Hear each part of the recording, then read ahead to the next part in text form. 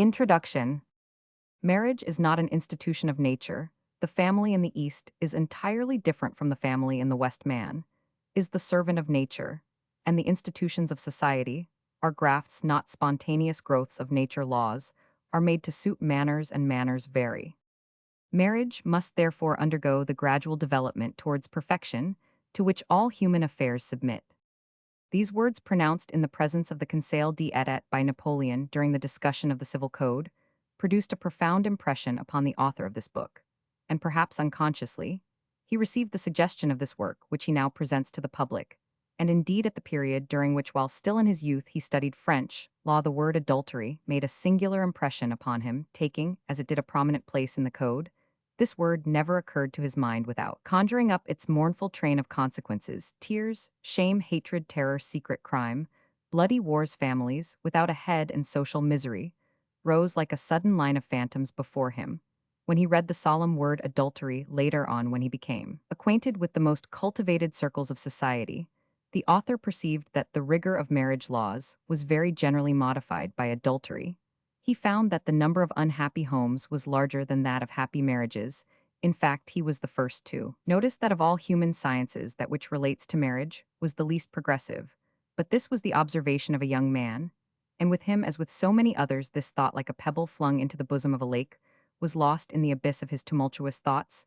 Nevertheless, in spite of himself, the author was compelled to investigate, and eventually there was gathered within his mind, little by little, a swarm of conclusions, more or less just on the subject of married life. Works like the present one are formed in the mind of the author with as much mystery as that with which truffles grow on the scented plains of Perigord, out of the primitive and holy horror which adultery caused him, and the investigation which he had thoughtlessly made, there was born one morning a trifling thought in which his ideas were formulated.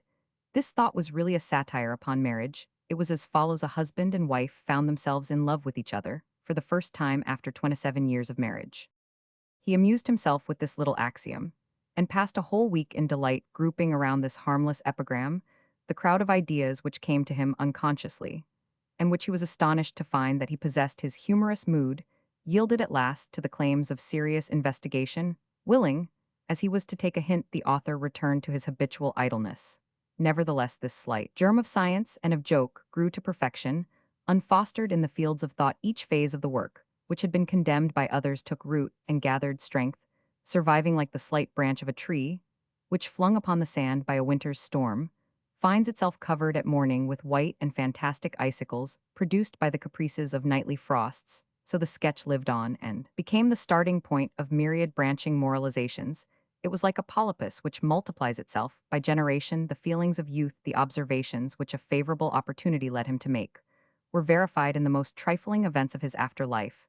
Soon, this mass of ideas became harmonized, took life, seemed, as it were, to become a living individual, and moved in the midst of those domains of fancy where the soul loves to give full rein to its wild creations, amid all the distractions of the world and of life. The author always heard a voice ringing in his ears and mockingly revealing the secrets of things at the very moment he was watching a woman, as she danced, smiled, or talked, just as Mephistopheles pointed out to Faust in that terrific assemblage, at the Brocken faces full of frightful augury. So the author was conscious in the midst of the ball of a demon, who would strike him on the shoulder with a familiar air, and say to him, "Do you notice that enchanting smile? It is a grin of hatred." And then the demon would strut about like one of the captains in the old comedies of Hardy. He would twitch the folds of a lace mantle, and endeavor to make new the fretted tinsel and spangles of its former glory, and then, like Rabelais, he would burst into loud and unrestrainable laughter, and would trace on the street wall a word which might serve as a pendant to the drink, which was the only oracle obtainable from the heavenly bottle. This literary trilby would often appear seated on piles of books, and with hooked fingers would point out with a grin of malice 2 yellow volumes, whose title dazzled the eyes. Then, when he saw he had attracted the author's attention, he spelt out in a voice alluring as the tones of an harmonica Physiology of marriage. But almost always he appeared at night during my dreams, gentle as some fairy guardian. He tried by words of sweetness to subdue the soul which he would appropriate to himself. While he attracted, he also scoffed at me, supple as a woman's mind, cruel as a tiger. His friendliness was more formidable than his hatred, for he never yielded a caress, without also inflicting a wound. One night in particular, he exhausted the resources of his sorceries, and crowned all by a last effort he sat on the edge of the bed like a young maiden full of love, who at first keeps silence but whose eyes sparkle, until at last her secret escapes her. This said he is a prospectus of a new life boy, by means of which one can pass over the Seine, dry-footed this other pamphlet, is the report of the Institute on a garment, by wearing which we can pass through flames, without being burnt have you no scheme which can preserve marriage from the miseries of excessive cold and excessive heat. Listen to me, here we have a book on the art of preserving foods, on the art of curring smoky chimneys, on the art of making good mortar, on the art of tying a cravat, on the art of carving meat. In a moment, he had named such a prodigious number of books that the author felt his head go round. These myriads of books, says he, have been devoured by readers.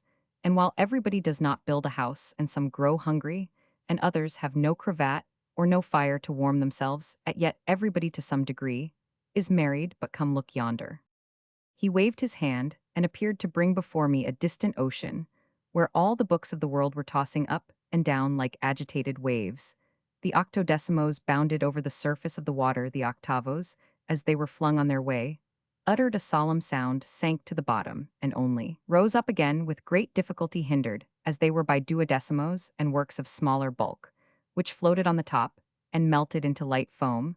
The furious billows were crowded with journalists, proofreaders, papermakers, apprentices, printers, agents, whose hands alone were seen mingled in the confusion among the books. Millions of voices rang in the air like those of schoolboys bathing. Certain men were seen moving hither and thither in canoes, engaged in fishing out the books and landing them on the shore, in the presence of a tall man of a disdainful air, dressed in black and of a cold, unsympathetic expression. The whole scene represented the libraries, and the public. The demon pointed out with his finger a skiff freshly decked out with all sails set, and instead of a flag bearing a placard, then with a peal of sardonic laughter, he read, with a thundering voice, Physiology of Marriage. The author fell in love, the devil left him in peace, for he would have undertaken more than he could handle if he had entered an apartment occupied by a woman. Several years passed without bringing other torments than those of love, and the author was inclined to believe that he had been healed of one infirmity by means of another which took its place. But one evening he found himself in a Parisian drawing-room, where one of the men among the circle who stood round the fireplace began the conversation by relating in a sepulchral voice the following anecdote. A peculiar thing took place at Ghent. While I was staying there, a lady 10 years, a widow, lay on her bed, attacked by mortal sickness. The three heirs of collateral lineage were waiting for her last sigh. They did not leave her side for fear that she would make a will in favor of the convent of Beguines belonging to the town. The sick woman kept silent. She seemed dozing, and death appeared to overspread very gradually her mute and livid face. Can't you imagine those three relations seated in silence through that winter midnight beside her bed? An old nurse is with them, and she shakes her head, and the doctor sees with anxiety that the sickness has reached its last stage, and holds his hat in one hand and with the other makes a sign to the relations, as if to say to them, I have no more visits to make here. Amid the solemn silence of the room is heard the dull rustling of a snowstorm, which beats upon the shutters for fear that the eyes of the dying woman might be dazzled by the light. The youngest of the heirs had fitted a shade to the candle which stood near that bed, so that the circle of light scarcely reached the pillow of the deathbed, from which the sallow countenance of the sick woman stood out like a figure of Christ, imperfectly gilded and fixed upon a cross of tarnished silver. The flickering rays shed by the blue flames of a crackling fire were therefore the sole light of this somber chamber, where the denouement of a drama was just ending. A log suddenly rolled from the fire onto the floor, as if presaging some catastrophe. At the sound of it, the sick woman quickly rose to a sitting posture. She opened two eyes clear as those of a cat, and all present eyed her in astonishment. She saw the log advance, and before anyone could check an unexpected movement which seemed prompted by a kind of delirium, she bounded from her bed, seized the tongs, and threw the coal back into the fireplace. The nurse, the doctor, the relations rushed to her assistance. They took the dying woman in their arms. They put her back in bed. She laid her head upon her pillow, and after a few minutes died, keeping her eyes fixed even after her death upon that plank in the floor, which the burning brand had touched scarcely. Had the Countess van Ostrom expired when the three co-heirs exchanged looks of suspicion, and thinking no more about their aunt, began to examine the mysterious floor. As they were Belgians, their calculations were as rapid as their glances. An agreement was made by three words uttered in a low voice that none of them should leave the chamber. A servant was sent to fetch a carpenter. their collateral hearts beat excitedly as they gathered round the treasured flooring and watched their young apprentice giving the first blow with his chisel. The plank was cut through. "My aunt made a sign," said the youngest of the heirs. "No, it was merely the quivering light that made it appear," so replied the eldest, who kept one eye on the treasure and the other on the corpse. The afflicted relations discovered exactly on the spot where the brand had fallen a certain object artistically enveloped in a mass of plaster. "Proceed," said the eldest of the heirs. The chisel of the apprentice then brought to light a human head and some odds and ends of clothing, from which they recognized the count, whom all the town believed to have died at Java, and whose loss had been bitterly deplored by his wife. The narrator of this old story was a tall, spare man with light eyes and brown hair, and the author thought he saw in him a vague resemblance to the demon who had before this tormented him. But the stranger did not show the cloven foot. Suddenly, the word adultery sounded in the ears of the author, and this word woke up in his imagination the most mournful countenances of that procession, which before this had streamed by. On the utterance of the magic syllables from that evening, he was haunted and persecuted by dreams of a work which did not yet exist, and at no period of his life was the author assailed with such delusive notions about the fatal subject of this book. But he bravely resisted the fiend, although the latter referred the most unimportant incidents of life to this unknown work, and like a custom-house officer, set his stamp of mockery upon every occurrence. Some days afterwards, the author found himself in the company of two ladies. The first of them had been one of the most refined and the most intellectual women of Napoleon's court in his day. She occupied a lofty position, but the sudden appearance of the Restoration caused her downfall. She became a recluse. The second, who was young and beautiful, was at that time living at Paris. The life of a fashionable woman. They were friends, because the one being 40 and the other 22 years old, they were seldom rivals on the same field. The author was considered quite insignificant by the first of the two ladies, and since the other soon discovered this, they carried on, in his presence, the conversation which they had begun in a frank discussion of a woman's lot. "Have you noticed, dear, that women in general bestow their love only upon a fool?" "What do you mean by that, Duchess? And how can you make your remark fit in with the fact that they have an aversion for their husbands?" "These women are absolute tyrants," said the author to himself. "Has the devil again turned up in a mob cap?"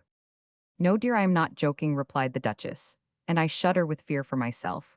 When I coolly consider people whom I have known in other times, wit always has a sparkle which wounds us, and the man who has much of it makes us fear him perhaps, and if he is a proud man, he will be capable of jealousy and is not therefore to our taste. In fact, we prefer to raise a man to our own height, rather than to have to climb up to his talent, has great successes for us to share in, but the fool affords enjoyment to us. And we would sooner hear said that is a very handsome man than to see our lover elected to the Institute." "That's enough, Duchess, you have absolutely startled me." And the young coquette began to describe the lovers, about whom all the women of her acquaintance raved. There was not a single man of intellect among them. "But I swear by my virtue," she said, "their husbands are worth more." "But these are the sort of people they choose for husbands," the Duchess answered gravely. "Tell me," asked the author, "is the disaster which threatens the husband in France quite inevitable?" "It is," replied the Duchess with a smile, "and the rage which certain women breathe out against those of their sex, whose unfortunate happiness it is to entertain a passion, proves what a burden to them is their chastity. If it were not for fear of the devil, one would be lies, another owes her virtue to the dryness of her selfish heart, a third to the silly behavior of her first lover, another still." The author checked this outpour of revelation by confiding to the two ladies his design for the work with which he had been haunted. They smiled, and promised him their assistance. The youngest, with an air of gaiety, suggested one of the first chapters of the undertaking, by saying that she would take upon herself to prove mathematically that women who are entirely virtuous were creatures of reason. When the author got home, he said at once to his demon, "Come, I am ready, let us sign the compact." But the demon never returned. If the author has written here the biography of his book, he has not acted on the prompting of fatuity. He relates facts which may furnish material for the history of human thought, and will without doubt explain the work itself. It may perhaps be important to certain anatomists of thought to be told that the soul is feminine. Thus, although the author made a resolution not to think about the book, which he was forced to write. The book nevertheless was completed. One page of it was found on the bed of a sick man, another on the sofa of a boudoir. The glances of women, when they turned in the mazes of a waltz, flung to him. Some thoughts, a gesture, or a word filled his disdainful brain, with others on the day when he said to himself, "This work, which haunts me, shall be achieved," everything vanished. And like the three Belgians, he drew forth a skeleton from the place over which he had bent to seize a treasure. A mild, pale countenance took the place of the demon who had tempted me. It wore an engaging expression of kindliness.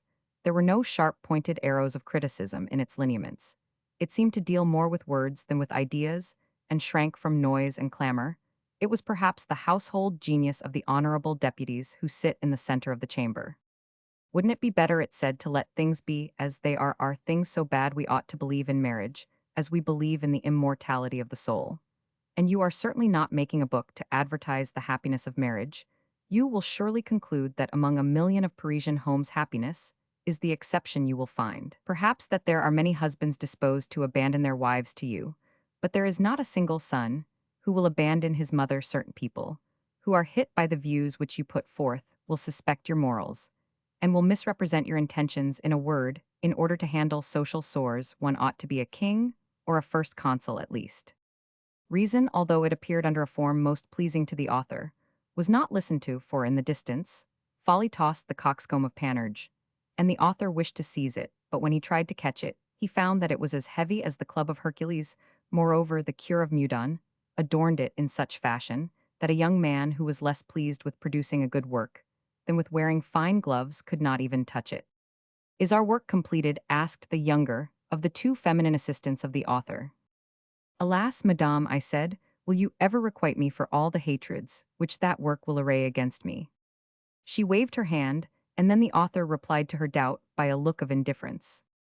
"What do you mean? Would you hesitate? You must publish it without fear in the present day. We accept a book more because it is in fashion than because it has anything in it."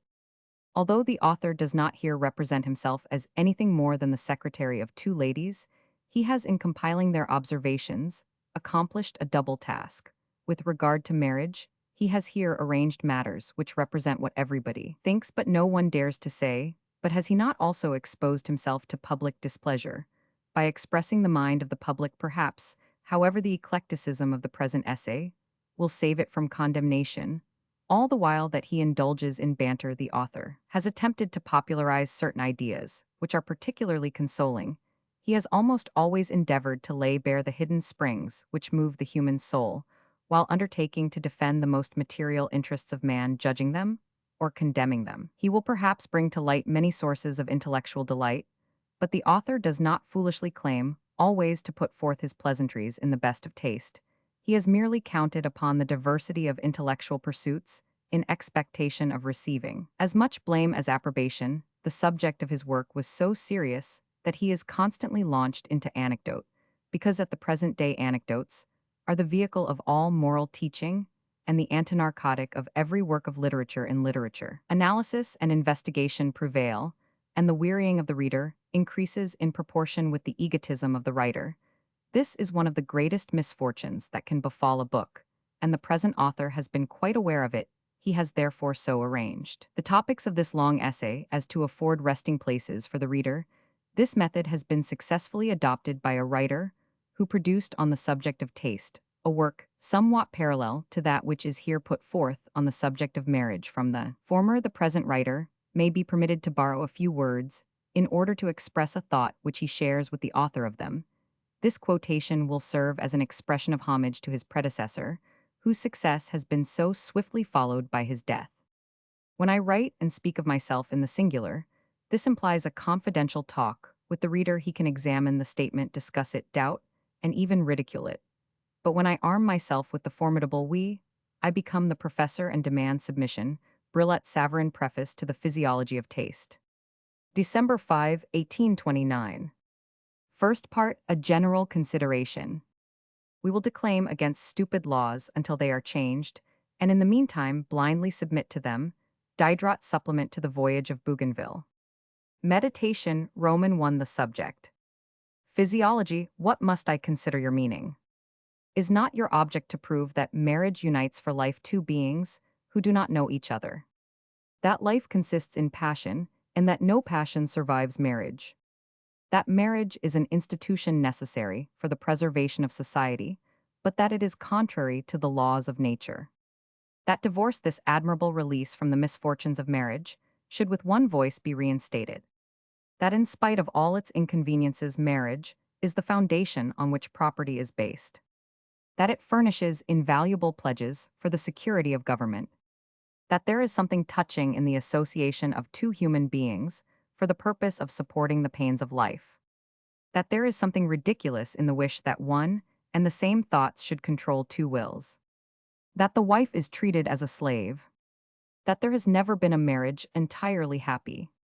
That marriage is filled with crimes, and that the known murders are not the worst. That fidelity is impossible, at least to the man. That an investigation, if it could be undertaken, would prove that in the transmission of patrimonial property there was more risk than security. That adultery does more harm than marriage does good.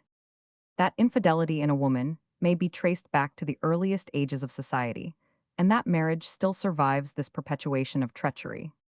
That the laws of love so strongly link together two human beings that no human law can put them asunder. That while there are marriages recorded on the public registers, there are others over which nature herself has presided, and they have been dictated either by the mutual memory of thought, or by an utter difference of mental disposition, or by corporeal affinity in the parties, named that it is thus that heaven and earth are constantly at variance. That there are many husbands fine in figure, and of superior intellect, whose wives have lovers exceedingly ugly, insignificant in appearance, or stupid in mind. All these questions furnish material for books, but the books have been written, and the questions are constantly reappearing. Physiology, what must I take you to mean? Do you reveal new principles? Would you pretend that it is the right thing that woman should be made common like Kyrgyz, and certain Greek peoples, as well as Tartars and savages, have tried this? Can it possibly be right to confine women? The Ottomans once did so, and nowadays they give them their liberty. Would it be right to marry young women without providing a dowry, and yet exclude them from the right of succeeding to property? Some English authors and some moralists have proved that this, with the admission of divorce, is the surest method of rendering marriage happy. Should there be a little Hagar in each marriage establishment, there is no need to pass a law for that, the provision of the code which makes an unfaithful wife liable to a penalty, in whatever place the crime be committed, and that other article which does not punish the erring husband, unless his concubine dwells beneath the conjugal roof, implicitly admits the existence of mistresses in the city. Sanchez has written a dissertation on the penal cases incident to marriage. He has even argued on the illegitimacy and the opportuneness of each form of indulgence.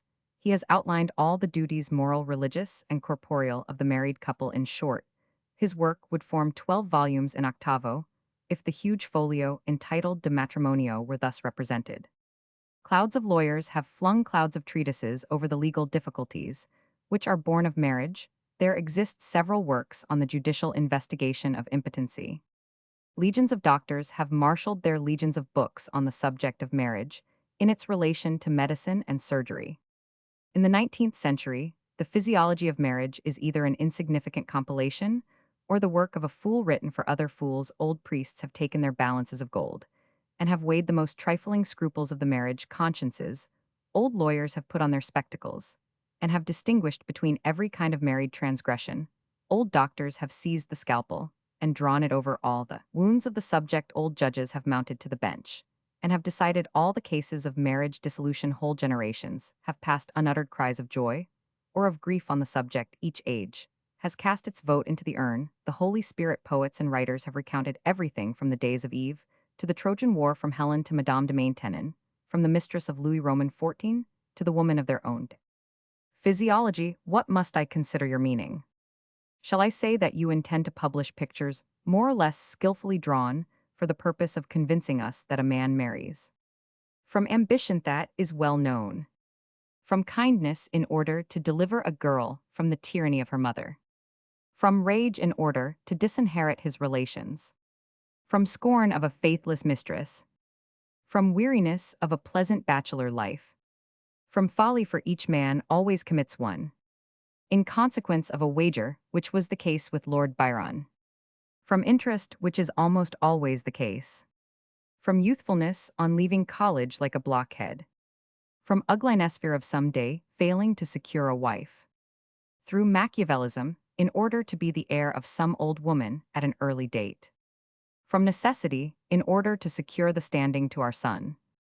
From obligation, the damsel having shown herself weak. From passion, in order to become more surely cured of it.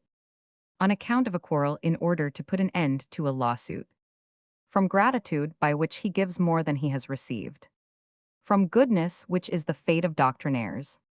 From the condition of a will, when a dead uncle attaches his legacy to some girl marriage, with whom is the condition of succession. From custom, in imitation of his ancestors.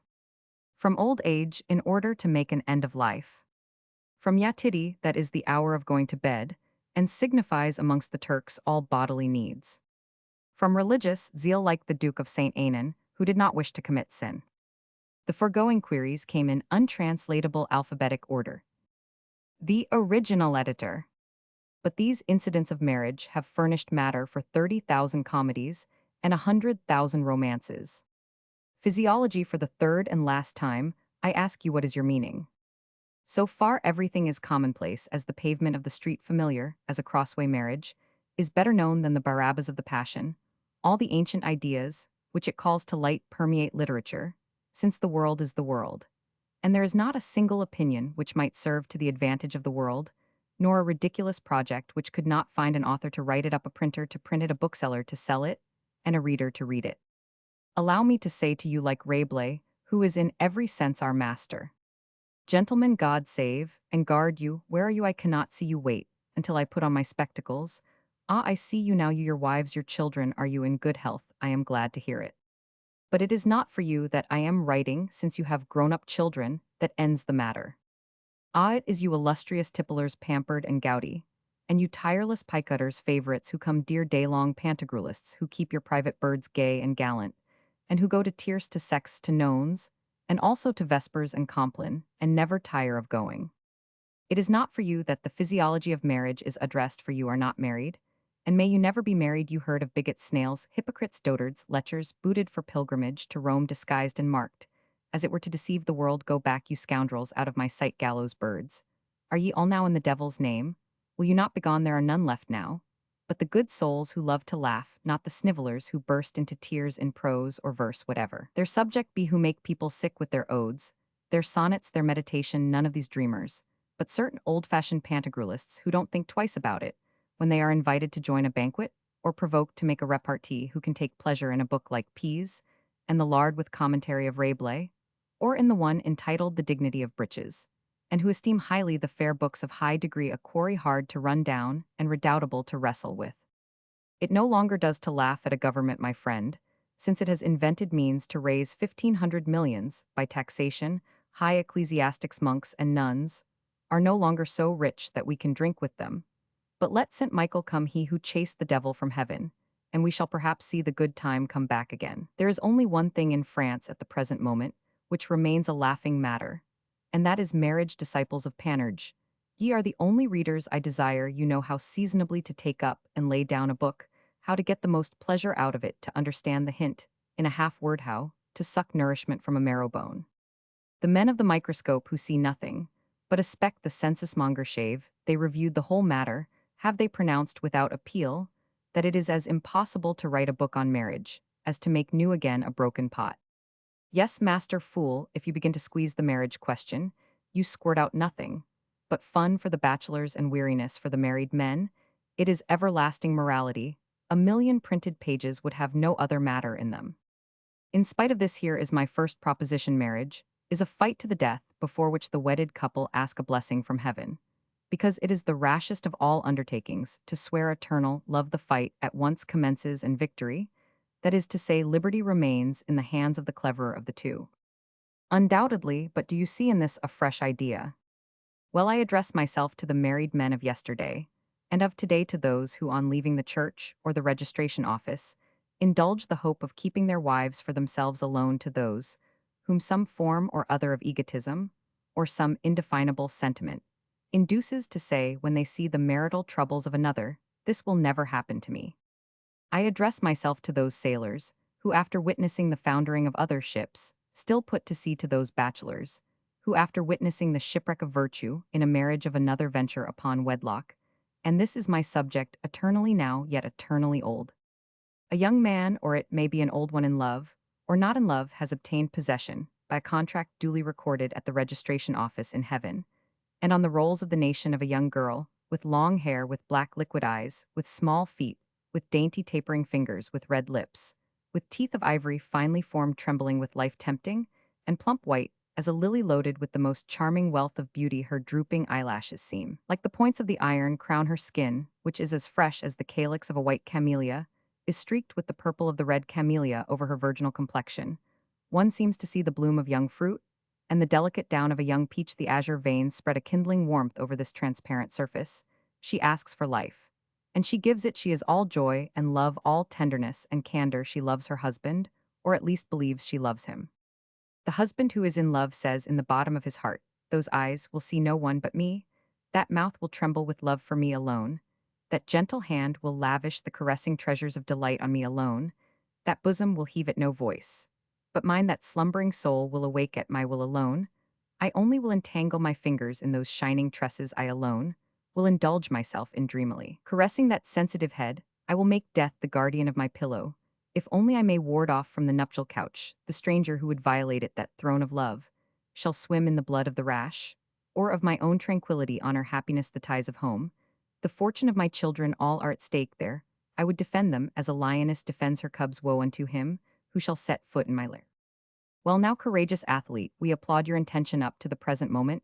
No geographer has ventured to trace the lines of longitude and latitude in the ocean of marriage. Old husbands have been ashamed to point out the sandbanks, the reefs, the shallows, the breakers, the monsoons, the coasts and currents which have wrecked their ships, for their shipwrecks brought them shame. There was no pilot, no compass for those pilgrims of marriage. This work is intended to supply the desideratum.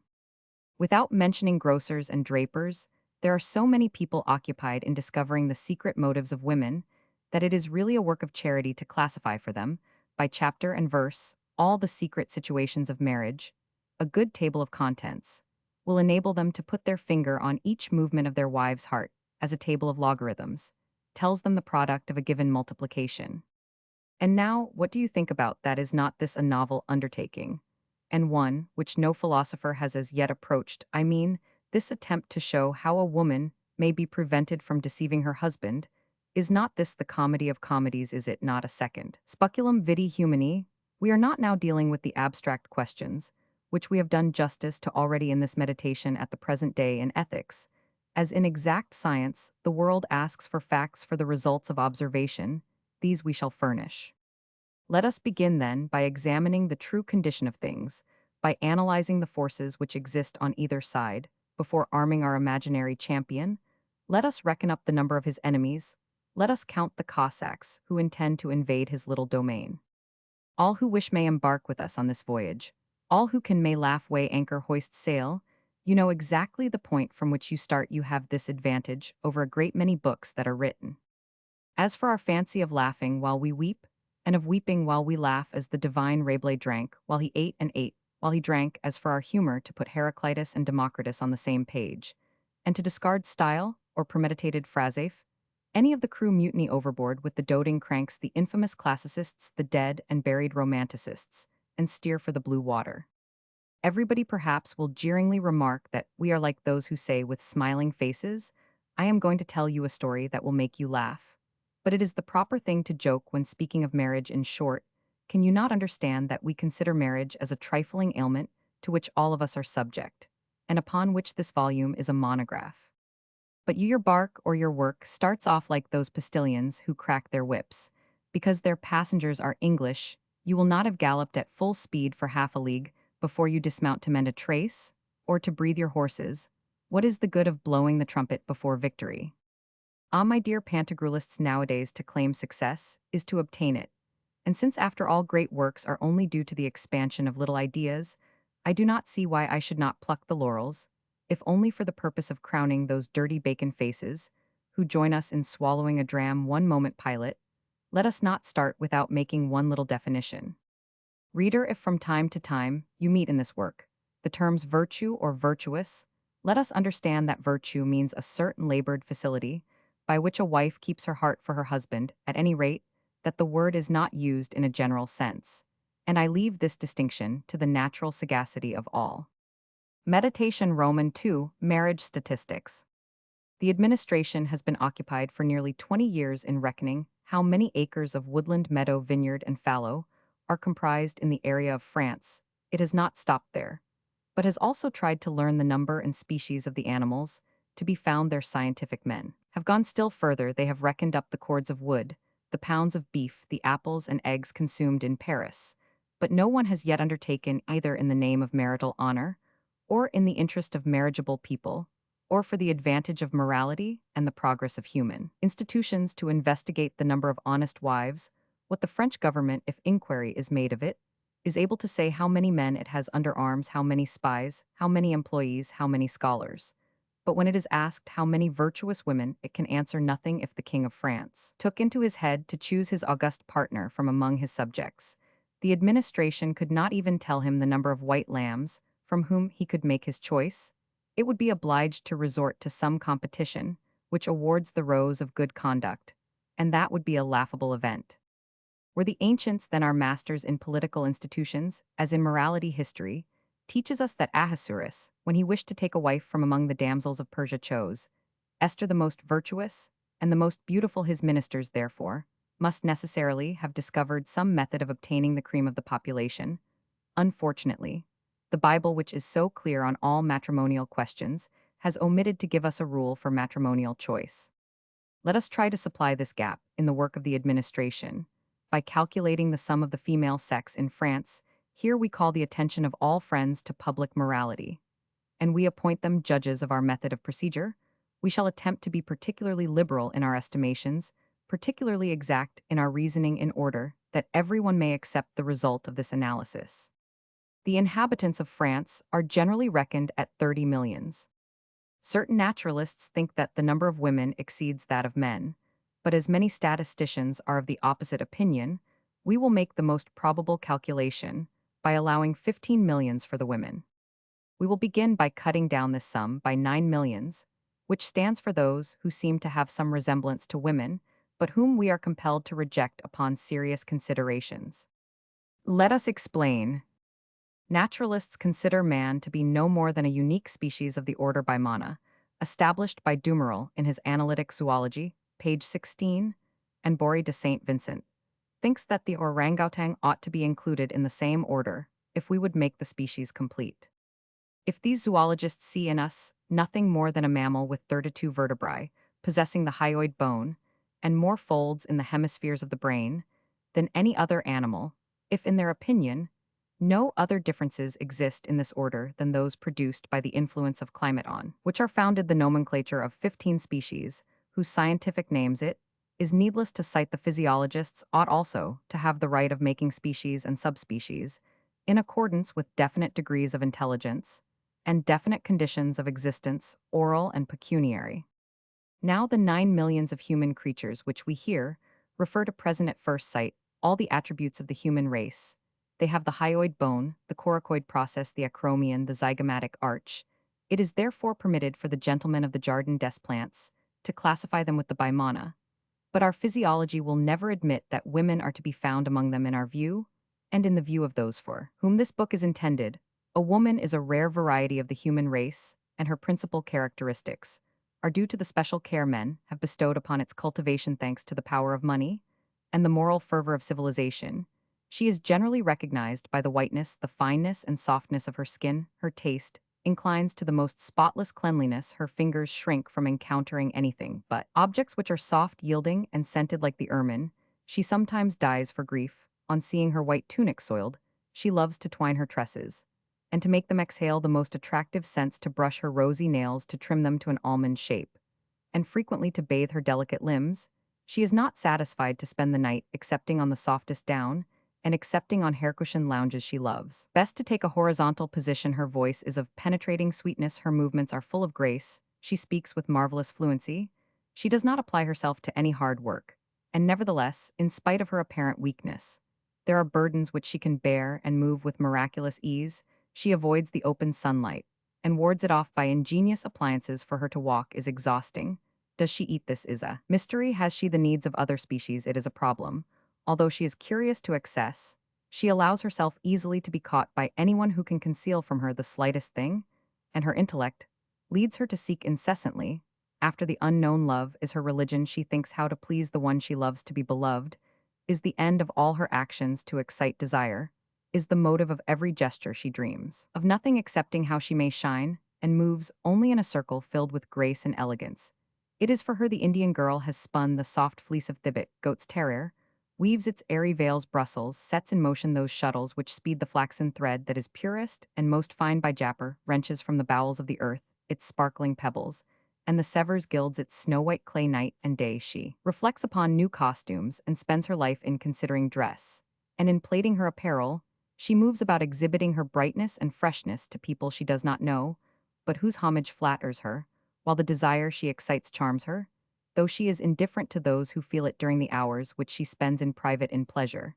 And in the care of her person she amuses herself by caroling the sweetest strains for her France and Italy ordained delightful concerts in Naples, imparts to the strings of the violin an harmonious soul. This species is in fine at once the queen of the world and the slave of passion. She dreads marriage, because it ends by spoiling her figure. But she surrenders herself to it, because it promises happiness if she bears children. It is by pure chance, and when they are grown up she tries to conceal them. These characteristics taken at random from among 1,000 others are not found amongst those beings, whose hands are as black as those of apes, and their skin tan like the ancient parchments of an alim, whose complexion is burnt brown by the sun, and whose neck is wrinkled like that of a turkey, who are covered with rags, whose voice is hoarse, whose intelligence is nil, who think of nothing but the bread box, and who are incessantly bowed in toil towards the ground, who dig, who make hay, glean, gather in the harvest, knead the bread and strip hemp, who huddled among domestic beasts, infants and men, dwell in holes and dens, scarcely covered with thatch, to whom it is of little importance from what source children rain down into their homes. Their work it is to produce many, and to deliver them to misery and toil. And if their love is not like their labor in the fields, it is at least as much a work of chance. Alas, if there are throughout the world multitudes of tradeswomen, who sit all day long between the cradle and the sugar cask farmers' wives and daughters, who milk the cows, unfortunate women, who are employed like beasts of burden in the manufactories, who all day long carry the loaded basket, the hoe, and the fish crate, if unfortunately there exist these common human beings to whom the life of the soul, the benefits of education, the delicious tempests of the heart, are an unattainable heaven, and if nature has decreed that they should have coracoid processes, and hyoid bones and 32 vertebrae, let them remain for the physiologist classed with the orangutan. And here, we make no stipulations for the leisure class, for those who have the time, and the sense to fall in love, for the rich who have purchased the right of indulging their passions, for the intellectual, who have conquered a monopoly of fads, anathema on all those who do not live by thought. We say raka and fool to all those who are not ardent, young, beautiful, and passionate. This is the public expression of that secret sentiment, entertained by philanthropists who have learned to read, and can keep their own carriage among the 9 millions of the proscribed, the tax gatherer, the magistrate, the lawmaker, and the priest. Doubtless see living souls, who are to be ruled and made subject to the administration of justice.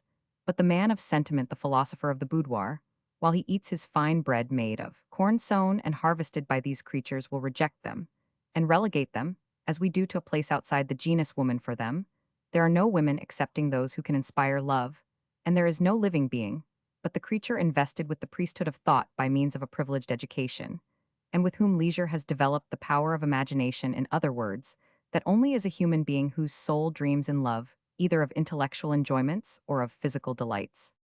We would, however, make the remark that these 9 million female pariahs produce here and there 1,000 peasant girls who, from peculiar circumstances, are as fair as cupids. They come to Paris, or to the great cities, and end up by attaining the rank of femmes commet il faut. But to set off against these 2 or 3,000 favored creatures, there are 100,000 others who remain servants or abandon themselves to frightful irregularities. Nevertheless, we are obliged to count these pompadours of the village among the feminine population. Our first calculation is based upon the statistical discovery that in France there are 18 millions of the poor, 10 millions of people in easy circumstances, and 2 millions of the rich. There exist therefore in France only 6 millions of women in whom men of sentiment are now interested, have been interested, or will be interested. Let us subject this social elite to a philosophically examination. We think without fear of being deceived that married people who have lived 20 years together may sleep in peace, without fear of having their love trespassed upon, or of incurring the scandal of a lawsuit for criminal conversation. From these 6 millions of individuals, we must subtract about 2 millions of women who are extremely attractive, because for the last 40 years they have seen the world, but since they have not the power to make anyone fall in love with them, they are on the outside of the discussion now before us. If they are unhappy enough to receive no attention for the sake of amiability, they are soon seized with ennui, they fall back upon religion, upon the cultivation of pets, cats, lapdogs, and other fancies, which are no more offensive than their devoutness. The calculations made at the Bureau of Longitudes concerning population authorize us again to subtract from the total mentioned 2 millions of young girls pretty enough to kill they are at present in the ABC of life, and innocently play with other children, without dreading that these little hobbledehoys who now make them laugh will one day make them weep. Again, of the 2 millions of the remaining women, what reasonable man would not throw out 100,000 poor girls, humpbacked, plain, cross-grained, rickety, sickly, blind, crippled in some way, well educated but penniless, all bound to be spinsters, and by no means tempted to violate the sacred laws of marriage? Nor must we retain the 100,000 other girls who become sisters of St. Camille, sisters of charity, monastics, teachers, ladies' companions, etc. And we must put into this blessed company a number of young people difficult to estimate, who are too grown up to play with little boys, and yet too young to sport their wreath of orange blossoms. Finally, of the 15 million subjects which remain at the bottom of our crucible, we must eliminate 500,000 other individuals to be reckoned as daughters of Baal, who subserve the appetites of the base. We must even comprise among those without fear that they will be corrupted by their company the kept women, the milliners, the shop girls, saleswomen, actresses, singers, the girls of the opera, the ballet dancers, upper servants, chambermaids, etc. Most of these creatures excite the passions of many people, but they would consider it immodest to inform a lawyer, a mayor, an ecclesiastic, or a laughing world of the day. An hour when they surrendered to a lover, their system justly blamed by an inquisitive world, has the advantage of laying upon them no obligations towards men in general, towards the mayor, or the magistracy, as these women do not violate any oath made in public. They have no connection whatever with a work which treats exclusively of lawful marriage. Someone will say that the claims made by this essay are very slight, but its limitations make just compensation for those, which amateurs consider excessively padded. If anyone through love for a wealthy dowager wishes to obtain admittance for her into the remaining million, he must classify her under the head of sisters of charity, ballet dancers, or hunchbacks. In fact, we have not taken more than 500,000 individuals in forming this last class, because it often happens, as we have seen above, that the 9 millions of peasant girls make a large accession to it. We have for the same reason omitted the working girl class, and the hucksters, the women of these two sections, are the product of efforts made by 9 millions of female bimana to rise to the higher civilization. But for its scrupulous exactitude, many persons might regard this statistical meditation as a mere joke. We have felt very much inclined to form a small class of 100,000 individuals as a crowning cabinet of the species, to serve as a place of shelter for women who have fallen into a middle estate, like widows, for instance, but we have preferred to estimate in round figures. It would be easy to prove the fairness of our analysis. Let one reflection be sufficient. The life of a woman is divided into 3 periods, very distinct from each other. The first begins in the cradle and ends on the attainment of a marriageable age. The second embraces the time during which a woman belongs to marriage. The third opens with the critical period, the ending with which nature closes the passions of life.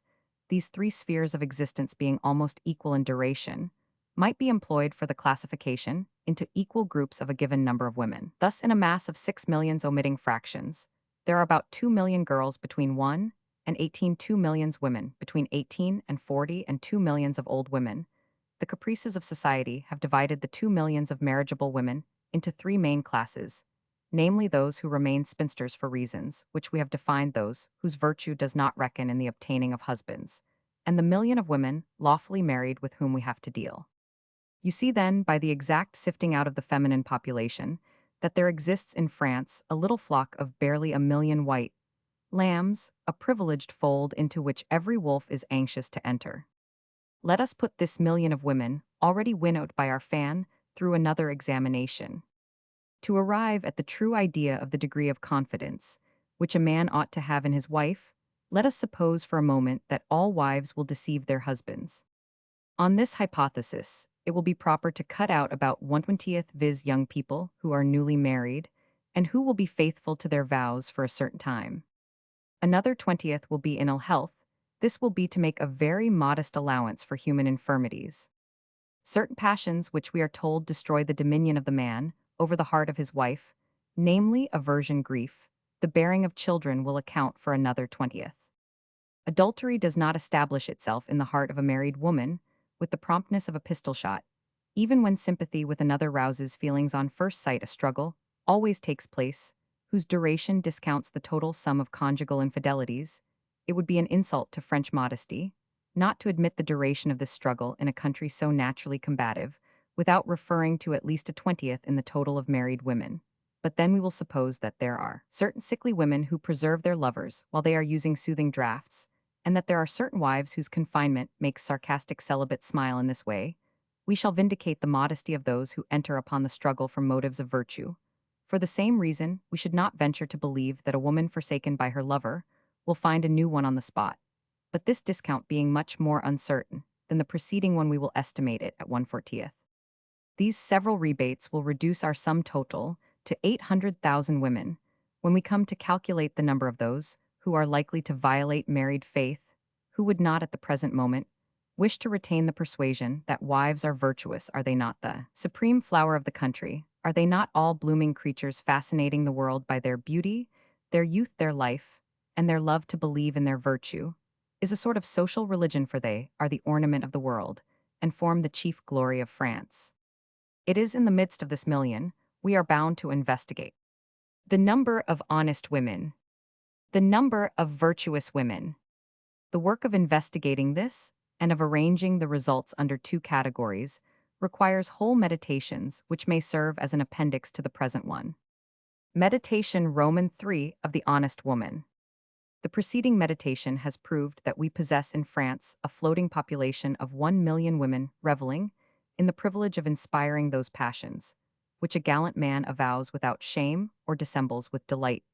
It is then among this million of women that we must carry our lantern of Diogenes in order to discover the honest women of the land.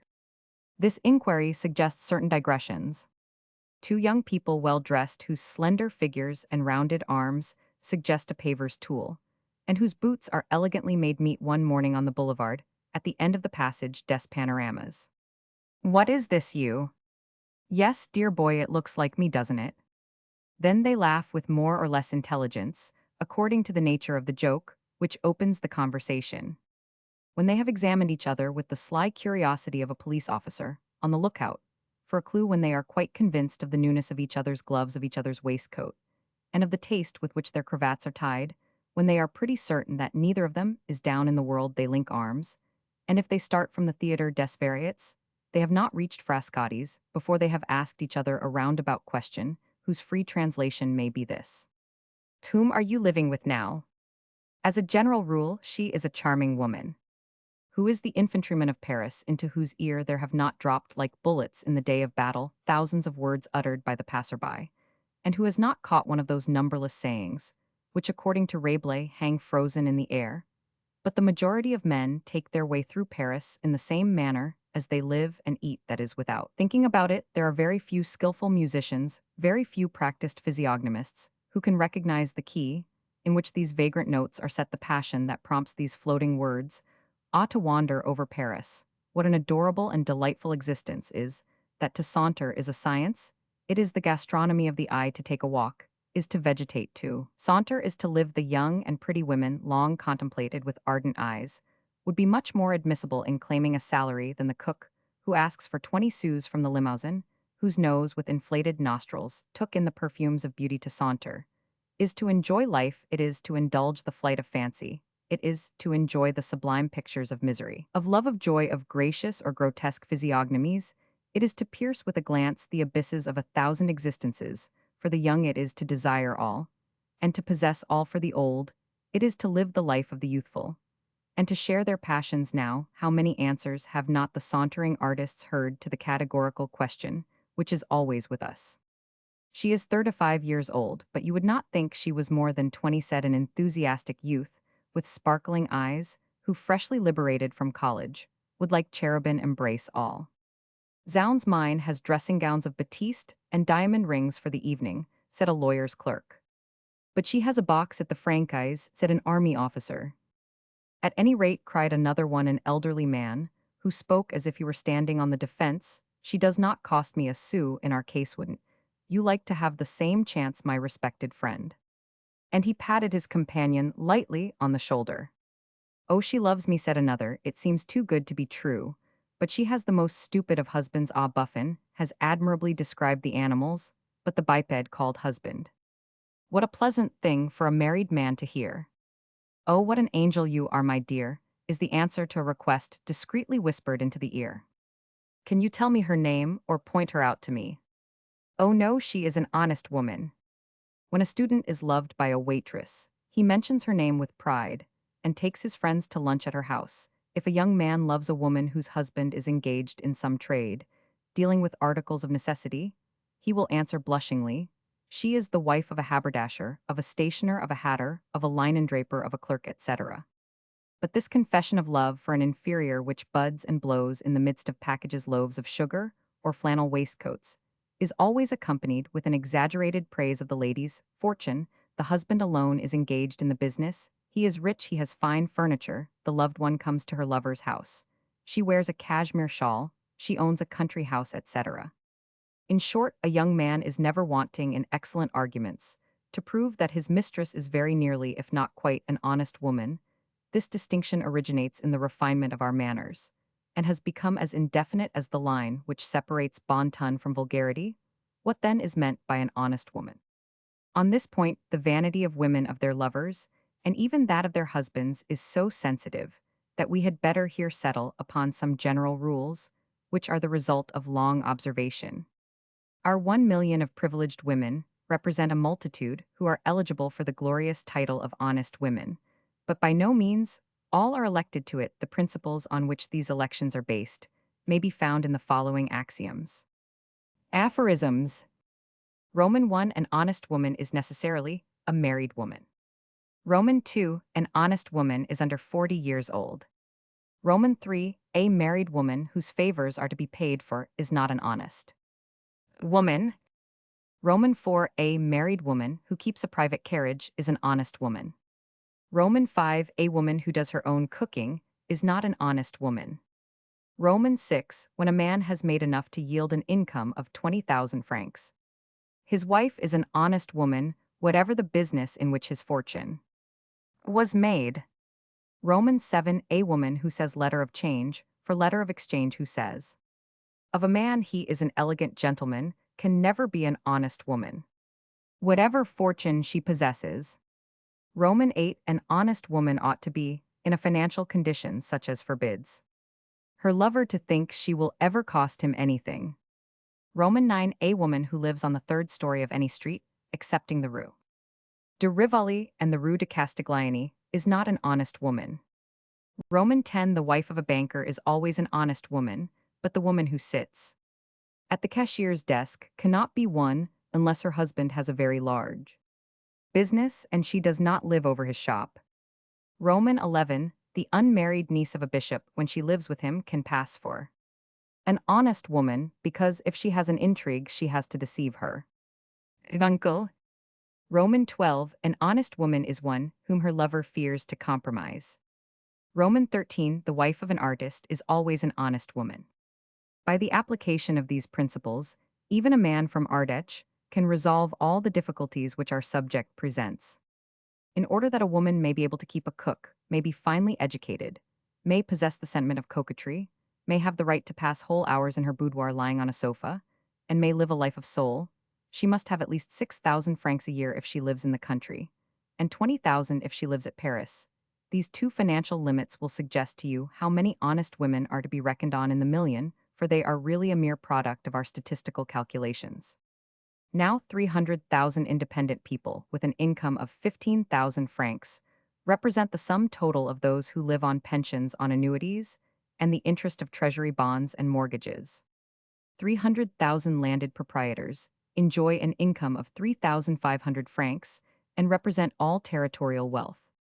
200,000 payees at the rate of 1,500 francs each represent the distribution of public funds by the state budget, by the budgets of the cities and departments, less the national debt church funds, and soldiers pay Roman 1e5 sous a day with allowances for washing weapons, victuals, clothes, etc. 200,000 fortunes amassed in commerce, reckoning the capital at 20,000 francs in each case, represent all the commercial establishments possible in France. Here we have 1,000,000 husbands represented. But at what figure shall we count those who have an income of 50, of 100, of 2, 3, 4, 5, and 600 francs only from consols or some other investment? How many landed proprietors are there who pay taxes amounting to no more than 100, sous 20 francs, 100 francs 200, or 280? At what number shall we reckon those of the governmental leeches, who are merely quill drivers with a salary of 600 francs a year? How many merchants who have nothing but a fictitious capital shall we admit these men are rich in credit, and have not a single actual sou, and resemble the sieves through which Pactolus flows, and how many brokers whose real capital does not amount to more than 1,000, 2,000, 4,000, 5,000 francs? Business me respects to you. Let us suppose more people to be fortunate than actually are, so let us divide this million into parts. 500,000 domestic establishments will have an income ranging from 100 to 3,000 francs, and 5,000 women will fulfill the conditions which entitle them to be called honest women. After these observations, which close our meditation on statistics, we are entitled to cut out of this number 100,000 individuals. Consequently, we can consider it to be proven mathematically that there exist in France no more than 400,000 women who can furnish to men of refinement the exquisite and exalted enjoyments which they look for in love. And here it is fitting to make a remark to the adepts for whom we write that love does not consist in a series of eager conversations of nights of pleasure, of an occasional caress, more or less well-timed, and a spark of amour proper, baptized by the name of jealousy. Our 400,000 women are not of those concerning whom it may be said the most beautiful girl in the world can give only what she has. No, they are richly endowed with treasures, which appeal to our ardent imaginations. They know how to sell dear that which they do not possess in order to compensate for the vulgarity of that which they give. Do we feel more pleasure in kissing the glove of a grisette than in draining the 5 minutes of pleasure which all women offer to us? Is it the conversation of a shop girl which makes you expect boundless delights? In your intercourse with a woman who is beneath you, the delight of flattered amour proper is on her side. You are not in the secret of the happiness which you give. In a case of a woman above you, either in fortune or social position, the ticklings of vanity are not only intense, but are equally shared. A man can never raise his mistress to his own level, but a woman always puts her lover in the position that she herself occupies. I can make princes, and you can make nothing but bastards, is an answer sparkling with truth.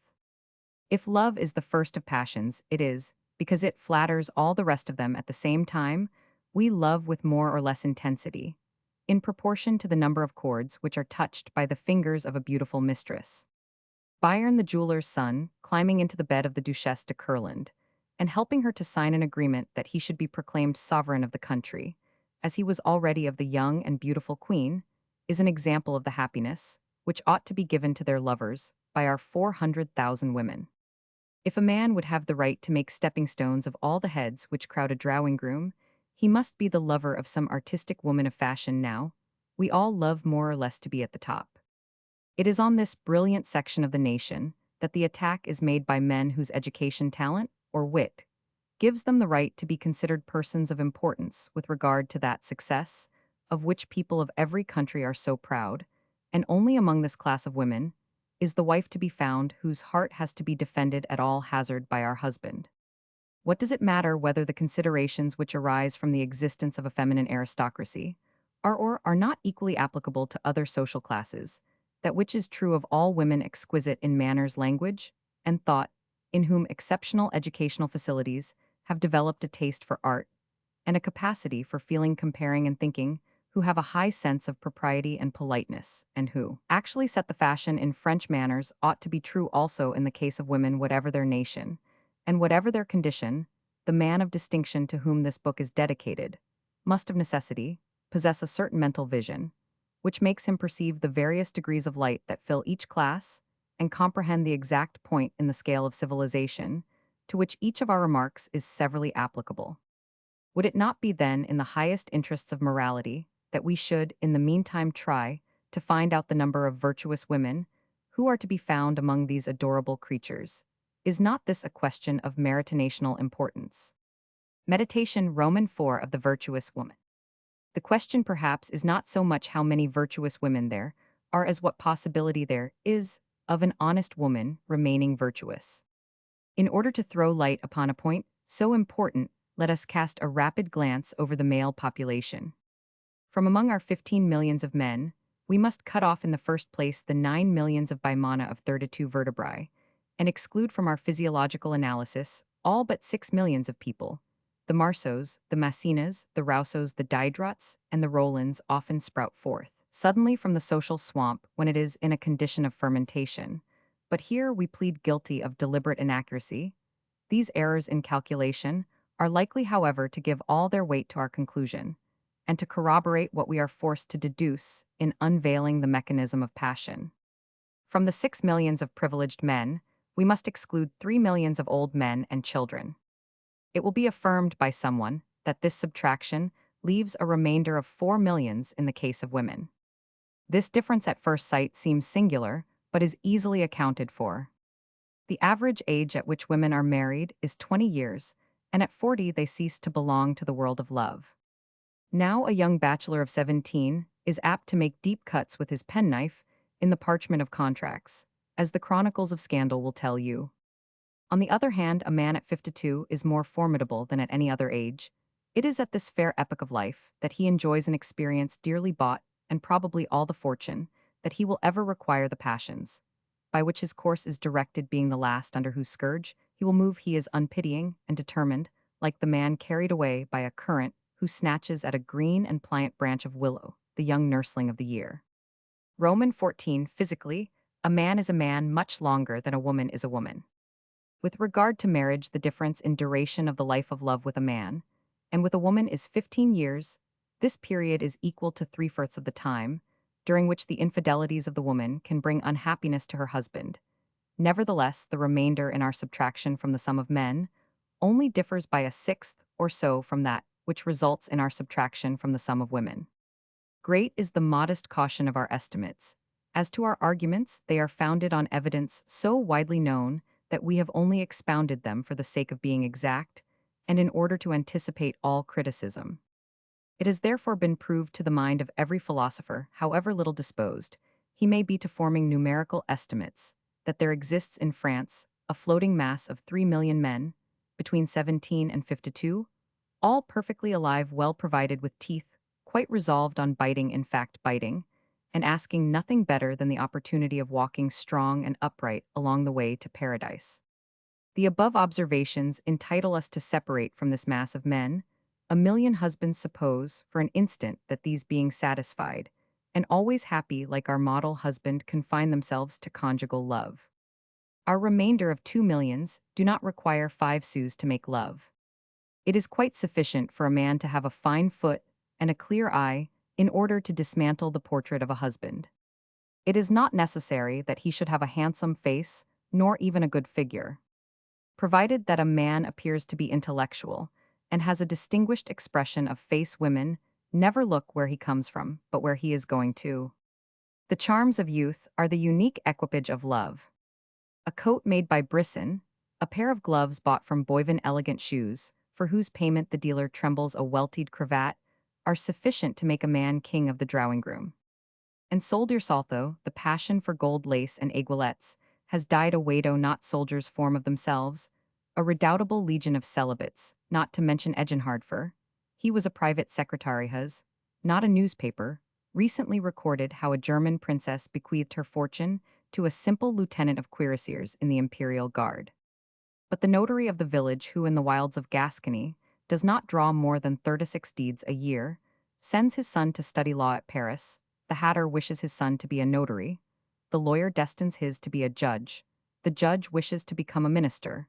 in order that his sons may be peers at no epoch in the world's history has there been so eager a thirst for education. Today, it is not intellect, but cleverness that promenades the streets. From every crevice in the rocky surface of society brilliant flowers burst forth, as the spring brings them on the walls of a ruin, even in the caverns there. Droop from the vaulted roof, faintly colored tufts of green vegetation. The sun of education permeates all since this vast development of thought, this even and fruitful diffusion of light.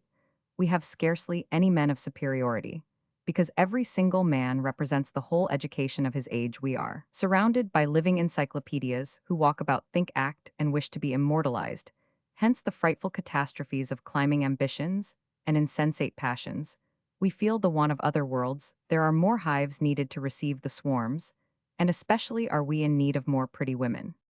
But the maladies by which a man is afflicted do not nullify the sum total of human passion. To our shame, be it spoken, a woman is never so much attached to us as when we are sick.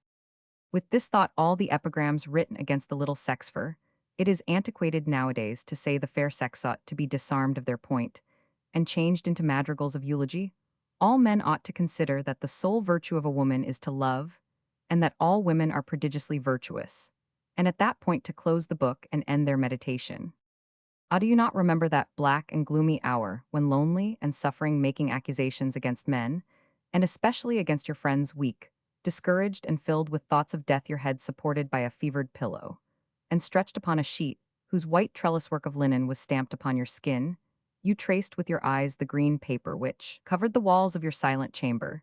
Do you recollect, I say, seeing someone noiselessly open your door, exhibiting her fair young face, framed with rolls of gold, and a bonnet which you had never seen before? She seemed like a star in a stormy night, smiling and stealing towards you with an expression in which distress and happiness were blended, and flinging herself into your arms. How did you manage it? What did you tell your husband, you ask? Your husband. Ah, this brings us back again into the depths of our subject. Roman 15. Morally, the man is more often and longer a man than the woman is a women. On the other hand, we ought to consider that, among these 2 millions of celibates, there are many unhappy men, in whom a profound sense of their misery and persistent toil have quenched the instinct of love. That they have not all passed through college, that there are many artisans among them, many footmen. Duke of Gevers, an extremely plain and short man, as he walked through the park of Versailles, saw several lackeys of fine appearance, and said to his friends, "Look how these fellows are made by us, and how they imitate us." That there are many contractors, many tradespeople who think of nothing but money, many drudges of the shop. That there are men more stupid, and actually more ugly than God would have made them. That there are those whose character is like a chestnut without a kernel. That the clergy are generally chaste. That there are men so situated in life that they can never enter the brilliant sphere in which honest women move, whether for want of a coat, or from their bashfulness, or from the failure of a mahout to introduce them. But let us leave to each one the task of adding to the number of these exceptions, in accordance with his personal experience. Effer, the object of a book is above all things to make people think, and let us instantly suppress one half of the sum total, and admit only that there are 1 million of hearts worthy of paying homage to honest women. This number approximately includes those who are superior in all departments. Women love only the intellectual, but justice must be done to virtue. As for these amiable celibates, each of them relates a string of adventures, all of which seriously compromise honest women. It would be a very moderate and reserved computation to attribute no more than 3 adventures to each celibate. But if some of them count their adventures by the dozen, there are many more who confine themselves to 2 or 3 incidents of passion, and some to a single one in their whole life, so that we have, in accordance with the statistical method, taken the average. Now, if the number of celibates be multiplied by the number of their excesses in love, the result will be 3 millions of adventures. To set against this, we have only 400,000 honest women. If the God of goodness and indulgence who hovers over the worlds does not make a second washing of the human race, it is doubtless because so little success attended the first. Here then we have a people, a society which has been sifted, and you see the result. Roman 16 manners are the hypocrisy of nations, and hypocrisy is more or less perfect. Roman 17 virtue perhaps is nothing more than politeness of soul. Physical love is a craving like hunger, excepting that man eats all the time, and in love his appetite is neither so persistent nor so regular as at the table. A piece of bread and a carafe of water will satisfy the hunger of any man, but our civilization has brought to light the science of gastronomy. Love has its piece of bread, but it has also its science of loving that science which we call coquetry, a delightful word, which the French alone possess for that science, originated in this country. Well, after all, isn't it enough to enrage all husbands when they think that man is so endowed with an innate desire to change from one food to another that in some savage countries where travelers have landed, they have found alcoholic drinks and ragouts. Hunger is not so violent as love, but the caprices of the soul are more numerous, more bewitching, more exquisite in their intensity than the caprices of gastronomy. But all that the poets and the experiences of our own life have revealed to us on the subject of love arms, us celibates with a terrible power, we are the lion of the gospel seeking whom we may devour. Then let every one question his conscience on this point, and search his memory if he has ever met a man who confined himself to the love of one woman only. How, alas, are we to explain, while respecting the honor of all the peoples, the problem which results from the fact that 3 millions of burning hearts can find no more than 400,000 women, on which they can feed should we apportion 4 celibates for each woman, and remember that the honest women would have already established instinctively and unconsciously a sort of understanding between themselves and the celibates like that which the presidents of royal courts have initiated in order to make their partisans in each chamber enter successively after a certain number of years. That would be a mournful way of solving the difficulty.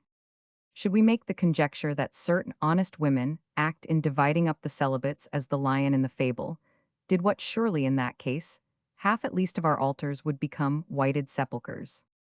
Ought one to suggest for the honor of French ladies that in the time of peace all other countries should import into France a certain number of their honest women, and that these countries should mainly consist of England, Germany, and Russia, but the European nations would in that case attempt to balance matters by demanding that France should export a certain number of her pretty women.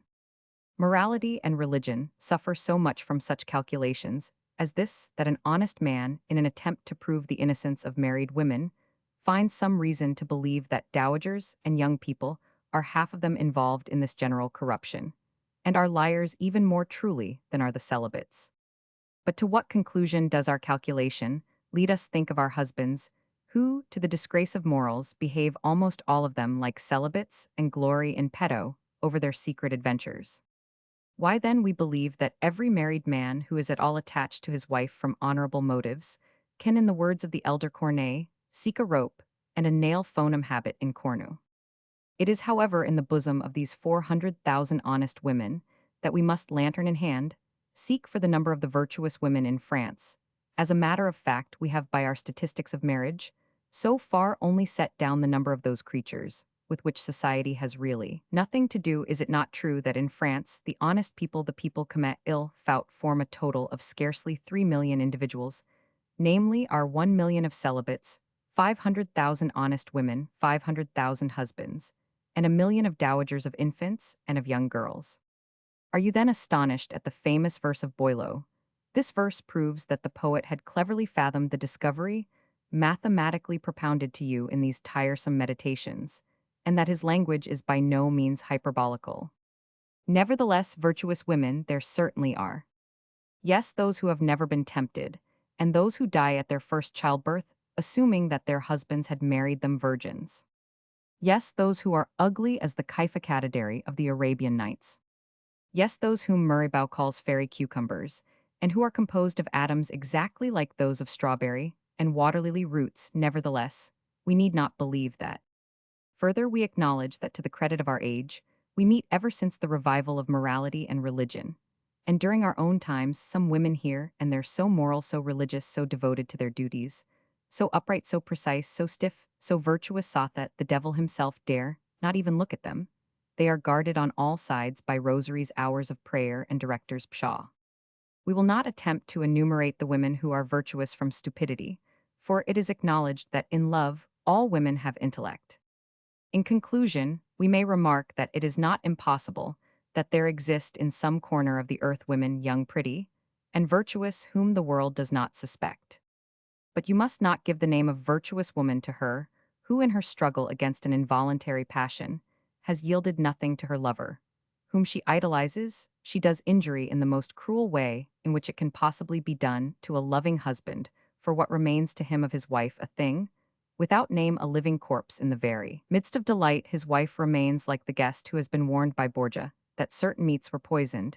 He felt no hunger, he ate sparingly, or pretended to eat, he longed for the meat which he had abandoned for that provided by the terrible cardinal, and sighed for the moment when the feast was over, and he could leave the table. What is the result which these reflections on the feminine virtue lead to here? They are but the last two maxims have been given us by an eclectic philosopher of the 18th century. Roman 18, a virtuous woman has in her heart one fiber, less or one fiber more. Than other women she is either stupid or sublime. Roman 19, the virtue of women is perhaps a question of temperament. Roman 20, the most virtuous women have in them something which is never chaste. Roman 21, that a man of intellect has doubts about his mistress is conceivable. But about his wife that would be too stupid. Roman 22 men would be insufferably unhappy if in the presence of women they thought the least bit in the world of that which they know by heart. The number of those rare women who, like the virgins of the parable, have kept their lamps lighted will always appear very small in the eyes of the defenders of virtue and fine feeling, but we must needs exclude it from the total sum of honest women, and this subtraction, consoling as it is, will increase the danger which threatens husbands, will intensify the scandal of their married life, and involve more or less the reputation of all other lawful spouses. What husband will be able to sleep peacefully beside his young and beautiful wife, while he knows that 3 celibates at least are on the watch that, if they have not already encroached upon his little property, they regard the bride as their destined prey, for sooner or later she will fall into their hands, either by stratagem, compulsive conquest, or free choice, and it is impossible that they should fail some day or other to obtain victory. What a startling conclusion! On this point, the purist in morality, the Collett's Montes, will accuse us perhaps of presenting here conclusions which are excessively despairing. They will be desirous of putting up a defense either for the virtuous women or the celibates, but we have in reserve for them a final remark. Increase the number of honest women, and diminish the number of celibates as much as you choose, you will always find that the result will be a larger number of gallant adventurers than of honest women. You will always find a vast multitude driven through social custom to commit 3 sorts of crime. If they remain chaste, their health is injured. While they are the slaves of the most painful torture, they disappoint the sublime ends of nature, and finally die of consumption, drinking milk on the mountains of Switzerland.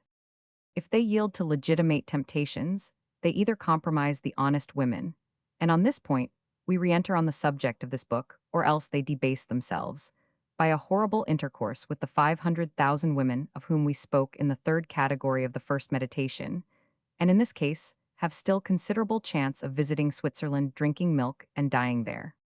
Have you never been struck, as we have been, by a certain error of organization in our social order, the evidence of which gives a moral certainty to our last calculations? The average age at which a man marries is 30 years. The average age at which his passions, his most violent desires for genesial delight, are developed, is 20 years now, during the 10 fairest years of his life, during the green season, in which his beauty, his youth, and his wit make him more dangerous to husbands than at any other epoch of his life. His finds himself without any means of satisfying legitimately that irresistible craving for love, which burns in his whole nature during this time, representing the 6th part of human life. We are obliged to admit that the 6th part or less of our total male population, and the 6th part which is the most vigorous, is placed in a position which is perpetually exhausting for them and dangerous for society. Why don't they get married, cries a religious woman. But what father of good sense would wish his son to be married at 20 years of age? Is not the danger of these precocious unions apparent at all? It would seem as if marriage was a state very much at variance with natural habitude, seeing that it requires a special ripeness of judgment in those who conform to it. All the world knows what Rousseau said: there must always be a period of libertinage in life. Either in one state or another, it is an evil leaven which sooner or later ferments. Now, what mother of a family is there who would expose her daughter to the risk of this fermentation when it has not yet taken place? On the other hand, what need is there to justify a fact under whose domination all societies exist, Are there not in every country, as we have demonstrated, a vast number of men who live as honestly as possible, without being either celibates or married men? Cannot these men, the religious women, will always ask abide in continence like the priests? Certainly, madame. Nevertheless, we venture to observe that the vow of chastity is the most startling exception to the natural condition of man, which society makes necessary. But continence is the great point in the priest's profession. He must be chaste, as the doctor must be insensible to physical sufferings, as the notary and the advocate insensible to the misery, whose wounds are laid bare to their eyes, as the soldier to the sight of death which he meets on the field of battle.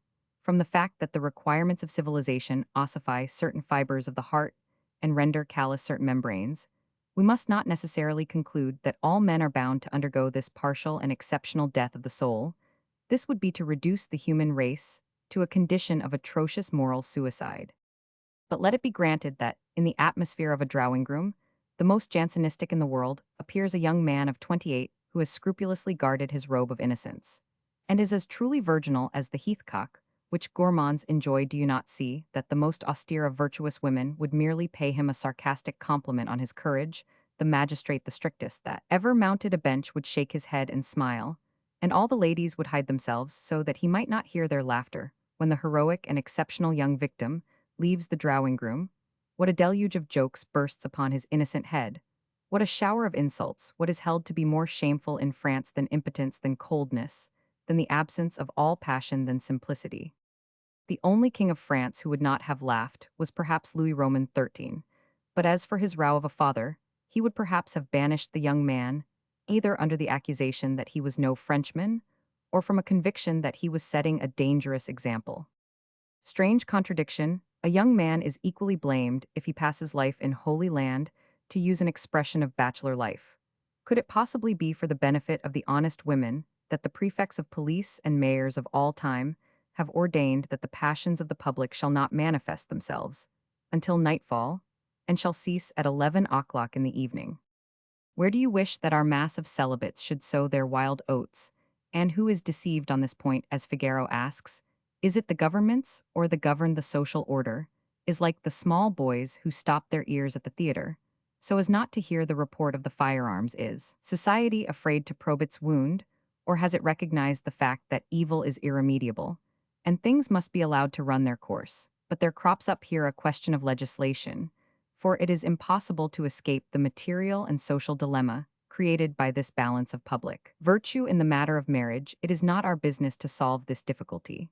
But suppose for a moment that society, in order to save a multitude of families, women, and honest girls, found itself compelled to grant to certain licensed hearts the right of satisfying the desire of the celibates. Ought not our laws, then, to raise up a professional body consisting of female decii who devote themselves for the republic, and make a rampart of their bodies round the honest families? The legislators have been very wrong hitherto in disdaining to regulate the lot of courtesans. Roman 23, the courtesan is an institution if she is a necessity. This question bristles with so many ifs and buts that we will bequeath it for solution to our descendants.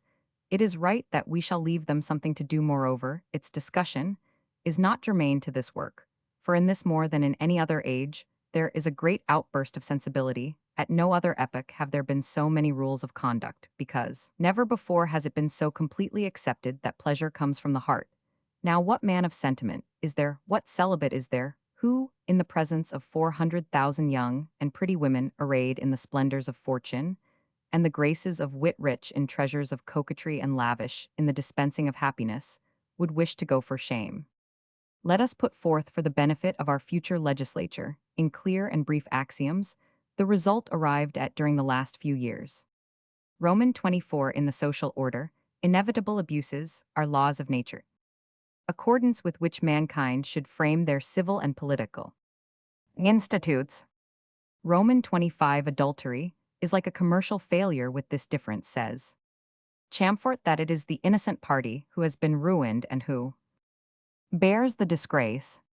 In France, the laws that relate to adultery and those that relate to bankruptcy require great modifications. Are they too indulgent? Do they sin on the score of bad principles? Cavent consuls.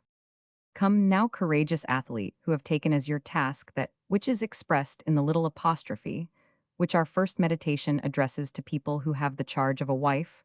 What are you going to say about it? We hope that this rapid review of the question does not make you tremble, that you are not one of those men whose nervous fluid congeals at the sight of a precipice or a boa constrictor. Well, my friend, he who owns soil has war and toil. The men who want your gold are more numerous than those who want your wife. After all, husbands are free to take these trifles for arithmetical estimates, or arithmetical estimates for trifles. The illusions of life are the best things in life, that which is most respectable in life is our futile credulity. Do there not exist many people whose principles are merely prejudices, and who, not having the force of character to form their own ideas of happiness and virtue, accept what is ready-made for them by the hand of legislators? Nor do we address those Manfreds who, having taken off too many garments, wish to raise all the curtains, that is, in moments when they are tortured by a sort of moral spleen by them. However, the question is boldly stated, and we know the extent of the evil. It remains that we should examine the chances and changes which each man is likely to meet in marriage, and which may weaken him in that struggle from which our champion should issue victorious. Meditation, Roman 5 of the predestined. Predestined means destined in advance for happiness or unhappiness. Theology has seized upon this word and employs it in relation to the happy we give to the term, a meaning which is unfortunate to our elect, of which one can say in opposition to the gospel, many are called, many are chosen. Experience has demonstrated that there are certain classes of men more subject than others to certain infirmities. The Gascons are given to exaggeration and Parisians to vanity, as we see that apoplexy attacks people with short necks, or butchers are liable to carbuncle as gout attacks the rich health, the poor deafness, king's paralysis, administrators. So it has been remarked that certain classes of husbands and their wives are more given to illegitimate passions, thus they forestall the celibates they form, another sort of aristocracy. If any reader should be enrolled in one of these aristocratic classes, he will, we hope, have sufficient presence of mind, he, or at least his wife, instantly, to call to mind the favorite axiom of Laman's Latin grammar: no rule, without exception. A friend of the house may even recite the verse, present company always accepted. And then everyone will have the right to believe in petto that he forms the exception. But our duty, the interest which we take in husbands, and the keen desire which we have to preserve young and pretty women from the caprices and catastrophes which a lover brings in his train, force us to give notice to husbands that they ought to be especially on their guard. In this recapitulation, first are to be reckoned the husbands whom business position or public office calls from their houses and detains for a definite time. It is these who are the standard bearers of the brotherhood. Among them, we would reckon magistrates holding office during pleasure or for life, and obliged to remain at the palace for the greater portion of the day. Other functionaries sometimes find means to leave their office at business hours, but a judge or a public prosecutor seated on his cushion of lilies is bound even to die during the progress of the hearing. There is his field of battle. It is the same with the deputies and peers, who discuss the laws of ministers, who share the toils of the king of secretaries, who work with the ministers of soldiers on campaign, and indeed with the corporal of the police patrol, as the letter of Lafleur in the Sentimental Journey plainly shows. Next to the men who are obliged to be absent from home at certain fixed hours, come the men whom vast and serious undertakings leave not 1 minute for love-making. Their foreheads are always wrinkled with anxiety, their conversation is generally void of merriment. At the head of these unfortunates, we must place the bankers who toil in the acquisition of millions, whose heads are so full of calculations that the figures burst through their skulls and range themselves in columns of addition on their foreheads. These millionaires, forgetting most of the time the sacred laws of marriage and the attention due to the tender flower which they have undertaken to cultivate, never think of watering it or of defending it from the heat and cold.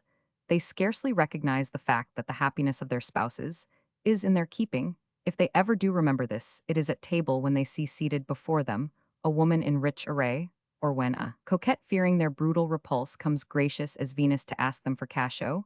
It is then that they recall, sometimes very vividly, the rights specified in the 213th article of the Civil Code, and their wives are grateful to them. But like the heavy tariff which the law lays upon foreign merchandise, their wives suffer and pay the tribute in virtue of the axiom which says there is no pleasure without pain. The men of science who spend whole months in gnawing at the bone of an antediluvian monster, in calculating the laws of nature, when there is an opportunity to peer into her secrets, the Grecians and Latinists, who dine on a thought of Tacitus' sup on a phrase of Thucydides, spend their life in brushing the dust from library shelves, in keeping guard over a commonplace book or a papyrus, are all predestined, so great is their abstraction or their ecstasy that nothing that goes on around them strikes their attention. Their unhappiness is consummated in full light of noon. They scarcely even perceive it, O happy men. 1,000 times happy example. Bosie, returning home after session at the academy, surprises his wife with a German. "Did not I tell you, madame, that it was necessary that I shall go?" cried the stranger. "My dear sir," interrupted the academician, "you ought to say that I should go." Then there come lyre in hand certain poets whose whole animal strength has left the ground floor, and mounted to the upper story. They know better how to mount Pegasus than the beast of old Peter. They rarely marry, although they are accustomed to lavish the fury of their passions on some wandering or imaginary chloris. But the men whose noses are stained with snuff, but those who to their misfortune have a perpetual cold in their head, but the sailors who smoke or chew, but those men whose dry and bilious temperament makes them always look as if they had eaten a sour apple. But the men who in private life have certain cynical habits, ridiculous fads, and who always in spite of everything look unwashed. But the husbands who have obtained the degrading name of henpecked. Finally, the old men who marry young girls. All these people are par excellence among the predestined. There is a final class of the predestined whose ill fortune is almost certain. We mean restless and irritable men, who are inclined to meddle and tyrannize, who have a great idea of domestic domination, who openly express their low ideas of women, and who know no more about life than herrings about natural history. When these men marry, their homes have the appearance of a wasp whose head a schoolboy has cut off, and who dances here and there on a window pane. For this sort of predestined, the present work is a sealed book. We do not write any more for those imbeciles walking effigies, who are like the statues of a cathedral, than for those old machines of Marly, which are too weak to fling water over the hedges of Versailles, without being in danger of sudden collapse. I rarely make my observations on the conjugal oddities, with which the drawing-room is usually full, without recalling vividly a sight which I once enjoyed in early youth. In 1819, I was living in a thatched cottage, situated in the bosom of the delightful valley, Eli Latham, my hermitage neighbored on the Park of Cassin, the sweetest of retreats, the most fascinating in aspect, the most attractive as a place to ramble in, the most cool and refreshing in summer of all places created by luxury and art. This verdant countryside owes its origin to a farmer general of the good old times, a certain Bergeret celebrated for his originality, who, among other fantastic dandyisms, adopted the habit of going to the opera with his hair powdered in gold. He used to light up his park for his own solitary delectation, and on one occasion ordered a sumptuous entertainment there, in which he alone took part. This rustic Sardanopolis returned from Italy so passionately charmed with the scenery of that beautiful country, that by a sudden freak of enthusiasm, he spent 4 or 5 million in order to represent in his park the scenes of which he had pictures in his portfolio, the most charming contrasts of foliage, the rarest trees, long valleys, and prospects the most picturesque that could be brought from abroad. Borromean islands, floating on clear eddying streams like so many rays, which concentrate their various lusters on a single point on an isola bella, from which the enchanted eye takes in each detail at its leisure, or on an island, in the bosom of which is a little house concealed under the drooping foliage of a century-old ash, an island fringed with irises, rosebushes, and flowers, which appears like an emerald richly set. One might rove 1,000 leagues for such a place. The most sickly, the most soured, the most disgusted of our men of genius in ill health would die of satiety at the end of 15 days, overwhelmed with the luscious sweetness of fresh life in such a spot. The man who was quite regardless of the Eden which he thus possessed had neither wife nor children, but was attached to a large ape, which he kept, a graceful turret of wood supported by a sculptured column, served as a dwelling place for this vicious animal, who, being kept chained and rarely petted by his eccentric master oftener at Paris than in his country home, had gained a very bad reputation. I recollect seeing him, once in the presence of certain ladies, show almost as much insolence as if he had been a man. His master was obliged to kill him, so mischievous did he gradually become. One morning, while I was sitting under a beautiful tulip tree in flower, occupied in doing nothing, but inhaling the lovely perfumes which the tall poplars kept confined within the brilliant enclosure, enjoying the silence of the groves, listening to the murmuring waters, and the rustling leaves admiring the blue gaps outlined above my head by clouds of pearly sheen and gold, wandering fancy-free. In dreams of my future, I heard some loud or other who had arrived the day before from Paris, playing on a violin, with the violence of a man who has nothing else to do. I would not wish for my worst enemy to hear anything so utterly in discord with the sublime harmony of nature. If the distant notes of Roland's horn had only filled the air with life, perhaps but a noisy fiddler like this, who undertakes to bring to you the expression of human ideas and the phraseology of music, this Amphion who was walking up and down the dining room, finished by taking a seat on the windowsill exactly in front of the monkey perhaps. He was looking for an audience suddenly. I saw the animal quietly descend from his little dungeon, stand upon his hind feet, bow his head forward like a swimmer, and fold his arms over his bosom like Spartacus in chains or Catiline, listening to Cicero, the banker summoned by a sweet voice whose silvery tone recalled a boudoir, not unknown to me, laid his violin on the windowsill, and made off like a swallow, who rejoins his companion by a rapid level swoop. The great monkey, whose chain was sufficiently long, approached the window, and gravely took in hand the violin. I don't know whether you have ever had, as I have, the pleasure of seeing a monkey try to learn music, but at the present moment when I laugh, much less than I did in those careless days, I never think of that monkey without a smile. The semiman began by grasping the instrument with his fist, and by sniffing at it as if he were tasting the flavor of an apple. The snort from his nostrils probably produced a dull harmonious sound in the sonorous wood. And then the orangutan shook his head, turned over the violin, turned it back again, raised it up in the air, lowered it, held it straight out, shook it, put it to his ear, set it down, and picked it up again with a rapidity of movement peculiar to these agile creatures. He seemed to question the dumb wood with faltering sagacity. And in his gestures there was something marvelous as well as infantile. At last, he undertook with grotesque gestures to place the violin under his chin, while in one hand he held the neck, but like a spoiled child he soon wearied of a study which required skill, not to be obtained in a moment, and he twitched the strings without being able to draw forth anything but discordant sounds. He seemed annoyed, laid the violin on the windowsill, and snatching up the bow, he began to push it to and fro with violence like a mason sawing a block of stone.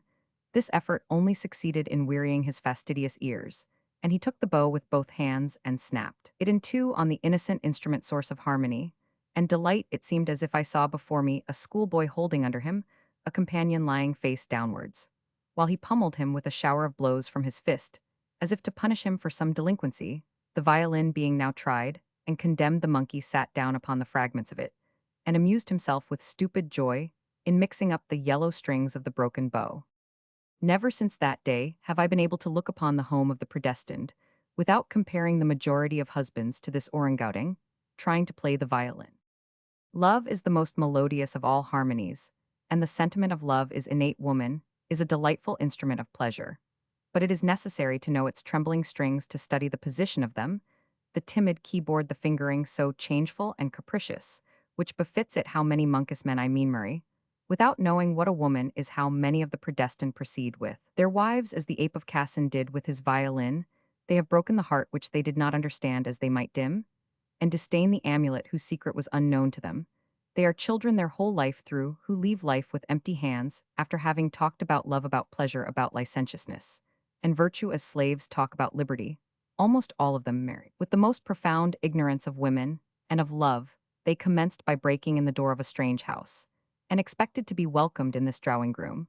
But the rudest artist knows that between him and his instrument of wood, or of ivory, there exists a mysterious sort of friendship. He knows by experience that it takes years to establish this understanding between an inert matter and himself. He did not discover at the first touch the resources, the caprices, the deficiencies, the excellencies of his instrument. It did not become a living soul for him, a source of incomparable melody, until he had studied for a long time. Man and instrument did not come to understand each other like two friends, until both of them had been skillfully questioned and tested by frequent intercourse. Can a man ever learn woman and know how to decipher this wondrous strain of music by remaining through life like a seminarian in his cell?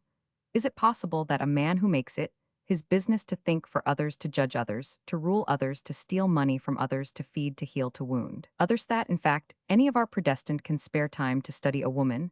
They sell their time for money. How can they give it away for happiness? Money is their God. No one can serve two masters at the same time. Is not the world, moreover, full of young women who drag along pale and weak sickly, and suffering some of them are the prey of feverish inflammations, more or less serious others lie, under the cruel tyranny of nervous attacks, more or less violent, all the husbands of these women belong to the class of the ignorant, and the predestined they have caused their own misfortune and expended as much pains in producing it as the husband artist would have bestowed in bringing to flower the late and delightful blooms of pleasure. The time which an ignorant man passes to consummate his own ruin is precisely that which a man of knowledge employs in the education of his happiness. Roman 26. Do not begin marriage by a violation of law. In the preceding meditations, we have indicated the extent of the evil with the reckless audacity of those surgeons who boldly induce the formation of false tissues, under which a shameful wound is concealed. Public virtue transferred to the table of our amphitheater has lost even its carcass under the strokes of the scalpel. Lover or husband, have you smiled, or have you trembled at this evil? Well, it is with malicious delight that we lay this huge social burden on the conscience of the predestined harlequin, when he tried to find out whether his horse could be accustomed to go without food, was not more ridiculous than the men who wish to find happiness in their home, and yet refuse to cultivate it with all the pains which it demands. The errors of women are so many indictments of egotism, neglect, and worthlessness in husbands. Yet it is yours, reader, it pertains to you who have often condemned in another the crime which you yourself commit. It is yours to hold the balance. One of the scales is quite loaded. Take care what you are going to put in the other. Reckon up the number of predestined ones who may be found among the total number of married people. Weigh them, and you will then know where the evil is seated. Let us try to penetrate more deeply into the causes of this conjugal sickliness. The word love, when applied to the reproduction of the species, is the most hateful blasphemy which modern manners have taught us to utter. Nature, in raising us above the beasts, by the divine gift of thought, had rendered us very sensitive to bodily sensations, emotional sentiment, cravings of appetite and passions. This double nature of ours makes of man both an animal and a lover. This distinction gives the key to the social problem which we are considering. Marriage may be considered in three ways: politically, as well as from a civil and moral point of view, as a law, as a contract, and as an institution. As a law, its object is a reproduction of the species. As a contract, it relates to the transmission of property. As an institution, it is a guarantee, which all men give and by which all are bound. They have father and mother, and they will have children. Marriage, therefore, ought to be the object of universal respect. Society can only take into consideration those cardinal points which, from a social point of view, dominate the conjugal question. Most men have no other views in marrying than reproduction, property, or children. But neither reproduction nor property, nor children constitutes happiness. The command increase and multiply does not imply love. To ask of a young girl, whom we have seen 14 times in 15 days, to give you love in the name of law, the king, and justice, is an absurdity worthy of the majority of the predestined. Love is the union between natural craving and sentiment. Happiness in marriage results in perfect union of soul between a married pair. Hence, it follows that in order to be happy, a man must feel himself bound by certain rules of honor and delicacy. After having enjoyed the benefit of the social law which consecrates the natural craving, he must obey also the secret laws of nature by which sentiments unfold themselves. If he stakes his happiness on being himself loved, he must himself love sincerely. Nothing can resist a genuine passion. But to feel this passion is always to feel desire. Can a man always desire his wife? Yes. It is as absurd to deny that it is possible for a man always to love the same woman as it would be to affirm that some famous musician needed several violins in order to execute a piece of music or compose a charming melody. Love is the poetry of the senses. It has the destiny of all that which is great in man, and of all that which proceeds from his thought. Either it is sublime, or it is not. When once it exists forever, and goes on always increasing. This is the love which the ancients made the child of heaven and earth. Literature revolves round 7 situations. Music expresses everything with 7 notes. Painting employs but 7 colors. Like these 3 arts, love, perhaps, founds itself on 7 principles, but we leave this investigation for the next century to carry out. If poetry, music, and painting have found infinite forms of expression, pleasure should be even more diversified, for, in the 3 arts, which aid us in seeking often with little success truth, by means of analogy, the man stands alone with his imagination, while love is the union of two bodies and of two souls. If the three principal methods upon which we rely for the expression of thought require preliminary study in those whom nature has made poets, musicians, or painters, is it not obvious that in order to be happy, it is necessary to be initiated into the secrets of pleasure? All men experience the craving for reproduction, as all feel hunger and thirst, but all are not called to be lovers and gastronomists. Our present civilization has proved that taste is a science, and it is only certain privileged beings who have learned how to eat and drink. Pleasure, considered as an art, is still waiting for its physiologists. As for ourselves, we are contented with pointing out that ignorance of the principles upon which happiness is founded is the sole cause of that misfortune which is the lot of all the predestined. It is with the greatest timidity that we venture upon the publication of a few aphorisms, which may give birth to this new art, as castes have created the science of geology, and we offer them for the meditation of philosophers, of young marrying people, and of the predestined. Catechism of Marriage. Roman 27. Marriage is a science. Roman 28. A man ought not to marry without having studied anatomy and dissected at least one woman. Roman 29. The fate of the home depends on the first night. Roman 30. A woman deprived of her free will can never have the credit of making a sacrifice. Roman 31. In love, putting aside all consideration of the soul, the heart of a woman is like a lyre, which does not reveal its secret excepting to him who is a skillful player. Roman 32. Independently of any gesture of repulsion, there exists in the soul of all women a sentiment which tends sooner or later to proscribe all pleasure devoid of passionate feeling. Roman 33. The interest of a husband, as much as his honor, forbids him to indulge a pleasure which he has not had the skill to make his wife desire. Roman 34. Pleasure being caused by the union of sensation and sentiment, we can say without fear of contradiction that pleasures are a sort of material ideas. Roman 35. As ideas are capable of infinite combination, it ought to be the same with pleasures. Roman 36. In the life of man, there are no two moments of pleasure exactly alike, any more than there are two leaves of identical shape upon the same tree. Roman 37. If there are differences between one moment of pleasure and another, a man can always be happy with the same woman.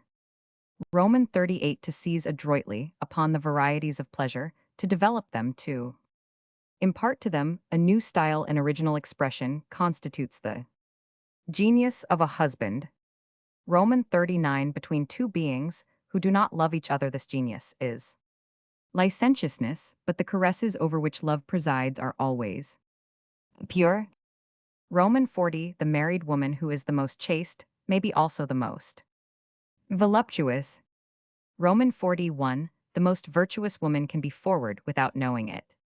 Roman 42. When two human beings are united by pleasure, all social conventionalities are put aside. The situation conceals a reef on which many vessels are wrecked. A husband is lost if he once forgets there is a modesty which is quite independent of coverings. Conjugal love ought never either to put on or to take away the bandage of its eyes, excepting at the due season. Roman 43. Power does not consist in striking with force or with frequency, but in striking true. Roman 44. To call a desire into being, to nourish it, to develop it, to bring it to full growth, to excite it, to satisfy, it is a complete poem of itself. Roman 45. The progression of pleasures is from the distich to the quatrain, from the quatrain to the sonnet, from the sonnet to the ballad, from the ballad to the ode, from the ode to the cantata, from the cantata to the dithyramb. The husband who commences with dithyramb is a fool. Roman 46. Each night ought to have its menu. Roman 47. Marriage must incessantly contend with a monster which devours everything that is familiarity. Roman 48. If a man cannot distinguish the difference between the pleasures of two consecutive nights, he has married too early. Roman 49. It is easier to be a lover than a husband, for the same reason that it is more difficult to be witty every day than to say bright things from time to time. Roman 50a, husband ought never to be the first to go to sleep, and the last to awaken. Roman 51, the man who enters his wife's dressing room is either a philosopher or an imbecile. Roman 52, the husband who leaves nothing to desire is a lost man. Roman 53, the married woman is a slave whom one must know how to set upon a throne.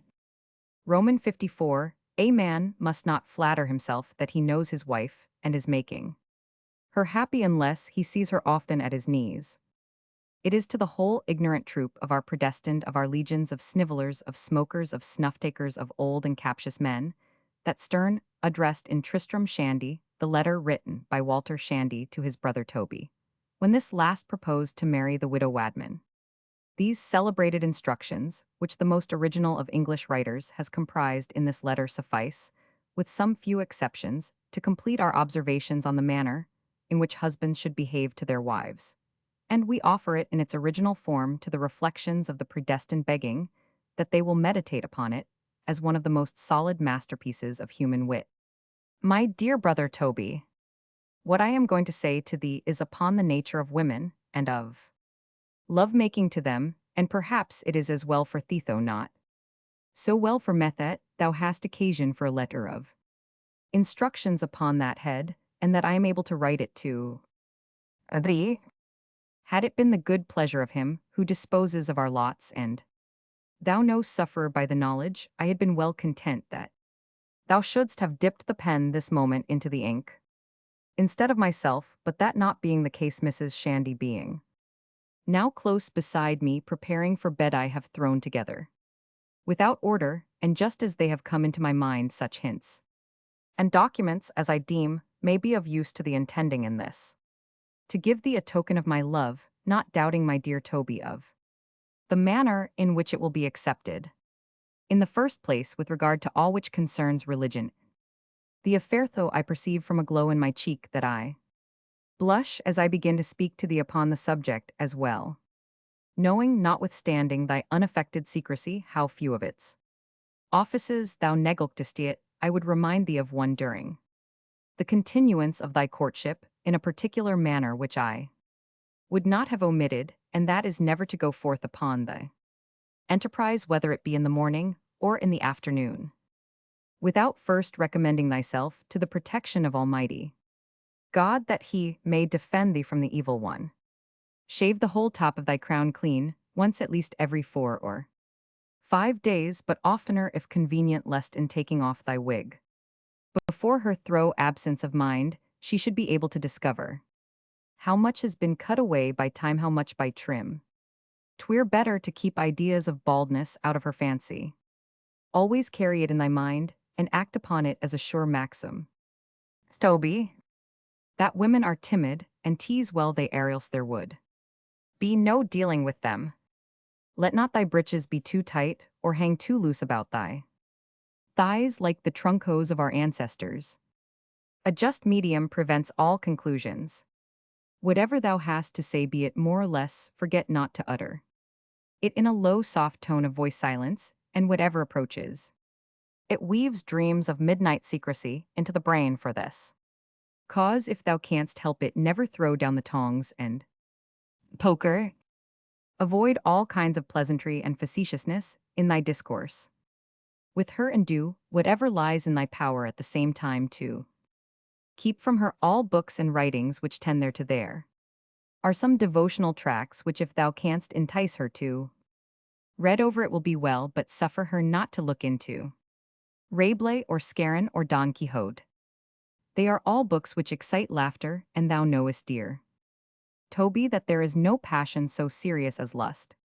Stick a pin in the bosom of thy shirt before thou enterest her parlor, and if thou art permitted to sit upon the same sofa with her, and she gives the occasion to lay thy hand upon her, beware of taking it. Thou canst not lay thy hand upon hers, but she will feel the temper of thine. Leave that, and as many other things as thou canst, quite undetermined. By so doing thou wilt have her curiosity on thy side, and if she is not conquered by that, and thy sack continues still kicking, which there is great reason to Supposed must begin with first losing a few ounces of blood.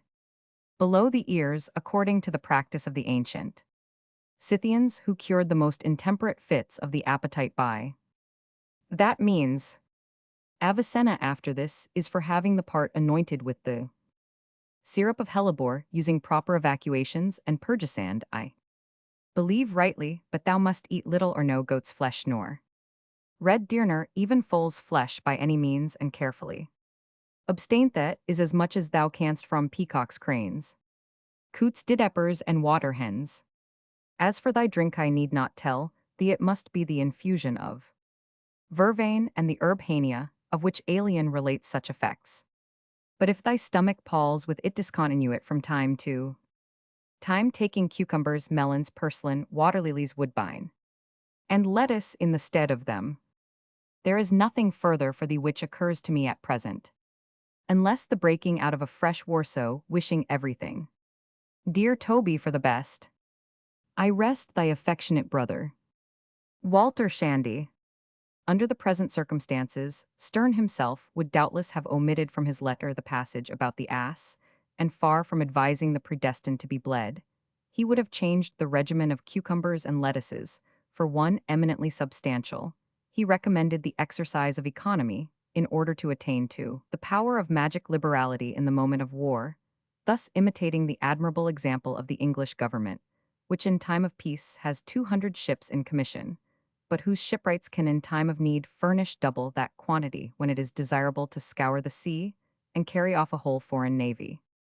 When a man belongs to the small class of those who by a liberal education have been made masters of the domain of thought, he ought always, before marrying, to examine his physical and moral resources to contend advantageously with the tempest which so many attractions tend to raise in the heart of his wife. Husband ought to possess, besides the science of pleasure, and a fortune which saves him from sinking into any class of the predestined, robust health, exquisite tact, considerable intellect, too much good sense to make his superiority felt, excepting on fit occasions, and finally great acuteness of hearing and sight.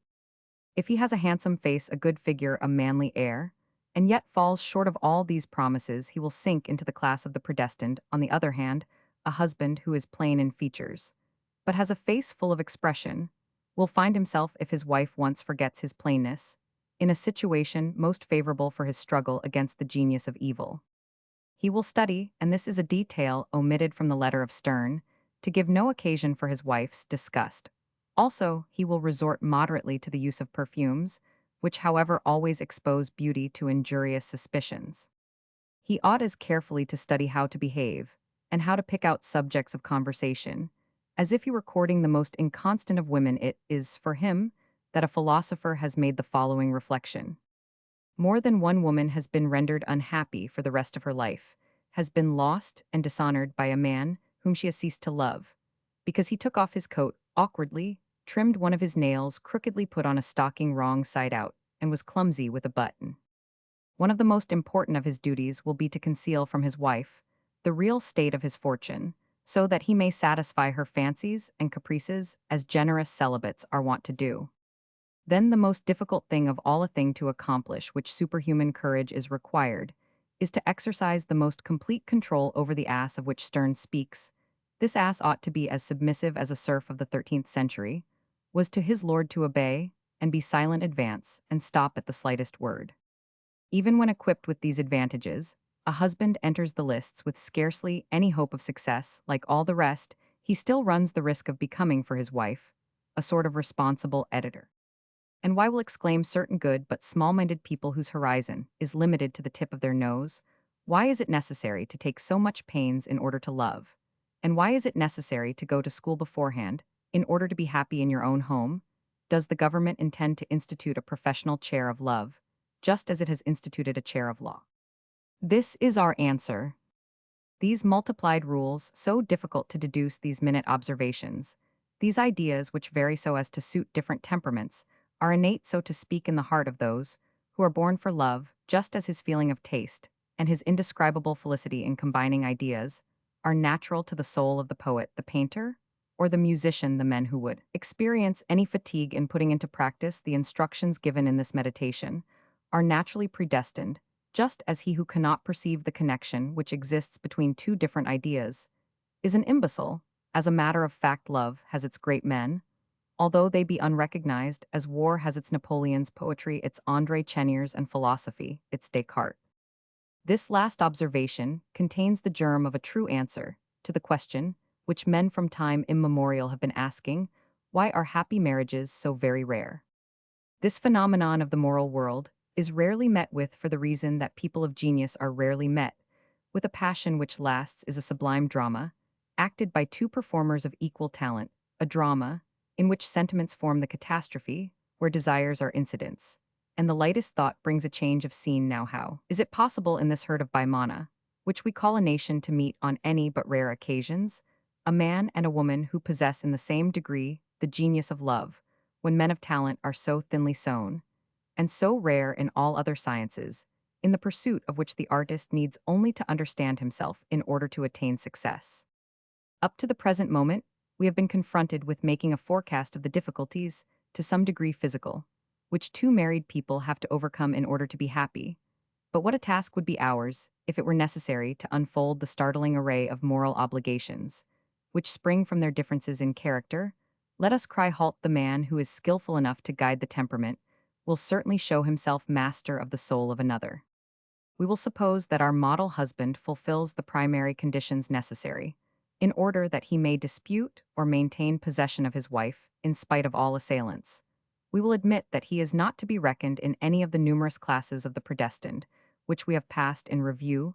Let us admit that he has become imbued with the spirit of all our maxims, that he has mastered the admirable science, some of whose precepts we have made known, that he has married wisely, that he knows his wife, that he is loved by her. And let us continue the enumeration of all those general causes, which might aggravate the critical situation, which we shall represent him as occupying for the instruction of the human race. Meditation, Romans 6 of boarding schools. If you have married a young lady whose education has been carried on at a boarding school, there are 30 more obstacles to your happiness, added to all those which we have already enumerated, and you are exactly like a man who thrusts his hands into a wasp's nest. Immediately, therefore, after the nuptial blessing has been pronounced, without allowing yourself to be imposed upon by the innocent ignorance, the frank graces, and the modest countenance of your wife, you ought to ponder well and faithfully follow out the axioms and precepts which we shall develop in the second part of this book. You should even put into practice the rigors prescribed in the third part, by maintaining an active surveillance, a paternal solicitude, at all hours, for the very day after your marriage. Perhaps on the evening of your wedding day, there is danger in the house. I mean to say that you should call to mind the secret and profound instruction, which the pupils have acquired de natura rerum. The nature of things. Did Lapiraus Cook or Captain Peary ever show so much ardor in navigating the ocean towards the poles as the scholars of the Lycée do in approaching forbidden tracks in the ocean of pleasure, since girls are more cunning, cleverer, and more curious than boys? Their secret meetings, and their conversations, which all the art of their teachers cannot check, are necessarily presided over by a genius 1,000 times more informal than that. College boys, what man has ever heard the moral reflections and the corrupting confidences of these young girls? They alone know the sports at which honor is lost, in advance those essays, in pleasure those promptings, in voluptuousness those imitations of bliss, which may be compared to the thefts made by greedy children from a dessert which is locked up. A girl may come forth from her boarding school a virgin, but never chaste. She will have discussed time and time again, at secret meetings, the important question of lovers and corruption, will necessarily have overcome her heart or her spirit. Nevertheless, we will admit that your wife has not participated in these virginal delights, in these premature deviltries. Is she any better because she has never had any voice in the secret counsels of grown-up girls? No, she will in any case have contracted a friendship with other young ladies, and our computation will be modest if we attribute to her no more than 2 or 3 intimate friends. Are you certain that, after your wife has left boarding school, her young friends have not there been admitted to those confidences in which an attempt is made to learn, in advance at least by analogy, the pastimes of doves? And then her friends will marry. You will have 4 women to watch, instead of 4 characters to divine, and you will be at the mercy of 4 husbands and a dozen celibates, of whose life principles and habits you are quite ignorant, at a time when our meditations have revealed to you certain coming of a day when you will have your hands full with the people whom you married with your wife Satan alone, could have thought of placing a girls' boarding school in the middle of a large town, Madame Campan had at least the wisdom to set up her famous institution at Ecouen.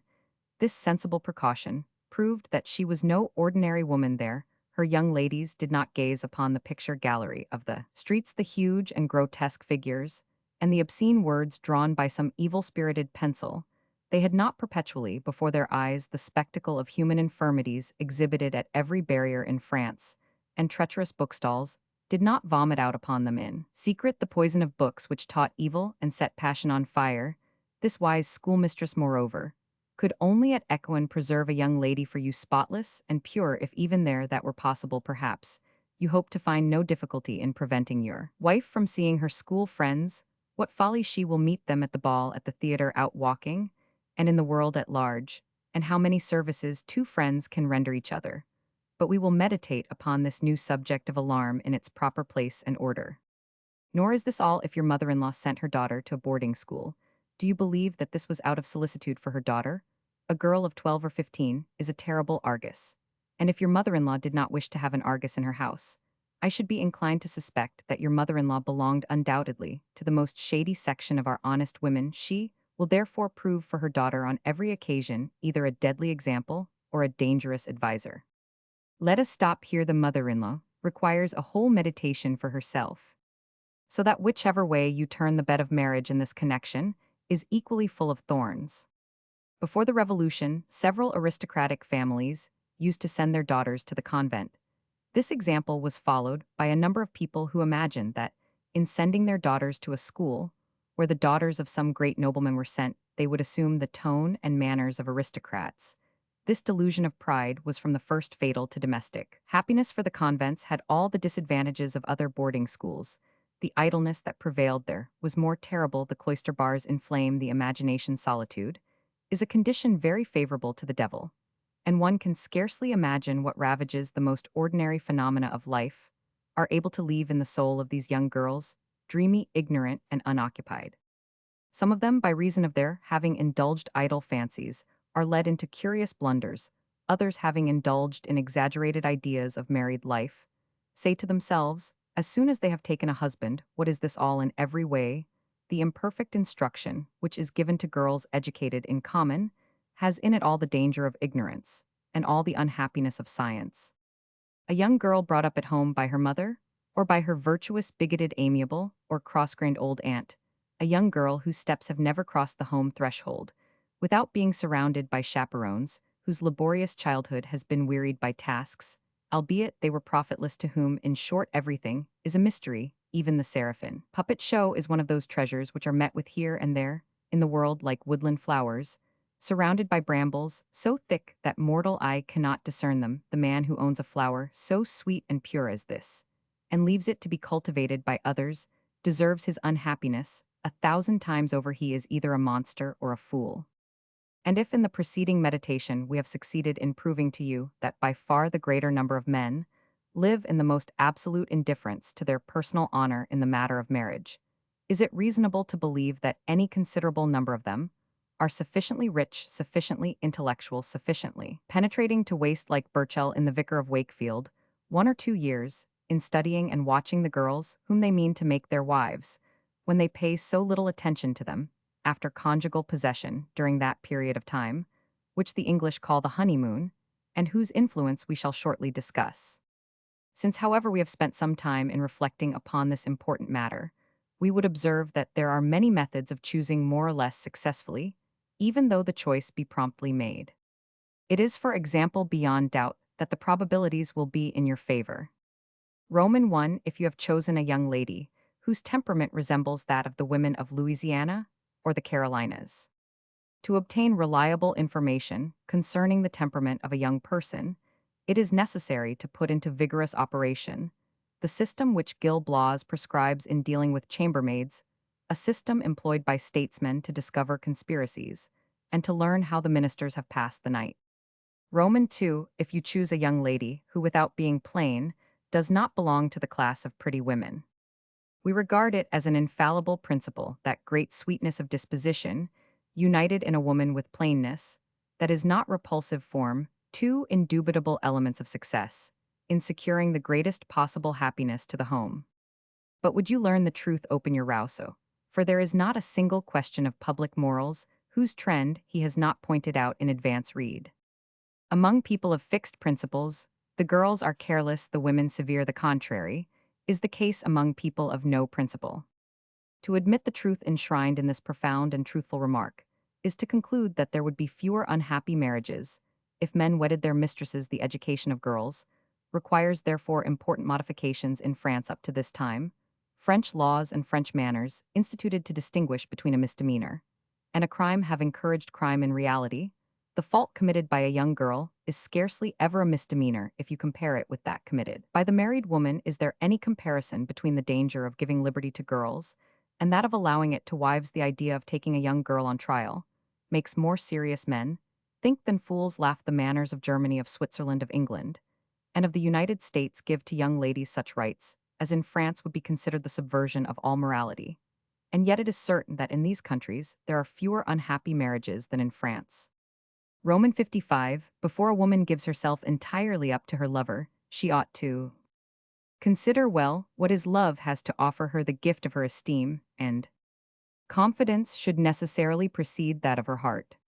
Sparkling with truth as they are, these lines, probably filled with light, the dungeon in the depths of which Murraybaugh wrote them, and the keen observation which they bear witness to, although prompted by the most stormy of his passions, has none the less influence even now in solving the social problem on which we are engaged. In fact, a marriage sealed under the auspices of the religious scrutiny, which assumes the existence of love, and subjected to the atmosphere of that disenchantment, which follows on possession, ought naturally to be the most firmly welded of all human unions. A woman then ought never to reproach her husband for the legal right in virtue of which she belongs to him.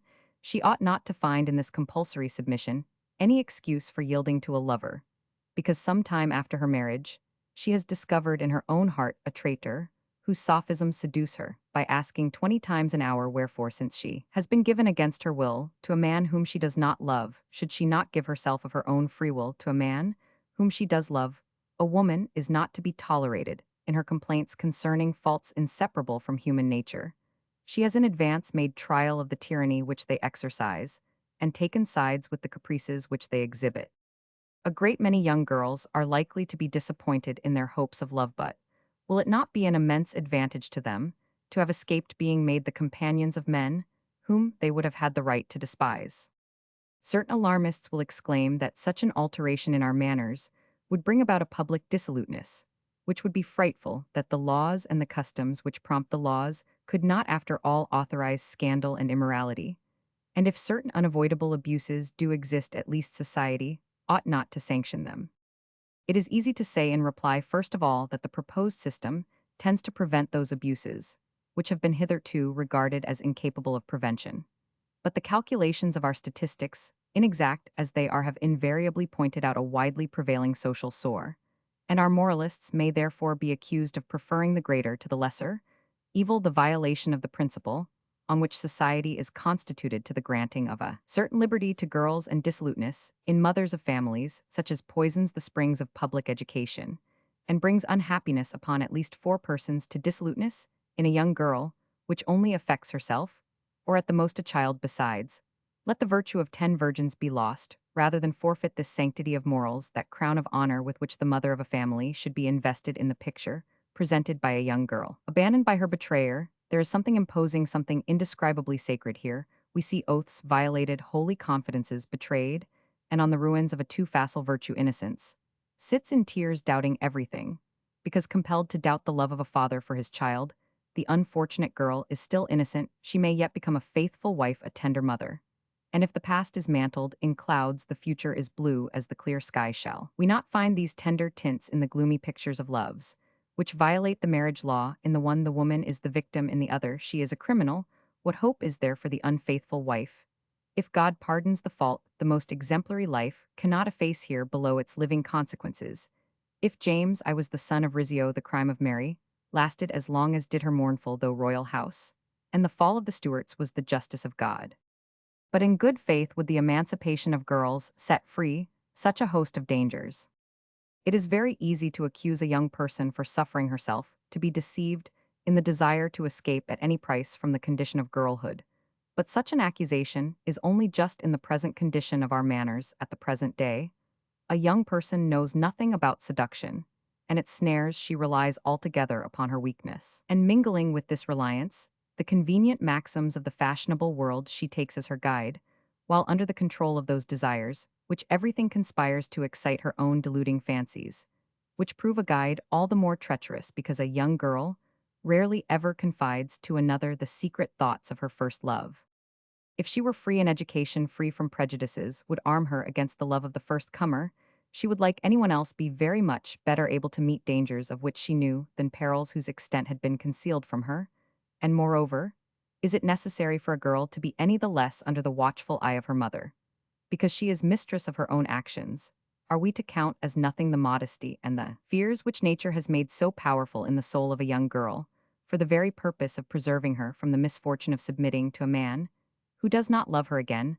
What girl is there so thoughtless as not to discern that the most immoral man wishes his wife to be a woman of principle, as masters desire their servants to be perfect, and that therefore her virtue is the richest and the most advantageous of all possessions?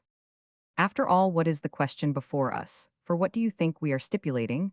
We are making a claim for 500,000 or 600,000 maidens protected by their instinctive timidity, and by the high price at which they rate themselves.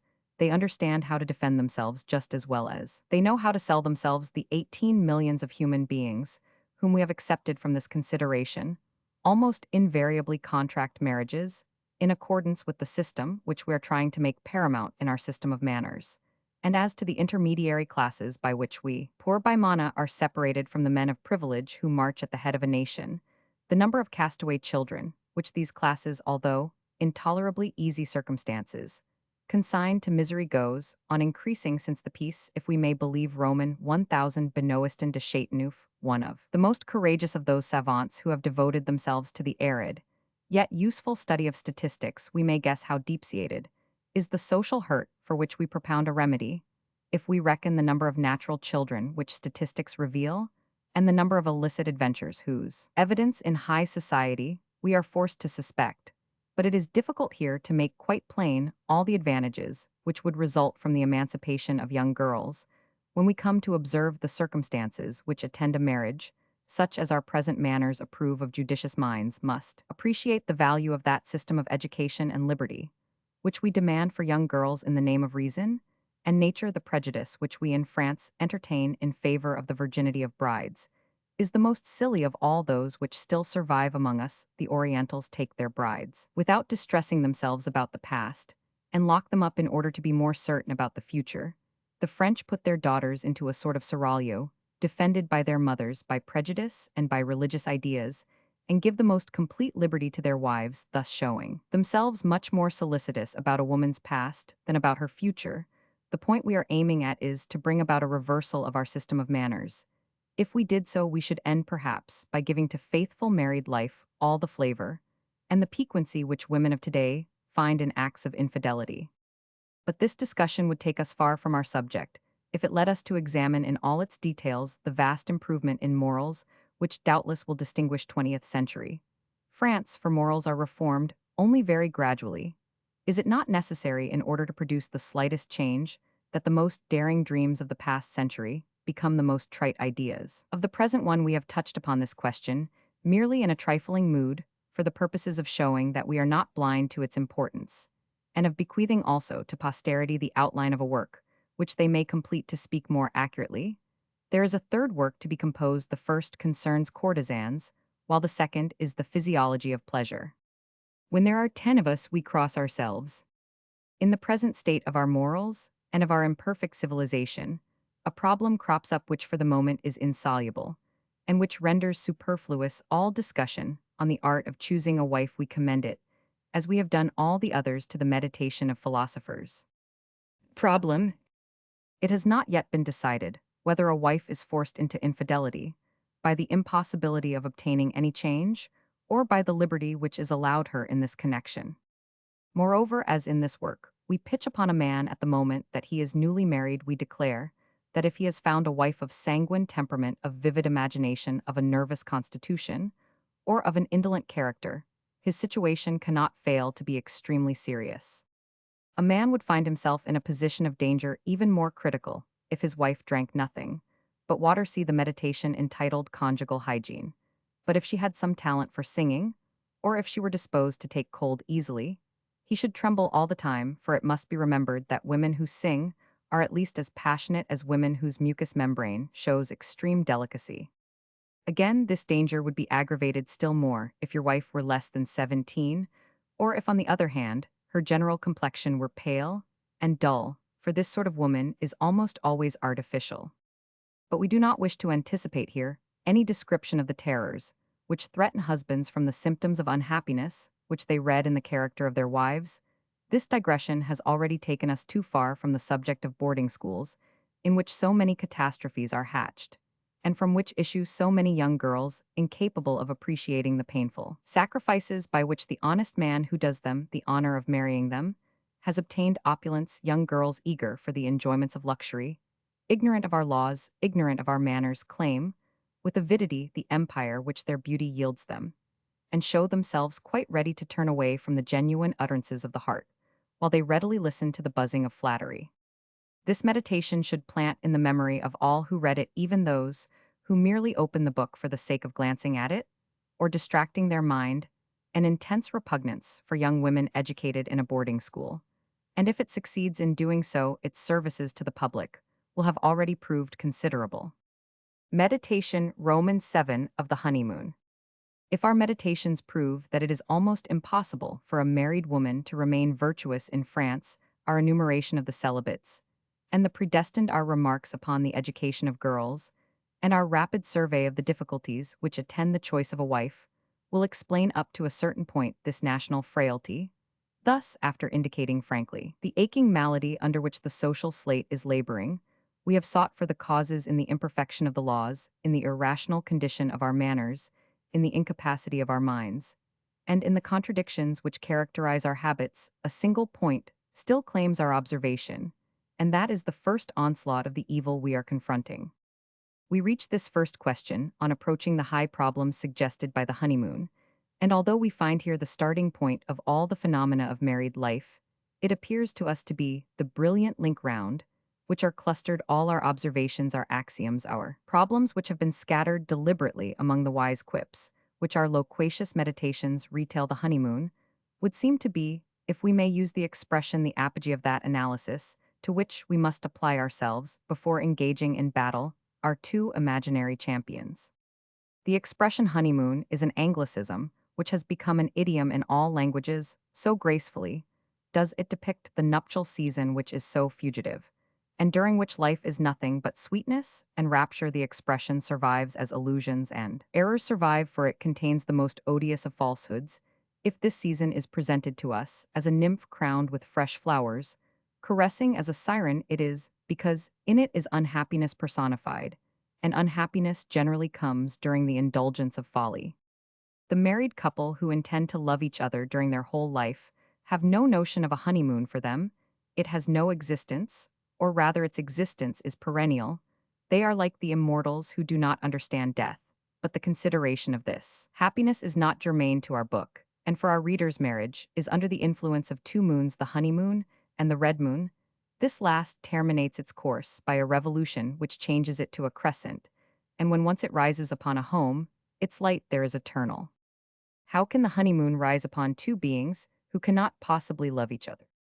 How can it set when once it has risen? Have all marriages their honeymoon? Let us proceed to answer these questions in order. It is in this connection that the admirable education which we give to girls, and the wise provisions made by the law, under which men marry, bear all their fruit. Let us examine the circumstances which precede and attend those marriages which are least disastrous. The tone of our morals develops in the young girl whom you make your wife a curiosity which is naturally excessive, but as mothers in France pique themselves on exposing their girls every day to the fire which they do not allow to scorch them, this curiosity has no limit.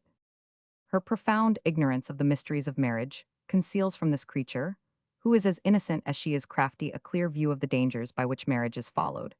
And as marriage is incessantly described to her as an epoch in which tyranny and liberty equally prevail, and in which enjoyment and supremacy are to be indulged, in her desires are intensified by all her interest in an existence as yet unfulfilled for her to marry, is to be called up from nothingness into life.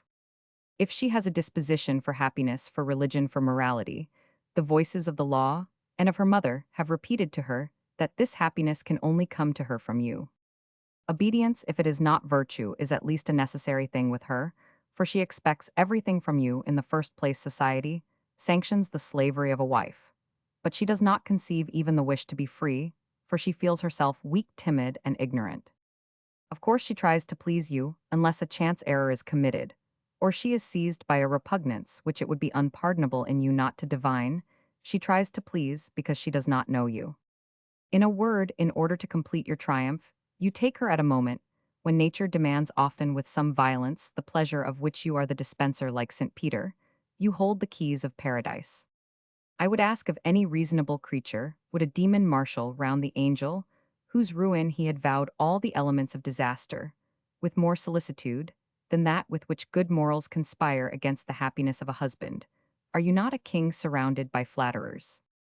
This young girl, with all her ignorance, and all her desires committed to the mercy of a man, who, even though he be in love, cannot know her shrinking and secret emotions, will submit to him with a certain sense of shame, and will be obedient and complacent so long as her young imagination persuades her to expect the pleasure or the happiness of that morrow which never dawns.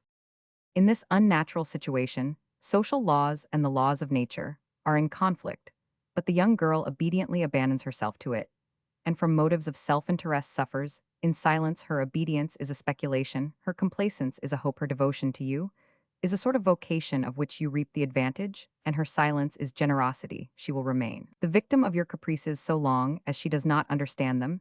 She will suffer from the limitations of your character. Until she has studied it, she will sacrifice herself without love, because she believed in the show of passion you made at the first moment of possession. She will no longer be silent when once she has learned the uselessness of her sacrifices. And then the morning arrives when the inconsistencies which have prevailed in this union rise up like branches of a tree, bent down for a moment under a weight which has been gradually lightened. You have mistaken for love the negative attitude of a young girl who was waiting for happiness, who flew in advance of your desires in the hope that you would go forward in anticipation of hers, and who did not dare to complain of the secret unhappiness for which she at first accused herself. What man could fail to be the dupe of a delusion prepared at such long range, and in which a young, innocent woman is at once the accomplice and the victim? Unless you were a divine being, it would be impossible for you to escape. The fascination with which nature and society have surrounded you is not a snare set in everything which surrounds you on the outside and influences you within, for in order to be happy, is it not necessary to control the impetuous desires of your senses? Where is the powerful barrier to restrain her raised by the light hand of a woman whom you wish to please? Because you do not possess, moreover, you have caused your troops to parade and march by. When there was no one at the window, you have discharged your fireworks, whose framework alone was left. When your guest arrived to see them, your wife, before the pledges of marriage, was like a Mohican at the opera. The teacher becomes listless when the savage begins to understand. Roman 56. In married life, the moment when two hearts come to understand each other is sudden as a flash of lightning, and never returns when once it is past.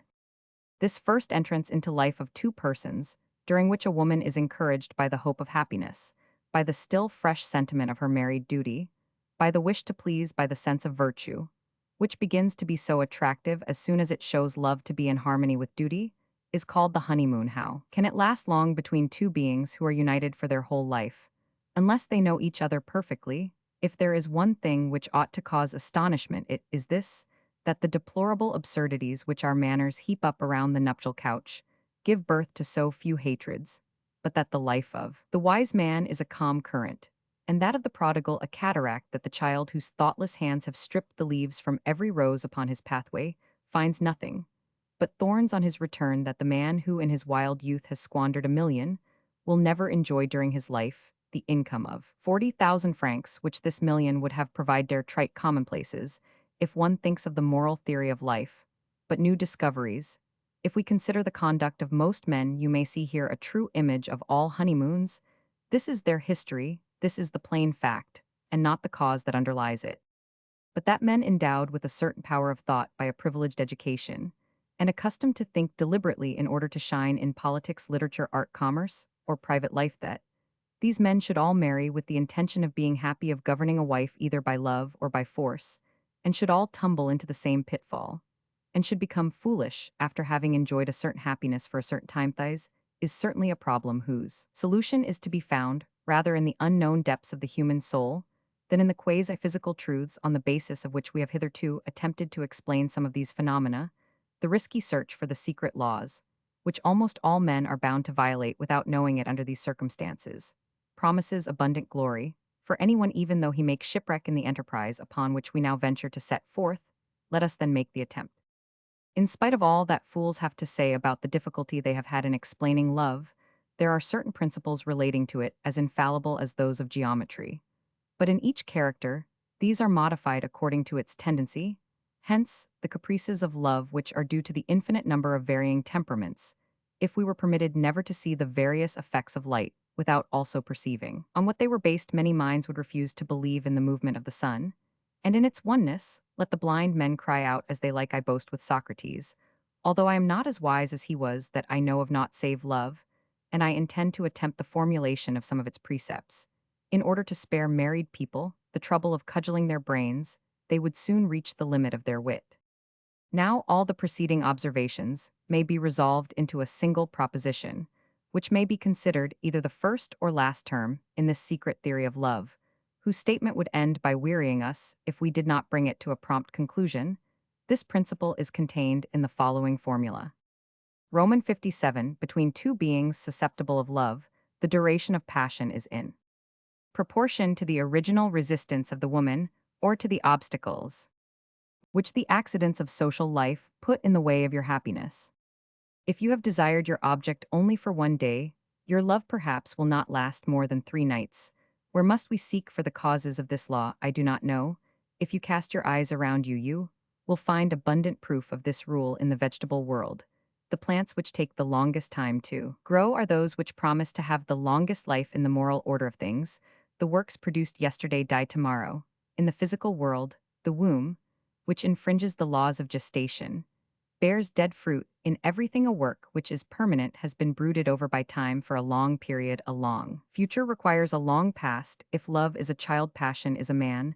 This general law, which all men obey, to which all beings and all sentiments must submit, is precisely that which every marriage infringes, as we have plainly shown.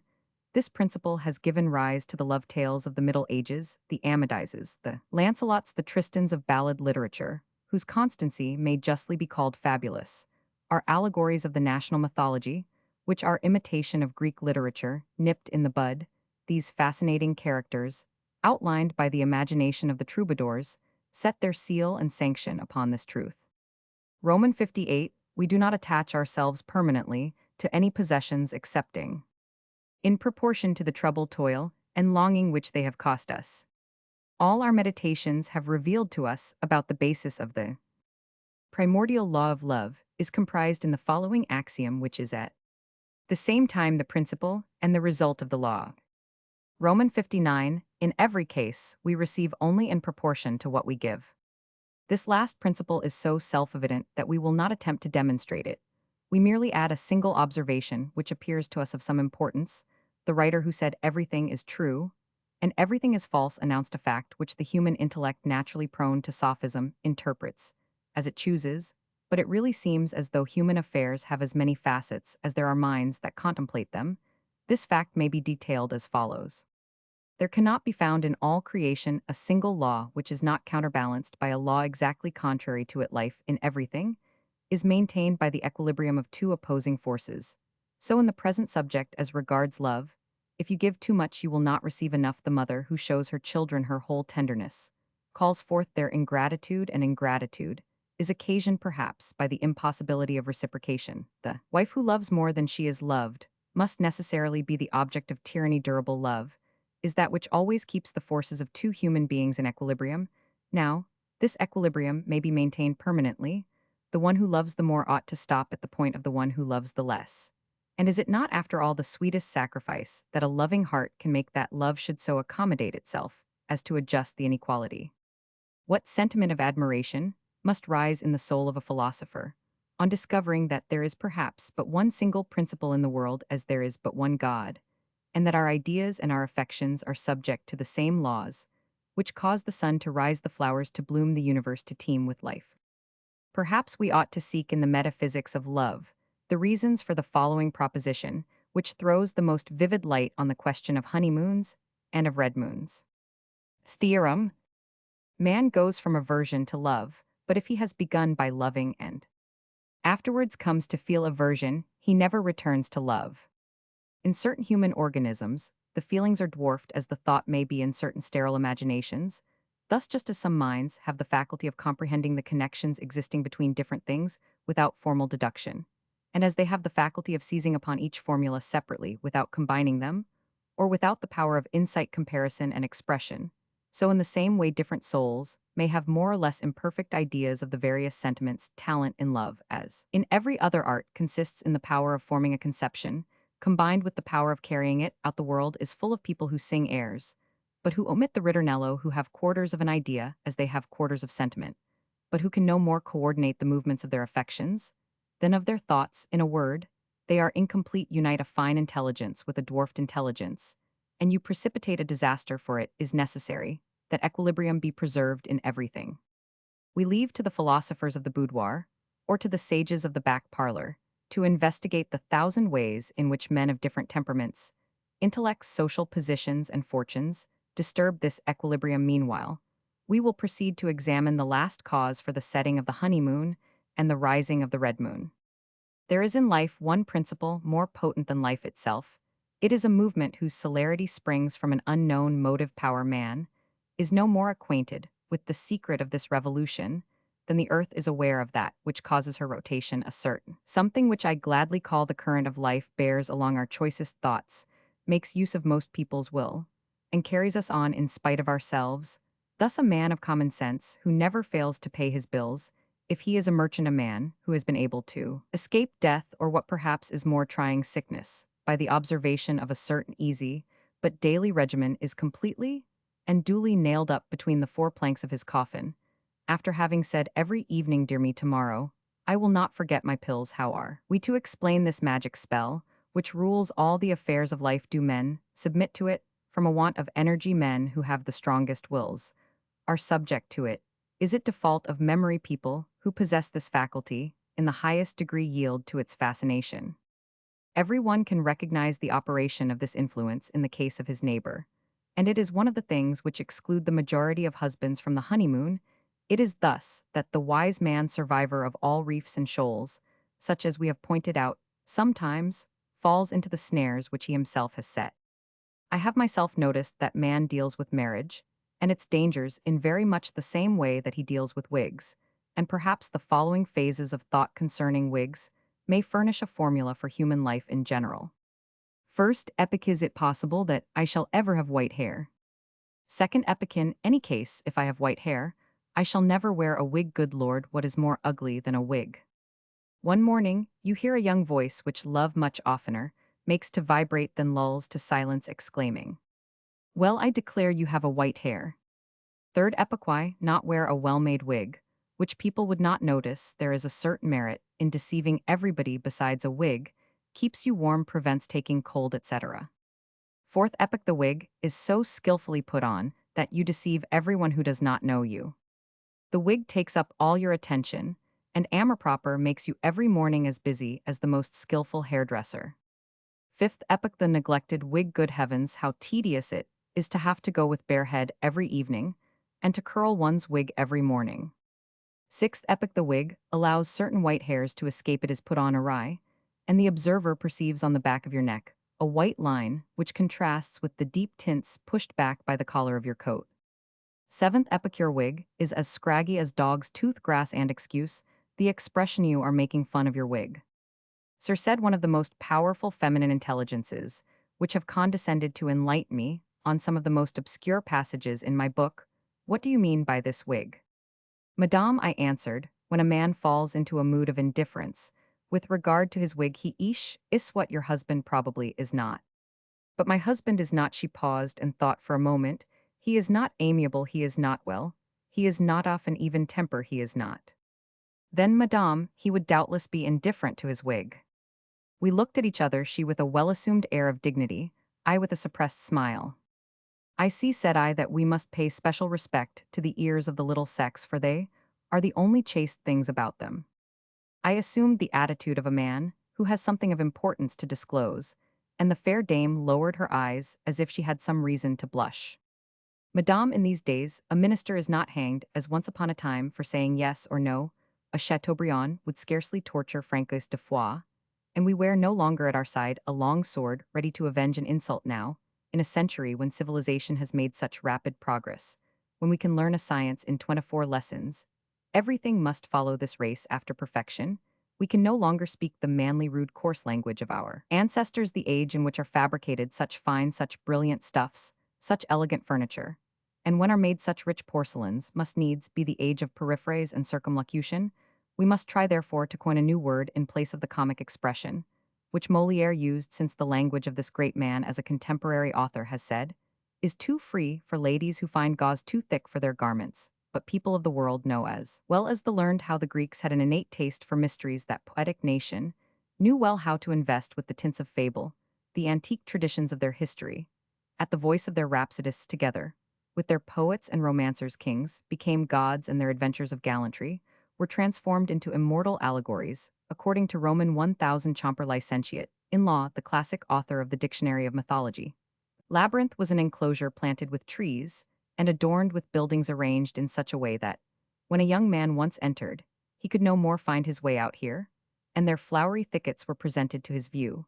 But in the midst of a multitude of alleys which crossed and recrossed his path, and bore the appearance of a uniform passage among the briars, rocks, and thorns, the patient found himself in combat with an animal called the Minotaur. Now, madame, if you will allow me the honor of calling to your mind the fact that the Minotaur was of all known beasts, that which mythology distinguishes as the most dangerous, that in order to save themselves from his ravages, the Athenians were bound to deliver to him every single year 50 virgins. You will perhaps escape the error of good Roman 1000 Chomper, who saw in the labyrinth nothing but an English garden, and you will recognize in this ingenious fable a refined allegory, or we may better say a faithful and fearful image of the dangers of marriage. The paintings recently discovered at Herculaneum have served to confirm this opinion, and as matter of fact, learned men have for a long time believed, in accordance with the writings of certain authors, that the Minotaur was an animal half man, half bull. But the fifth panel of ancient paintings at Herculaneum represents to us this allegorical monster with a body entirely human, and to take away all vestige of doubt, he lies crushed at the feet of Theseus. Now, my dear madame, why should we not ask mythology to come and rescue us from that hypocrisy which is gaining ground with us, and hinders us from laughing as our fathers laughed, and thus, since in the world a young lady does not very well know how to spread the veil under which an honest woman hides her behavior in a contingency, which our grandfathers would have roughly explained by a single word, you like a crowd of beautiful but prevaricating ladies, you content yourselves with saying, ah yes, she is very amiable, but what but? She is often very inconsistent. I have for a long time tried to find out the meaning of this last word, and above all the figure of rhetoric, by which you make it express the opposite of that which it signifies. But all my researches have been in vain. Vert used the word last, and was unfortunately addressed to the innocent nuns, whose infidelities did not in any way infringe the honor of the men.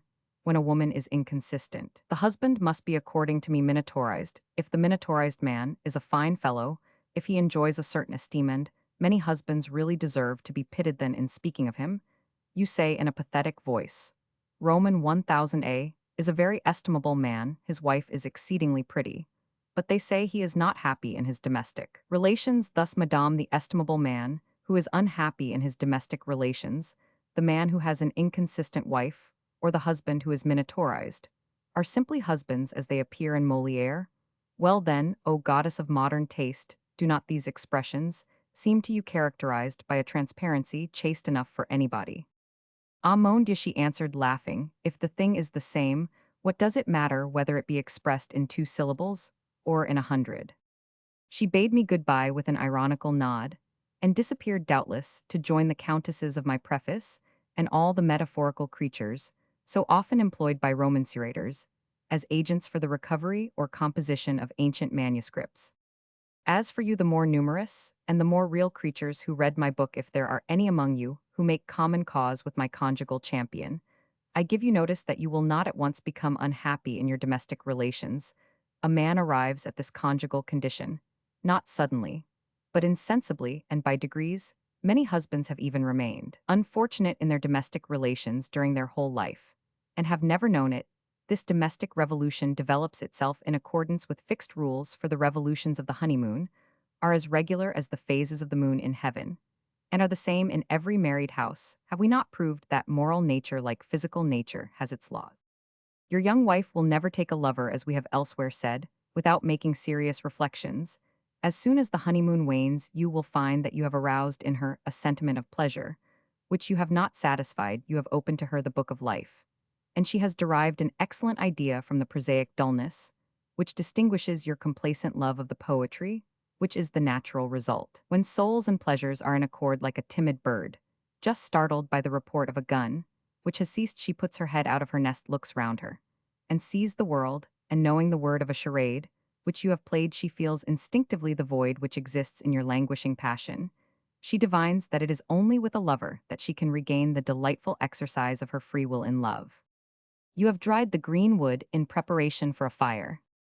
In the situation in which both of you find yourselves, there is no woman, even the most virtuous, who would not be found worthy of a grand passion, who has not dreamed of it, and who does not believe that it is easily kindled, for there is always found a certain amour proper, ready to reinforce that conquered enemy, jaded wife. If the role of an honest woman were nothing more than perilous, said an old lady to me, I would admit that it would serve, but it is tiresome, and I have never met a virtuous woman who did not think about deceiving somebody. And then, before any lover presents himself, a wife discusses with herself the legality of the act. She enters into a conflict with her duties, with the law, with religion, and with the secret desires of a nature which knows no checkering excepting that which she places upon herself, and then commences for you a condition of affairs totally new. Then you receive the first intimation which nature, that good and indulgent mother, always gives to the creatures who are exposed to any danger. Nature has put a bell on the neck of the minotaur, as on the tail of that frightful snake which is the terror of travelers. And then appear in your wife what we will call the first symptoms, and woe to him who does not know how to contend with them. Those who, in reading our book, will remember that they saw those symptoms in their own domestic life, can pass to the conclusion of this work, where they will find how they may gain consolation. The situation referred to, in which a married couple bind themselves for a longer or a shorter time, is the point from which our work starts, as it is the end at which our observations stop. A man of intelligence should know how to recognize the mysterious indications, the obscure signs, and the involuntary revelation which a wife unwittingly exhibits for the next meditation, will doubtless indicate the more evident of the manifestations to neophytes in the sublime science of marriage. Meditation, Roman 8 of the first symptoms. When your wife reaches that crisis in which we have left her, you yourself are wrapped in a pleasant and unsuspicious security.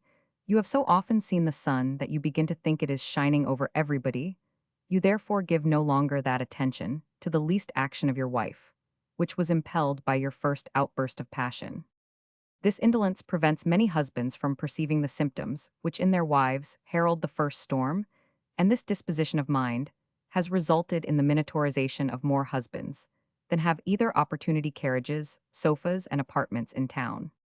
The feeling of indifference in the presence of danger is to some degree justified by the apparent tranquility which surrounds you. The conspiracy which is formed against you by our million of hungry celibates seems to be unanimous in its advance, although all are enemies of each other and know each other well. A sort of instinct forces them into cooperation.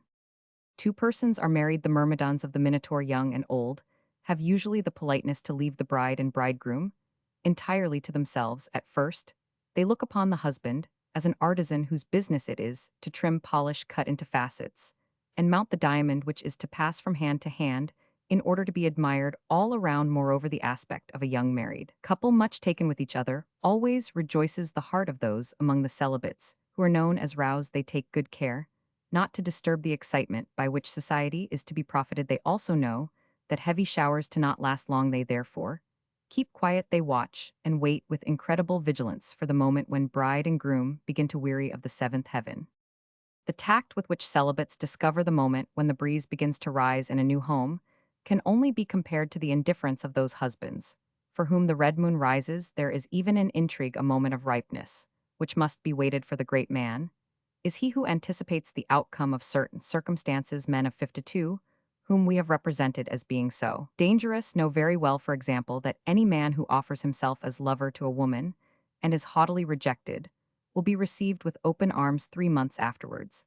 But it may be truly said that in general married people, in betraying their indifference towards each other, show the same naivete with which they first betrayed their love at the time when you are traversing with Madame the ravishing fields of the seventh heaven, where, according to their temperament, newly married people remain encamped for a longer or shorter time. As the preceding meditation has proved, you go little or not at all into society happy, as you are in your home.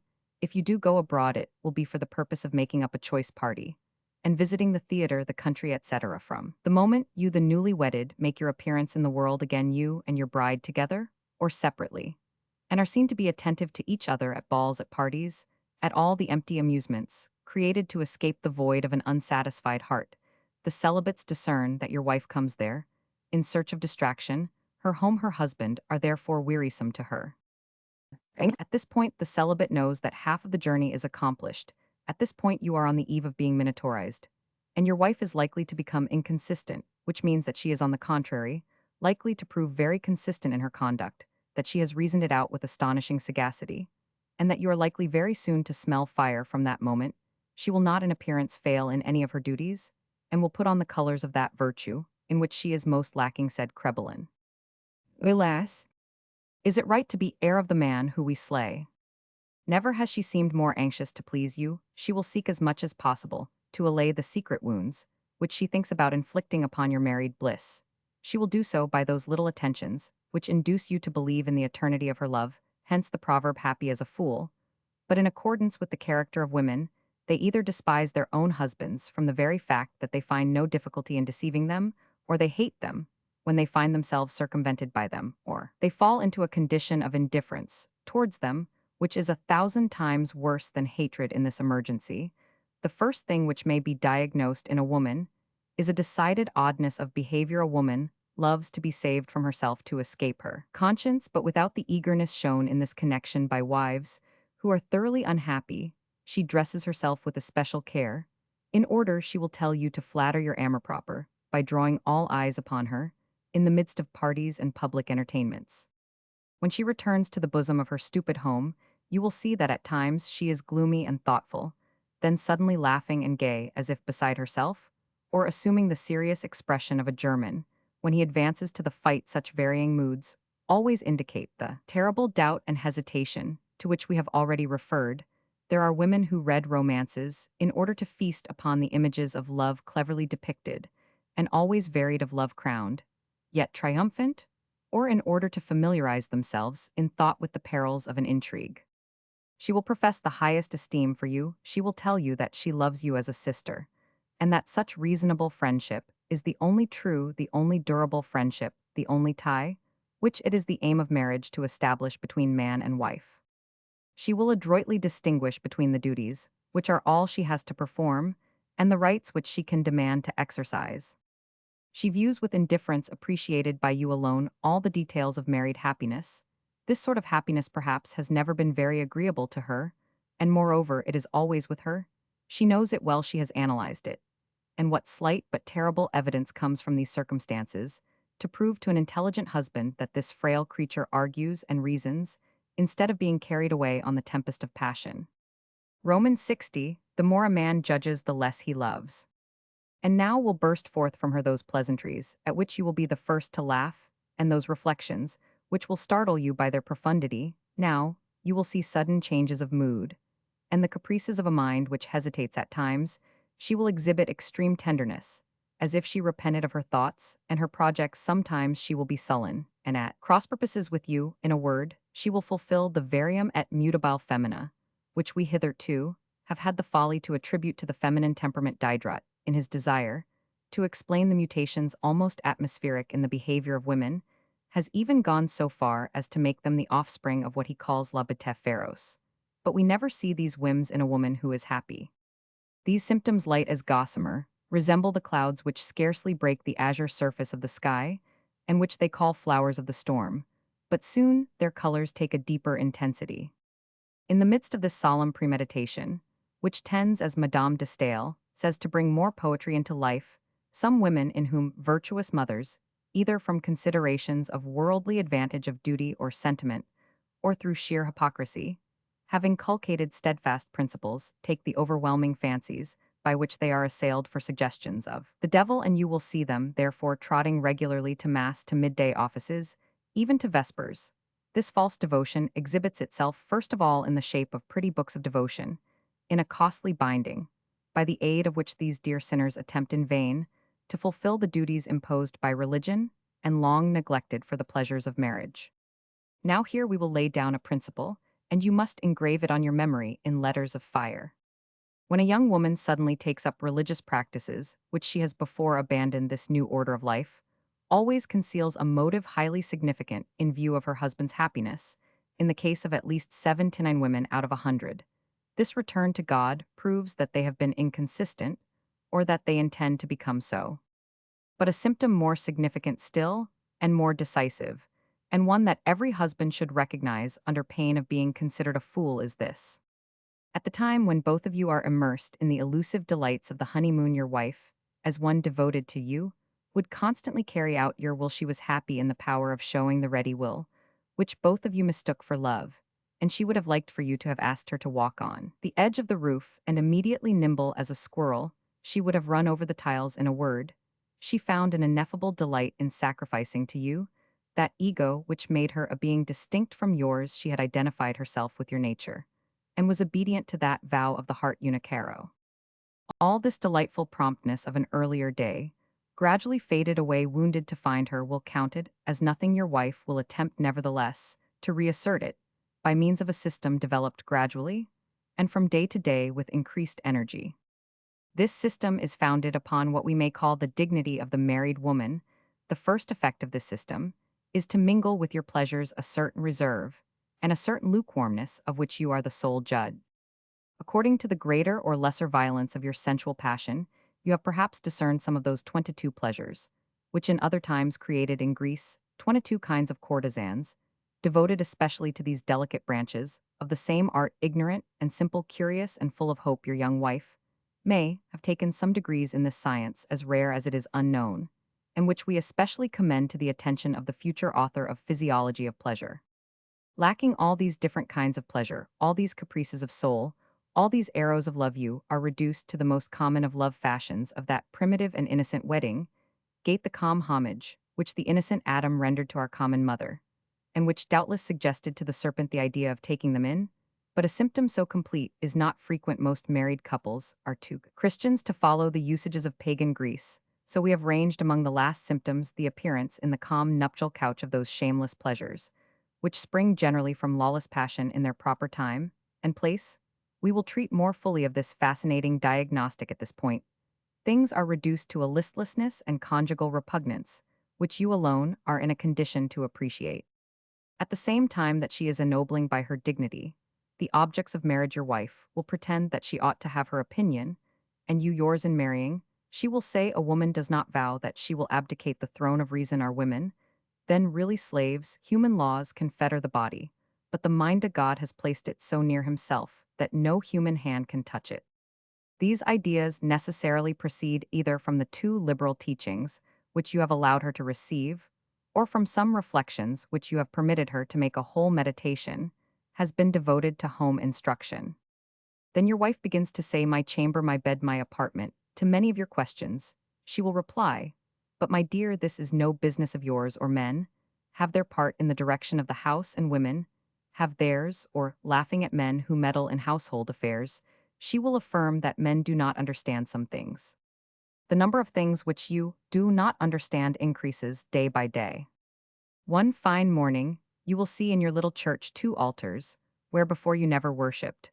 But at one the altar of your wife and your own altar have become distinct, and this distinction will go on increasing always in accordance with the system founded upon the dignity of woman. Then the following ideas will appear, and they will be inculcated in you, whether you like it or not, by means of a living force, very ancient in origin, and little known: steam power, horsepower, manpower, and water power, are good inventions, but nature has provided women with a moral power, in comparison with which all other powers are nothing. We may call it rattle power. This force consists in a continuance of the same sound, in an exact repetition of the same words, in a reversion over and over again to the same ideas. And this so unvaried that from hearing them over and over again, you will admit them in order to be delivered from the discussion. Thus the power of the rattle will prove to you that you are very fortunate to have such an excellent wife, that she has done you too much honor in marrying you, that women often see clearer than men, that you ought to take the advice of your wife in everything, and almost always ought to follow it, that you ought to respect the mother of your children, to honor her, and have confidence in her, that the best way to escape being deceived is to rely upon a wife's refinement, for according to certain old ideas, which we have had the weakness to give credit, it is impossible for a man to prevent his wife from minatorizing him, that a lawful wife is a man's best friend, that a woman is mistress in her own house and queen in her drawing room, etc. Those who wish to oppose a firm resistance to a woman's conquest, affected by means of her dignity over man's power, fall into the category of the predestined. At first quarrels arise which in the eye of wives give an air of tyranny to husbands. The tyranny of a husband is always a terrible excuse for inconsistency in a wife. Then in their frivolous discussions, they are enabled to prove to their families, and to ours, to everybody and to ourselves, that we are in the wrong if for the sake of peace, or from love you acknowledge the pretended rights of women, you yield an advantage to your wife, by which she will profit eternally. A husband, like a government, ought never to acknowledge a mistake. In case you do so, your power will be outflanked by the subtle artifices of feminine dignity. Then all will be lost from that moment. She will advance from concession to concession until she has driven you from her bed. The woman, being shrewd, intelligent, sarcastic, and having leisure to meditate over an ironical phrase, can easily turn you into ridicule during a momentary clash of opinions. The day on which she turns you into ridicule sees the end of your happiness. Your power has expired. A woman who has laughed at her husband cannot henceforth love him. A man should be to the woman who is in love with him a being full of power, of greatness, and always imposing. A family cannot exist without despotism. Think of that, ye nations. Now the difficult course which a man has to steer in presence of such serious incidents as these is what we may call the haute politique of marriage, and is the subject of the second and third parts of our book. That breviary of marital Machiavellism will teach you the manner in which you may grow to greatness within that frivolous mind, within that soul of lacework. To use Napoleon's phrase, you may learn how a man may exhibit a soul of steel, may enter upon this little domestic war without ever yielding the empire of his will, and may do so without compromising his happiness. For if you exhibit any tendency to abdication, your wife will despise you for the sole reason that she has discovered you to be destitute of mental vigor. You are no longer a man to her. But we have not yet reached the point at which are to be developed those theories and principles by means of which a man may unite elegance of manners with severity of measures. Let it suffice us for the moment to point out the importance of impending events, and let us pursue our theme. At this fatal epoch, you will see that she is adroitly setting up a right to go out alone. You were at one time her god, her idol. She has now reached that height of devotion at which it is permitted to see holes in the garments of the saints. "Oh, mon Dieu, my dear," said Madame de la Vallière to her husband, "how badly you wear your sword." Roman 1000 de Richelieu has a way of making it hang straight at his side, which you ought to try to imitate. It is in much better taste. "My dear, you could not tell me in a more tactful manner that we have been married 5 months," replied the Duke, whose repartee made his fortune in the reign of Louis Roman 15. "She will study your character, in order to find weapons against you. Such a study, which love would hold in horror, reveals itself in the 1,000 little traps which she lays purposely to make you scold her. When a woman has no excuse for minatorizing her husband, she sets to work to make one. She will perhaps begin dinner without waiting for you. If you drive through the middle of the town, she will point out certain objects which escaped your notice. She will sing before you without feeling afraid. She will interrupt you, sometimes vouchsafe no reply to you, and will prove to you in 1,000 different ways that she is enjoying at your side the use of all her faculties, and exercising her private judgment. She will try to abolish entirely your influence in the management of the house, and to become sole mistress of your fortune. At first this struggle will serve as a distraction for her soul, whether it be empty or in too violent commotion, Next, she will find in your opposition. A new motive for ridicule slang expressions will not fail her. And in France, we are so quickly vanquished by the ironical smile of another. At other times, headaches and nervous attacks make their appearance, but these symptoms furnish matter for a whole future meditation in the world. She will speak of you without blushing, and will gaze at you with assurance. She will begin to blame your least actions. Because they are at variance with her ideas or her secret intentions, she will take no care of what pertains to you. She will not even know whether you have all you need. You are no longer her paragon. In imitation of Louis Roman XIV, who carried to his mistresses the bouquets of orange blossoms, which the head gardener of Versailles put on his table, every morning Roman 1000 de Vivonne, used almost every day to give his wife choice flowers during the early period of his marriage. One morning, he found the bouquet lying on the side table, without having been placed as usual in a vase of water. "Oh, oh," said he, "if I am not a cuckold, I shall very soon be one." You go on a journey for 8 days, and you receive no letters, or you receive 3 pages of which are blank symptom. You come home mounted on a valuable horse which you like very much, and between her kisses, your wife shows her uneasiness about the horse and his fodder symptom. To these features of the case, you will be able to add others. We shall endeavor in the present volume always to paint things in bold fresco style, and leave the miniatures to you according to the characters. Concerned, the indications which we are describing veiled under the incidents of ordinary life are of infinite variety. One man may discover a symptom in the way, a shawl is put on, while another needs to receive a fillip to his intellect, in order to notice the indifference of his mate. Some fine spring morning, the day after a ball or the eve of a country party, this situation reaches its last phase. Your wife is listless, and the happiness within her reach has no more attractions for her. Her mind, her imagination, perhaps her natural caprices call for a lover. Nevertheless, she dare not yet embark upon an intrigue, whose consequences and details fill her with dread. You are still there for some purpose or other. You are a weight in the balance, although a very light one. On the other hand, the lover presents himself arrayed in all the graces of novelty and all the charms of mystery. The conflict which has arisen in the heart of your wife becomes in presence of the enemy more real and more full of peril than before. Very soon the more dangers and risks there are to be run, the more she burns to plunge into that delicious gulf of fear, enjoyment, anguish, and delight. Her imagination kindles and sparkles, her future life rises before her eyes, colored with romantic and mysterious hues. Her soul discovers that existence has already taken its tone from the struggle which to a woman has so much solemnity in it. All is agitation, all is fire, all is commotion within her. She lives with 3 times as much intensity as before, and judges the future by the present. The little pleasure which you have lavished upon her bears witness against you, for she is not excited as much by the pleasures which she has received as by those which she is yet to enjoy. Does not imagination show her that her happiness will be keener with this lover, whom the laws deny her, than with you? And then she finds enjoyment even in her terror, and terror in her enjoyment. Then she falls in love with this imminent danger, this sword of Damocles, hung over her head by yourself, thus preferring the delirious agonies of such a passion to that conjugal inanity, which is worse to her than death, to that indifference, which is less a sentiment than the absence of all sentiment.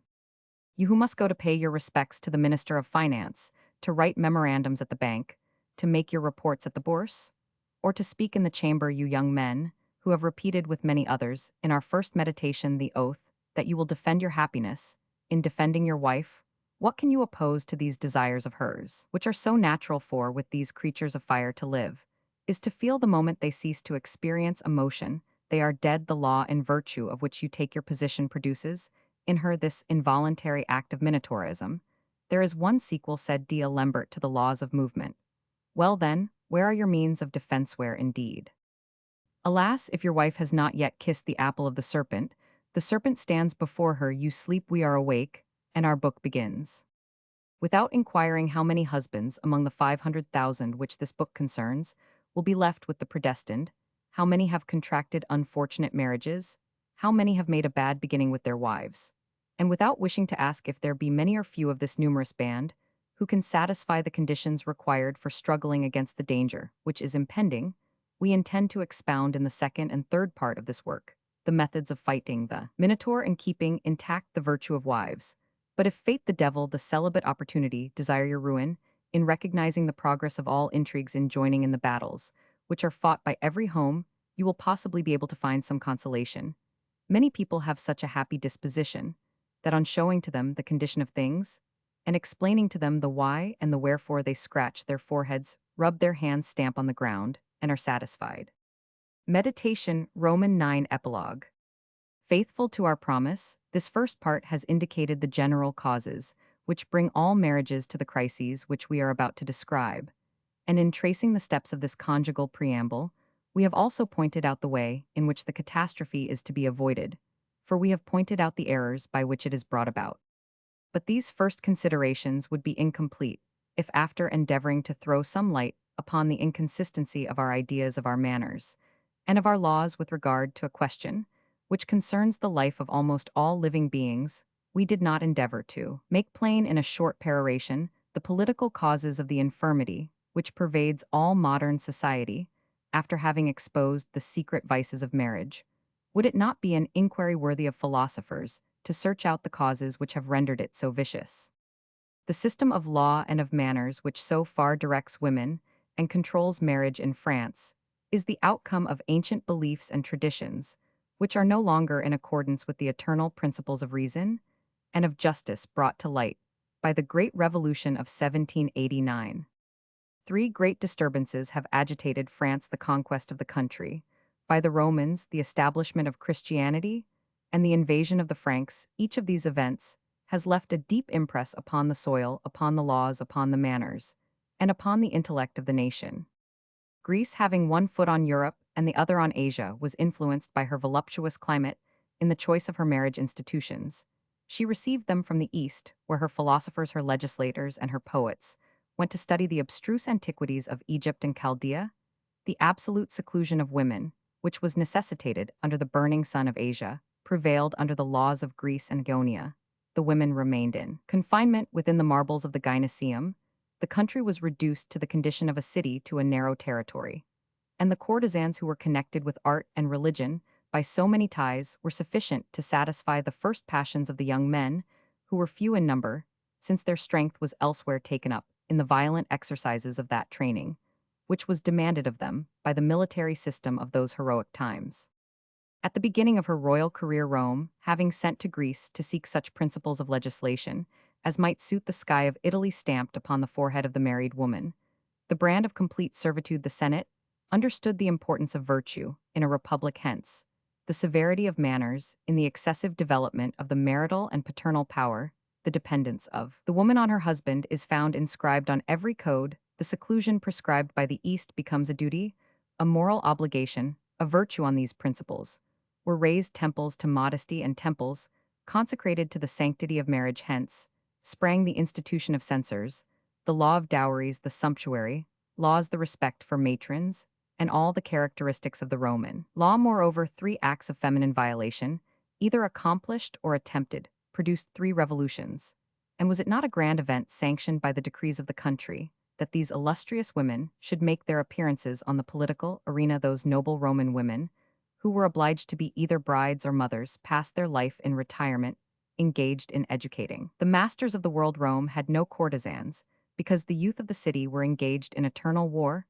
If later on dissoluteness appeared, it merely resulted from the despotism of emperors, and still the prejudices founded upon ancient manners were so influential that Rome never saw a woman on a stage. These facts are not put forth idly in scanning the history of marriage in France. After the conquest of Gaul, the Romans imposed their laws upon the conquered, but they were incapable of destroying both the profound respect which our ancestors entertained for women and the ancient superstitions which made women the immediate oracles of God. The Roman laws ended by prevailing to the exclusion of all others in this country once known as the land of written law, or Gallia Togata, and their ideas of marriage penetrated more or less into the land of customs. But during the conflict of laws with manners, the Franks invaded the Gauls and gave to the country the dear name of France. These warriors came from the north and brought the system of gallantry, which had originated in their western regions, where the mingling of the sexes did not require in those icy climates the jealous precautions of the East. The women of that time elevated the privations of that kind of life by the exaltation of their sentiments. The drowsy minds of the day made necessary those varied forms of delicate solicitation, that versatility of address, the fancied repulse of coquetry, which belong to the system whose principles have been unfolded in our first part, as admirably suited to the temperate clime of France.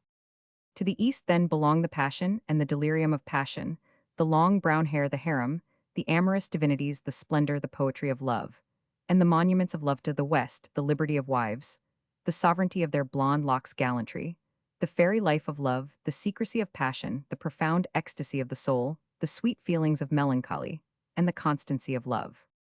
These two systems, starting from opposite points of the globe, have come into collision in France, where one part of the country Languedoc was attracted by Oriental traditions, while the other Languedoc was the native land of a creed which attributes to woman a magical power. In the Languedoc, love necessitates mystery. In the Languedoc, to see is to love.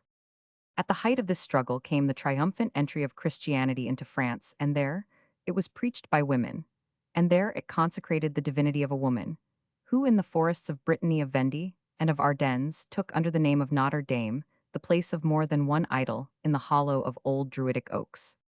If the religion of Christ, which is above all things a code of morality and politics, gave a soul to all living beings, proclaimed that equality of all in the sight of God, and by such principles as these fortified the chivalric sentiments of the North, this advantage was counterbalanced by the fact that the sovereign pontiff resided at Rome, of which seat he considered himself the lawful heir through the universality of the Latin tongue, which became that of Europe during the Middle Ages, and through the keen interest taken by monks, writers, and lawyers in establishing the ascendancy of certain codes discovered by a soldier in the sack of Amalfi.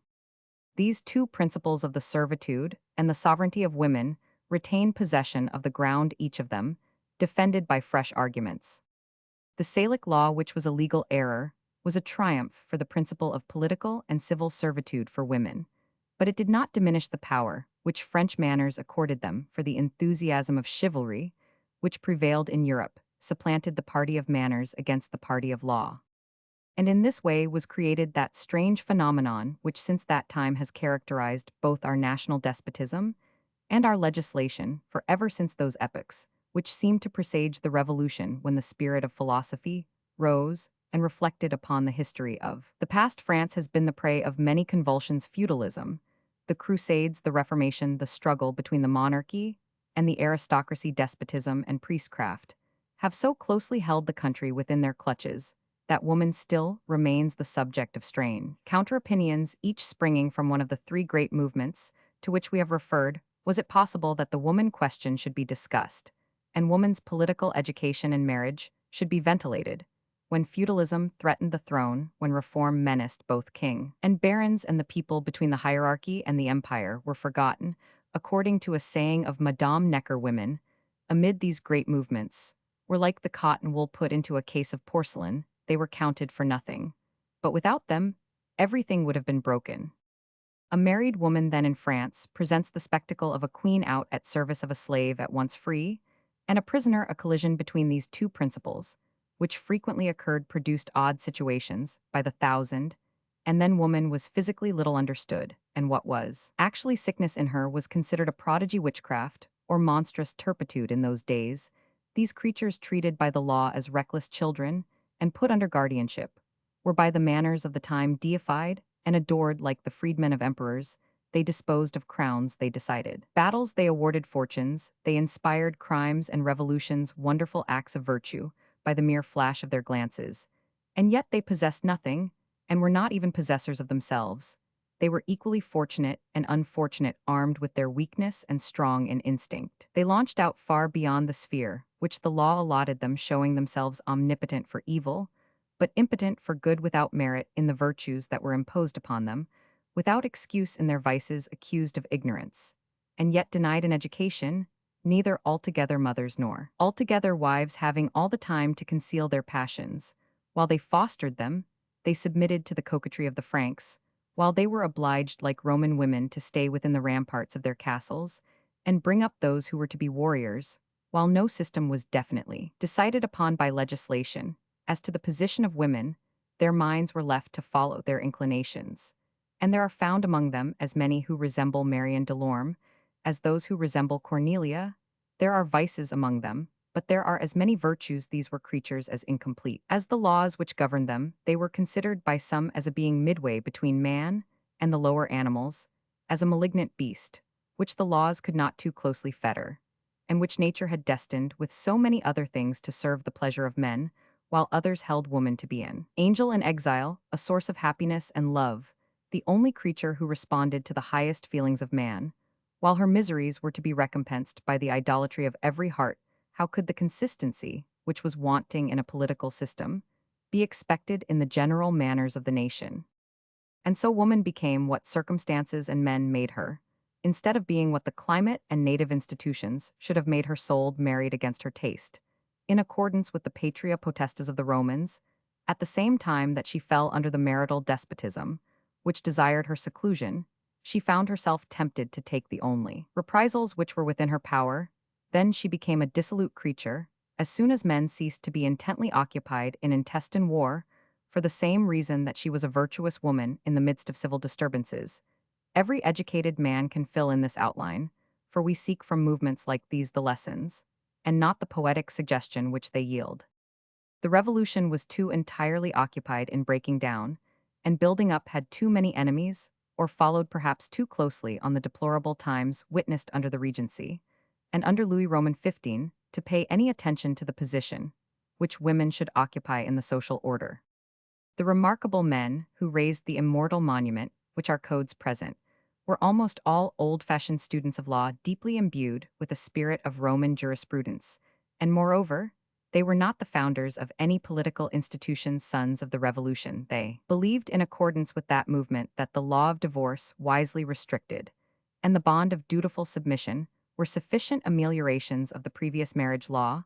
When that former order of things was remembered, the change made by the new legislation seemed immense.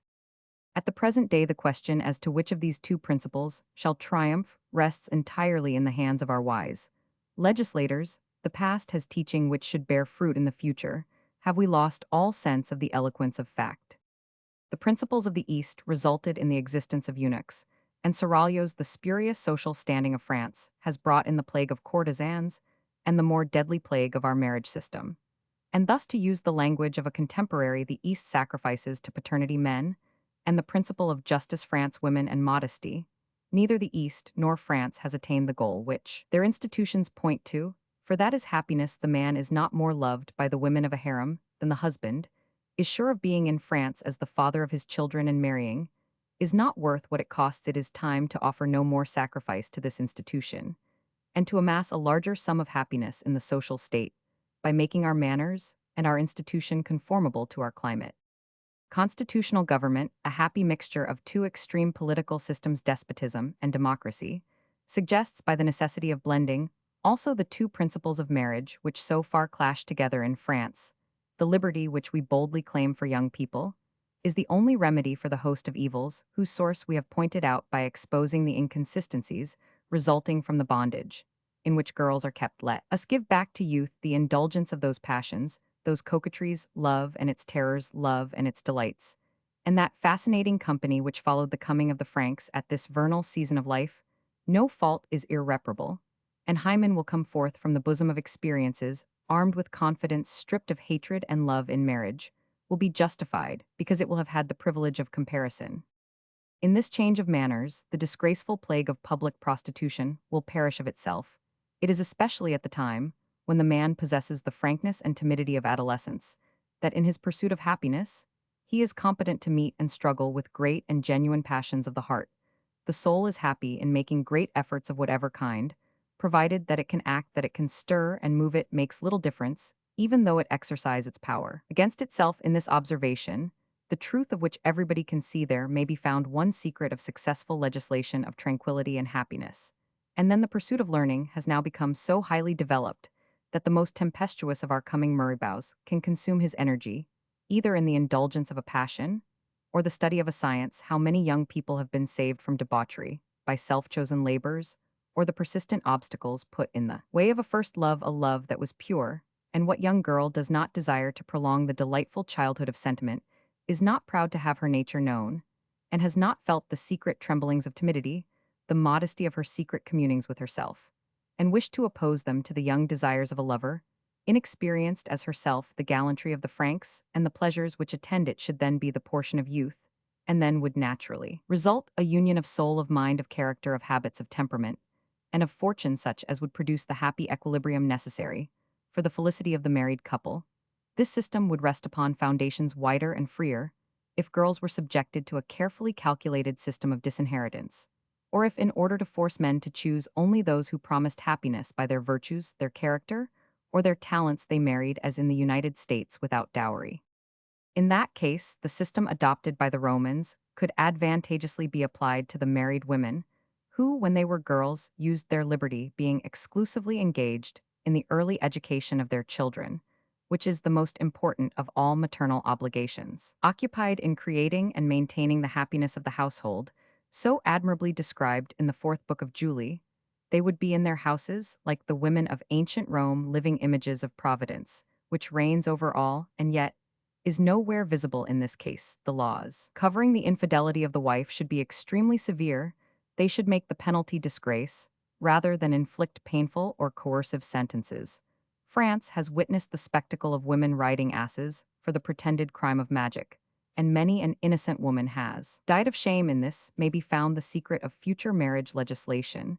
The young girls of Miletus delivered themselves from marriage by voluntary death. The Senate condemned the suicides to be dragged naked on a hurdle, and the other virgins condemned themselves for life. Women and marriage will never be respected until we have that radical change in manners, which we are now begging for. This profound thought is the ruling principle in the two finest productions of an immortal genius. Emile and La Nouvelle Heloise are nothing more than two eloquent pleas for the system. The voice there raised will resound through the ages, because it points to the real motives of true legislation and the manners which will prevail in the future by placing children at the breast of their mothers. Jean-Jacques rendered an immense service to the cause of virtue, but his age was too deeply gangrened with abuses to understand the lofty lessons unfolded in those two poems. It is right to add also that the philosopher was in these works overmastered by the poet, and in leaving in the heart of Julie after her marriage some vestiges of her first love, he was led astray by the attractiveness of a poetic situation, more touching indeed, but less useful than the truth which he wished to display. Nevertheless, if marriage in France is an unlimited contract, to which men agree with a silent understanding, that they may thus give more relish to passion, more curiosity, more mystery, to love, more fascination to women, if a woman is rather an ornament to the drawing-room, a fashion plate, a portmanteau, than a being whose functions in the order politic are an essential part of the country's prosperity, and the nation's glory, a creature whose endeavors in life vie in utility with those of men, admit that all the above theory, all these long considerations sink into nothingness at the prospect of such an important destiny. But after having squeezed a pound of actualities, in order to obtain one drop of philosophy, having paid sufficient homage to that passion for the historic which is so dominant in our time, let us turn our glance upon the manners of the present period. Let us take the cap and bells and the coxcomb of which Rabelais once made a scepter, and let us pursue the course of this inquiry, without giving to one joke more seriousness than comports with it, and without giving to serious things the jesting tone which ill befits them. Second part, means of defense interior and exterior. To be or not to be? That is the question. Shakespeare, Hamlet. Meditation, Roman 10, a treatise on marital policy.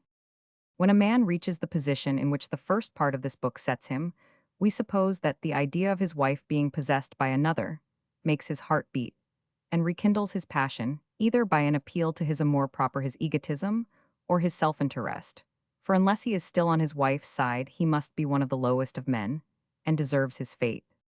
In this trying moment, it is very difficult for a husband to avoid making mistakes, for, with regard to most men, the art of ruling a wife is even less known than that of judiciously choosing one. However, marital policy consists chiefly in the practical application of three principles, which should be the soul of your conduct. The first is never to believe what a woman says. The second, always to look for the spirit, without dwelling too much upon the letter of her actions.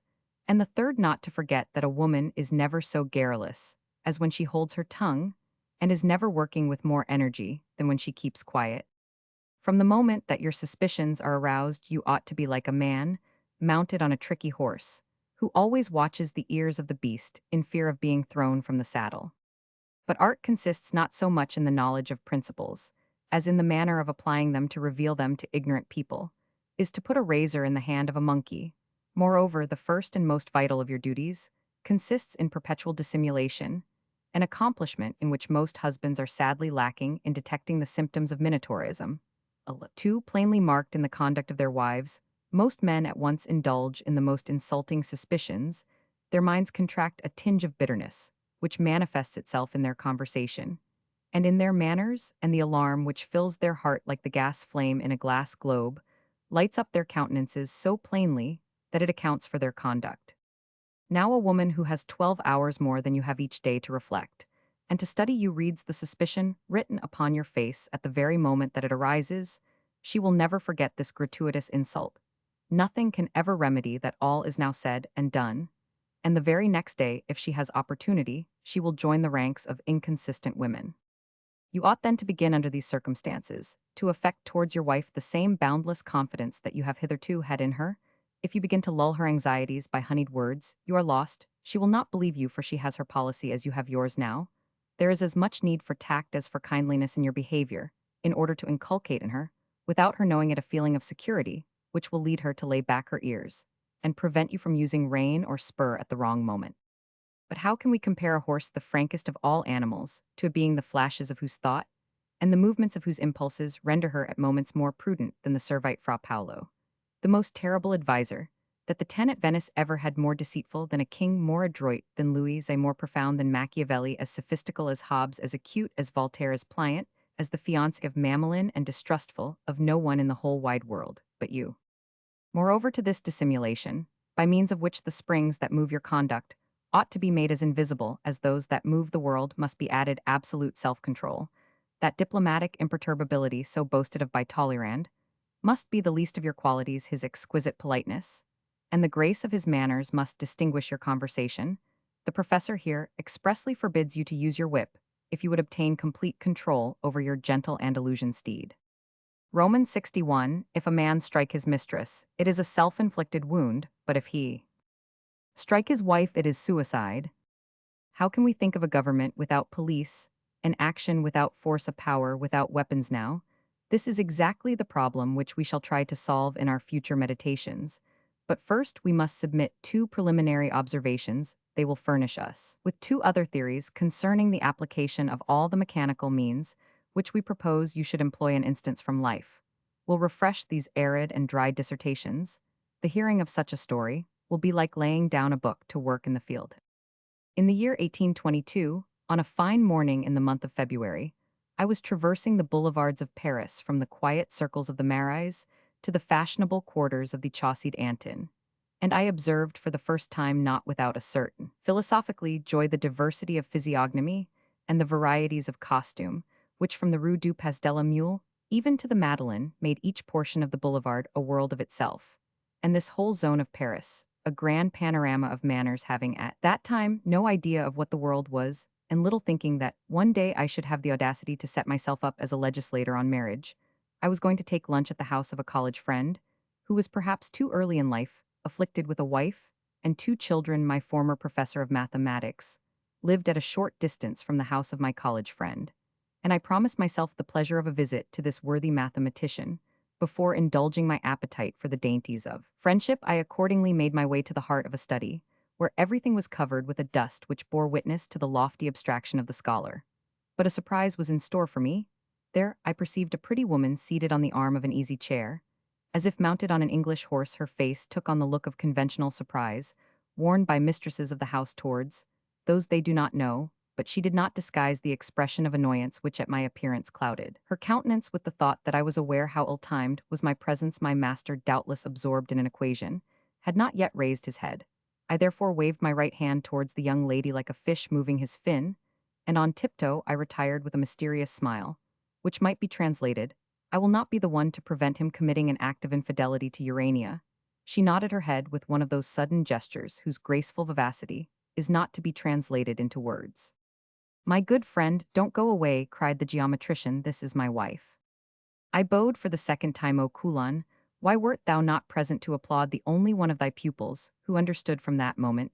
The expression anacreontic as applied to a beau, the effect, must have been very overwhelming for Madame the Professoress, as the Germans say, rose hurriedly, as if to go, making me a slight bow, which seemed to say adorable. Her husband stopped her, saying, Don't go, my child, this is one of my pupils. The young woman bent her head towards the scholar as a bird perched on a bough stretches its neck to pick up a seed. It is not possible, said the husband, heaving a sigh, and I am going to prove it to you by a plus B. Let us drop that, sir, I beg you, she answered, pointing with a wink to me. If it had been a problem in algebra, my master would have understood this look, but it was Chinese to him, and so he went on. Look here, child, I constitute you judge in the matter. Our income is 10,000 francs. At these words, I retired to the door as if I were seized with a wild desire to examine the framed drawings which had attracted my attention. My discretion was rewarded by an eloquent glance. Alas, she did not know that in Fortunio I could have played the part of Sharp Ears, who heard the truffles growing. In accordance with the principles of general economy, said my master, no one ought to spend in rent and servants' wages more than 2/10 of his income. Now our apartment and our attendance cost altogether 100 louis. I give you 1,200 francs to dress with. In saying this, he emphasized every syllable. Your food, he went on, takes up 4,000 francs. Our children demand, at least 25 louis. I take for myself only 800 francs. Washing, fuel, and light mount up to about 1,000 francs, so that there does not remain, as you see, more than 600 francs for unforeseen expenses. In order to buy the cross of diamonds, we must draw 1,000 crowns from our capital. And if once we take that course, my little darling, there is no reason why we should not leave Paris, which you love so much, and at once take up our residence in the country, in order to retrench children and household expenses will increase fast enough. Come, try to be reasonable. I suppose I must, she said, but you will be the only husband in Paris who has not given a New Year's gift to his wife. And she stole away like a schoolboy who goes to finish an imposed duty. My master made a gesture of relief. When he saw the door close, he rubbed his hands. He talked of the war in Spain. And I went my way to the Rue de Provence, little knowing that I had received the first installment of a great lesson in marriage. Any more than I dreamt of the conquest of Constantinople by General Diebitsch. I arrived at my host's house at the very moment they were sitting down to luncheon. After having waited for me the half-hour demanded by usage, it was, I believe, as she opened a pate de foie gras, that my pretty hostess said to her husband with a determined air, Alexander, if you were really nice, you would give me that pair of earrings that we saw at Fawson's. You shall have them cheerfully, replied my friend, drawing from his pocketbook 3 notes of 1,000 francs, the sight of which made his wife's eyes sparkle. I can no more resist the pleasure of offering them to you, he added, than you can that of accepting them. This is the anniversary of the day I first saw you, and the diamonds will perhaps make you remember it. You bad man, said she with a winning smile. She poked 2 fingers into her bodice, and pulling out a bouquet of violets, she threw them with childlike contempt into the face of my friend Alexander, gave her the price of the jewels, crying out. I had seen the flowers. I shall never forget the lively gesture, and the eager joy with which, like a cat which lays its spotted paw upon a mouse, the little woman seized the 3 banknotes. She rolled them up, blushing with pleasure, and put them in the place of the violets which before had perfumed her bosom. I could not help thinking about my old mathematical master. I did not then see any difference between him and his pupil than that which exists between a frugal man and a prodigal, little thinking that he of the two who seemed to calculate the better actually calculated the worse. The luncheon went off merrily, very soon seated in a little drawing room, newly decorated before a cheerful fire, which gave warmth and made our hearts expand. As in springtime, I felt compelled to make this loving couple a guest's compliments on the furnishing of their little bower. It is a pity that all this costs so dear, said my friend, but it is right that the nest be worthy of the bird. But why the devil do you compliment me upon curtains which are not paid? For you make me remember just at the time I am digesting lunch that I still owe 2,000 francs to a Turk of an upholsterer. At these words, the mistress of the house made a mental inventory of the pretty room with her eyes, and the radiancy of her face changed to thoughtfulness. Alexander took me by the hand and led me to the recess of a bay window. Do you happen, he said in a low voice, to have 1,000 crowns to lend me? I have only 12,000 francs income, and this year. Alexander, cried the dear creature, interrupting her husband, while rushing up, she offered him the 3 banknotes. I see now that it is a piece of folly. What do you mean, answered he, keep your money. But my love, I am ruining you. I ought to know that you love me so much that I ought not to tell you all that I wish for. Keep it, my darling, it is your lawful property. In sense, I shall gamble this winter and get all that back again. Gamble, cried she with an expression of horror. Alexander, take back these notes, come, sir. I wish you to do so. No, no, replied my friend, repulsing the white and delicious little hand. Are you not going on Thursday to a ball of Madame de B? I will think about what you asked of me, said I to my comrade. I went away bowing to his wife, but I saw plainly after that scene that my anacreontic salutation did not produce much effect upon her. He must be mad, thought I, as I went away to talk of 1,000 crowns to a law student. 5 days later, I found myself at the house of Madame de B, whose balls were becoming fashionable. In the midst of the quadrilles, I saw the wife of my friend, and that of the mathematician Madame Alexander, wore a charming dress, some flowers, and white muslin were all that composed it. She wore a little cross a la Jeanette hanging by a black velvet ribbon, which set off the whiteness of her scented skin. Long pairs of gold decorated her ears. On the neck of Madame, the professoress, sparkled a superb cross of diamonds. How funny that is, said I to a personage who had not yet studied the world's ledger, nor deciphered the heart of a single woman. That personage was myself. If I had then the desire to dance with those fair women, it was simply because I knew a secret which emboldened my timidity. So after all, Madame, you have your cross, I said to her first. Well, I fairly won it, she replied, with a smile hard to describe. How is this, no earrings? I remarked to the wife of my friend. Ah, she replied, I have enjoyed possession of them during a whole luncheon time, but you see that I have ended by converting Alexander. He allowed himself to be easily convinced. She answered with a look of triumph. 8 years afterwards, this scene suddenly rose to my memory, though I had long since forgotten it. And in the light of the candles, I distinctly discerned the moral of it. Yes, a woman has a horror of being convinced of anything when you try to persuade her. She immediately submits to being led astray, and continues to play the role which nature gave her in her view. To allow herself to be won over is to grant a favor, but exact arguments irritate and confound her. In order to guide her, you must employ the power which she herself so frequently employs, and which lies in an appeal to sensibility. It is therefore in his wife and not in himself that a husband can find the instruments of his despotism. As diamond cuts diamond, so must the woman be made to tyrannize over herself, to know how to offer the earrings in such a way that they will be returned, is a secret whose application embraces the slightest details of life. And now let us pass to the second observation. He who can manage property of 1 tomon can manage one of 100,000, says an Indian proverb, and I for my part will enlarge upon this Asiatic adage, and declare that he who can govern 1 woman can govern a nation. And indeed there is very much similarity between these two governments. Must not the policy of husbands be very nearly the same as the policy of kings? Do not we see kings trying to amuse the people in order to deprive them of their liberty, throwing food at their heads for 1 day, in order to make them forget the misery of a whole year, preaching to them not to steal, and at the same time stripping them of everything, and saying to them, it seems to me that if I were the people I should be virtuous. It is from England that we obtain the precedent which husbands should adopt in their houses. Those who have eyes ought to see that, when the government is running smoothly, the Whigs are rarely in power. A long Tory ministry has always succeeded an ephemeral Liberal cabinet. The orators of a national party resemble the rats which wear their teeth away in gnawing the rotten panel. They close up the hole as soon as they smell the nuts. And the lard locked up in the royal cupboard. The woman is the Whig of our government, occupying the situation in which we have left her. She might naturally aspire to the conquest of more than one privilege. Shut your eyes to the intrigues. Allow her to waste her strength in mounting half the steps of your throne, and when she is on the point of touching your scepter, fling her back to the ground quite gently, and with infinite grace, saying to her bravo, and leaving her to expect success in the hereafter. The craftiness of this maneuver will prove a fine support to you in the employment of any means which it may please you to choose from your arsenal for the object of subduing your wife.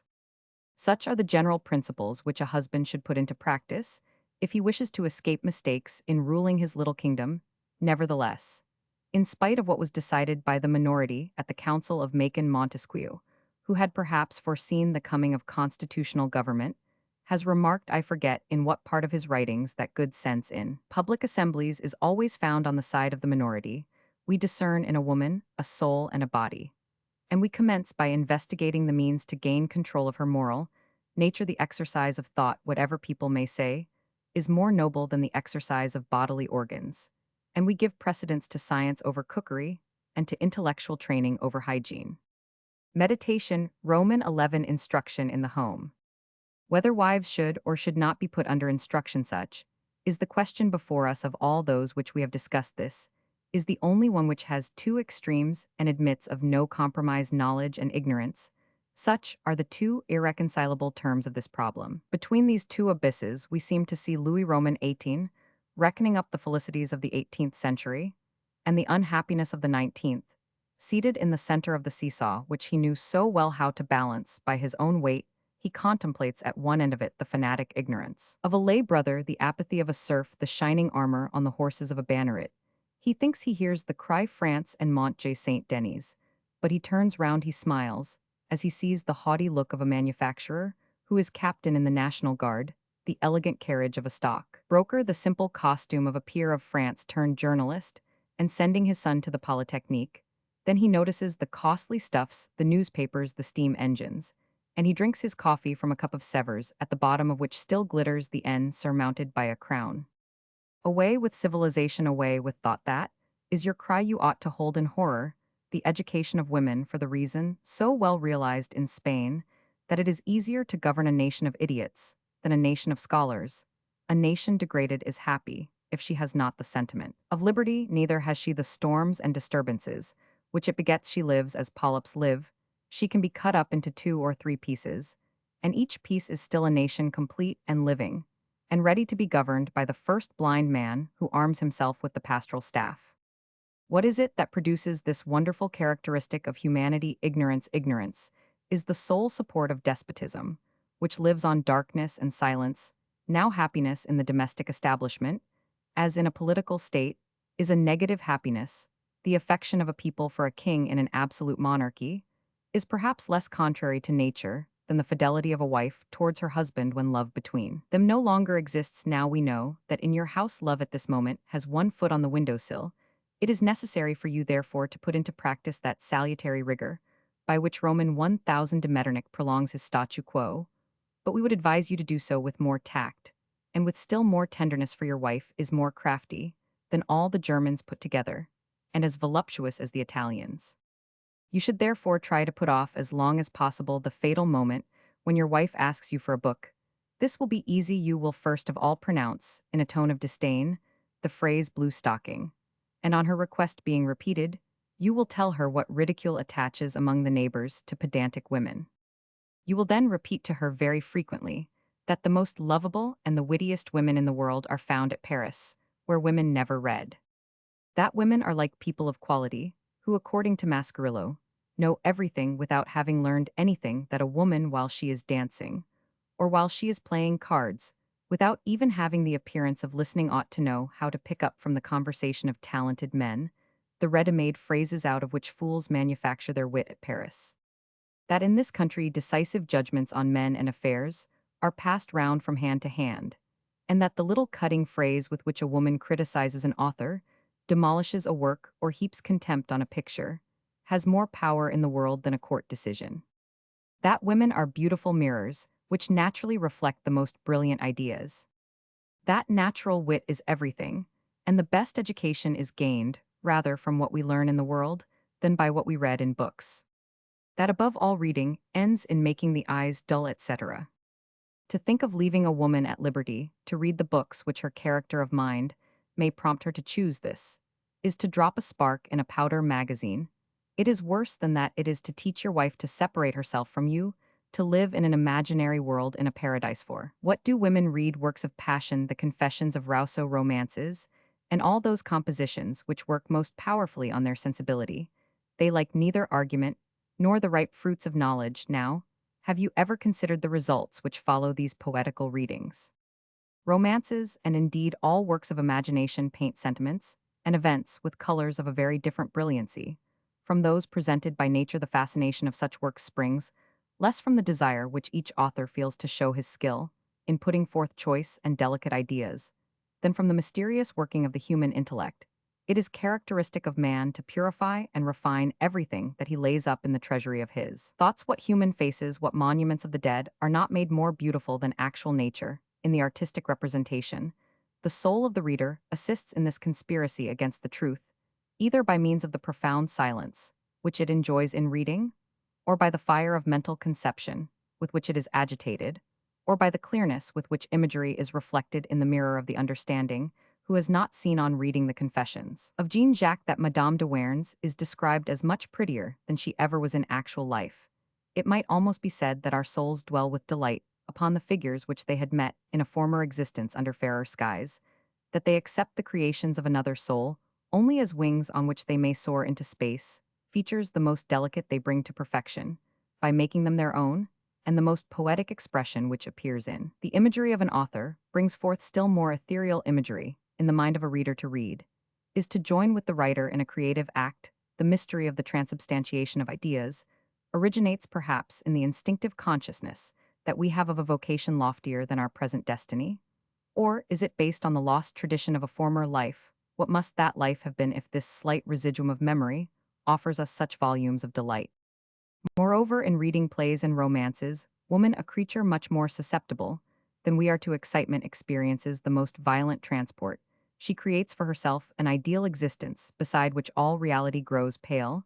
She at once attempts to realize this voluptuous life, to take to herself the magic which she sees in it, and without knowing it, she passes from spirit to letter and from soul to sense.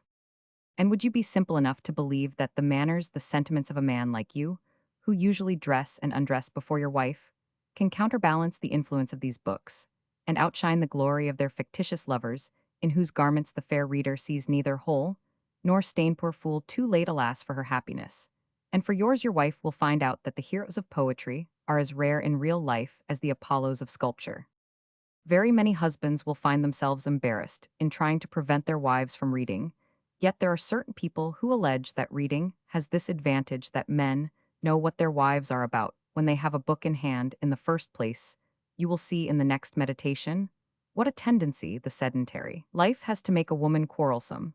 But have you never met those beings without poetry who succeed in petrifying their unhappy companions by reducing life to its most mechanical elements? Study great men in their conversation, and learn by heart the admirable arguments by which they condemn poetry and the pleasures of imagination. But if after all your efforts your wife persists in wishing to read, put at her disposal at once all possible books from the ABC of her little boy, to Renat, book more dangerous to you, when in her hands than Therese philosophe, you might create in her an utter disgust for reading, by giving her tedious books, and plunge her into utter idiocy with Marie, Alacoque the Brosse de Penitence, or with the chansons which were so fashionable in the time of Louis Roman 15. But later on you will find in the present volume the means of so thoroughly employing your wife's time that any kind of reading will be quite out of the question. First of all, consider the immense resources which the education of women has prepared for you in your efforts to turn your wife from her fleeting taste for science. Just see with what admirable stupidity girls lend themselves to reap the benefit of the education which is imposed upon them in France. We give them in charge to nursery maids, to companions, to governesses who teach them 20 tricks of coquetry and false modesty for every single noble and true idea which they impart to them. Girls are brought up as slaves and are accustomed to the idea that they are sent into the world to imitate their grandmothers, to breed canary birds, to make herbals, to water little Bengal rose bushes, to fill in worsted work, or to put on collars. Moreover, if a little girl in her 10th year has more refinement than a boy of 20, she is timid and awkward, she is frightened at a spider, chatters nonsense, thinks of dress, talks about the fashions, and has not the courage to be either a watchful mother or a chaste wife. Notice what progress she had made. She has been shown how to paint roses and to embroider ties in such a way as to earn 8 sous a day. She has learned the history of France in Ragua and chronology, in the tables du Citgan Chantreau. And her young imagination has been set free in the realm of geography, all without any aim, excepting that of keeping away all that might be dangerous to her heart. But at the same time, her mother and her teachers repeat with unwearied voice the lesson that the whole science of a woman lies in knowing how to arrange the fig leaf, which our mother Eve wore. She does not hear for 15 years, says Diderot, anything else. But my daughter, your fig leaf is on badly. My daughter, your fig leaf is on well. My daughter, would it not look better so? Keep your wife then within this fine and noble circle of knowledge.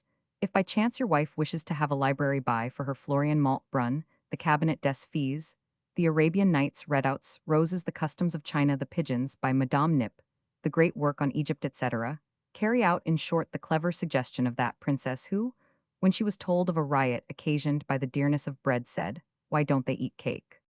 Perhaps one evening your wife will reproach you for being sullen, and not speaking to her perhaps, she will say that you are ridiculous when you have just made a pun. But this is one of the slight annoyances incident to our system, and moreover, what does it matter to you that the education of women in France is the most pleasant of absurdities, and that your marital obscurantism has brought a doll to your arms, as you have not sufficient courage to undertake a fairer task? Would it not be better to lead your wife along the beaten track of married life in safety, than to run the risk of making her scale the steep precipices of love? She is likely to be a mother you must not exactly expect to have Gracchi for sons, but to be really pater quem nuptiae demonstrant now. In order to aid you in reaching this consummation, we must make this book an arsenal from which each one in accordance with his wife's character and his own may choose weapons fit to employ against the terrible genius of evil, which is always ready to rise up in the soul of a wife. And since it may fairly be considered that the ignorant are the most cruel opponents of feminine education, this meditation will serve as a breviary for the majority of husbands. If a woman has received a man's education, she possesses in very truth the most brilliant and most fertile sources of happiness, both to herself and to her husband. But this kind of woman is as rare as happiness itself, and if you do not possess her for your wife, your best course is to confine the one you do possess for the sake of your common felicity to the region of ideas she was born in, for you must not forget that one moment of pride in her might destroy you by setting on the throne a slave who would immediately be tempted to abuse her power. After all, by following the system prescribed in this meditation, a man of superiority will be relieved from the necessity of putting his thoughts into small change when he wishes to be understood by his wife.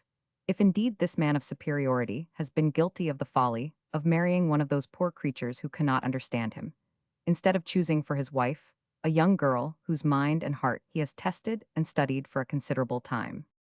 Our aim in this last matrimonial observation has not been to advise all men of superiority to seek for women of superiority, and we do not wish each one to expound our principles, after the manner of Madame de Staël, who attempted in the most indelicate manner to effect a union between herself and Napoleon. These two beings would have been very unhappy in their domestic life, and Josephine was a wife accomplished, in a very different sense from this virago of the 19th century.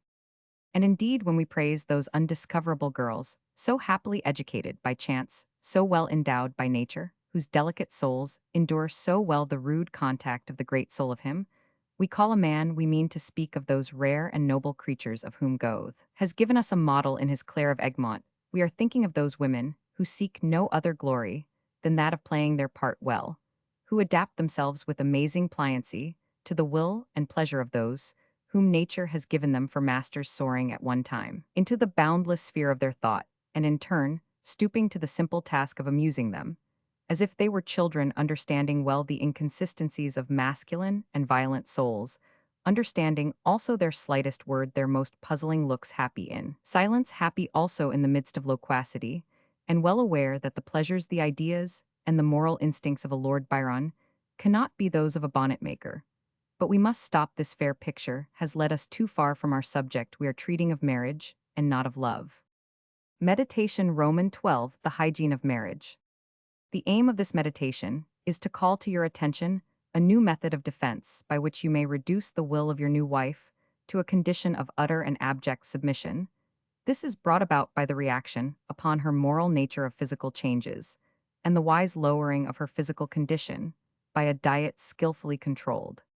This great and philosophical question of conjugal medicine will doubtless be regarded favorably by all who are gouty, are impotent, or suffer from catarrh, and by that legion of old men whose dullness we have quickened by our article on the predestined.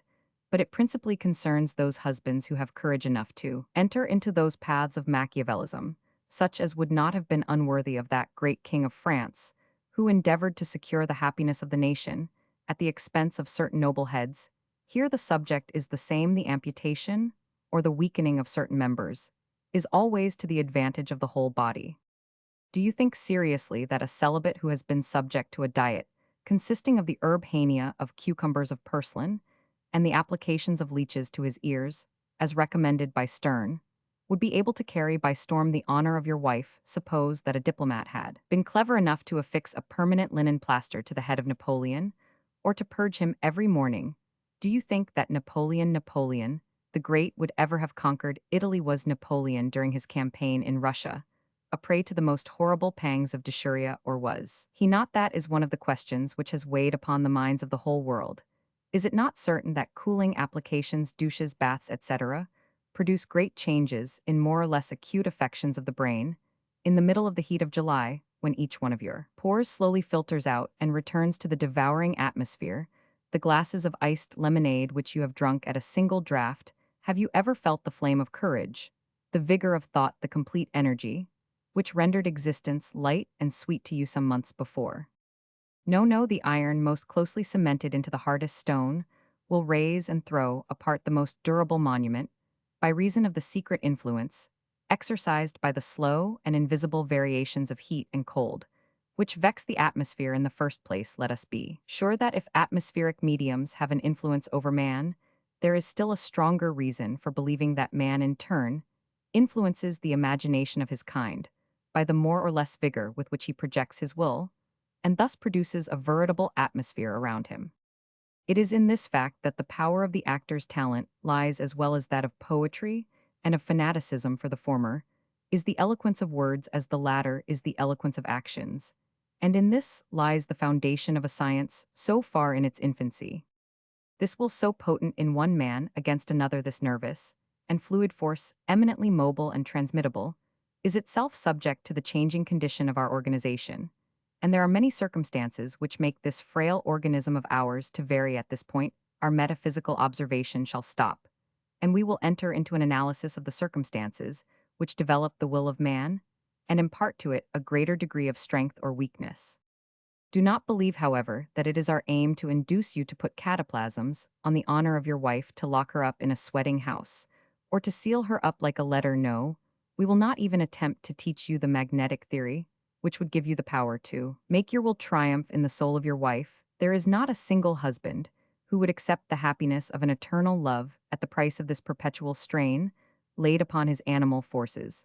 But we shall attempt to expound a powerful system of hygiene which will enable you to put out the flame when your chimney takes fire. The elegant women of Paris and the provinces, and these elegant women form a very distinguished class among the honest women, have plenty of means of attaining the object which we propose without rummaging in the arsenal of medicine for the four cold specifics, the water lily and the thousand inventions, worthy only of witches, we will leave to alien his herb hania, and to stern the purslane and cucumber, which indicate too plainly his antiphlogistic purpose. You should let your wife recline all day long on soft armchairs, in which she sinks into a veritable bath of eiderdown or feathers. You should encourage in every way that does no violence to your conscience the inclination which women have to breathe no other air, but the scented atmosphere of a chamber seldom opened, where daylight can scarcely enter through the soft transparent curtains. You will obtain marvelous results from this system, after having previously experienced the shock of her excitement. But if you are strong enough to support this momentary transport of your wife, you will soon see her artificial energy die away. In general, women love to live fast, but after their tempest of passion return to that condition of tranquility which ensures the happiness of a husband. Jean-Jacques, through the instrumentality of his enchanting Julie, must have proved to your wife that it was infinitely becoming to refrain from affronting her delicate stomach and her refined palate by making kyle out of coarse lumps of beef and enormous collops of mutton.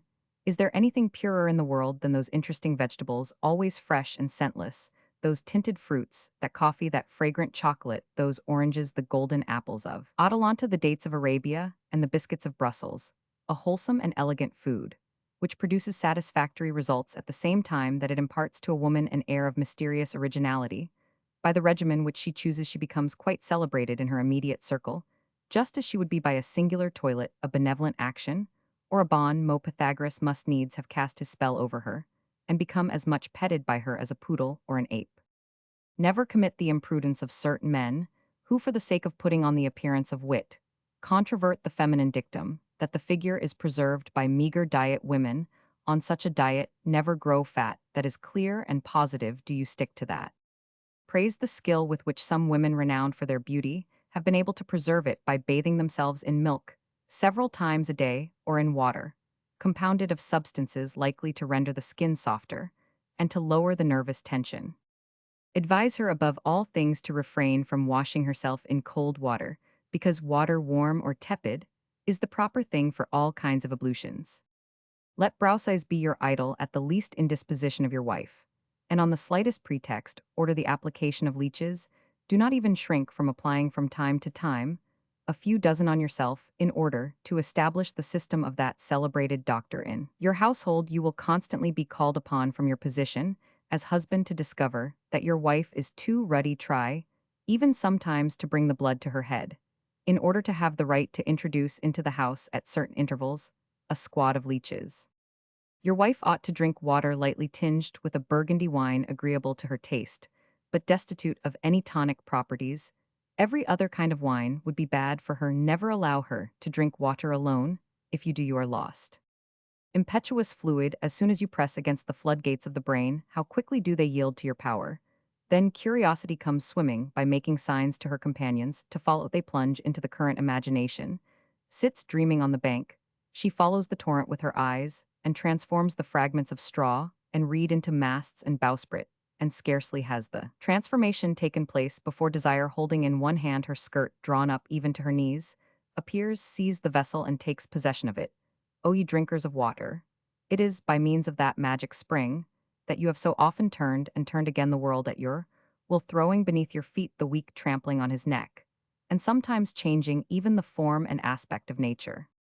If by this system of inaction, in combination with our system of diet, you fail to obtain satisfactory results, throw yourself with might and main into another system, which we will explain to you. Man has a certain degree of energy given to him, such, and such a man or woman stands to another as 10, is to 30 as 1 to 5. And there is a certain degree of energy, which no one of us ever exceeds the quantity of energy or willpower, which each of us possesses diffuses itself, like sound. It is sometimes weak, sometimes strong. It modifies itself according to the octaves to which it mounts. This force is unique, and although it may be dissipated in desire, in passion, in toils of intellect, or in bodily exertion, it turns towards the object to which man directs it. A boxer expends it in blows of the fist, the baker, in kneading his bread, the poet, in the enthusiasm, which consumes and demands an enormous quantity of it. It passes to the feet of the dancer. In fact, everyone diffuses it at will, and may I see the Minotaur, tranquilly seated this very evening upon my bed. If you do not know as well as I do how he expends it, almost all men spend in necessary toils, or in the anguish of direful passions. This finds some of energy and of will with which nature has endowed them. But our honest women are all the prey to the caprices and the struggles of this power, which knows not what to do with itself. If, in the case of your wife, this energy has not been subdued by the prescribed dietary regimen, subject her to some form of activity, which will constantly increase in violence. Find some means by which her sum of force, which inconveniences you, may be carried off by some occupation, which shall entirely absorb her strength, without setting your wife to work the crank of a machine. There are 1,000 ways of tiring her out under the load of constant work. In leaving it to you to find means for carrying out our designand, these means vary with circumstances. We would point out that dancing is one of the very best abysses in which love may bury itself. This point having been very well treated by a contemporary, we will give him here an opportunity of speaking his mind.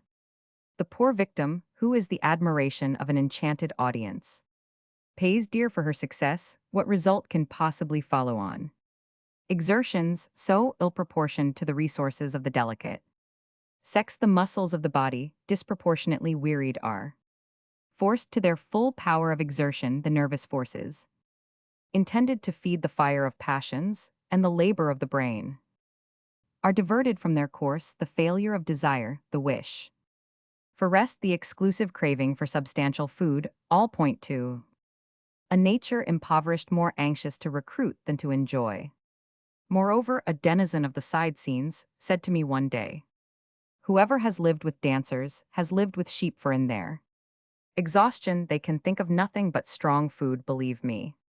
Then the love which a ballet girl inspires is very delusive. In her we find, under an appearance of an artificial springtime, soil which is cold, as well as greedy, and senses which are utterly dulled. The Calabrian doctors prescribed the dance as a remedy for the hysteric affections which are common among the women of their country, and the Arabs use a somewhat similar recipe for the hybrid mares whose too lively temperament hinders their fecundity. Dull as a dancer is a familiar proverb at the Theater, in fact, the best brains of Europe are convinced that dancing brings with it a result eminently cooling.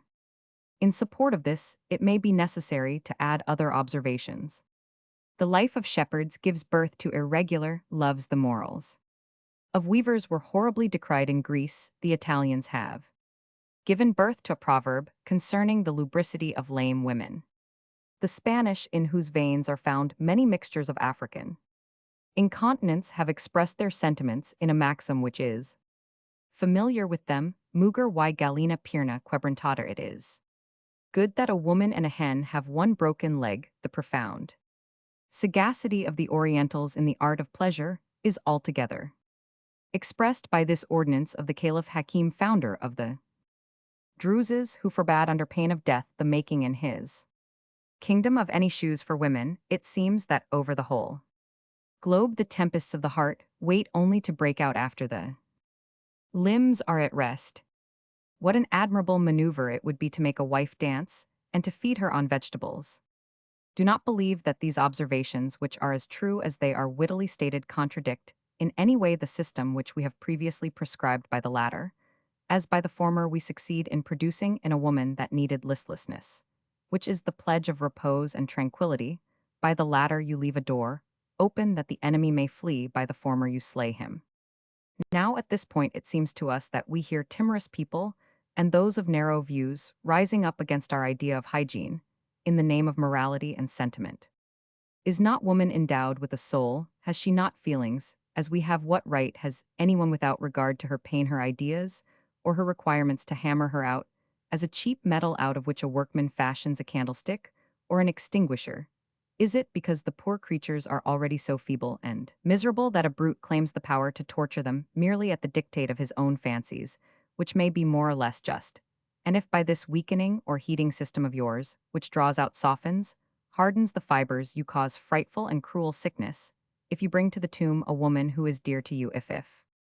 This is our answer. Have you never noticed into how many different shapes Harlequin and Columbine change their little white hats? They turn and twist them so well that they become one after another a spinning top, a boat, a wineglass, a half moon, a cap, a basket, a fish, a whip, a dagger, a baby, and a man's head.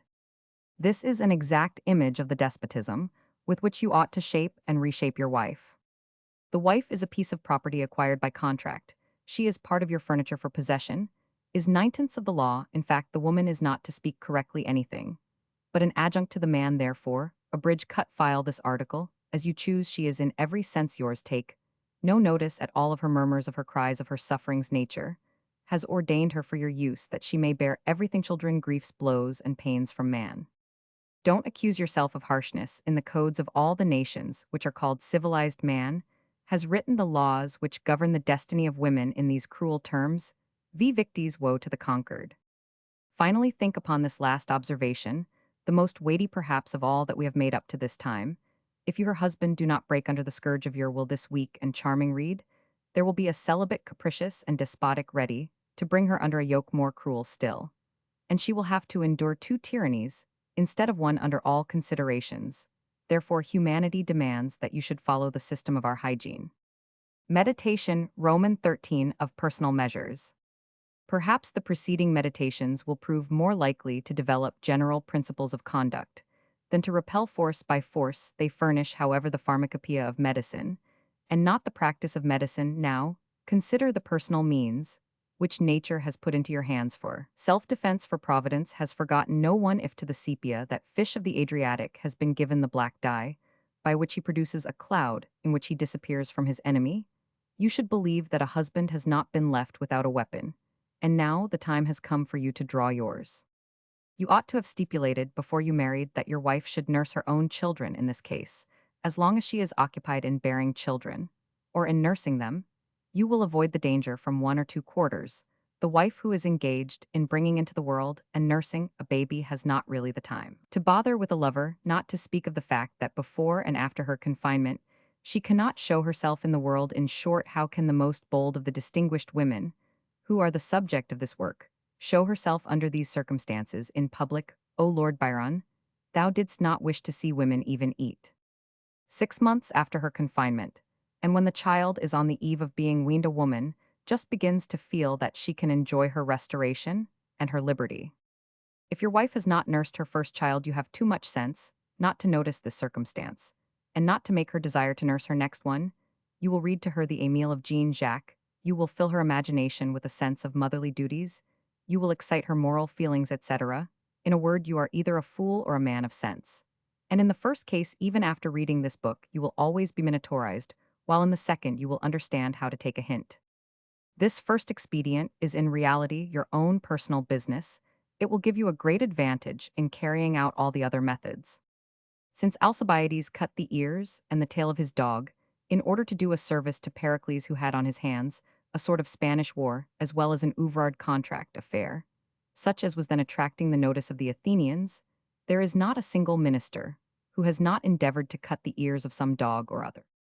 So, in medicine, when inflammation takes place at some vital point of the system, counterirritation is brought about at some other point by means of blisters, scarifications, and cupping.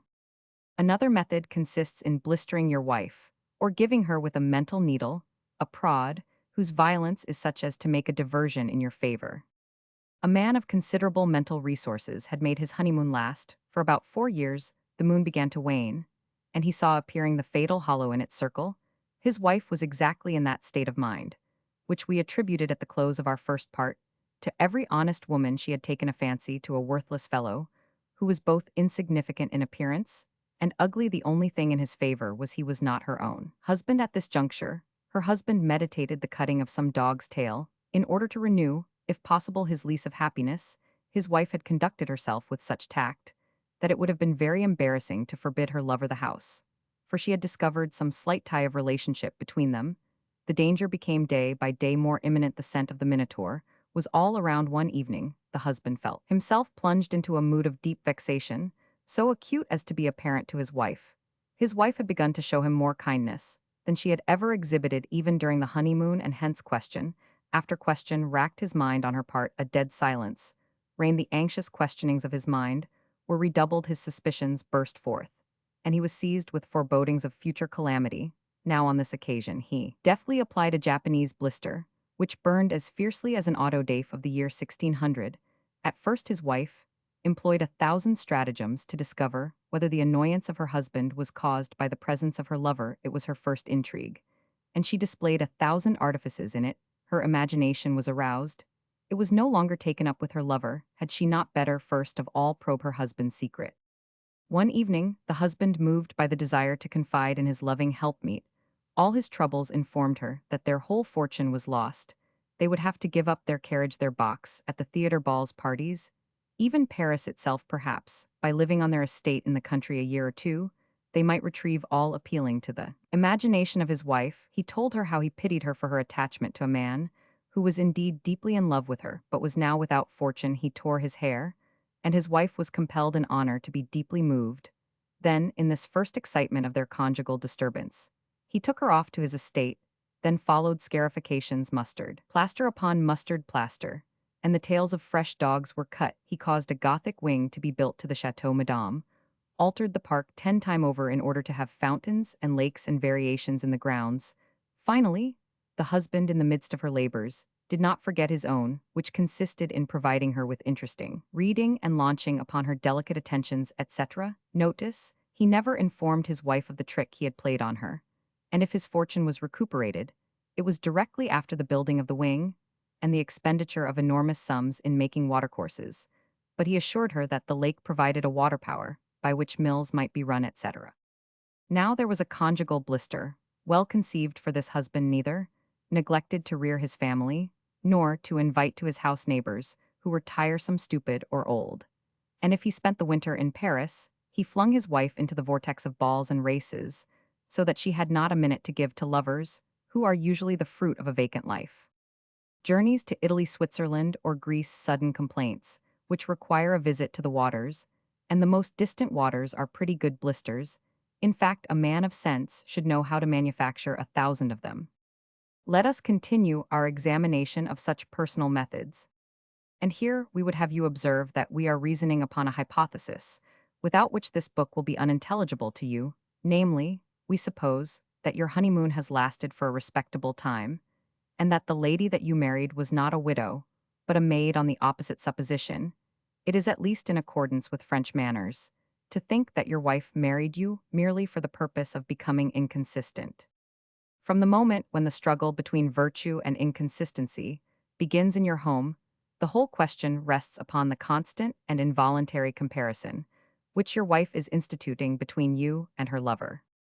And here you may find still another mode of defense entirely personal seldom, employed by husbands. But the men of superiority will not fear to attempt it. It is to belittle the lover without letting your wife suspect your intention. You ought to be able to bring it about so that she will say to herself some evening, while she is putting her hair in curl papers, my husband is superior to him. In order to succeed, and you ought to be able to succeed, since you have the immense advantage over the lover in knowing the character of your wife, and how she is most easily wounded, you should, with all the tact of a diplomat, lead this lover to do silly things, and cause him to annoy her without his being aware of it. In the first place, this lover as usual will seek your friendship, or you will have friends in common, then either through the instrumentality of these friends, or by insinuations adroitly, but treacherously, made you will lead him astray on essential points, and with a little cleverness you will succeed in finding your wife ready to deny herself to her lover when he calls without either she or he being able to tell the reason. Thus you will have created in the bosom of your home a comedy in 5 acts in which you play to your profit the brilliant role of Figaro or Almaviva. And for some months you will amuse yourself so much the more because your amour propre, your vanity, your all, were at stake. I had the good fortune in my youth to win the confidence of an old emigre, who gave me those rudiments of education, which are generally obtained by young people from women. This friend, whose memory will always be dear to me, taught me by his example to put into practice those diplomatic stratagems, which require tact as well as grace. The Comte de Nos had returned from Coblentz at a time when it was dangerous for the nobility to be found in France. No one had such courage, and such kindness, such craft, and such recklessness as this aristocrat. Although he was 60 years old, he had married a woman of 25, being compelled to this act of folly by soft-heartedness, for he thus delivered this poor child from the despotism of a capricious mother. Would you like to be my widow? This amiable old gentleman had said to Mademoiselle de Pontivy, but his heart was too affectionate not to become more attached to his wife than a sensible man ought to be, as in his youth he had been under the influence of several among the cleverest women in the court of Louis Roman 15. He thought he would have no difficulty in keeping his wife from any entanglement. What man excepting him have I ever seen who could put into successful practice the teachings which I am endeavoring to give to husbands? What charm could he impart to life by his delightful manners and fascinating conversation? His wife never knew until after his death what she then learned from me, namely that he had the gout. He had wisely retired to a home in the hollow of a valley close to a forest. God only knows what rambles he used to take with his wife. His good star decreed that Mademoiselle de Pontivy should possess an excellent heart, and should manifest in a high degree that exquisite refinement, that sensitive modesty, which renders beautiful the plainest girl in the world. All of a sudden one of his nephews, a good-looking military man who had escaped from the disasters of Moscow, returned to his uncle's house, as much for the sake of learning how far he had to fear his cousins as heirs, as in the hope of laying siege to his aunt. His black hair, his mustache, the easy small talk of the staff officer, a certain freedom, which was elegant as well as trifling, his bright eyes, contrasted favorably with the faded graces of his uncle. I arrived at the precise moment when the young countess was teaching her newly found relation to play backgammon. The proverb says that women never learn this game excepting from their lovers, and vice versa. Now, during a certain game, Roman 1000 de Nos had surprised his wife and the Viscount in the act of exchanging one of those looks which are full of mingled innocence, fear, and desire. In the evening, he proposed to us a hunting party, and we agreed. I never saw him so gay and so eager as he appeared on the following morning. In spite of the twinges of gout which heralded an approaching attack, the devil himself could not have been better able to keep up a conversation on trifling subjects than he was. He had formerly been a musketeer in the Greys, and had known Sophie Arnault. This explains all the conversation. After a time, became so exceedingly free among us three that I hope God may forgive me for it. I would never have believed that my uncle was such a dashing blade, said the nephew. We made a halt, and while we were sitting on the edge of a green forest clearing, the Count led us on to discourse about women, just as Brantome and Aloysia might have done. You fellows are very happy under the present government women of the time, are well-mannered in order to appreciate the exclamation of the old gentleman. The reader should have heard the atrocious stories, which the captain had been relating, and this, he went on, is one of the advantages resulting from the revolution. The present system gives very much more charm and mystery to passion in former times. Women were easy, indeed you would not believe what skill it required, what daring to wake up those worn-out hearts. We were always on the qui-vive. But yet in those days, a man became celebrated for a broad joke well put, or for a lucky piece of insolence. That is what women love, and it will always be the best method of succeeding with them. These last words were uttered in a tone of profound contempt. He stopped and began to play with the hammer of his gun, as if to disguise his deep feeling. But nonsense, he went on, my day is over. A man ought to have the body as well as the imagination young. Why did I marry what is most treacherous in girls educated by mothers who lived in that brilliant era of gallantry? Is that they put on an air of frankness, of reserve. They look as if butter would not melt in their mouths, and those who know them well feel that they would swallow anything. He rose, lifted his gun with a gesture of rage, and dashing it to the ground, thrust it far up the butt in the moist sod.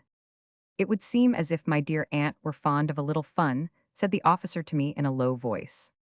Or of denouements that do not come off, I added. The nephew tightened his cravat, adjusted his collar, and gave a jump like a Calabrian goat. We returned to the chateau at about 2 in the afternoon. The Count kept me with him until dinner time under the pretext of looking for some medals of which he had spoken during our return home. The dinner was dull. The Countess treated her nephew with stiff and cold politeness. When we entered the drawing-room, the Count said to his wife, "Are you going to play backgammon? We will leave you." The young Countess made no reply. She gazed at the fire, as if she had not heard. Her husband took some steps towards the door, inviting me, by the wave of his hand, to follow him at the sound of his footsteps. His wife quickly turned her head. "Why do you leave us?" said she. "You will have all tomorrow to show your friend the reverse of the medals." The Count remained without paying any attention to the awkwardness, which had succeeded the former military aplomb of his nephew. The Count exercised during the whole evening his full powers as a charming conversationalist. I had never before seen him so brilliant or so gracious. We spoke a great deal about women. The witticisms of our host were marked by the most exquisite refinement. He made me forget that his hair was white, for he showed the brilliancy which belonged to a youthful heart, a gaiety which effaces the wrinkles from the cheek and melts the snow of wintry age. The next day the nephew went away, even after the death of Roman 1000 de Nos. I tried to profit by the intimacy of those familiar conversations, in which women are sometimes caught off their guard to sound her. But I could never learn what impertinence the Viscount had exhibited towards his aunt. His insolence must have been excessive, for since that time, Madame de Nos has refused to see her nephew, and up to the present moment, never hears him named without a slight movement of her eyebrows. I did not at once guess the end at which the Comte de Nos aimed in inviting us to go shooting, but I discovered later that he had played a pretty bold game. Nevertheless, if you happen at last, like Roman 1000 de Nos, to carry off a decisive victory, do not forget to put into practice at once the system of blisters, and do not for a moment imagine that such tours de force are to be repeated with safety. If that is the way you use your talents, you will end by losing caste in your wife's estimation, for she will demand of you reasonably enough double what you would give her. And the time will come when you declare bankruptcy. The human soul in its desires follows a sort of arithmetical progression, the end and origin of which are equally unknown, just as the opium eater must constantly increase his doses in order to obtain the same result. So our mind, imperious as it is weak, desires that feeling ideas and objects should go on ever increasing in size and in intensity, hence the necessity of cleverly distributing the interest in a dramatic work and of graduating doses in medicine. Thus you see, if you always resort to the employment of means like these, that you must accommodate such daring measures to many circumstances, and success will always depend upon the motives to which you appeal. And finally, have you influenced powerful friends, an important post, the last means? I shall suggest cuts to the root of the evil. Would you have the power to send your wife's lover off by securing his promotion, or his change of residence by an exchange? If he is a military man, you cut off by this means all communication between them later. And we will show you how to do it, for sublata causa tolliter effectus, Latin words, which may be freely translated, there is no effect without a cause. Nevertheless, you feel that your wife may easily choose another lover. But in addition to these preliminary expedients, you will always have a blister ready in order to gain time and calculate how you may bring the affair to an end by fresh devices. Study how to combine the system of blisters with the mimic wiles of Carlin, the immortal Carlin of the Comédie Italienne, who always held and amused an audience for whole hours by uttering the same words, varied only by the art of pantomime, and pronounced with 1,000 inflections of different tone. The queen said to the king, imitate Carlin, discover some method of always keeping your wife in check, so as not to be checkmated yourself. Take a degree among constitutional ministers, a degree in the art of making promises. Habituate yourself to show, at seasonable times, the punchinello which makes children run after you without knowing the distance. They run. We are all children, and women are all inclined through their curiosity to spend their time in pursuit of a will-o'-the-wisp. The flame is brilliant and quickly vanishes. But is not the imagination at hand to act as your ally? Finally, study the happy art of being near her, and yet not being near her, of seizing the opportunity which will yield you preeminence in her mind, without ever crushing her, with a sense of your superiority, or even of her own happiness. If the ignorance in which you have kept her does not altogether destroy her intellect, you must remain in such relations with her that each of you will still desire the company of the other. Meditation, Roman 14 of apartments. The preceding methods and systems are in a way purely moral. They share the nobility of the soul. There is nothing repulsive in them. But now we must proceed to consider precautions. A la Bartholo, do not give way to timidity. There is a marital courage, as there is a civil and military courage, as there is the courage of the National Guard. What is the first course of a young girl, after having purchased a parrot? Is it not to fasten it up in a pretty cage from which it cannot get out without permission? You may learn your duty from this child. Everything that pertains to the arrangement of your house and of your apartments should be planned so as not to give your wife any advantage, in case she has decided to deliver you to the minotaur. Half of all actual mischances are brought about by the deplorable facilities which the apartments furnish. Before everything else, determined to have for your porter a single man entirely devoted to your person. This is a treasure easily to be found. What husband is there throughout the world who has not either a foster father or some old servant upon whose knees he has been dandled? There ought to exist, by means of your management, a hatred like that of Artrius and Thyestes between your wife and this Nestor, guardian of your gate. This gate is the alpha and omega of an intrigue. May not all intrigues in love be confined in these words, entering and leaving? Your house will be of no use to you if it does not stand between a court and a garden, and so constructed as to be detached from all other buildings. You must abolish all recesses in your apartments. A cupboard, if it contain but 6 pots of preserves, should be walled, and you are preparing yourself for war, and the first thought of a general is to cut his enemy off from supplies. Moreover, all the walls must be smooth in order to present to the eye lines which may be taken in at a glance, and permit the immediate recognition of the least strange object. If you consult the remains of antique monuments, you will see that the beauty of Greek and Roman apartments sprang principally from the purity of their lines, the clear sweep of their walls, and scantiness of furniture. The Greeks would have smiled in pity if they had seen the gaps which our closets make in our drawing rooms. This magnificent system of defense should above all be put in active operation in the apartment of your wife. Never let her curtain her bed in such a way that one can walk round it amid a maze of hangings. Be inexorable in the matter of connecting passages, and let her chamber be at the bottom of your reception rooms, so as to show at a glance those who come and go. The marriage of Figaro will no doubt have taught you to put your wife's chamber at a great height from the ground. All celibates are cherubins. Your means doubtless will permit your wife to have a dressing-room, a bathroom, and a room for her chambermaid. Think then on Suzanne, and never commit the fault of arranging this little room below that of Madame's, but place it always above, and do not shrink from disfiguring your mansion by hideous divisions in the windows.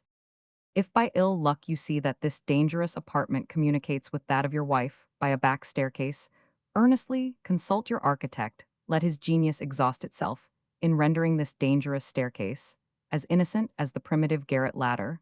We conjure you, let not this staircase have appended to it any treacherous lurking place. Its stiff and angular steps must not be arranged with that tempting curve which Fables and Justine found so useful when they waited for the exit of the Marquis de B. Architects nowadays make such staircases as are absolutely preferable to Ottoman's restore, rather the virtuous garret steps of our ancestors. Concerning the chimneys in the apartment of Madame, you must take care to place, in the flue 5 feet from the ground, an iron grill, even though it be necessary to put up a fresh one every time the chimney is swept. If your wife laughs at this precaution, suggest to her the number of murders that have been committed by means of chimneys. Almost all women are afraid of robbers. The bed is one of those important pieces of furniture whose structure will demand long consideration. Everything concerning it is of vital importance. The following is the result of long experience in the construction of beds. Give to this piece of furniture a form so original that it may be looked upon without disgust in the midst of changes of fashion, which succeed so rapidly in rendering antiquated the creations of former decorators. For it is essential that your wife be unable to change at pleasure this theater of married happiness. The base should be plain and massive, and admit of no treacherous interval between it and the floor, and bear in mind always that the Donna Julia of Byron hid Don Juan under her pillow.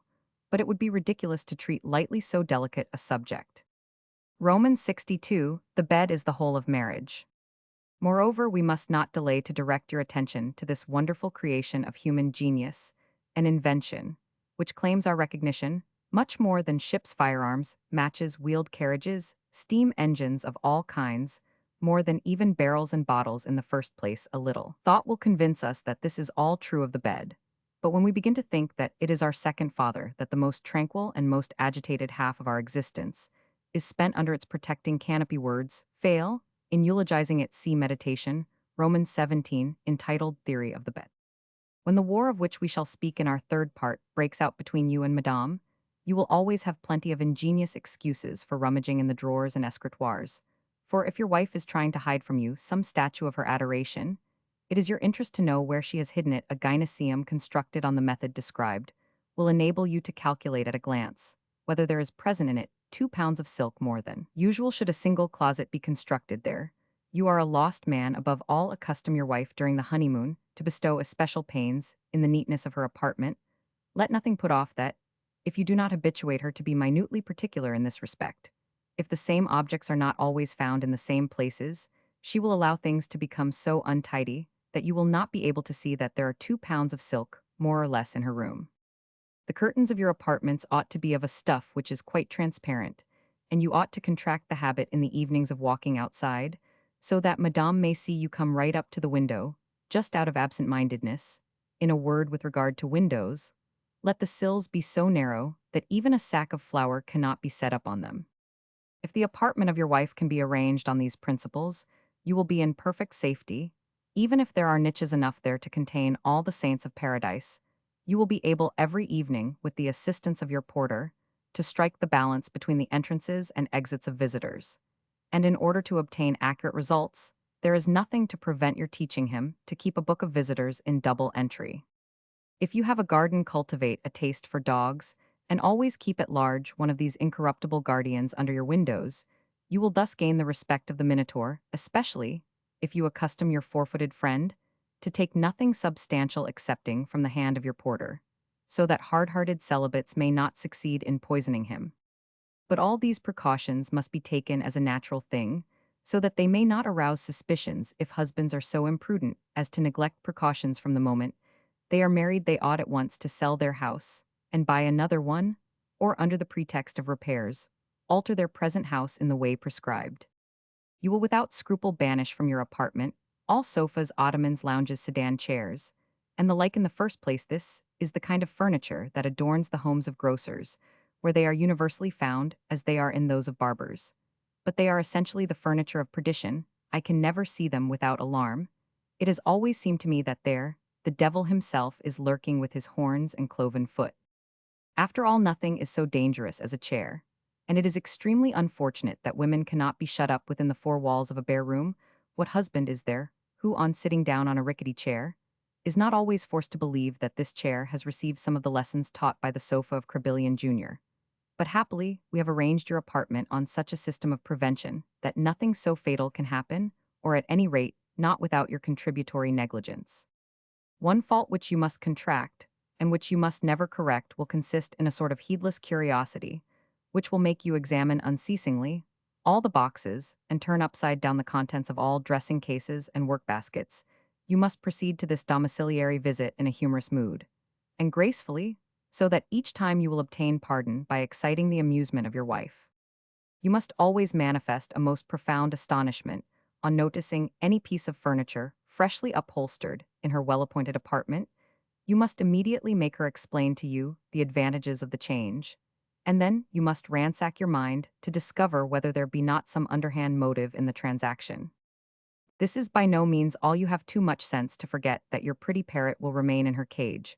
Only so long as that cage is beautiful, the least accessory of her apartment ought, therefore, to breathe elegance and taste. The general appearance should always present a simple at the same time, a charming picture. You must constantly renew the hangings and muslin curtains. The freshness of the decorations is too essential to permit of economy on this point. It is the fresh chickweed each morning, carefully put into the cage of their birds, that makes their pets believe it is the verdure of the meadows. An apartment of this character is then the ultima ratio of husbands. A wife has nothing to say when everything is lavished on her. Husbands who are condemned to live in rented apartments find themselves in the most terrible situation possible. What happy or what fatal influence cannot the porter exercise upon their lot? Is not their home flanked on either side by other houses? It is true that by placing the apartment of their wives on one side of the house, the danger is lessened by one half.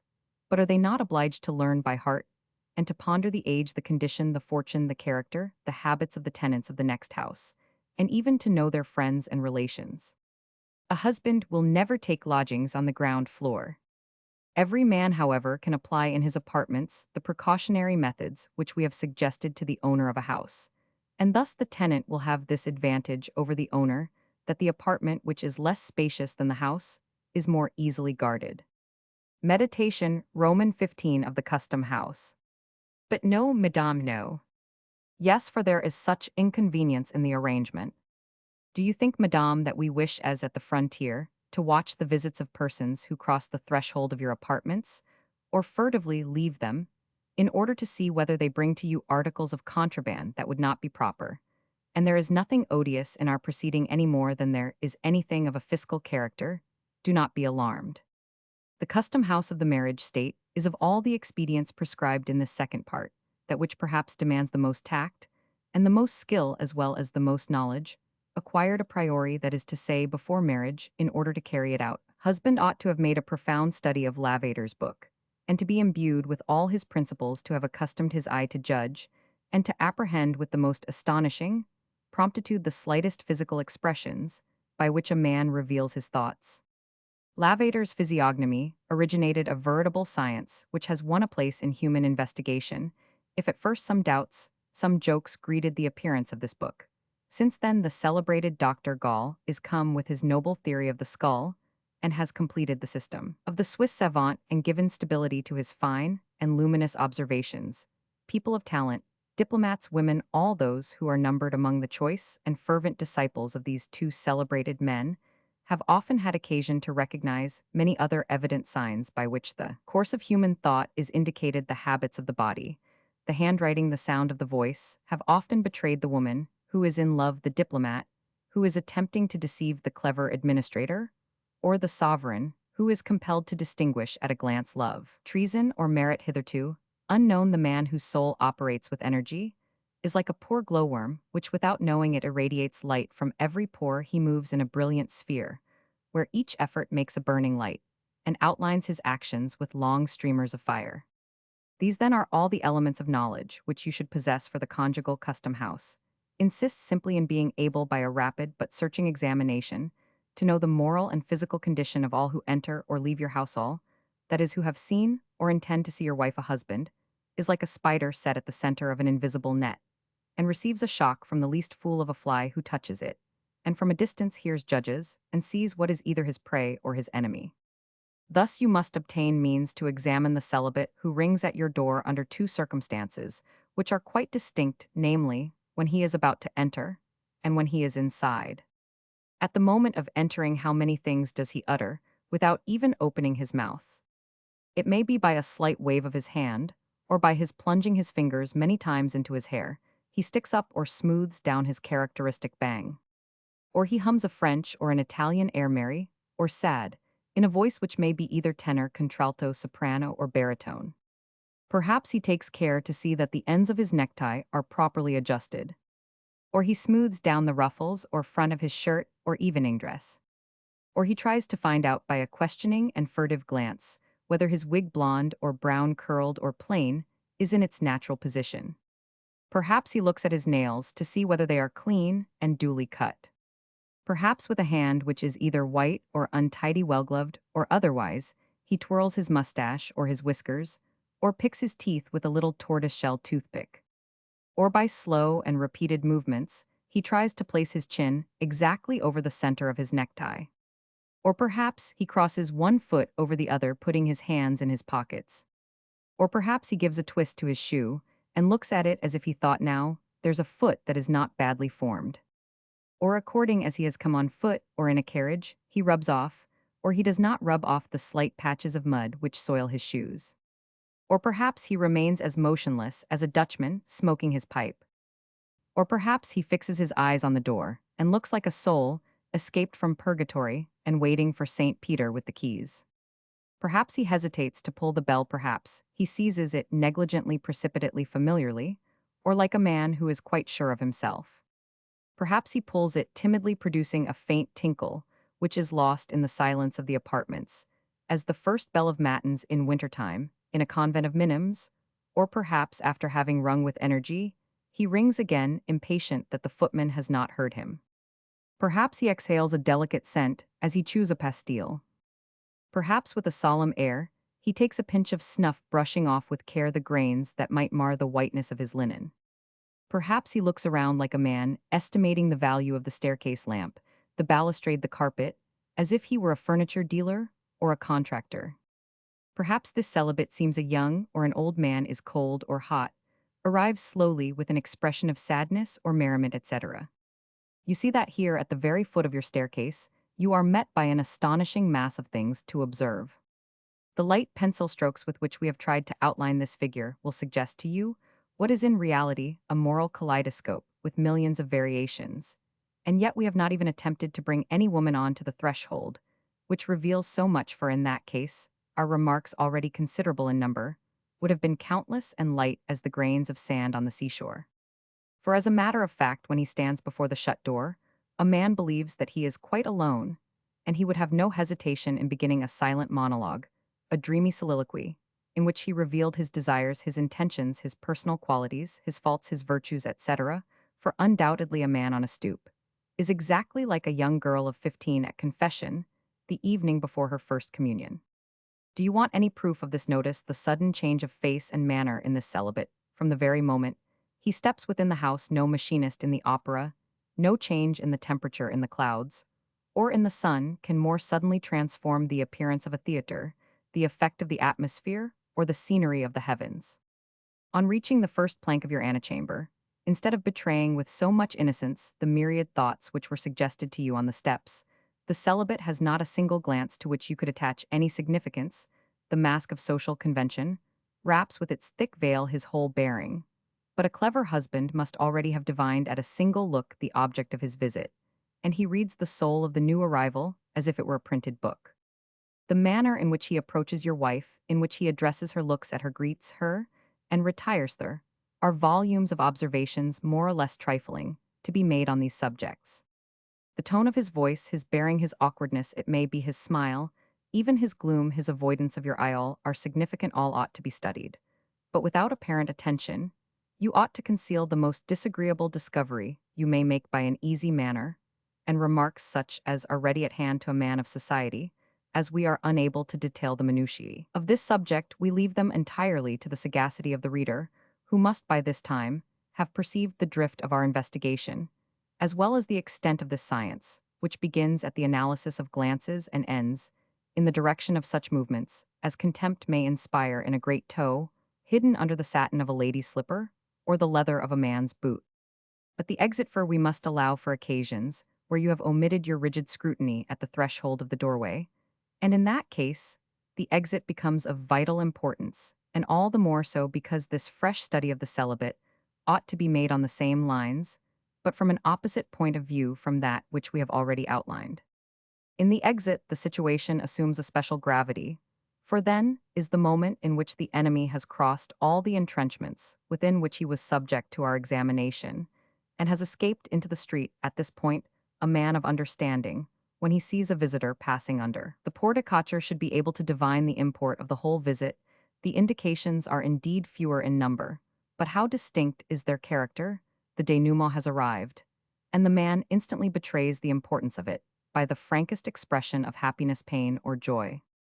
These revelations are therefore easy to apprehend. They appear in the glance cast either at the building or at the windows of the apartment, in a slow or loitering gait, in the rubbing of hands on the part of a fool, in the bounding gait of a coxcomb, or the involuntary arrest of his footsteps, which marks the man who is deeply moved. In a word, you see upon the stoop certain questions as clearly proposed to you as if a provincial academy had offered 100 crowns for an essay, but in the exit you behold the solution of these questions, clearly and precisely given to you. Our task would be far above the power of human intelligence if it consisted in enumerating the different ways by which men betray their feelings. The discernment of such things is purely a matter of tact and sentiment.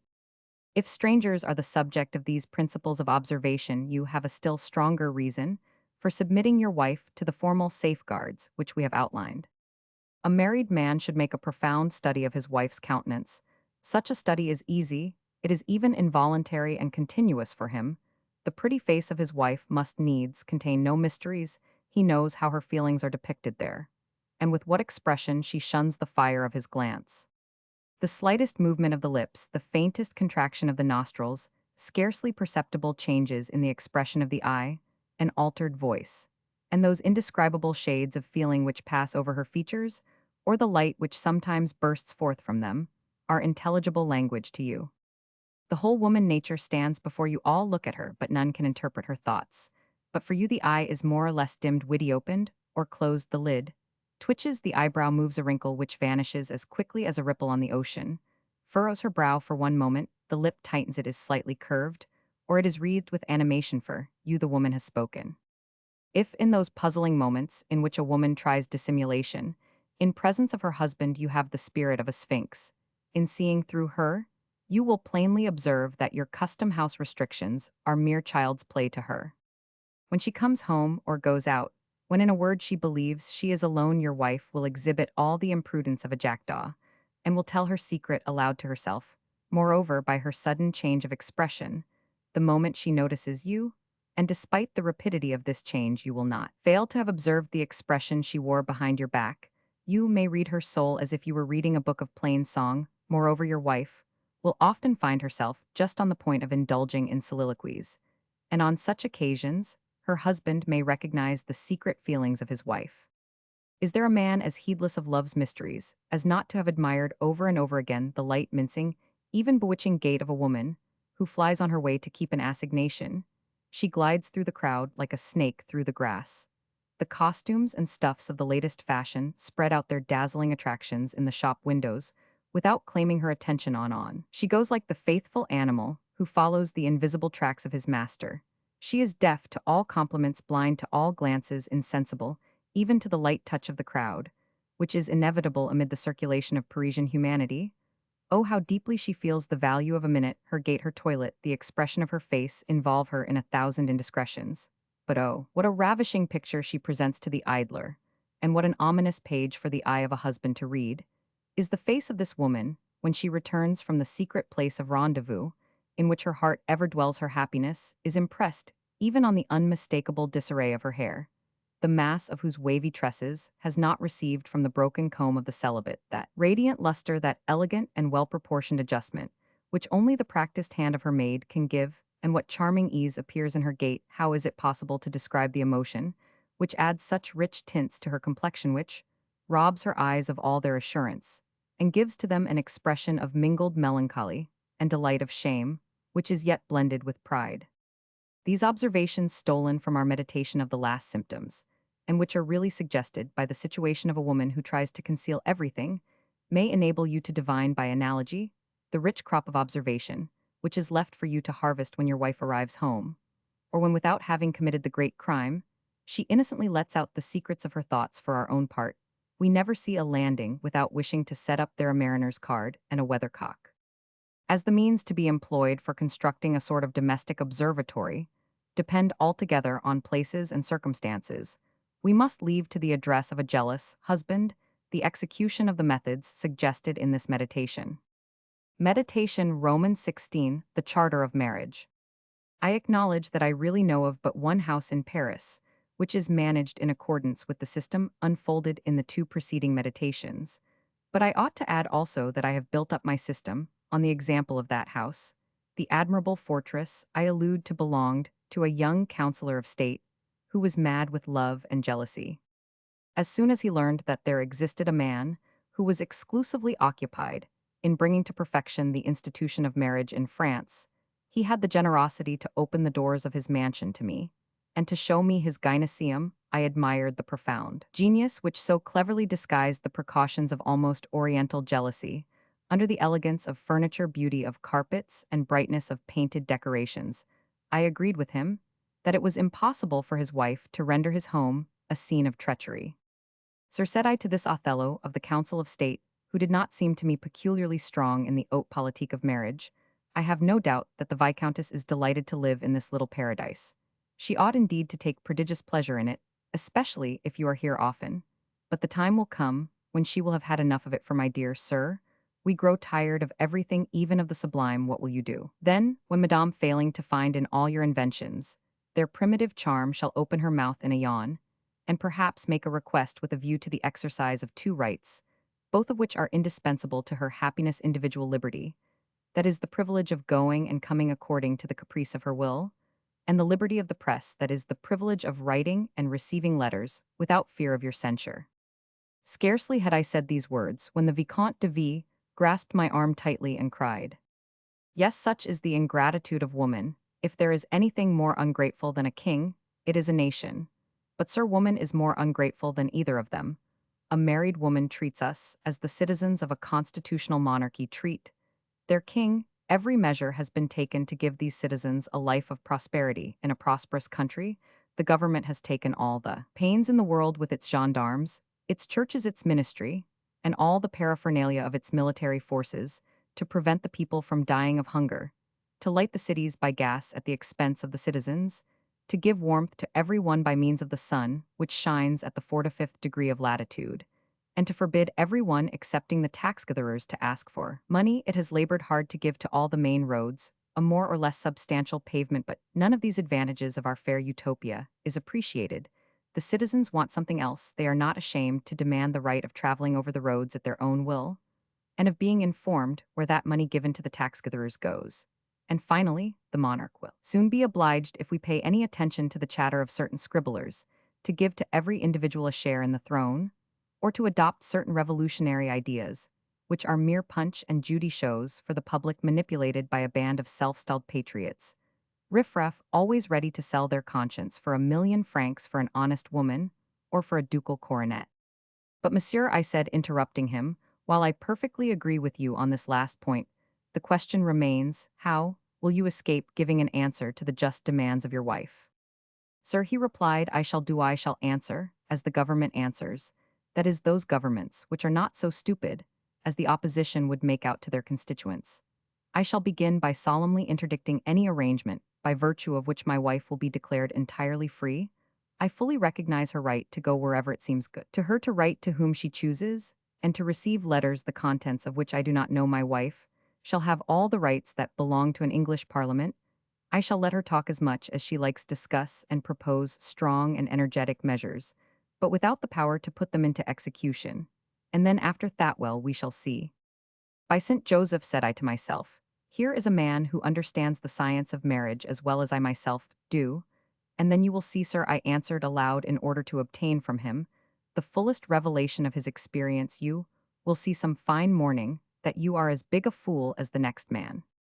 Sir, he gravely replied, allow me to finish. What I was saying here is what the great politicians call a theory.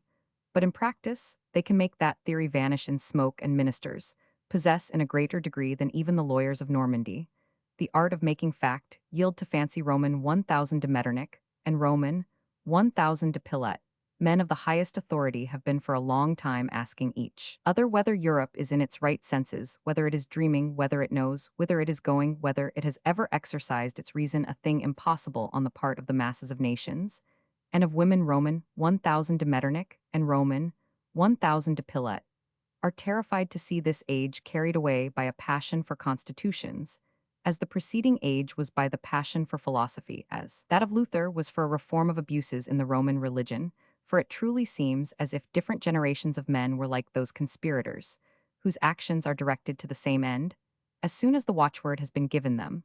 But their alarm is a mistake, and it is on this point alone that I condemn them, for they are right in their wish to enjoy power, without permitting the middle class to come on a fixed day from the depth of each of their 6 kingdoms, to torment them. How could men of such remarkable talent fail to divine that the constitutional comedy has in it a moral of profound meaning, and to see that it is the very best policy to give the age a bone to exercise its teeth upon? I think exactly as they do on the subject of sovereignty.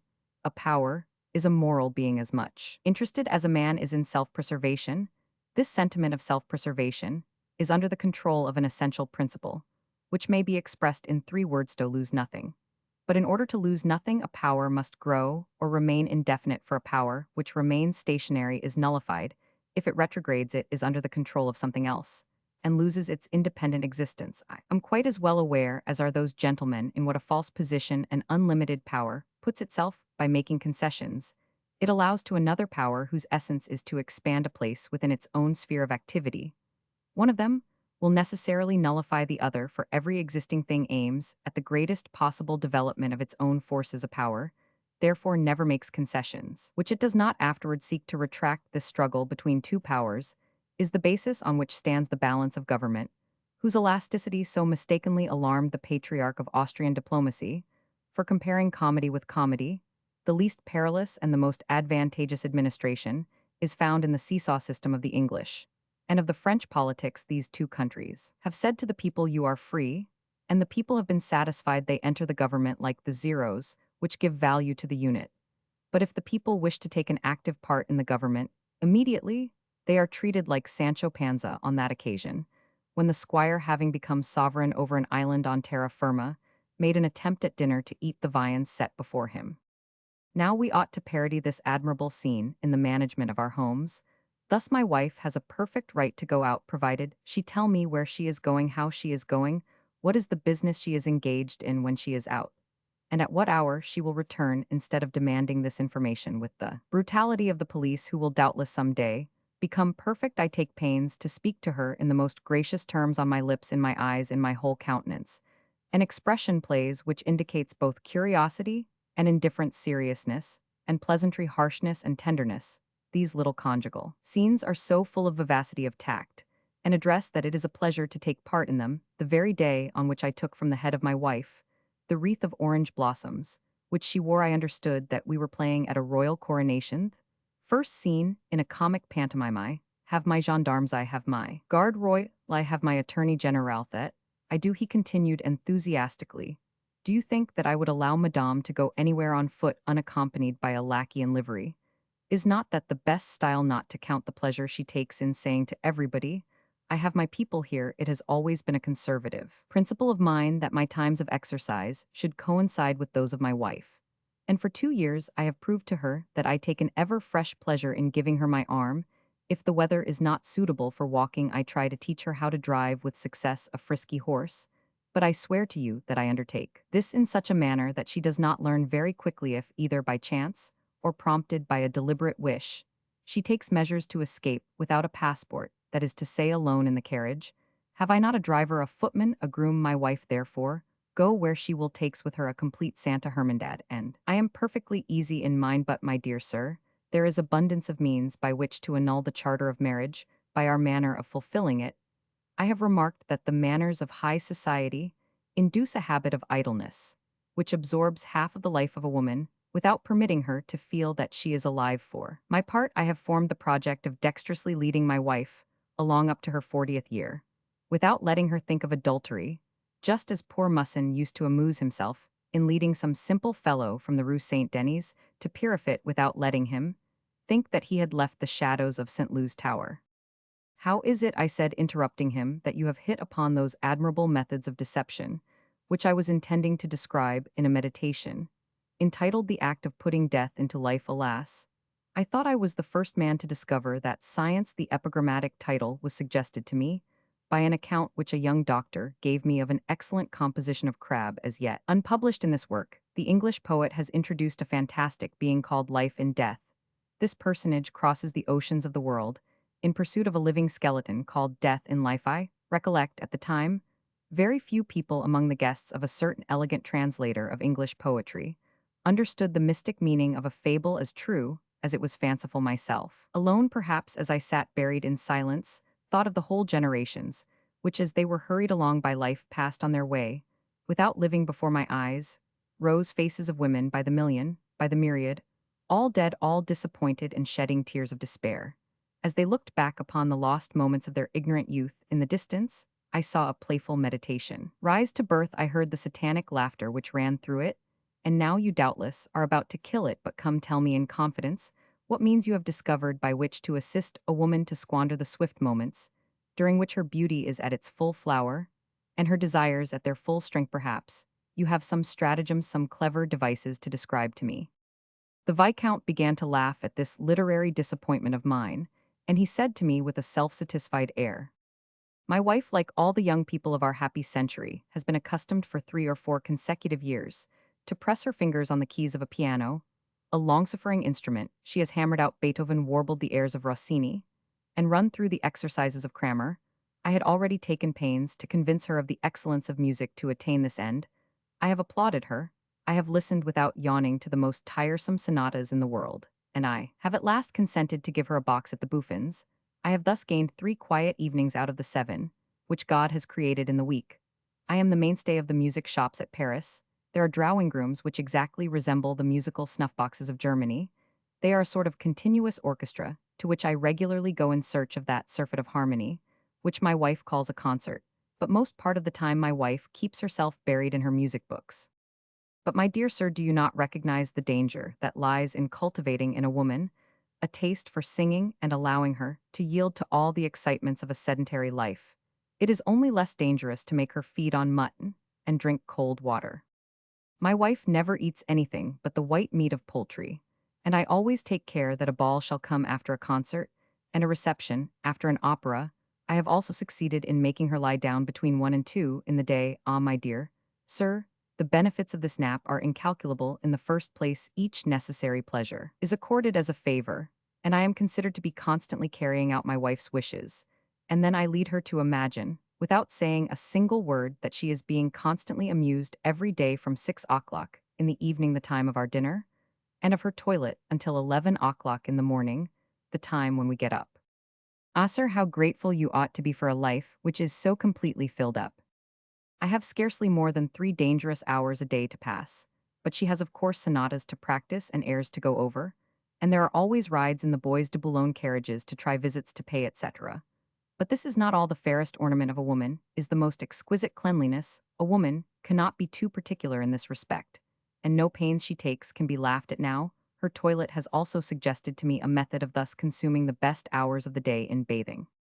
How lucky I am in finding a listener like you, I cried. Truly, sir, you could waste for her 4 hours a day, if only you were willing to teach her an art quite unknown to the most fastidious of our modern fine ladies.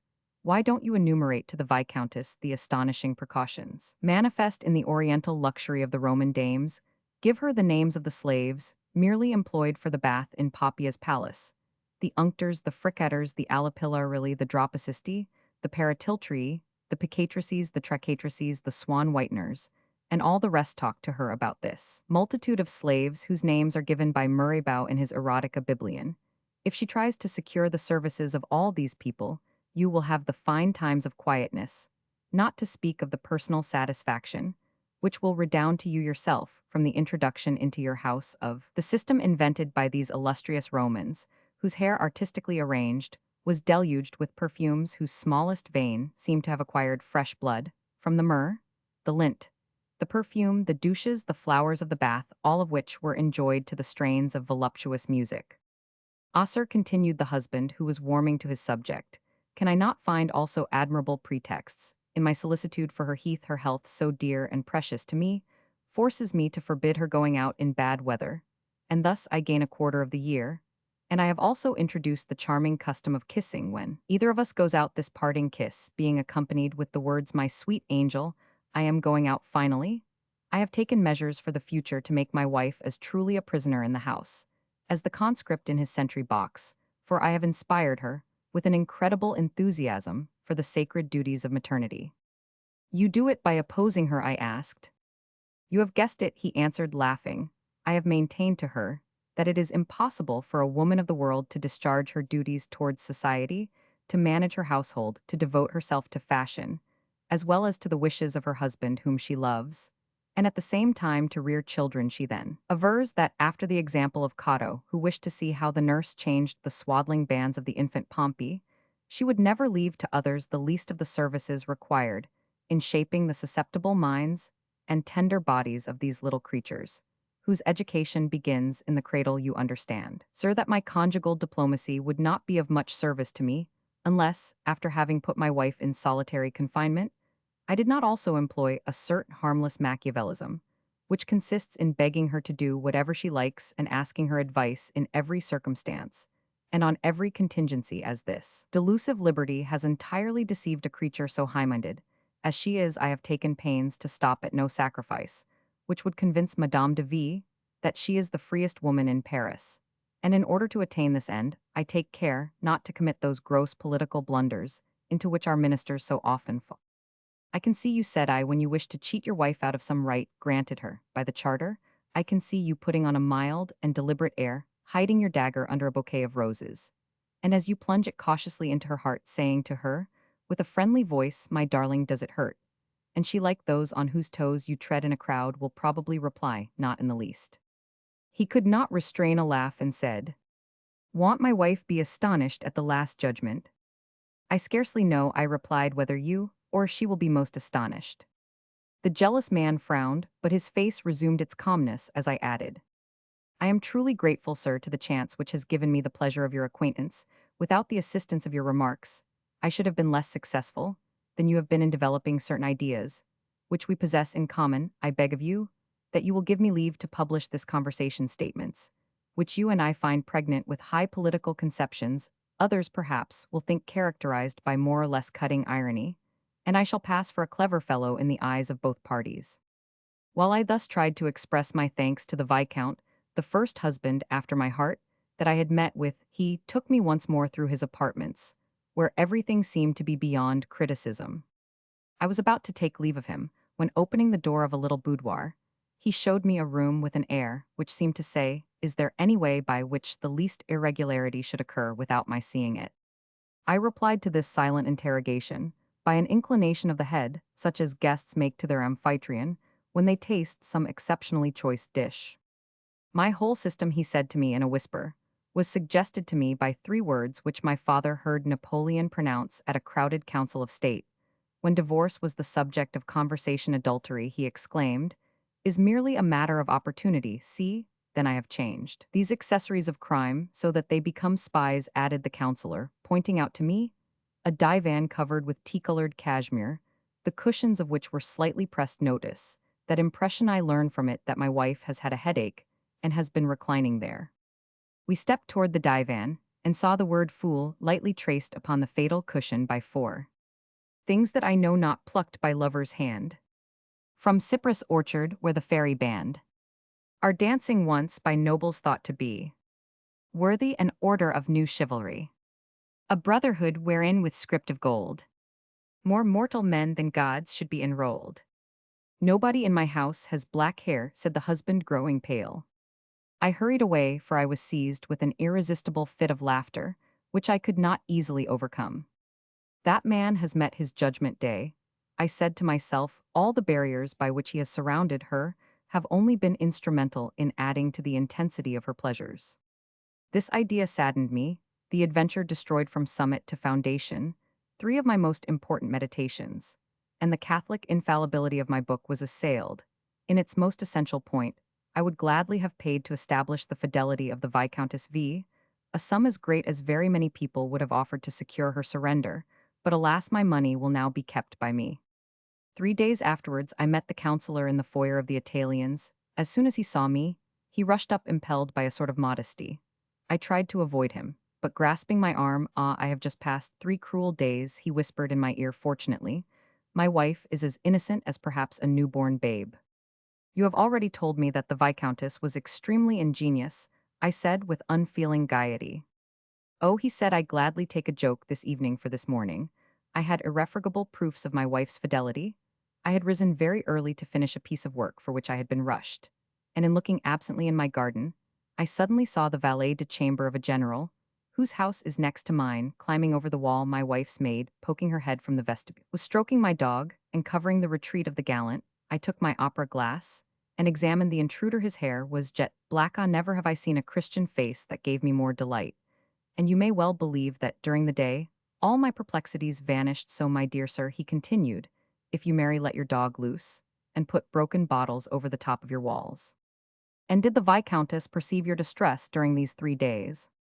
Do you take me for a child? He said, shrugging his shoulders. I have never been so merry in all my life as I have been since we met.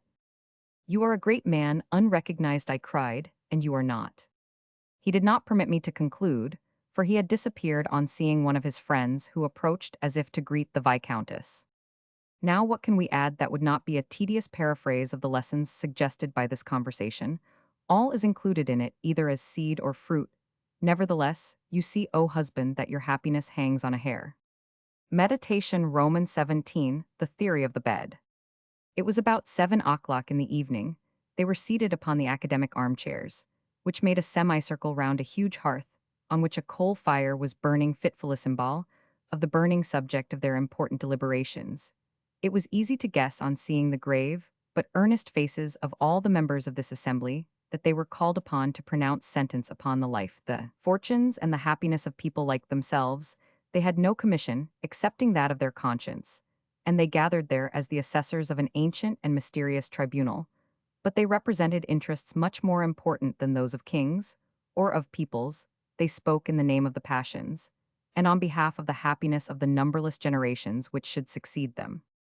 The grandson of the celebrated Boule was seated before a round table on which were placed the criminal exhibits, which had been collected with remarkable intelligence. I, the insignificant secretary of the meeting, occupied a place at this desk, where it was my office to take down a report of the meeting. Gentlemen, said an old man, the first question upon which we have to deliberate is found clearly stated in the following passage of a letter. The letter was written to the Princess of Wales, Caroline of Anspach, by the widow of the Duke of Orleans, brother of Louis Roman XIV. Mother of the Regent, the Queen of Spain, has a method of making her husband say exactly what she wishes. The king is a religious man. He believes that he will be damned if he touched any woman but his wife. And still this excellent prince is of a very amorous temperament. Thus the queen obtains her every wish. She has placed casters on her husband's bed. If he refuses her anything, she pushes the bed away. If he grants her request, the beds stand side by side, and she admits him into hers. And so the king is highly delighted, since he likes. I will not go any further, gentlemen, for the virtuous frankness of the German princess might in this assembly be charged with immorality. Should wise husbands adopt these beds on casters, this is the problem which we have to solve. The unanimity of the vote left no doubt about the opinion of the assembly. I was ordered to inscribe in the records that if two married people slept on two separate beds in the same room, the beds ought not to be set on casters. With this proviso put in one of the members that the present decision should have no bearing on any subsequent ruling upon the best arrangement of the beds of married people. The president passed to me a choicely bound volume, in which was contained the original edition, published in 1788, of the letters of Charlotte Elizabeth de Bavière, widow of the Duke of Orleans, the only brother of Louis Roman XIV. And while I was transcribing the passage already quoted, he said, "But, gentlemen, you must all have received at your houses the notification in which the second question is stated." "I rise to make an observation," exclaimed the youngest of the jealous husbands there assembled. The president took his seat with a gesture of assent.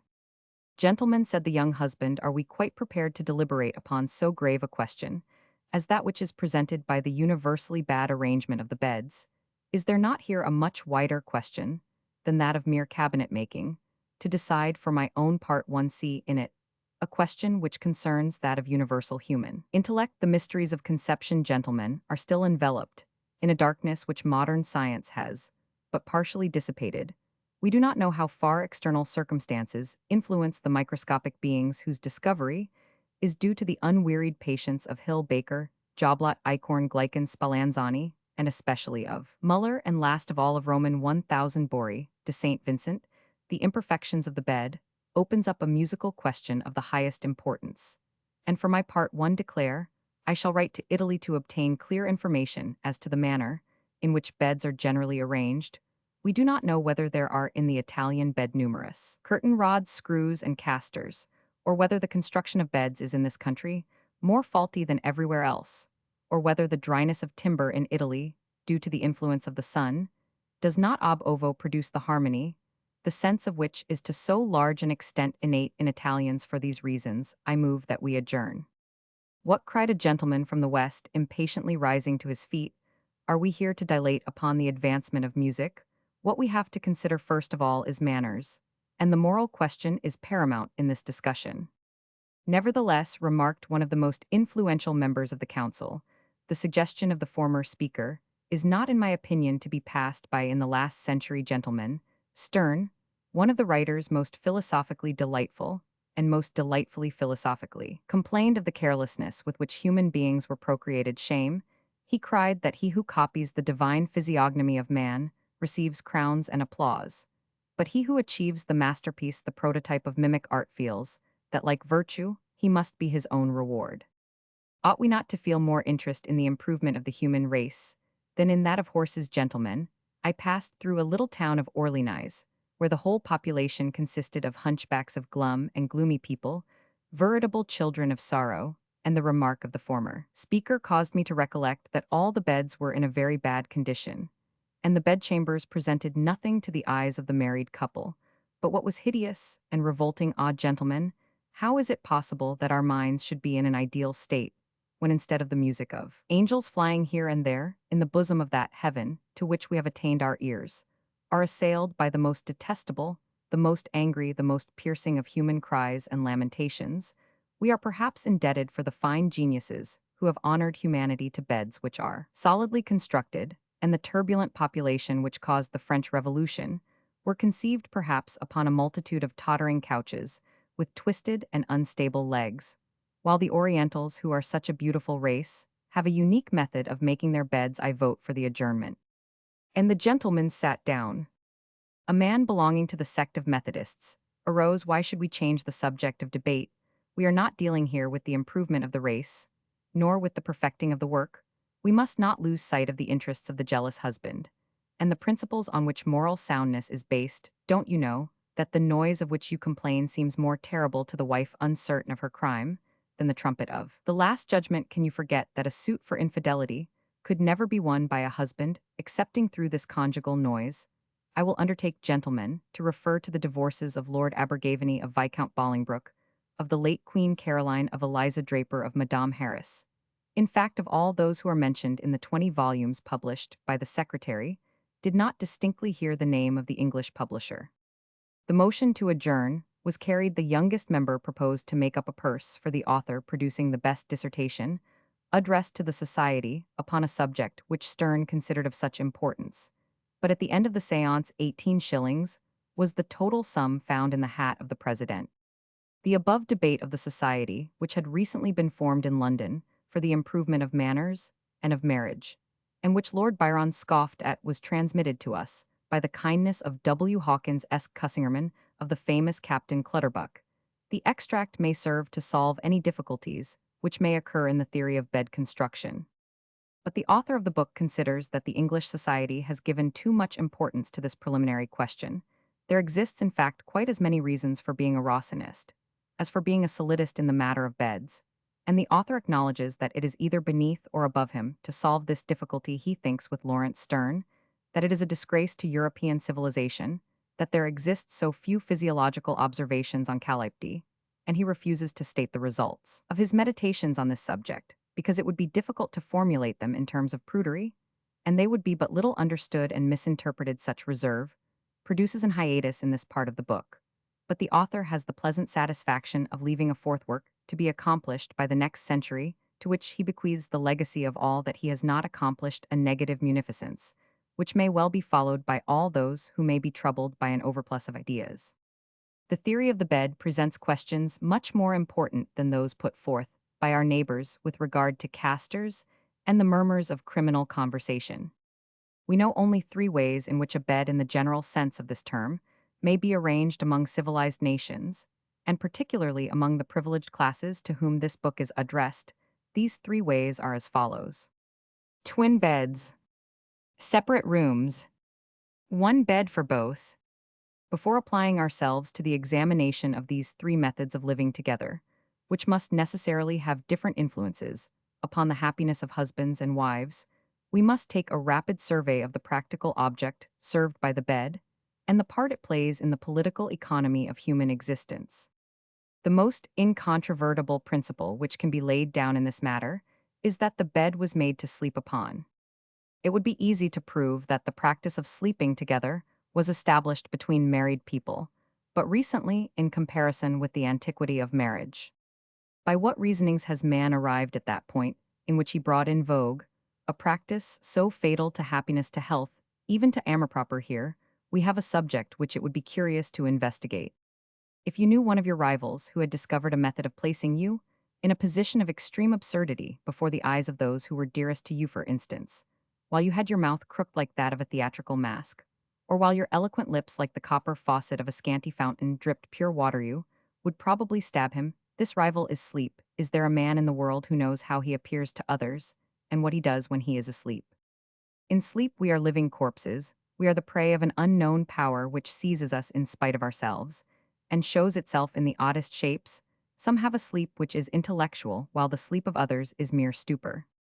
There are some people who slumber with their mouths open in the silliest fashion. There are others who snore loud enough to make the timbers shake. Most people look like the impish devils that Michelangelo sculptured, putting out their tongues in silent mockery of the passers-by. The only person I know of in the world who sleeps with a noble air is Agamemnon, whom Guerin has represented lying on his bed at the moment when Clytemnestra, urged by Aegisthus, advances to slay him. Moreover, I have always had an ambition to hold myself on my pillow, as the king of kings Agamemnon holds himself, from the day that I was seized with dread of being seen during sleep by any other eyes than those of Providence. In the same way, too, from the day I heard my old nurse snorting in her sleep like a whale, to use a slang expression, I have added a petition to the special litany, which I addressed to Saint Honore, my patron, saint, to the effect that he would save me from indulging in this sort of eloquence. When a man wakes up in the morning, his drowsy face grotesquely surmounted by the folds of a silk handkerchief, which falls over his left temple like a police cap, he is certainly a laughable object, and it is difficult to recognize in him the glorious spouse, celebrated in the strophes of Rousseau. But nevertheless, there is a certain gleam of life to illume the stupidity of a countenance, half dead-end. If you artists wish to make fine sketches, you should travel on the stagecoach. And when the postilion wakes up the postmaster, just examine the physiognomies of the departmental clerks. But were you 100 times as pleasant to look upon as are these bureaucratic physiognomies, at least, while you have your mouth shut, your eyes are open, and you have some expression in your countenance? Do you know how you looked an hour before you awoke, or during the first hour of your sleep, when you were neither a man nor an animal, but merely a thing subject to the dominion of those dreams which issue from the gate of horn? But this is a secret between your wife and God. Is it for the purpose of insinuating the imbecility of slumber that the Romans decorated the heads of their beds with the head of an ass? We leave to the gentlemen who form the Academy of Inscriptions the elucidation of this point. Assuredly, the first man who took it into his head at the inspiration of the devil not to leave his wife even while she was asleep should know how to sleep in the very best style. But do not forget to reckon among the sciences necessary to a man on setting up an establishment the art of sleeping with elegance. Moreover, we will place here as a corollary to axiom Roman 25 of our marriage catechism the two following aphorisms. A husband should sleep as lightly as a watchdog, so as never to be caught with his eyes shut. A man should accustom himself from childhood to go to bed bareheaded. Certain poets discern in modesty, in the alleged mysteries of love, some reason why the married couple should share the same bed, But the fact must be recognized that if primitive men sought the shade of caverns, the mossy couch of deep, ravines, the flinty roof of grottos to protect his pleasure, it was because the delight of love left him, without defense against his enemies know it. Is not more natural to lay two heads upon the same pillow than it is reasonable to tie a strip of muslin round the next civilization is come. It has shut up 1 million of men within an area of 4 square leagues. It has stalled them in streets, houses, apartments, rooms, and chambers 8 feet square. After a time, it will make them shut up one upon another like the tubes of a telescope. From this cause, and from many others such as thrift fear and ill-concealed jealousy, has sprung the custom of the sleeping together of the married couple. And this custom has given rise to punctuality and simultaneity in rising and retiring. And here you find the most capricious thing in the world, the feeling most preeminently fickle, the thing which is worthless without its own spontaneous inspiration, which takes all its charm from the suddenness of its desires, which owes its attractions to the genuineness of its outbursts. Thy thing we call love, subjugated to a monastic rule to that law of geometry, which belongs to the board of longitude. If I were a father, I should hate the child who, punctual as the clock, had every morning and evening an explosion of tenderness, and wished me good day and good evening, because he was ordered to do so. It is in this way that all that is generous and spontaneous in human sentiment becomes strangled at its birth. You may judge from this what love means when it is bound to a fixed hour. Only the author of everything can make the sun rise, and set morn and eve with a pomp invariably brilliant, and always new, and no one here below, if we may be permitted to use the hyperbole of Jean-Baptiste Rousseau, can play the role of the sun. From these preliminary observations, we conclude that it is not natural for two to lie under the canopy in the same bed, that a man is almost always ridiculous when he is asleep, and that this constant living together threatens the husband with inevitable dangers. We are going to try, therefore, to find out a method which will bring our customs in harmony with the laws of nature, and to combine custom and nature in a way that will enable a husband to find in the mahogany of his bed a useful ally and an aid in defending himself. Twin beds. If the most brilliant, the best-looking, the cleverest of husbands wishes to find himself minotarized, just as the first year of his married life ends, he will infallibly attain that end, if he is unwise enough to place two beds side by side under the voluptuous dome of the same alcove. The argument in support of this may be briefly stated. The following are its main lines. The first husband who invented the twin beds was doubtless an obstetrician who feared that in the involuntary struggles of some dream, he might kick the child born by his wife. But no, he was rather some predestined one who distrusted his power of checking a snore. Perhaps it was some young man who, fearing the excess of his own tenderness, found himself always lying at the edge of the bed, and in danger of tumbling off or so near to a charming wife that he disturbed her slumber. But may it not have been some main-tenon who received the suggestion from her confessor, or more probably, some ambitious woman who wished to rule her husband, or more undoubtedly, some pretty little pompadour, overcome by that Parisian infirmity, so pleasantly described by Roman 1000 de Maurepas, in that quatrain which cost him his protracted disgrace, and certainly contributed to the disasters of Louis XV's reign. Iris, we love those features sweet. Your graces all are fresh and free, and flowerets spring beneath your feet. Where not, alas, but flowers are seen. But why should it not have been a philosopher who dreaded the disenchantment which a woman would experience at the sight of a man asleep, and such a one would always roll himself up in a coverlet and keep his head bare?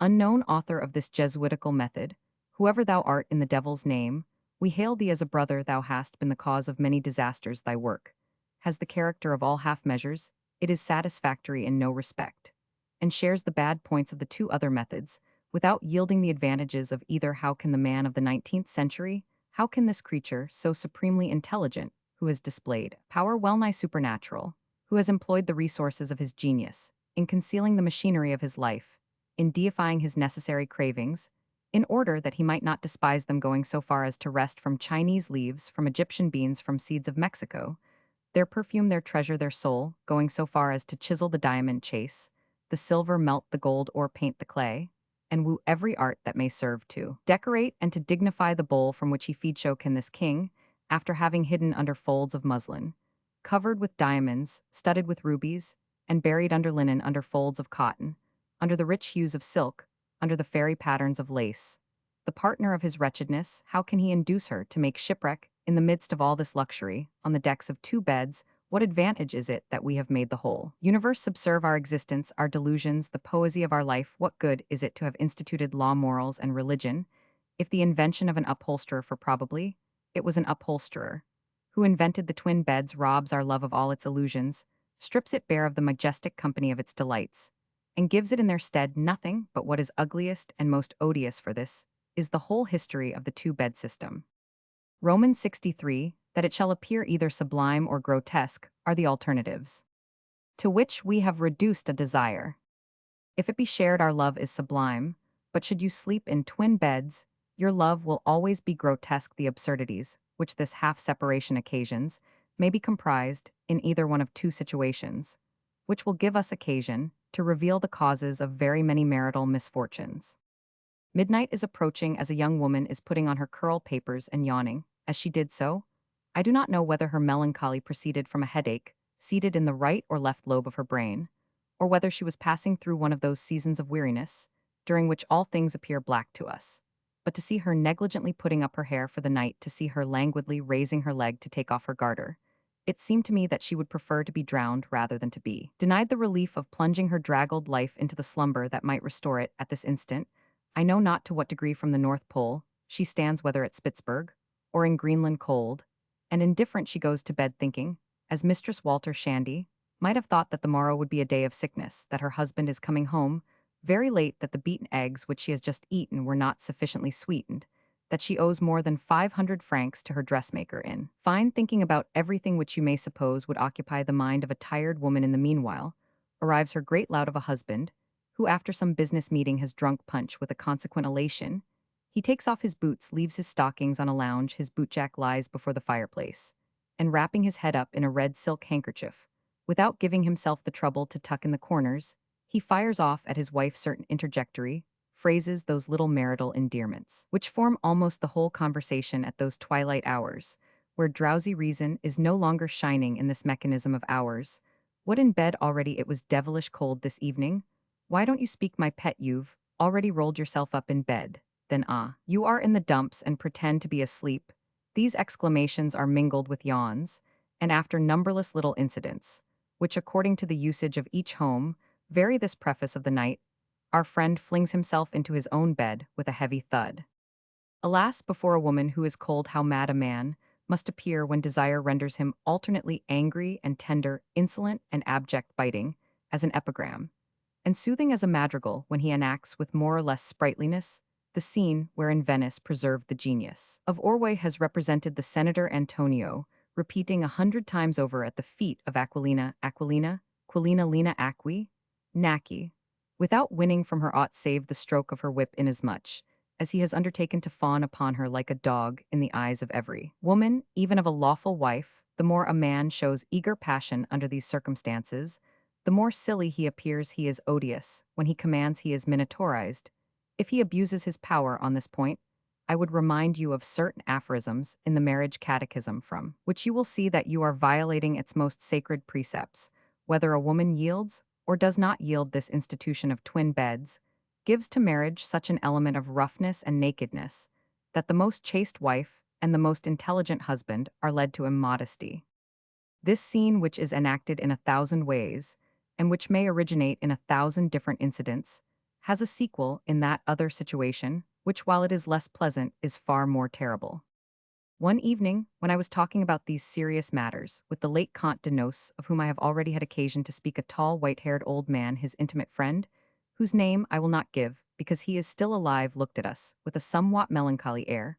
We guessed that he was about to relate some tale of scandal, and we accordingly watched him somewhat as the stenographer of the Moniteur might watch, as he mounted the tribune, a minister whose speech had already been written out for the reporter. The storyteller on this occasion was an old marquis, whose fortune, together with his wife and children, had perished in the disasters of the Revolution.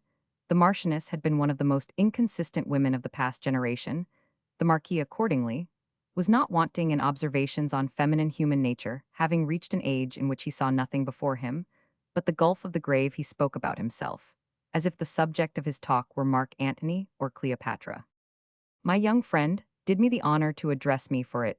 Was I who made the last remark in this discussioneer reflections, make me think of a certain evening, in the course of which one of my friends conducted himself in such a manner as to lose forever the respect of his wife. Now in those days, a woman could take vengeance with marvelous facilitifer. It was always a word, and a blow. The married couple I speak of were particular in sleeping on separate beds, with their head under the arch of the same alcove. They came home one night from a brilliant ball given by the Comte de Mercy, ambassador of the Emperor. The husband had lost a considerable sum at play, so he was completely absorbed in thought he had to pay a debt the next day of 6,000 crowns. And you will recollect, Nos, that 100 crowns couldn't be made up from scraping together the resources of 10. Such musketeers. The young woman, as generally happens under such circumstances, was in a gale of high spirits. Give to the Marquis, she said to a valet de chamber, all that he requires for his toilet. In those days people dressed for the night. These extraordinary words did not rouse the husband from his mood of abstraction. And then Madame, assisted by her maid, began to indulge in 1,000 coquetries. Was my appearance to your taste this evening? You are always to my taste, answered the Marquis, continuing to stride up and down the room. You are very gloomy. Come and talk to me, you frowning lover, said she, placing herself before him in the most seductive negligee. But you can have no idea of the enchantments of the Marchioness unless you had known her. Ah, you have seen her, Nos, he said, with a mocking smile. Finally, in spite of all her allurements and beauty, the Marchioness was lost sight of amid thoughts of the 6,000 crowns, which this fool of a husband could not get out of his head, and she went to bed all alone. But women always have one resource left, so that the moment that the good husband made as though he would get into his bed, the Marchioness cried, "Oh, how cold I am so!" He replied, "How is it that the servants have not warmed our beds?" And then I rang. The Comte de Nos could not help laughing, and the old Marquis, quite put out of countenance, stopped short. Not to divine the desire of a wife to snore, while she lies awake, to be in Siberia when she is in the tropics. These are the slighter disadvantages of twin beds. What risks will not a passionate woman run when she becomes aware that her husband is a heavy sleeper? I am indebted to Bayle for an Italian anecdote to which his dry and sarcastic manner lent an infinite charm, as he told me this tale of feminine hardihood. Ludovico had his palace at one end of the town of Milan. At the other was that of the Countess of Pernetti. At midnight on a certain occasion, Ludovico resolved, at the peril of his life, to make a rash expedition for the sake of gazing for 1 second on the face he adored, and accordingly appeared, as if by magic, in the palace of his well-beloved. He reached the nuptial chamber. Elisa Pernetti, whose heart most probably shared the desire of her lover, heard the sound of his footsteps, and divined his intention. She saw through the walls of her chamber a countenance glowing with love. She rose from her marriage bed light as a shadow. She glided to the threshold of her door. With a look she embraced him. She seized his hand. She made a sign to him. She drew him in. "But he will kill you," said he. "Perhaps so. But all this amounts to nothing. Let us grant that most husbands sleep lightly. Let us grant that they sleep without snoring, and that they always discern the degree of latitude at which their wives are to be found. Moreover, all the reasons which we have given why twin beds should be condemned, let us consider, but dust in the balance. But after all, a final consideration would make us also proscribe the use of beds ranged within the limits of the same alcove. To a man placed in the position of a husband, there are circumstances which have led us to consider the nuptial couch as an actual means of defense. For it is only in bed that a man can tell whether his wife's love is increasing or decreasing. It is the conjugal barometer. Now, to sleep in twin beds is to wish for ignorance. You will understand when we come to treat of civil war. See part third of what extreme usefulness a bed is, and how many secrets a wife reveals in bed without knowing it. Do not therefore allow yourself to be led astray by the specious good nature of such an institution as that of twin beds. It is the silliest, the most treacherous, the most dangerous in the world. Shame and anathema to him who conceived it. But in proportion as this method is pernicious in the case of young married people, it is salutary and advantageous for those who have reached the 20th year of married life. Husband and wife can then most conveniently indulge their duets of snoring. It will moreover be more convenient for their various maladies, whether rheumatism, obstinate gout, or even the taking of a pinch of snuff, and the cough or the snore will not in any respect prove a greater hindrance than it is found to be in any other arrangement. We have not thought it necessary to mention the exceptional cases which authorize a husband to resort to twin beds. However, the opinion of Bonaparte was that, when once there had taken place an interchange of life and breath, Such are his words, nothing, not even sickness, should separate married people. This point is so delicate that it is not possible here to treat it methodically. Certain narrow minds will object that there are certain patriarchal families whose legislation of love is inflexible in the matter of two beds and an alcove, and that by this arrangement they have been happy from generation to generation. But the only answer that the author vouchsafes to this is that he knows a great many respectable people who pass their lives in watching games of billiards. Separate rooms. There cannot be found in Europe 100 husbands of each nation sufficiently versed in the science of marriage, or if you like of life, to be able to dwell in an apartment separate from that of their wives. The power of putting this system into practice shows the highest degree of intellectual and masculine force. The married couple who dwell in separate apartments have become either divorced or have attained to the discovery of happiness. They either abominate or adore each other. We will not undertake to detail here the admirable precepts which may be deduced from this theory, whose end is to make constancy and fidelity easy and delightful. It may be sufficient to declare that by this system alone two married people can realize the dream of many noble souls. This will be understood by all the faithful.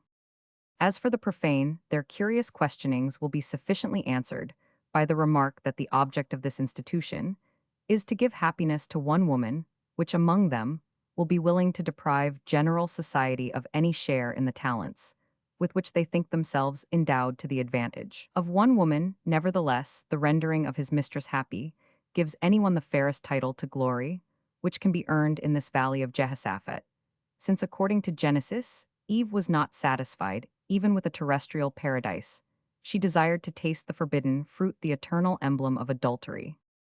But there is an insurmountable reason why we should refrain from developing this brilliant theory. It would cause a digression from the main theme of our work.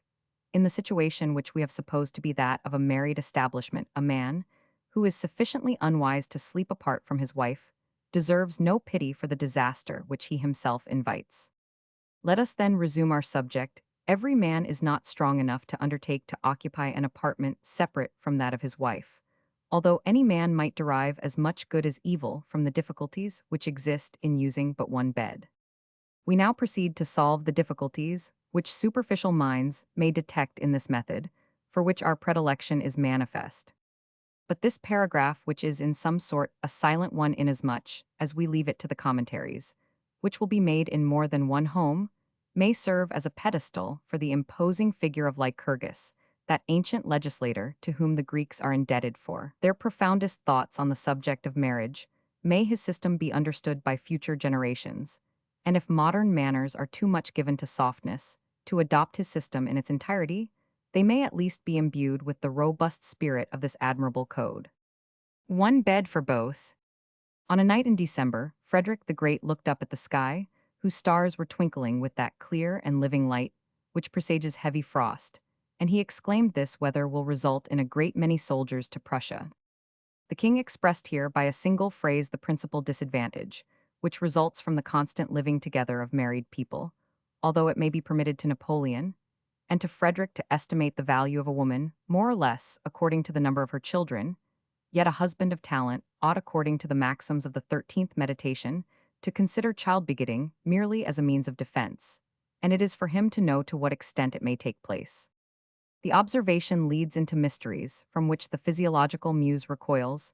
She has been quite willing to enter the nuptial chambers while they are occupied, but she is a virgin and a prude, and there are occasions on which she retires, for since it is at this passage in my book that the muse is inclined to put her white hands before her eyes, so as to see nothing like the young girl, looking through the interstices of her tapering fingers, she will take advantage of this attack of modesty to administer a reprimand to our manners in England. The nuptial chamber is a sacred place.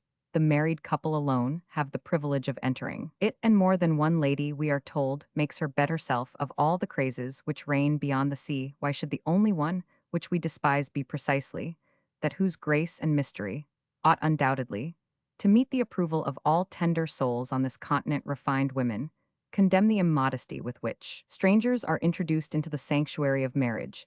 As for us who have energetically anathematized women who walk abroad at the time when they expect soon to be confined, our opinion cannot be doubted. If we wish the celibate to respect marriage, married people ought to have some regard for the inflammability of bachelors. To sleep every night with one's wife may seem, we confess, an act of the most insolent folly.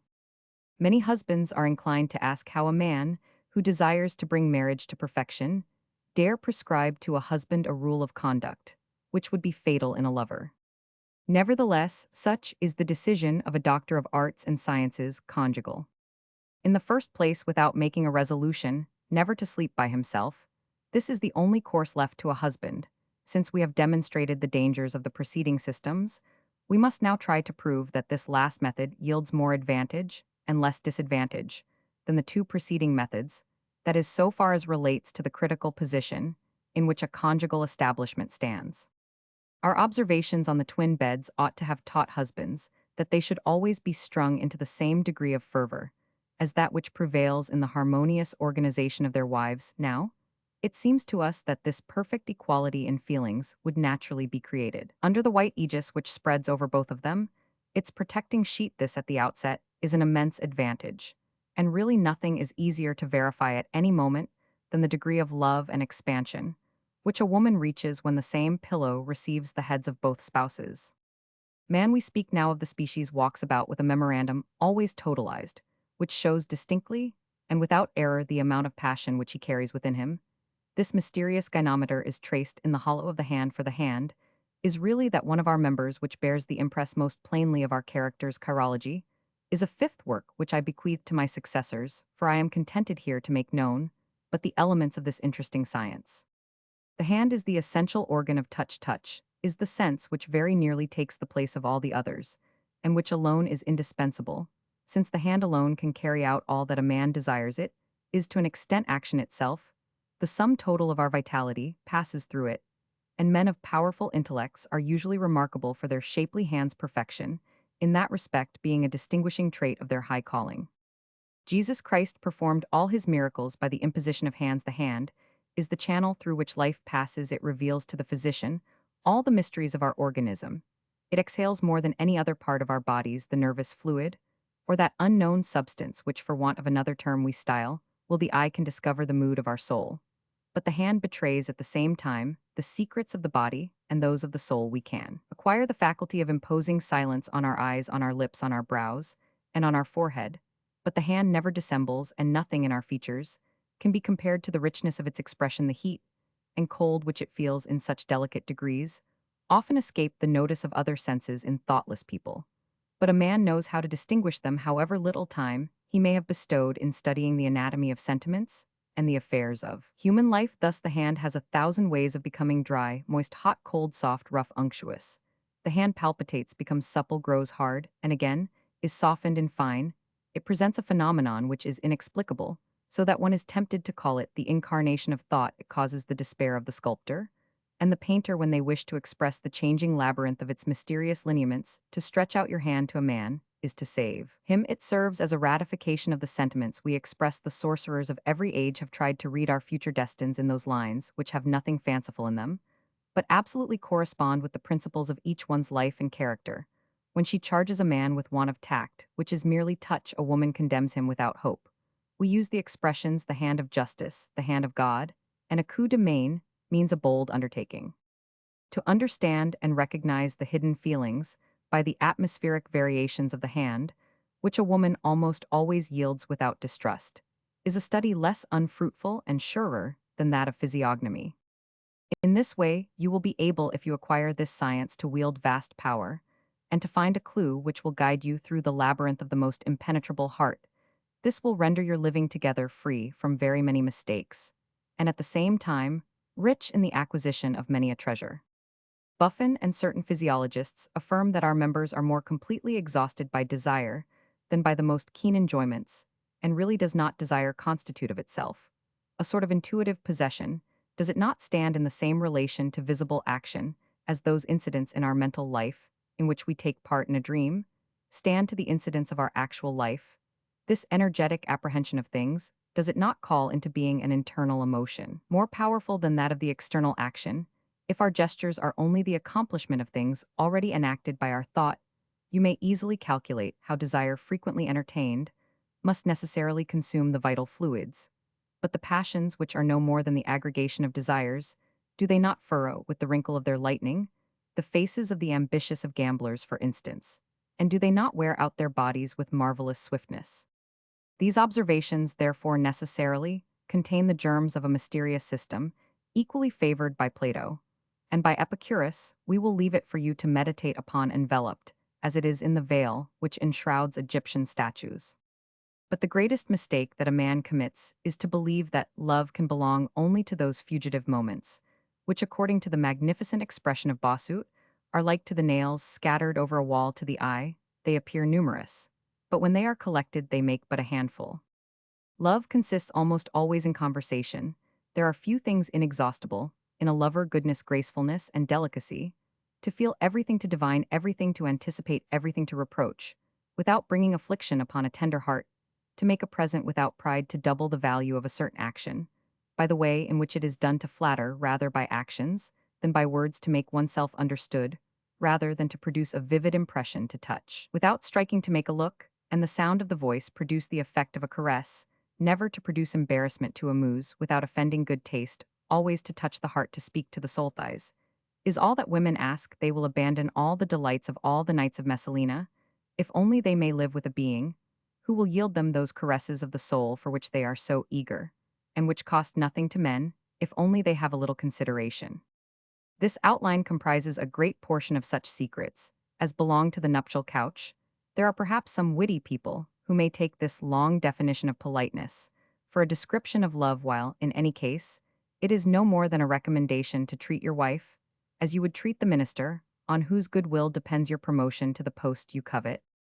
I hear numberless voices crying out that this book is a special advocate for women and neglects the cause of men, that the majority of women are unworthy of these delicate attentions and would abuse them, that there are women given to licentiousness who would not lend themselves to very much of what they would call mystification, that women are nothing but vanity and think of nothing but dress, that they have notions which are truly unreasonable, that they are very often annoyed by an attention, that they are fools, they understand nothing, are worth nothing, etc. In answer to all these clamors, we will write here the following phrases, which, placed between two spaces, will perhaps have the air of a thought, to quote an expression of Beaumarchais. Romans 64, a wife is to her husband just what her husband has made her. The reasons why the single bed must triumph over the other two methods of organizing the nuptial couch are as follows. In the single couch, we have a faithful interpreter to translate with profound truthfulness the sentiments of a woman, to render her a spy over herself, to keep her at the height of her amorous temperature, never to leave her, to have the power of hearing her breathe in slumber, and thus to avoid all the nonsense which is the ruin of so many marriages. As it is impossible to receive benefits without paying for them, you are bound to learn how to sleep gracefully, to preserve your dignity, under the silk handkerchief that wraps your head, to be polite, to see that your slumber is light, not to cough too much, and to imitate those modern authors who write more prefaces than books. Meditation, Roman 18, of marital revolutions. The time always comes in which nations and women, even the most stupid, perceive that their innocence is being abused. The cleverest policy may for a long time proceed in a course of deceit, but it would be very happy for men if they could carry on their deceit to an infinite period. A vast amount of bloodshed would then be avoided both in nations and in families. Nevertheless, we hope that the means of defense put forth in the preceding meditations will be sufficient to deliver a certain number of husbands from the clutches of the Minotaur. You must agree with the doctor that many a love blindly entered upon perishes under the treatment of hygiene, or dies away thanks to marital policy. Yes, what a consoling mistake! Many a lover will be driven away by personal efforts. Many a husband will learn how to conceal, under an impenetrable veil, the machinery of his Machiavellism. And many a man will have better success than the old philosopher who cried nolo coronari. But we are here compelled to acknowledge a mournful truth. Despotism has its moments of secure tranquility. Her reign seems like the hour which precedes the tempest, and whose silence enables the traveler stretched upon the faded grass to hear, at a mile's distance, the song of the cicada. Some fine morning, an honest woman, who will be imitated by a great portion of our own women, discerns, with an eagle eye, the clever maneuvers which have rendered her the victim of an infernal policy. She is at first quite furious at having for so long a time preserved her virtue at what age in what day does this terrible revolution occur? This question of chronology depends entirely upon the genius of each husband, for it is not the vocation of all to put in practice with the same talent the precepts of our conjugal gospel. A man must have very little love, the mystified wife will exclaim to enter upon such calculations, as these what from the first day I have been to him, perpetually an object of suspicion. It is monstrous even a woman would be incapable of such artful and cruel treachery.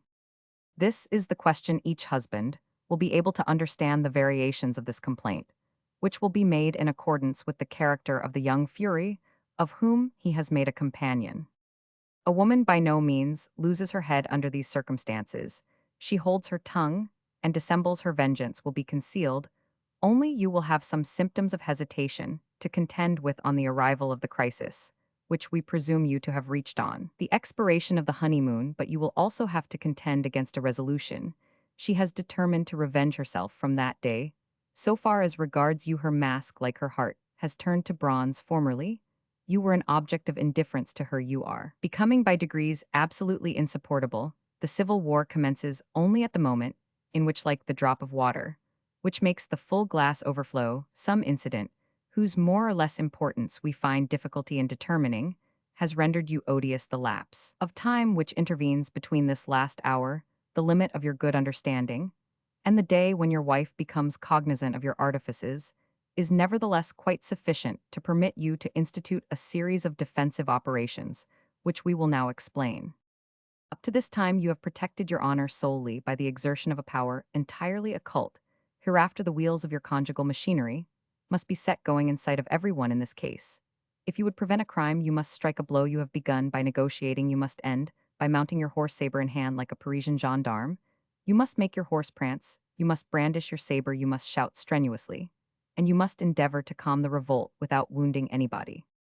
Just as the author has found a means of passing from occult methods to methods that are patent, so it is necessary for the husband to justify the sudden change in his tactics, for in marriage, as in literature art, consists entirely in the gracefulness of the transitions. This is of the highest importance for you. What a frightful position you will occupy if your wife has reason to complain of your conduct at the moment, which is perhaps the most critical of your whole married life. You must therefore find some means or other to justify the secret tyranny of your initial policy, some means which still prepare the mind of your wife for the severe measures which you are about to take, some means which, so far from forfeiting her esteem, will conciliate her, some means which will gain her pardon, which will restore some little of that charm of yours by which you won her love before your marriage. But what policy is it that demands this course of action? Is there such a policy? Certainly there is.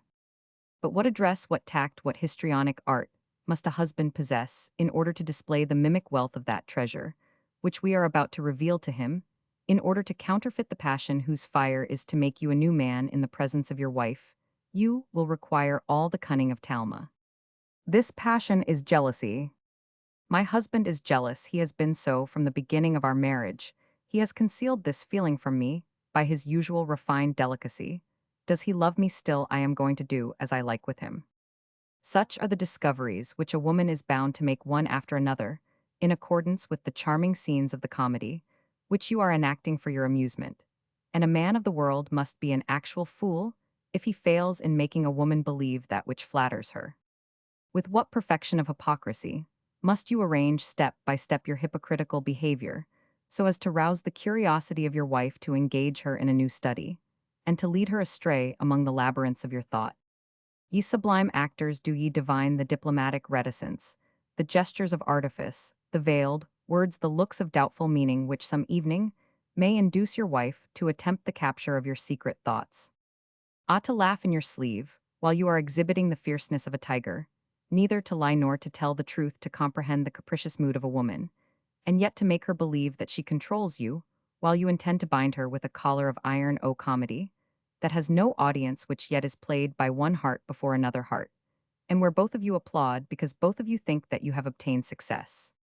She it is who will tell you that you are jealous, who will point out to you that she knows you better than you know yourself, who will prove to you the uselessness of your artifices, and who perhaps will defy you. She triumphs in the excited consciousness of the superiority, which she thinks she possesses over you. You, of course, are ennobled in her eyes, for she finds your conduct quite natural.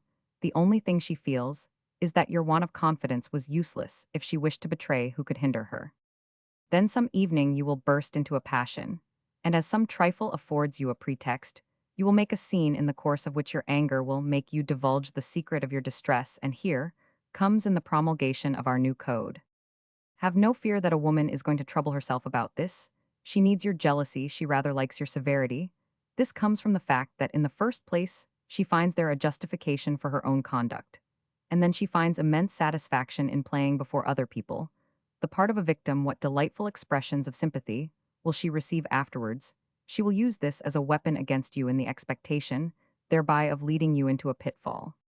She sees in your conduct the source of 1,000 more pleasures in her future treachery, and her imagination smiles at all the barricades with which you surround her, for will she not have the delight of surmounting them all?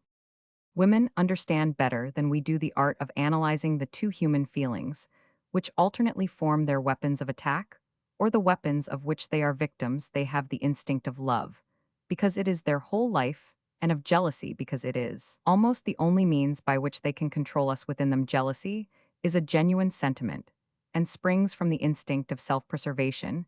It is vital to their life or death. But with men, this feeling is absolutely absurd when it does not subserve some further end. To entertain feelings of jealousy towards the woman you love is to start from a position founded on vicious reasoning. We are loved or we are not loved if a man entertains jealousy under either of these circumstances. It is a feeling absolutely unprofitable to him. Jealousy may be explained as fear in love, but to doubt one's wife is to doubt oneself.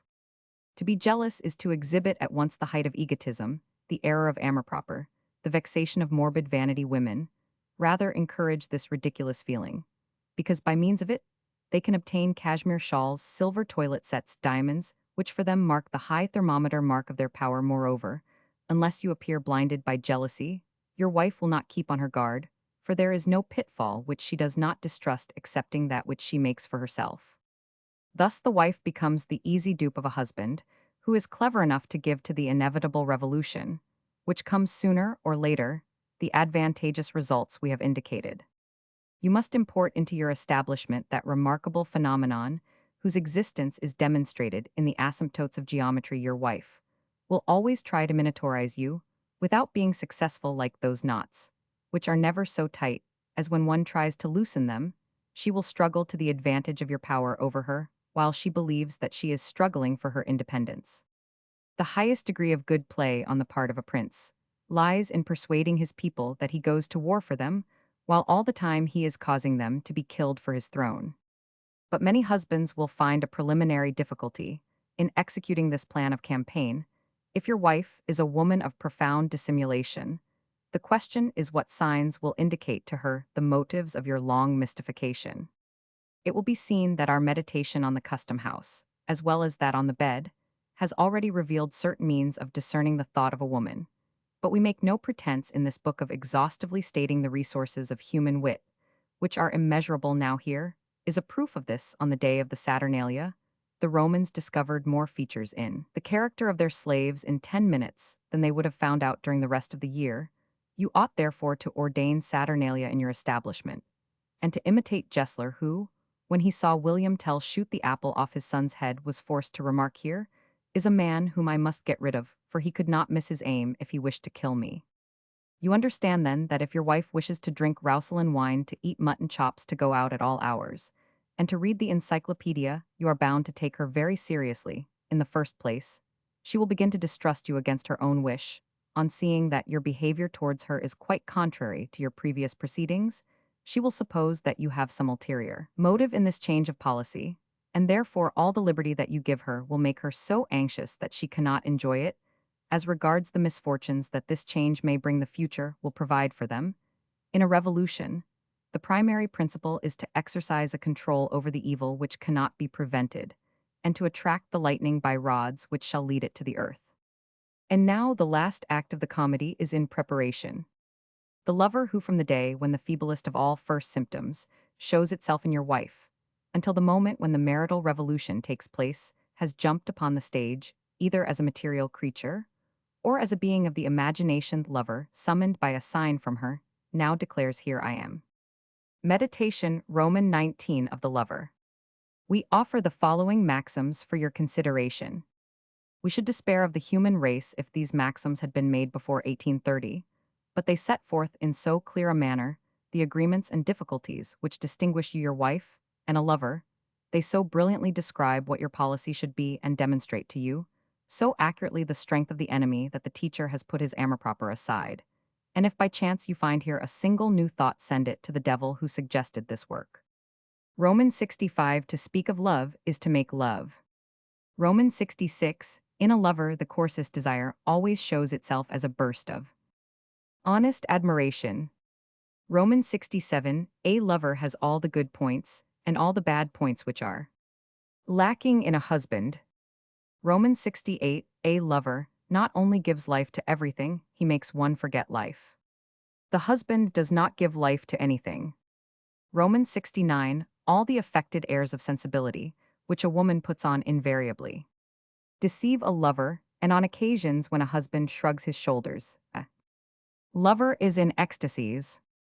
Romans 70. A lover betrays by his manner alone the degree of intimacy in which he stands to a married woman. Romans 71. A woman does not always know why she is in love. It is rarely that man falls in love without some selfish purpose. A husband should discover this secret motive of egotism, for it will be to him the lever of Archimedes. Romans 72. A clever husband never betrays his supposition that his wife has a lover. Romans 73. The lover submits to all the caprices of a woman, and as a man is never vile while he lies in the arms of his mistress, he will take the means to please her that a husband would recoil from. Romans 74. A lover teaches a wife all that her husband has concealed from her. Romans 75. All the sensations which a woman yields to her lover, she gives in exchange they return to her always intensified, they are as rich in what they give as in what they receive. This is the kind of commerce in which almost all husbands end by being bankrupt. Romans 76. A lover speaks of nothing to a woman, but that which exalts her, while a husband, although he may be a loving one, can never refrain from giving advice which always has the appearance of reprimand. Romans 77. A lover always starts from his mistress to himself. With a husband, the contrary is the case. Romans 78. A lover always has a desire to appear amiable. There is in this sentiment an element of exaggeration, which leads to ridicule. Study how to take advantage of this. Romans 79. When a crime has been committed, the magistrate who investigates the case knows, excepting in the case of a released convict who commits murder in jail, that there are not more than 5 persons to whom he can attribute the act. He starts from this premise a series of conjectures. The husband should reason like the judge. There are only 3 people in society whom he can suspect when seeking the lover of his wife. Roman 80. A lover is never in the wrong. Roman 81. The lover of a married woman says to her, Madame, you have need of rest. You have to give an example of virtue to your children. You have sworn to make your husband happy, and although he has some faults, has fewer than I have, is worthy of your esteem. Nevertheless, you have sacrificed everything for me. Do not let a single murmur escape you, for regret is an offense which I think worthy of a severer penalty than the law decrees against infidelity. As a reward for these sacrifices, I will bring you as much pleasure as pain, and the incredible part about it is that the lover triumphs the form which his speech takes, carries it. He says but one phrase, I love you. A lover is a herald who proclaims either the merit, the beauty, or the wit of a woman. What does a husband proclaim? To sum up, all the love which a married woman inspires, or that which she gives back, is the least creditable sentiment in the world. In her, it is boundless vanity. In her lover, it is selfish egotism. The lover of a married woman contracts so many obligations that scarcely 3 men in a century are met with who are capable of discharging them. He ought to dedicate his whole life to his mistress, but he always ends by deserting her. Both parties are aware of this, and from the beginning of social life, the one has always been sublime in self-sacrifice, the other an ingrate. The infatuation of love, always rouses the pity of the judges who pass sentence on it. But where do you find such love genuine and constant? What power must a husband possess to struggle successfully against a man who casts over a woman a spell strong enough to make her submit to such misfortunes? We think then, as a general rule, a husband, if he knows how to use the means of defense which we have outlined, can lead his wife up to her 25th year, not without her having chosen a lover, but without her having committed the great crime here and there. We meet with men, endowed with deep marital genius, who can keep their wives' body and soul to themselves alone up to their 30th or 35th year, but these exceptions cause a sort of scandal and alarm. The phenomenon scarcely ever is met with excepting in the country where life is transparent and people live in glass houses, and the husband wields immense power. The miraculous assistance, which men and things thus give to a husband, always vanishes in the midst of a city whose population reaches to 250,000. It would therefore almost appear to be demonstrated that 30 is the age of virtue. At that critical period, a woman becomes so difficult to guard that, in order successfully to enchain her within the conjugal paradise, resort must be had to those last means of defense which remain to be described, and which we will reveal in the essay on Police, the Art of Returning Home and Catastrophes. Meditation Roman 20 Essay on Police.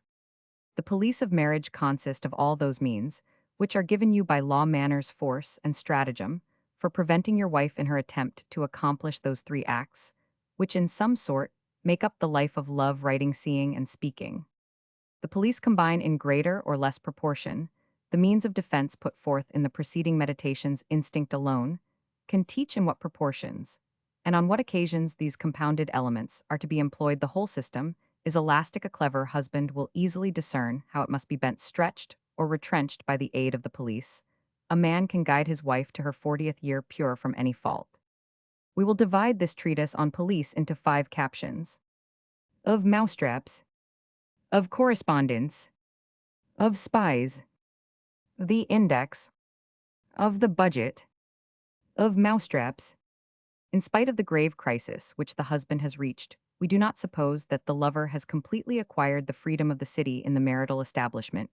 Many husbands often suspect that their wives have a lover, and yet they do not know upon which of the 5 or 6 chosen ones of whom we have spoken their suspicions ought to fall. This hesitation doubtless springs from some moral infirmity, to whose assistance the professor must come.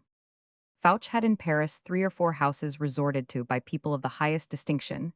The mistresses of these dwellings were devoted to him. This devotion cost a great deal of money to the state. The minister used to call these gatherings, of which nobody at the time had any suspicion his mousetraps. More than one arrest was made at the end of the ball, at which the most brilliant people of Paris had been made accomplices of this oratorian.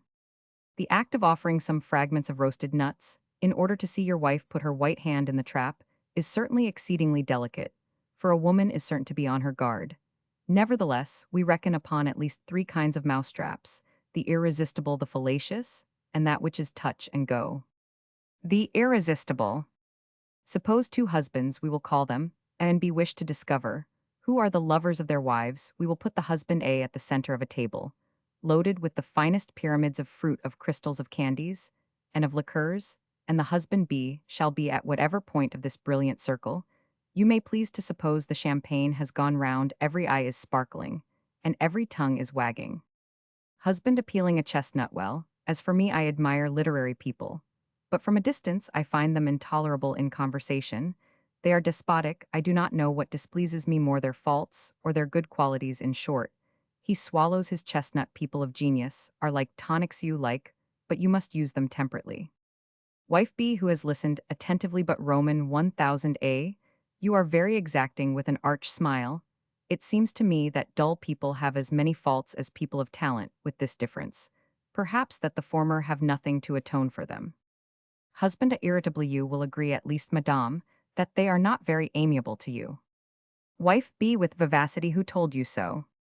Husband a smiling, don't they overwhelm you all the time with their superiority? Vanity so dominates their souls that between you and them the effort is reciprocal. The mistress of the house aside to wife A, you well deserved it, my dear. Wife A shrugs her shoulders. Husband is still continuing then, the habit they have of combining ideas which reveal to them the mechanism of feeling for them. Love is purely physical, and every one knows that they do not shine. Wife B biting her lips interrupting him. It seems to me, sir, that we are the sole judges in this matter. I can well understand why men of the world do not like men of letters, but it is easier to criticize than to imitate them. Husband a disdainfully, oh, madame, men of the world, can assail the authors of the present time without being accused of envy. There is many a gentleman of the drawing room, who, if he undertook to write, wife be with warmth unfortunately, for you, sir, certain friends of yours in the chamber have written romances, have you been able to read them? But really in these days, in order to attain the least originality, you must undertake historic research, you must.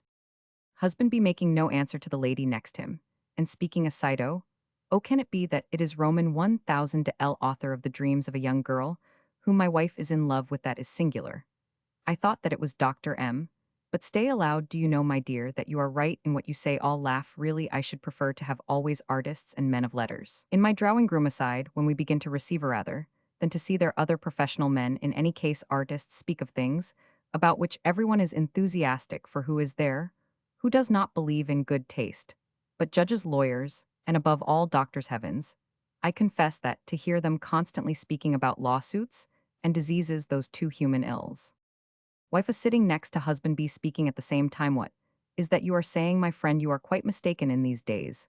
Nobody wishes to wear a professional manner. Doctors, since you have mentioned doctors, try to avoid speaking of professional matters. They talk politics, discuss the fashions, and the theaters. They tell anecdotes, they write books better than professional authors do. There is a vast difference between the doctors of today and those of Moliere. Husband A aside, you, is it possible my wife is in love with Dr. M? That would be odd. Aloud, that is quite possible, my dear. But I would not give a sick dog in charge of a physician who writes. Wife interrupting her husband, I know people who have 5 or 6 offices, yet the government has the greatest confidence in them. Anyway, it is odd that you should speak in this way, you, who were one of Dr. M's great cases. Husband A aside, there can be no doubt of it. The fallacious. A husband as he reaches home, my dear, we are invited by Madame de Fichteminel to a concert which she is giving next Tuesday. I reckoned on going there, as I wanted to speak with a young cousin of the minister, who was among the singers, but he is gone to Fruval to see his aunt. What do you propose doing? His wife, these concerts tire me to death. You have to sit nailed to your chair whole hours, without saying a word. Besides, you know quite well that we dine with my mother on that day, and it is impossible to miss paying her a visit. Her husband carelessly, ah, that is true. 3 days afterwards, the husband as he goes to bed, what do you think, my darling? Tomorrow I will leave you at your mother's, for the Count has returned from Fruval, and will be at Madame de Fichtemino's concert. His wife vivaciously, but why should you go alone? You know how I adore music.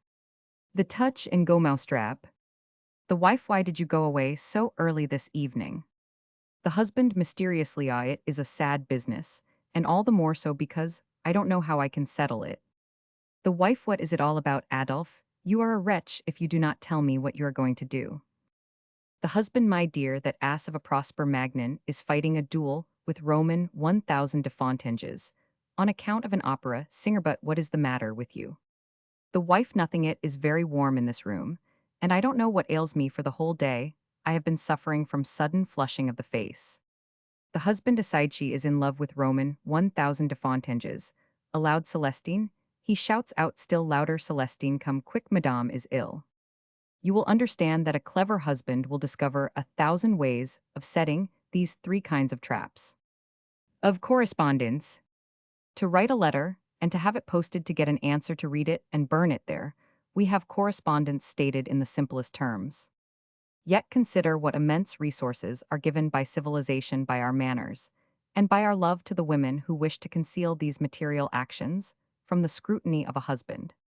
The inexorable box which keeps its mouth open to all comers receives its epistolary provender from all hands. There is also the fatal invention of the general delivery. A lover finds in the world 100 charitable persons, male and female, who for a slight consideration will slip the billets due into the amorous and intelligent hand of his fair mistress. A correspondence is a variable as Proteus. There are sympathetic inks. A young celibate has told us in confidence that he has written a letter on the flyleaf of a new book, which, when the husband asked for it of the bookseller, reached the hands of his mistress, who had been prepared the evening before for this charming article. A woman in love who fears her husband's jealousy will write and read billets due during the time consecrated to those mysterious occupations, during which the most tyrannical husband must leave her alone.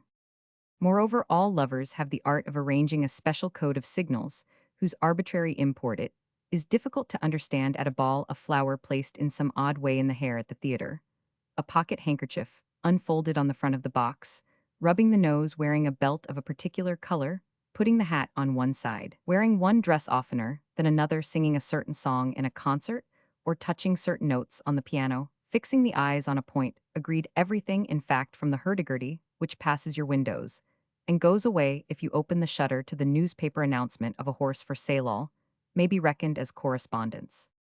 How many times, in short, will a wife craftily ask her husband to do such and such commission for her to go to such and such a shop or house, having previously informed her lover that your presence at such or such a place means yes or no.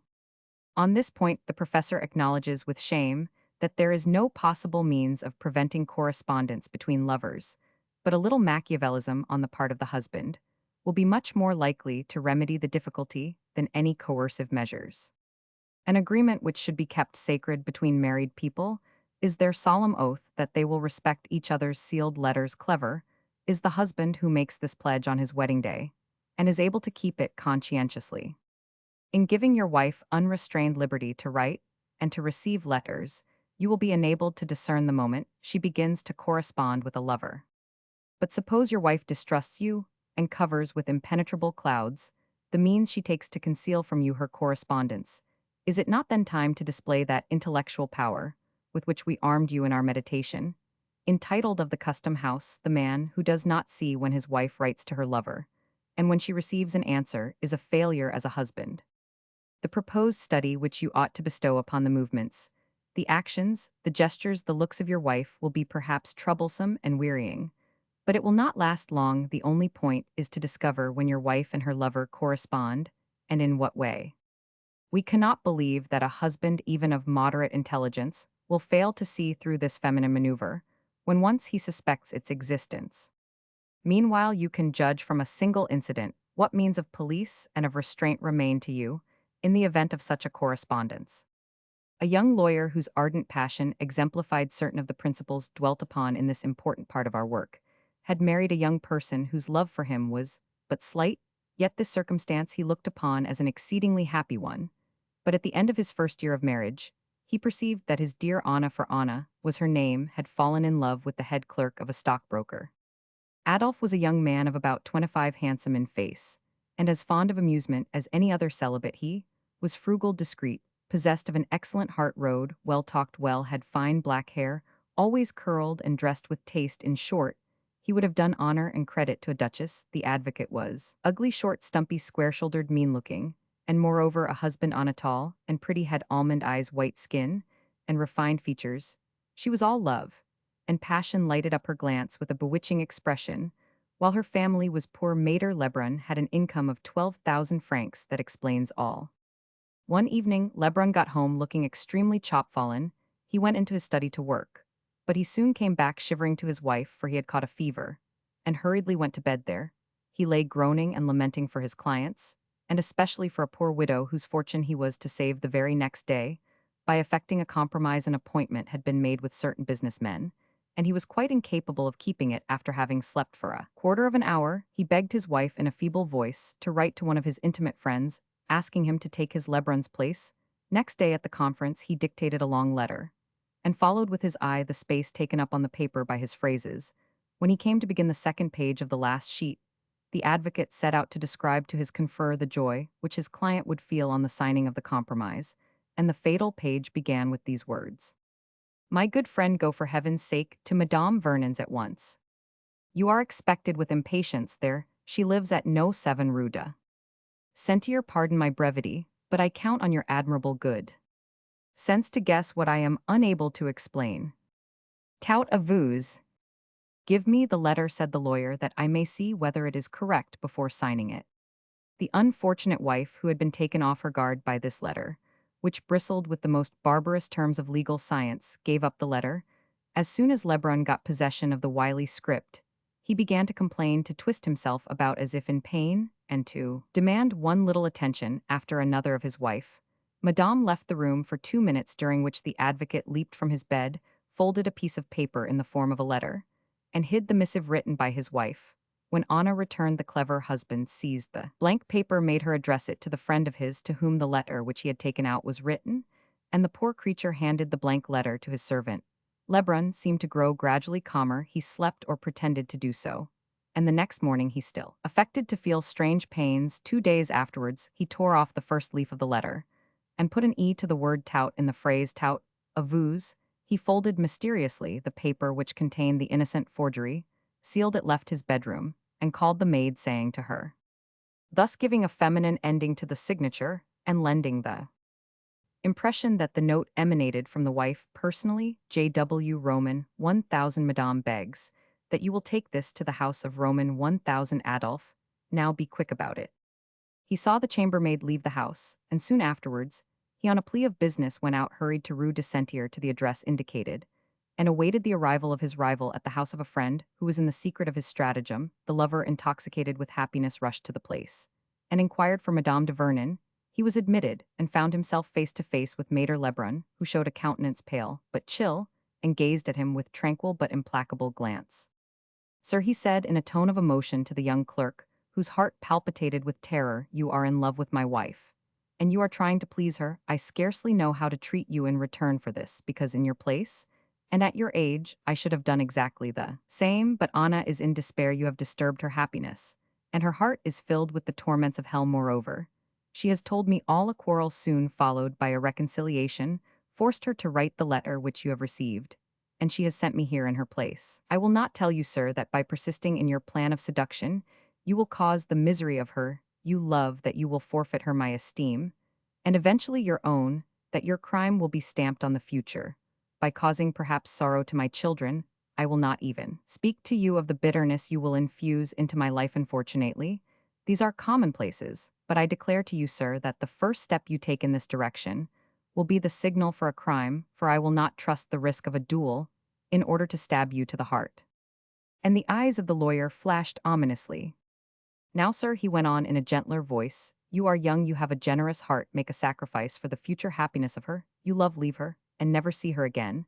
And if you must needs be a member of my family, I have a young aunt who is yet unsettled in life. She is charming, clever, and rich. Make her acquaintance, and leave a virtuous woman undisturbed. This mixture of raillery and intimidation, together with the unwavering glance and deep voice of the husband, produced a remarkable impression on the lover. He remained for a moment, utterly confused, like people overcome with passion, and deprived of all presence of mind by a sudden shock. If Anna has since then had any lovers, which is a pure hypothesis, Adolphe certainly is not one of them. This occurrence may help you to understand that correspondence is a double-edged weapon, which is of as much advantage for the defense of the husband. As for the inconsistency of the wife, you should therefore encourage correspondence, for the same reason that the prefect of police takes special care that the street lamps of Paris are kept lighted. Of spies, to come so low as to beg servants to reveal secrets to you, and to fall lower still by paying for a revelation, is not a crime. It is perhaps not even a dastardly act, but it is certainly a piece of folly, for nothing will ever guarantee to you the honesty of a servant who betrays her mistress, and you can never feel certain whether she is operating in your interest or in that of your wife. This point, therefore, may be looked upon as beyond controversy. Nature, that good and tender parent, has set round about the mother of a family, the most reliable and the most sagacious of spies, the most truthful, and at the same time, the most discreet in the world. They are silent, and yet they speak, they see everything and appear to see nothing. One day, I met a friend of mine on the boulevard. He invited me to dinner, and we went to his house. Dinner had been already served, and the mistress of the house was helping her 2 daughters to plates of soup. I see here my first symptoms, I said to myself. We sat down. The first word of the husband, who spoke without thinking, and for the sake of talking, was the question, has anyone been here today? Not a soul, replied his wife without lifting her eyes. I shall never forget the quickness with which the 2 daughters looked up to their mother. The elder girl, aged 8, had something especially peculiar in her glance. There was at the same time revelation and mystery, curiosity, and silence, astonishment and apathy. In that look, if there was anything that could be compared to the speed with which the light of candor flashed from their eyes, it was the prudent reserve with which both of them closed down like shutters the folds of their white eyelids. Ye sweet and charming creatures who from the age of 9, even to the age of marriage too often, are the torment of a mother, even when she is not a coquette, is it by the privilege of your years, or the instinct of your nature, that your young ears catch the faint sound of a man's voice through walls and doors, that your eyes are awake to everything, and that your young spirit busies itself in divining all, even the meaning of a word spoken in the air, even the meaning of your mother's slightest gesture? There is something of gratitude, something in fact instinctive in the predilection of fathers for their daughters and mothers for their sons. But the act of setting spies which are in some way inanimate is mere dotage, and nothing is easier than to find a better plan than that of the beetle who took it into his head to put eggshells in his bed, and who obtained no other sympathy from his confederate than the words "you are not very successful in breaking them." The Marshal de Saxe did not give much consolation to his Popliniere when they discovered in company that famous revolving chimney invented by the Duc de Richelieu. "That is the finest piece of horn work that I have ever seen," cried the victor of Fontenoy. "Let us hope that your espionage will not give you so troublesome a lesson. Such misfortunes are the fruits of the Civil War, and we do not live in that age." The Index. The Pope puts books only on the Index. You will mark with a stigma of reprobation men and things. It is forbidden to Madame to go into a bath, except in her own house. It is forbidden to Madame to receive into her house him whom you suspect of being her lover, and all those who are the accomplices of their love. It is forbidden to Madame to take a walk without you. But the peculiarities which in each household originate from the diversity of characters, the numberless incidents of passion, and the habits of the married people give to this black book so many variations the lines in it are multiplied or erased with such rapidity that a friend of the author has called this index the history of changes in the marital church. There are only two things which can be controlled or prescribed in accordance with definite rules. The first is the country, the second is the promenade. A husband ought never to take his wife to the country, nor permit her to go there, have a country home. If you like, live there, entertain there nobody, excepting ladies or old men, but never leave your wife alone there. But to take her for even half a day to the house of another man is to show yourself as stupid as an ostrich. To keep guard over a wife in the country is a task most difficult of accomplishment. Do you think that you will be able to be in the thickets, to climb the trees, to follow the tracks of a lover over the grass trodden down at night, but straightened by the dew in the morning, and refreshed by the rays of the sun? Can you keep your eye on every opening in the fence of the park, the country, and the spring? These are the two right arms of the celibate. When a woman reaches the crisis at which we suppose her to be, a husband ought to remain in town till the declaration of war, or to resolve on devoting himself to all the delights of a cruel espionage. With regard to the promenade, does Madame wish to go to parties, to the theatre, to the Bois de Boulogne, to purchase her dresses, to find out what is the fashion? Madame shall go, shall see everything in the respectable company of her lord and master. If she take advantage of the moment when a business appointment, which you cannot fail to keep, detains you in order to obtain your tacit permission to some meditated expedition, if in order to obtain that permission, she displays all the witcheries of those cajoleries in which women excel, and whose powerful influence you ought already to have known well, the professor implores you to allow her to win you over, while, at the same time, you sell dear the boon she asks, and above all convince this creature, whose soul is at once as changeable as water, and as firm as steel, that it is impossible for you, from the importance of your work, to leave your study. But as soon as your wife has set foot upon the street, if she goes on foot, don't give her time to make 50 steps, follow, and track her in such a way that you will not be noticed. It is possible that there exist certain worthers whose refined and delicate souls recoil from this inquisition, but this is not more blamable than that of a landed proprietor who rises at night and looks through the windows for the purpose of keeping watch over the peaches on his espaliers. You will, probably by this course of action, obtain before the crime is committed exact information with regard to the apartments, which so many lovers rent in the city under fictitious names.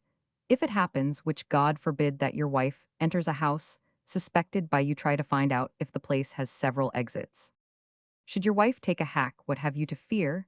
Is there not a prefect of police to whom all husbands ought to decree a crown of solid gold? And has he not set up a little shed or bench, where there is a register and incorruptible guardian of public morality. And does he not know all the comings and goings of these Parisian gondolas? One of the vital principles of our police will consist in always following your wife to the furnishers of your house. If she is accustomed to visit them, you will carefully find out whether there is any intimacy between her and her draper, her dressmaker, or her milliner, etc. In this case, you will apply the rules of the conjugal custom house and draw your own conclusions.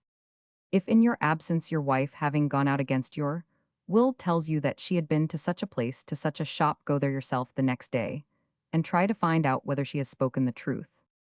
But passion will dictate to you, even better than the meditation, the various resources of conjugal tyranny, and we will here cut short these tiresome instructions.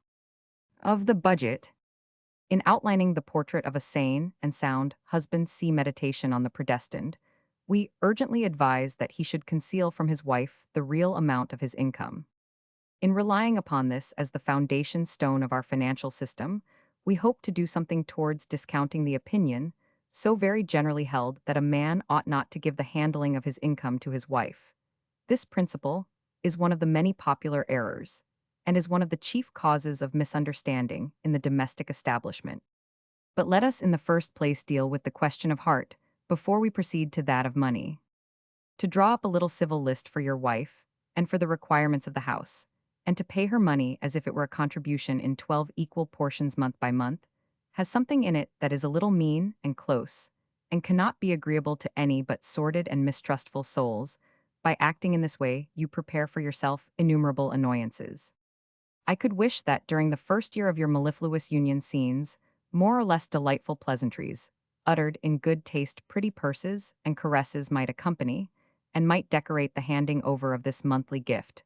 But the time will come when the self-will of your wife or some unforeseen expenditure will compel her to ask a loan of the chamber. I presume that you will always grant her the bill of indemnity, as our unfaithful deputies never fail to do. They pay, but they grumble you must pay, and at the same time compliment her. I hope it will be so. But in the crisis which we have reached, the provisions of the annual budget can never prove sufficient. There must be an increase of fichus, of bonnets, of frocks.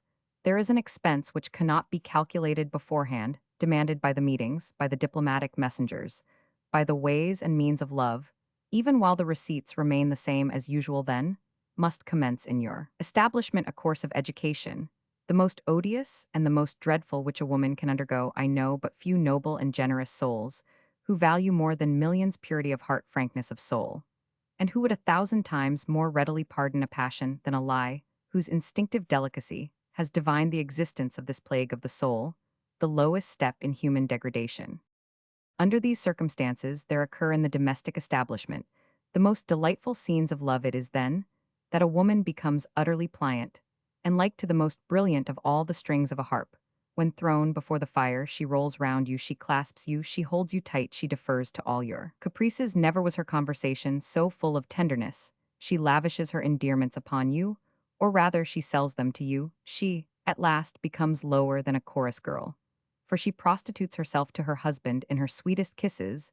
There is money in all her words, there is money in playing this part. Her heart becomes like lead towards you. The most polished, the most treacherous usurer never weighs so completely, with a single glance, the future value, in bullion, of a son of a family, who may sign a note to him. Than your wife appraises one of your desires, as she leaps from branch to branch like an escaping squirrel, in order to increase the sum of money she may demand. By increasing the appetite which she rouses in you, you must not expect to get scot-free from such seductions. Nature has given boundless gifts of coquetry to a woman. The usages of society have increased them tenfold by its fashions, its dresses, its embroideries, and its tippets. If I ever marry, one of the most honorable generals of our ancient army used to say, I won't put a sou among the wedding presents. What will you put there then, General? Asked a young girl. The key of my safe. The young girl made a curtsy of approbation. She moved her little head with a quiver like that of the magnetic needle, raised her chin slightly as if she would have said, I would gladly marry the general, in spite of his 4 to 5 years.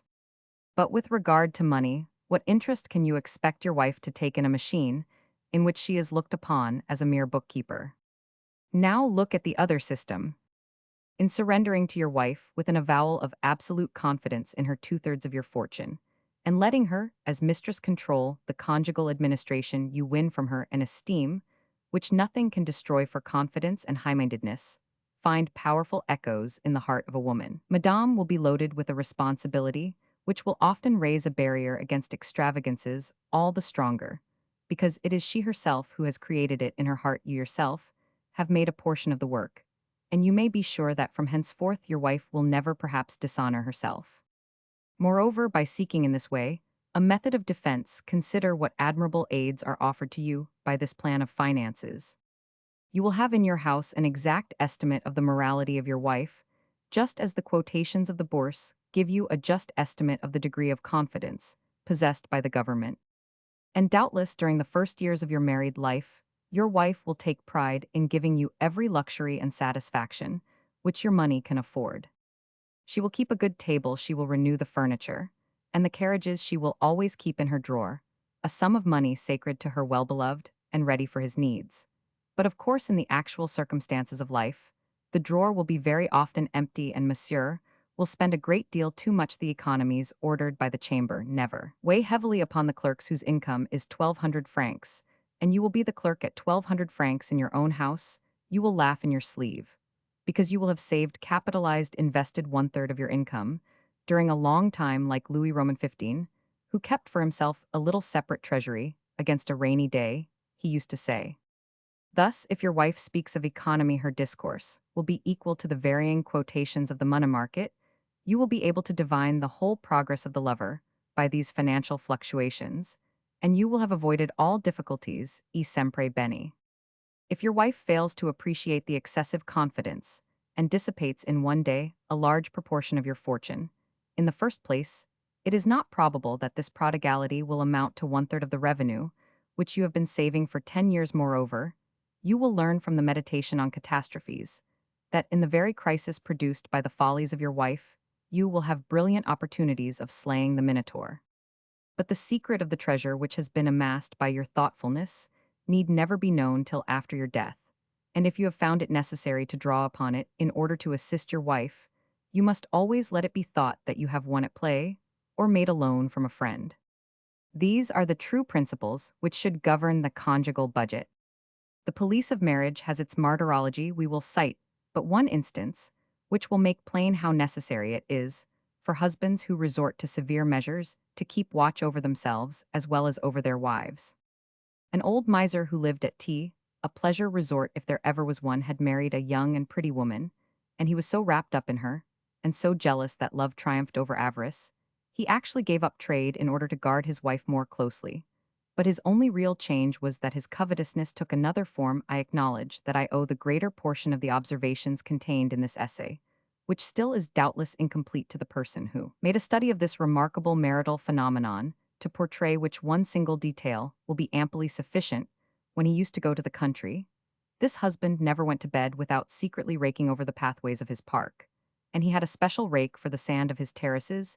He had made a close study of the footprints made by the different members of his household, and early in the morning he used to go and identify the tracks that had been made there.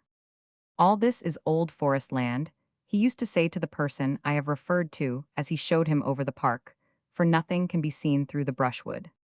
His wife fell in love with one of the most charming young men of the town. This passion had continued for 9 years, bright and fresh in the hearts of the two lovers, whose sole avowal had been a look exchanged in a crowded ballroom. And while they danced together, their trembling hands revealed through the scented gloves the depth of their love from that day. They had both of them taken great delight on those trifles, which happy lovers never disdain. One day the young man led his only confidant with a mysterious air into a chamber, where he kept under glass globes upon his table, with more care than he would have bestowed upon the finest jewels in the world, the flowers that in the excitement of the dance had fallen from the hair of his mistress, and the finery which had been caught in the trees which she had brushed through in the park. He also preserved there the narrow footprint left upon the clay soil by the lady's step.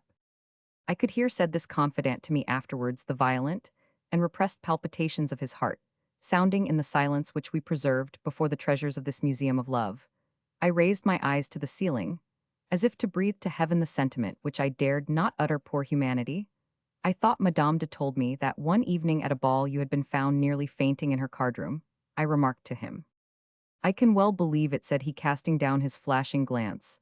I had kissed her arm, but he added, as he pressed my hand, and shot at me a glance that pierced my heart. Her husband at that time had the gout which threatened to attack his stomach. Some time afterwards, the old man recovered and seemed to take a new lease of life. But in the midst of his convalescence, he took to his bed one morning and died suddenly. There were such evident symptoms of poisoning in the condition of the dead man that the officers of justice were appealed to, and the two lovers were arrested. Then was enacted at the Court of Assizes the most heartrending scene that ever stirred the emotions of the jury. At the preliminary examination, each of the two lovers, without hesitation, confessed to the crime, and with one thought each of them was solely bent on saving the one her lover, the other his mistress. There were two found guilty, where justice was looking for but a single culprit. The trial was entirely taken up with the flat contradictions, which each of them, carried away by the fury of devoted love, gave to the admissions of the other. There, they were united for the first time. But on the criminal's bench, with a gendarme seated between them, they were found guilty by the unanimous verdict of a weeping jury. No one among those who had the barbarous courage to witness their conveyance to the scaffold can mention them today without a shudder. Religion had won for them a repentance for their crime, but could not induce them to abjure their love. The scaffold was their nuptial bed, and there they slept together in the long night of death. Meditation. Roman 21, the art of returning home. Finding himself incapable of controlling the boiling transports of his anxiety, many a husband makes the mistake of coming home and rushing into the presence of his wife, with the object of triumphing over her weakness, like those bulls of Spain, which, stung by the red banderillo, disembowel, with furious horns, horses, matadors, picadors, toreadors, and their attendants. But oh, to enter with a tender, gentle mien like Mascarillo, who expects a beating, and becomes merry as a lark when he finds his master in a good humor. Well, that is the mark of a wise man. Yes, my darling, I know that in my absence you could have behaved badly. Another in your place would have turned the house topsy-turvy, but you have only broken a pane of glass. God bless you for your considerateness. Go on in the same way, and you will earn my eternal gratitude. Such are the ideas which ought to be expressed by your face and bearing, but perhaps all the while you say to yourself, probably he has been here. Always to bring home a pleasant face is a rule which admits of no exception. But the art of never leaving your house without returning when the police have revealed to you a conspiracito, know how to return at the right time, thighs, is the lesson which is hard to learn in this matter. Everything depends upon tact and penetration. The actual events of life always transcend anything that is imaginable.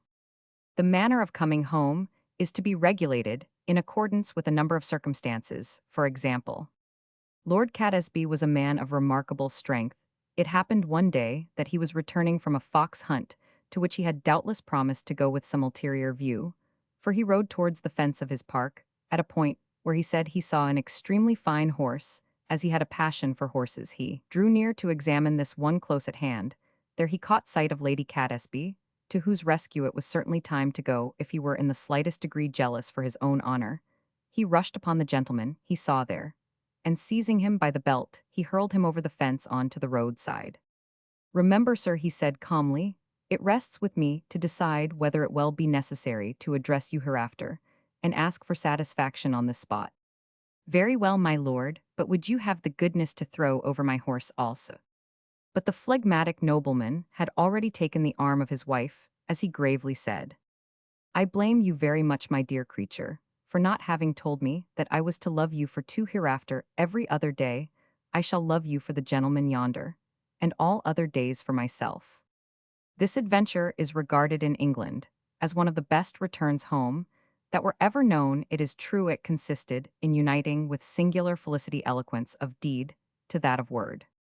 But the art of re-entering your home, principles of which are nothing else but natural deductions from the system of politeness and dissimulation, which have been commended in preceding meditations, is after all merely to be studied in preparation for the conjugal catastrophes, which we will now consider.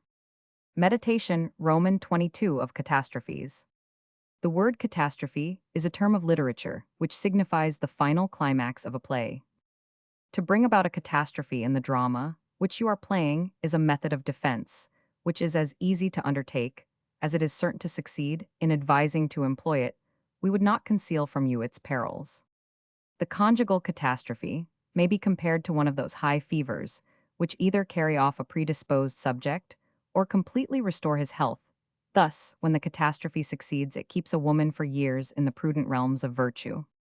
Moreover, this method is the last of all those which science has been able to discover up to this present moment.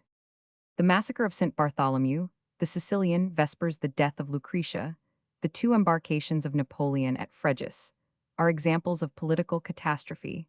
It will not be in your power to act on such a large scale, nevertheless, within their own area, your dramatic climaxes in conjugal life will not be less effective than these.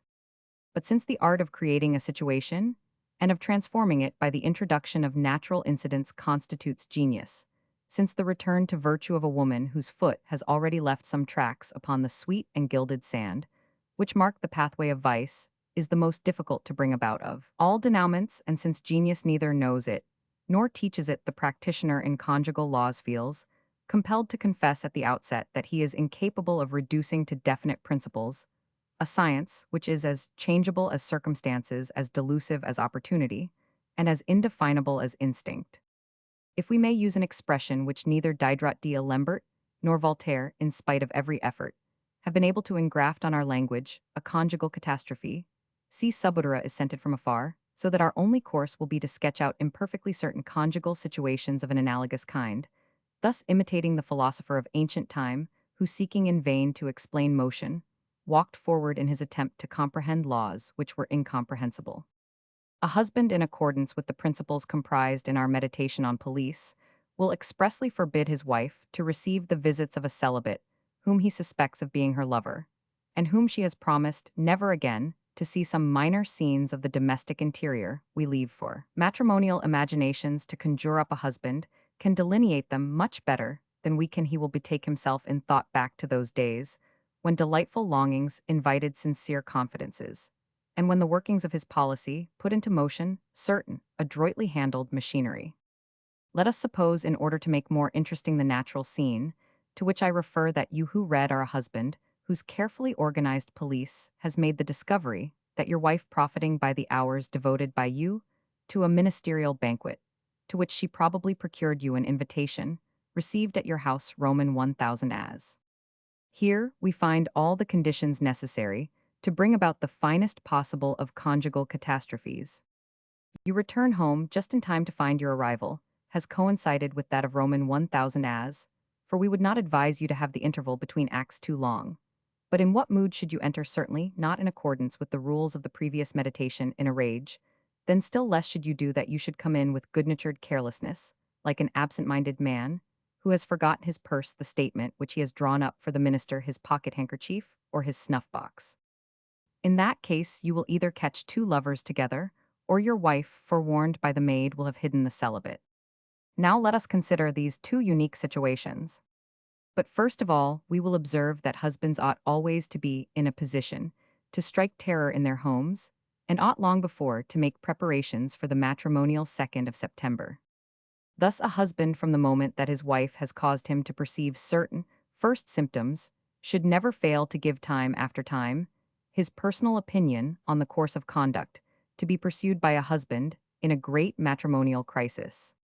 As for me, you should say, I should have no hesitation in killing the man I caught at my wife's feet.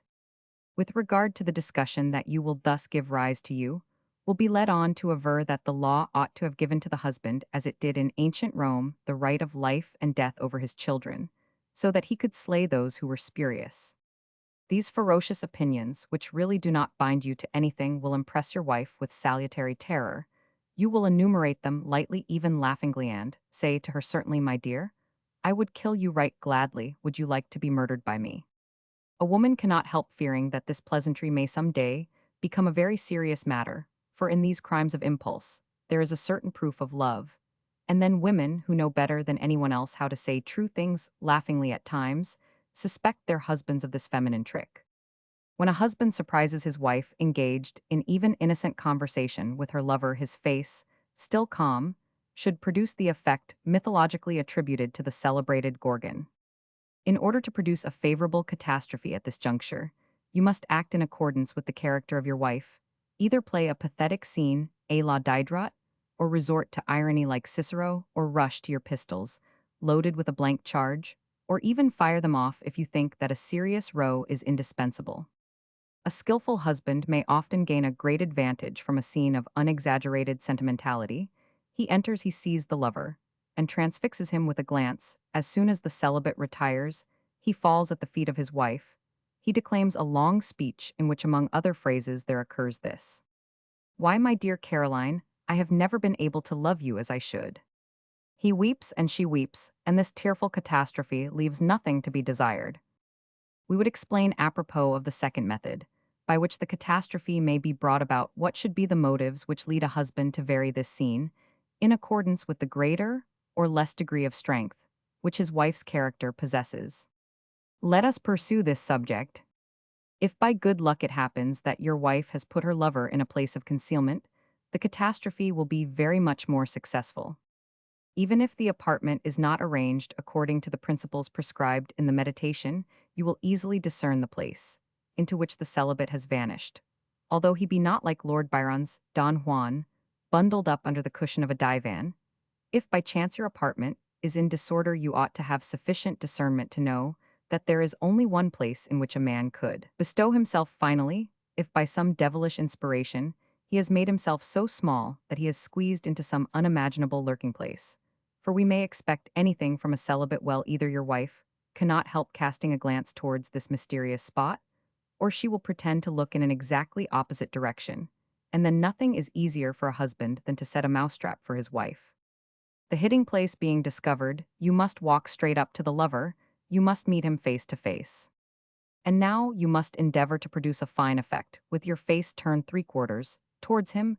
You must raise your head with an air of superiority. This attitude will enhance immensely the effect which you aim at producing. The most essential thing to do at this moment is to overwhelm the celibate by some crushing phrase which you have been manufacturing all the time. When you have thus floored him, you will coldly show him the door. You will be very polite, but as relentless as the executioner's axe, and as impassive as the law. This freezing contempt will already probably have produced a revolution in the mind of your wife. There must be no shouts, no gesticulations, no excitement. Men of high social rank, says a young English author, never behave like their inferiors, who cannot lose a fork without sounding the alarm throughout the whole neighborhood. When the celibate has gone, you will find yourself alone with your wife, and then is the time when you must subjugate her forever. You should therefore stand before her, putting on an air whose affected calmness betrays the profoundest emotion. Then you must choose from among the following topics which we have rhetorically amplified, and which are most congenial to your feelings. Madame, you must say, I will speak to you neither of your vows, nor of my love. For you have too much sense, and I have too much pride to make it possible that I should overwhelm you with those execrations, which all husbands have a right to utter under these circumstances. For the least of the mistakes that I should make if I did so, is that I would be fully justified. I will not now, even if I could indulge, either in wrath or resentment.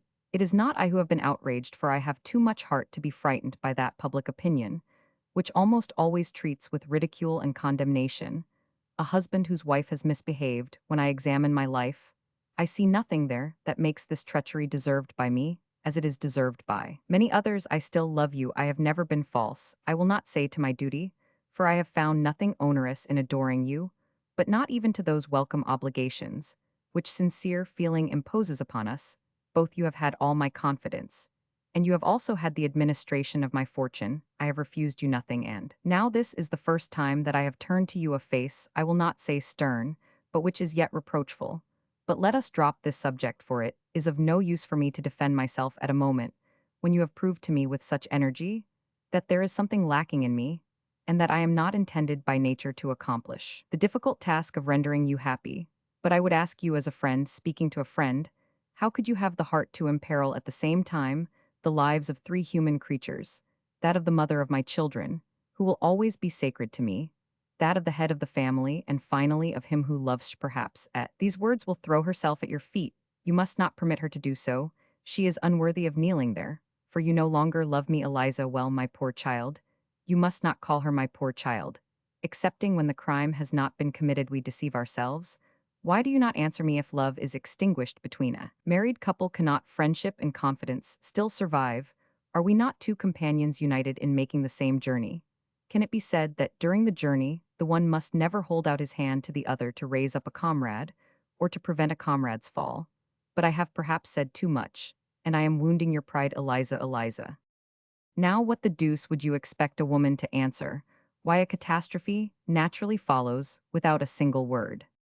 In 100 women, there may be found at least a good half-dozen of feeble creatures, who under this violent shock return to their husbands, never perhaps again, to leave them like scorched cats that dread the fire. But this scene is a veritable alexipharmaca, the doses of which should be measured out by prudent hands. For certain women of delicate nerves whose souls are soft and timid, it would be sufficient to point out the lurking place, where the lover lies, and say Roman 1000 as, is there, at this point, shrug your shoulders. How can you thus run the risk of causing the death of two worthy people? I am going out, let him escape, and do not let this happen again. But there are women whose hearts, too violently strained in these terrible catastrophes, fail them, and they die, others whose blood undergoes a change, and they fall a prey to serious maladies. Others actually go out of their minds. These are examples of women who take poison or die suddenly, and we do not suppose that you wish the death of the sinner.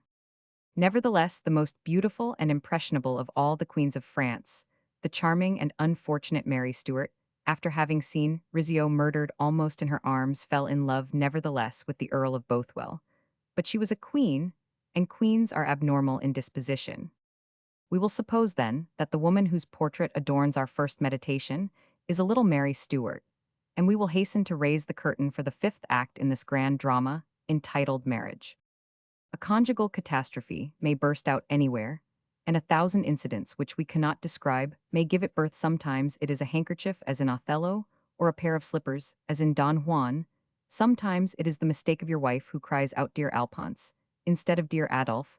Sometimes a husband, finding out that his wife is in debt, will go and call on her chief creditor, and will take her some morning to his house, as if by chance, in order to bring about a catastrophe. Monsieur Joss, you are a jeweler, and you sell your jewels with a readiness which is not equaled by the readiness of your debtors to pay for them. The Countess owes you 30,000 francs.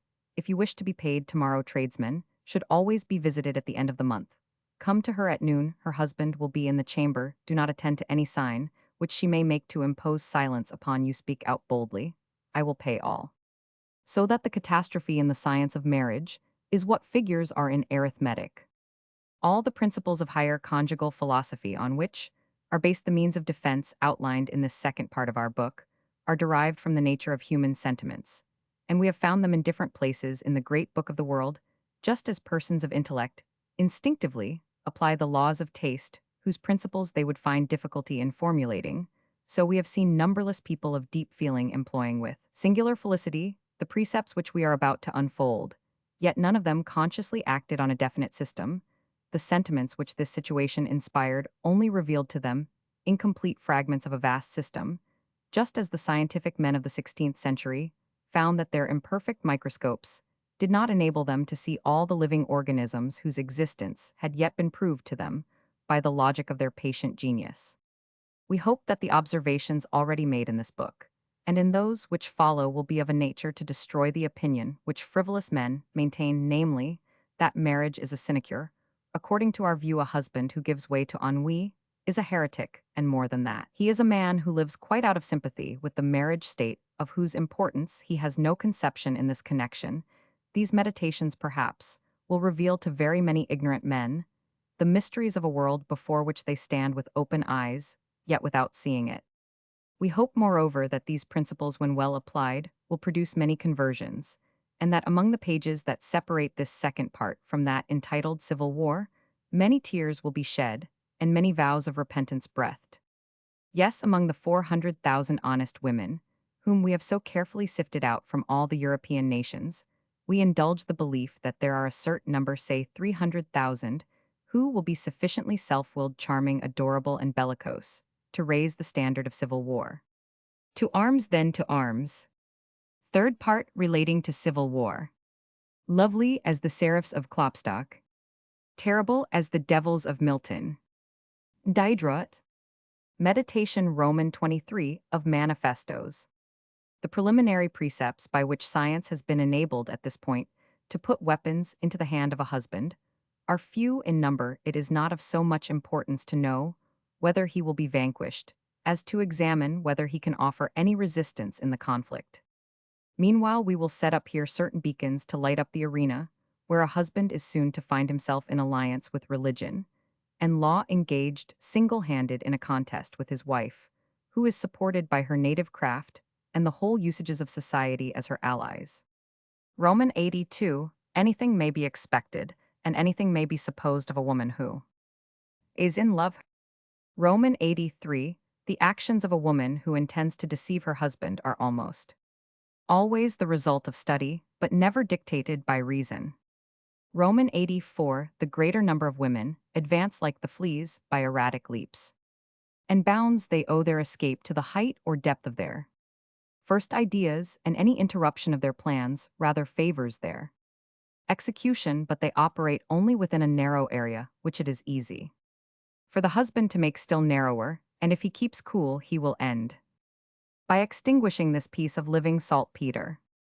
Roman 85, a husband should never allow himself to address a single disparaging remark to his wife in presence of a third party. Roman 86, the moment a wife decides to break her marriage vow, she reckons her husband as everything or nothing. All defensive operations must start from this proposition. Roman 87, the life of a woman is either of the head of the heart or of passion. When a woman reaches the age to form an estimate of life, her husband ought to find out whether the primary cause of her intended infidelity proceeds from vanity, from sentiment, or from temperament. Temperament may be remedied like disease. Sentiment is something in which the husband may find great opportunities of success, but vanity is incurable. A woman whose life is of the head may be a terrible scourge. She combines the faults of a passionate woman with those of the tender-hearted woman. Without having their palliations, she is destitute alike of pity, love, virtue, or sex. Roman 88, a woman whose life is of the head will strive to inspire her husband with indifference, the woman whose life is of the heart with hatred, the passionate woman with disgust. Roman 89, a husband never loses anything by appearing to believe in the fidelity of his wife, by preserving an air of patience and by keeping silence. Silence especially troubles a woman amazingly. Roman 90, to show himself aware of the passion of his wife is the mark of a fool. But to affect ignorance of all proves that a man has sense, and this is in fact the only attitude to take. We are taught moreover that everybody in France is sensible. Roman 91, the rock most to be avoided is ridicule. At least let us be affectionate in public ought to be the maxim of a married establishment for both the married couple to lose honor, esteem, consideration, respect, and all that is worth living for in society is to become a nonentity. These axioms relate to the contest alone. As for the catastrophe, others will be needed for that. We have called this crisis civil war for two reasons. Never was a war more really intestine, and at the same time, so polite as this war. But in what point, and in what manner does this fatal war break out? You do not believe that your wife will call out regiments and sound the trumpet, do you? She will perhaps have a commanding officer, but that is all, and this feeble army corps will be sufficient to destroy the peace of your establishment. You forbid me to see the people that I like is an exordium, which has served for a manifesto in most homes. This phrase, with all the ideas that are concomitant, is oftenest employed by vain and artificial women. The most usual manifesto is that which is proclaimed in the conjugal bed. The principal theater of war. This subject will be treated in detail in the meditation, entitled Of Various Weapons, in the paragraph of modesty, in its connection with marriage. Certain women of a lymphatic temperament will pretend to have the spleen, and will even feign death if they can only gain thereby the benefit of a secret divorce. But most of them owe their independence to the execution of a plan whose effect upon the majority of husbands is unfailing, and whose perfidies we will now reveal. One of the greatest of human errors springs from the belief that our honor and our reputation are founded upon our actions, or result from the approbation which the general conscience bestows upon on conduct.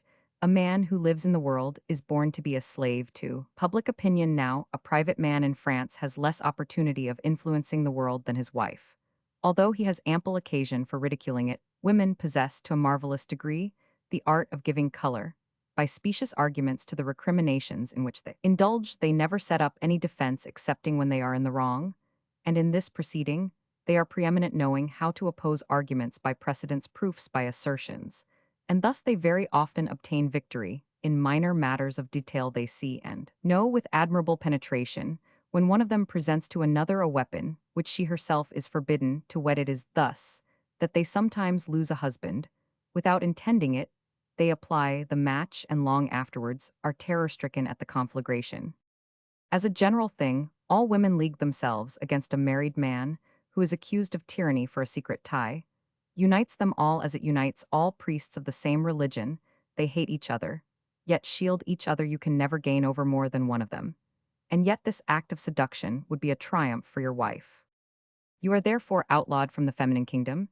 You see ironical smiles on every lip you meet an epigram. In every answer, these clever creatures force their daggers, and amuse themselves by sculpturing the handle before dealing you a graceful blow. The treacherous art of reservation, the tricks of silence, the malice of suppositions, the pretended good nature of an inquiry, all these arts are employed against you. A man who undertakes to subjugate his wife is an example too dangerous to escape destruction from them, for will not his conduct call up against them the satire of every husband? Moreover, all of them will attack you either by bitter witticisms, or by serious arguments, or by the hackneyed maxims of gallantry. A swarm of celibates will support all their sallies, and you will be assailed and persecuted as an original, a tyrant, a bad bedfellow, an eccentric man, a man not to be trusted. Your wife will defend you like the bear in the fable of La Fontaine. She will throw paving stones at your head to drive away the flies that alight on it. She will tell you in the evening all the things that have been said about you, and will ask an explanation of acts which you never committed, and of words which you never said. She professes to have justified you for faults of which you are innocent. She has boasted of a liberty which she does not possess in order to clear you of the wrong which you have done in denying that liberty. The deafening rattle which your wife shakes will follow you everywhere with its obtrusive din. Your darling will stun you, will torture you, meanwhile arming herself by making you feel only the thorns of married life. She will greet you with a radiant smile in public, and will be sullen at home. She will be dull when you are merry, and will make you detest her merriment. When you are moody, your two faces will present a perpetual contrast. Very few men have sufficient force of mind not to succumb to this preliminary comedy, which is always cleverly played, and resembles the aurora raised by the Cossacks as they advance to battle. Many husbands become irritated and fall into irreparable mistakes, others abandon their wives, and indeed even those of superior intelligence do not know how to get hold of the enchanted ring by which to dispel this feminine phantasmagoria. Two-thirds of such women are enabled to win their independence by this single maneuver, which is no more than a review of their forces. In this case, the war is soon ended. But a strong man who courageously keeps cool throughout this first assault will find much amusement in laying bare to his wife in a light and bantering way the secret feelings which make her thus behave in following her step by step through the labyrinth which she treads, and telling her in answer to her every remark that she is false to herself, while he preserves throughout a tone of pleasantry, and never becomes excited. Meanwhile war is declared, and if her husband has not been dazzled by these first fireworks, a woman has yet many other resources for securing her triumph, and these it is the purpose of the following meditations to discover. Meditation, Roman 24 Principles of Strategy. The Archduke Charles published a very fine treatise on military, under the title Principles of Strategy. In relation to the campaigns of 1796, these principles seem somewhat to resemble poetic canons, prepared for poems already published in these days. We are become very much more energetic. We invent rules to suit works and works to suit rules. But of what use were ancient principles of military art in presence of the impetuous genius of Napoleon? If today, however, we reduce to a system the lessons taught by this great captain, whose new tactics have destroyed the ancient ones, what future guarantee do we possess that another Napoleon will not yet be born? Books on military art meet, with few exceptions, the fate of ancient works on chemistry and physics. Everything is subject to change, either constant or periodic. This, in a few words, is the history of our work. So long as we have been dealing with a woman who is inert or lapped in slumber, nothing has been easier than to weave the meshes with which we have bound her. But the moment she wakes up and begins to struggle, all is confusion and complication if a husband would make an effort to recall the principles of the system which we have just described in order to involve his wife in the nets which our second part has set for her. He would resemble Wurmser Mac and Beaulieu, arranging their halts and their marches, while Napoleon nimbly turns their flank and makes use of their own tactics to destroy them. This is just what your wife will do. How is it possible to get at the truth when each of you conceals it under the same lie, each setting the same trap for the other? And whose will be the victory when each of you is caught in a similar snare? My dear, I have to go out, I have to pay a visit to Madame, so I have ordered the carriage. Would you like to come with me? Come, be good and go with your wife. You say to yourself, she would be nicely caught if I consented. She asks me only to be refused. Then you reply to her, just at the moment I have some business with Monsieur Blank, for he has to give a report in a business matter, which deeply concerns us both, and I must absolutely see him. Then I must go to the Minister of Finance, so your arrangement will suit us both. Very well, dearest, go and dress yourself, while Celine finishes dressing me, but don't keep me waiting. I am ready now, love, you cry out at the end of 10 minutes, as you stand shaved and dressed. But all is changed. A letter has arrived. Madame is not well. Her dress fits badly. The dressmaker has come. If it is not the dressmaker, it is your mother. 99 out of 100 husbands will leave the house satisfied, believing that their wives are well guarded, when as a matter of fact the wives have gotten rid of them. A lawful wife who from her husband cannot escape, who is not distressed by pecuniary anxiety, and who, in order to give employment to a vacant mind, examines night and day the changing tableaus of each day's experience, soon discovers the mistake she has made in falling into a trap or allowing herself to be surprised by a catastrophe. She will then endeavor to turn all these weapons against you. There is a man in society, the sight of whom is strangely annoying to your wife. She can tolerate neither his tone, his manners, nor his way of regarding things. Everything connected with him is revolting to her. She is persecuted by him. He is odious to her. She hopes that no one will tell him this. It seems almost as if she were attempting to oppose you, for this man is one for whom you have the highest esteem. You like his disposition, because he flatters you, and thus your wife presumes that your esteem for him results from flattered vanity. When you give a ball, an evening party, or a concert, there is almost a discussion on this subject, and Madame picks a quarrel with you because you are compelling her to see people who are not agreeable to her. At least, sir, I shall never have to reproach myself with omitting to warn you that man will yet cause you trouble. You should put some confidence in women when they pass sentence on the character of a man. And permit me to tell you that this baron, for whom you have such a predilection, is a very dangerous person, and you are doing very wrong to bring him to your house. And this is the way you behave. You absolutely force me to see one whom I cannot tolerate. And if I ask you to invite Monsieur A, you refuse to do so, because you think that I like to have him with me. I admit that he talks well, that he is kind and amiable, but you are more to me than he can ever be. These rude outlines of feminine tactics, which are emphasized by insincere gestures, by looks of feigned ingenuousness, by artful intonations of the voice, and even by the snare of cunning silence, are characteristic to some degree of their whole conduct.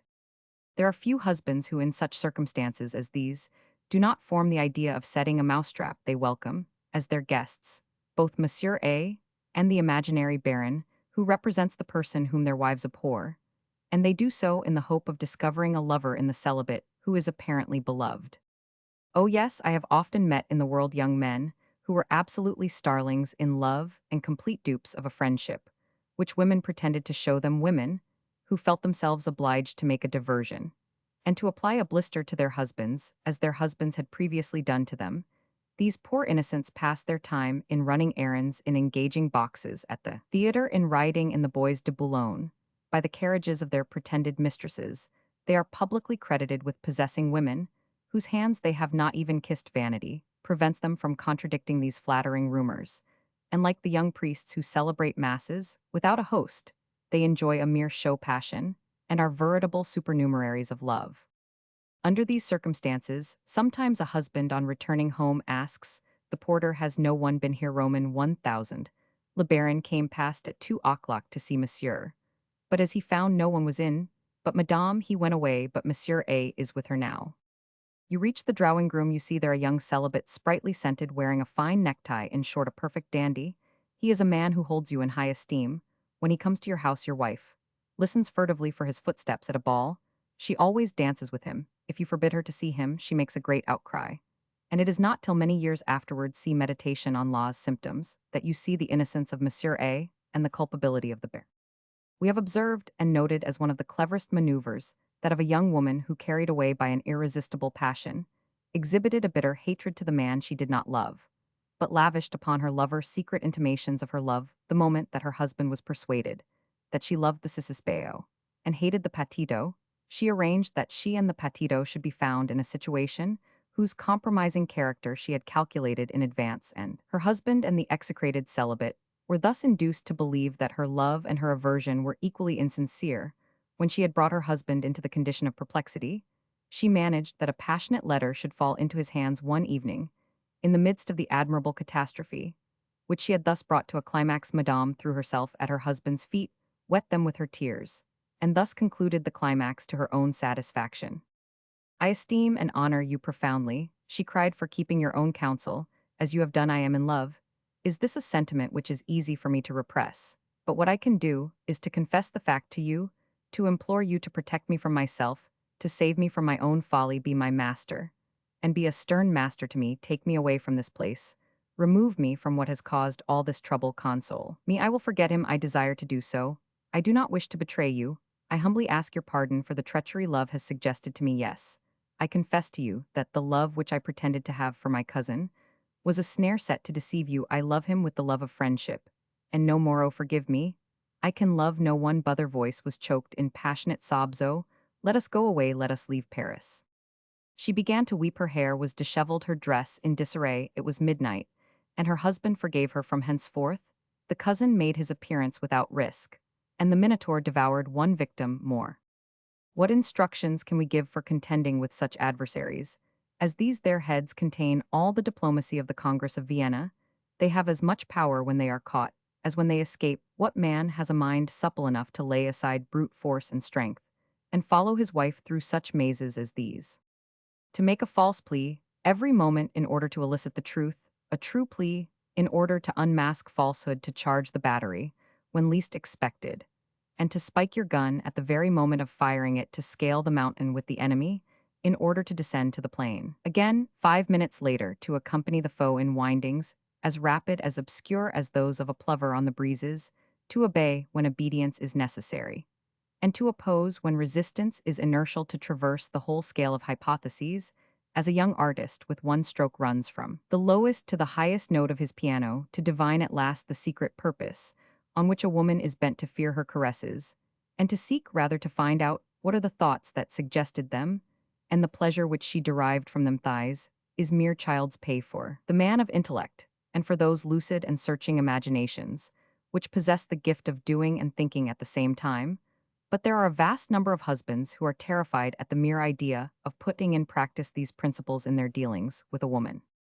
Such men as these prefer passing their lives in making huge efforts to become second-class chess players, or to pocket adroitly a ball in billiards. Some of them will tell you that they are incapable of keeping their minds on such a constant strain, and breaking up the habits of their life in that case. The woman triumphs. She recognizes that in mind and energy she is her husband's superior, although the superiority may be but temporary, and yet there rises in her a feeling of contempt for the head of the house. If many men fail to be masters in their own house, this is not from lack of willingness, but of talent. As for those who are ready to undergo the toils of this terrible duel, it is quite true that they must needs possess great moral force. And really, as soon as it is necessary to display all the resources of this secret strategy, it is often useless to attempt setting any traps for these satanic creatures.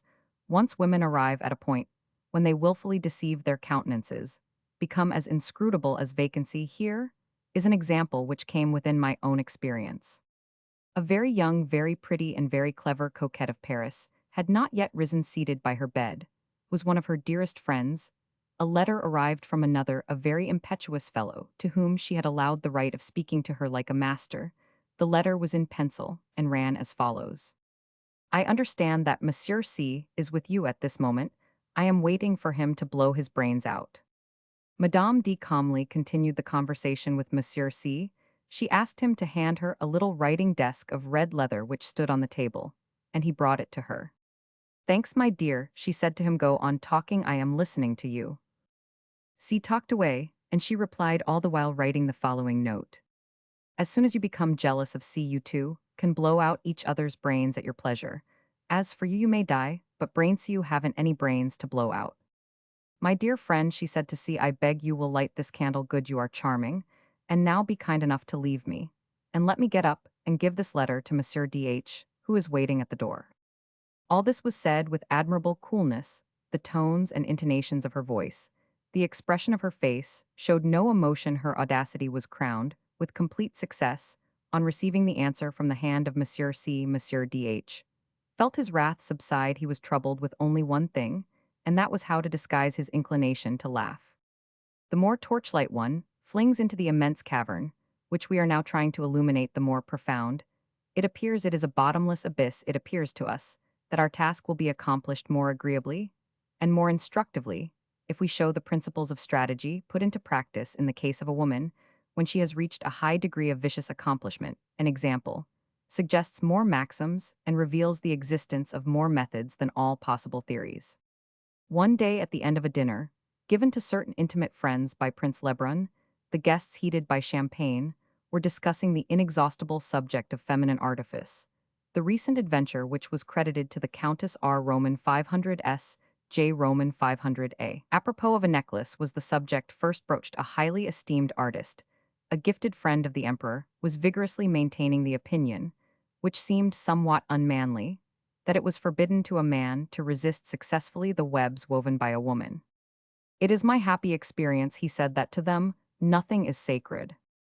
The ladies protested. "But I can cite an instance in point. It is an exception." "Let us hear the story," said a young lady. "Yes, tell it to us," cried all the guests. The prudent old gentleman cast his eyes around, and after having formed his conclusions as to the age of the ladies, smiled and said, "Since we are all experienced in life, I consent to relate the adventure." Dead silence followed, and the narrator read the following from a little book which he had taken from his pocket. "I was head over ears in love with the Comtesse de I was 20, and I was ingenuous, she deceived me. I was angry, she threw me over, I was ingenuous, I repeat. And I was grieved to lose her, I was 20, she forgave me. And as I was 20, as I was always ingenuous, always deceived, but never again thrown over by her, I believed myself to have been the best beloved of lovers, consequently, the happiest of men. The Countess had a friend, Madame de T, who seemed to have some designs on me, but without compromising her dignity, for she was scrupulous, and respected the proprieties. One day, while I was waiting for the Countess in her opera box, I heard my name called from a contiguous box. It was Madame de T. What she said already here, is this fidelity, or merely a want of something to do? Want you come to me?"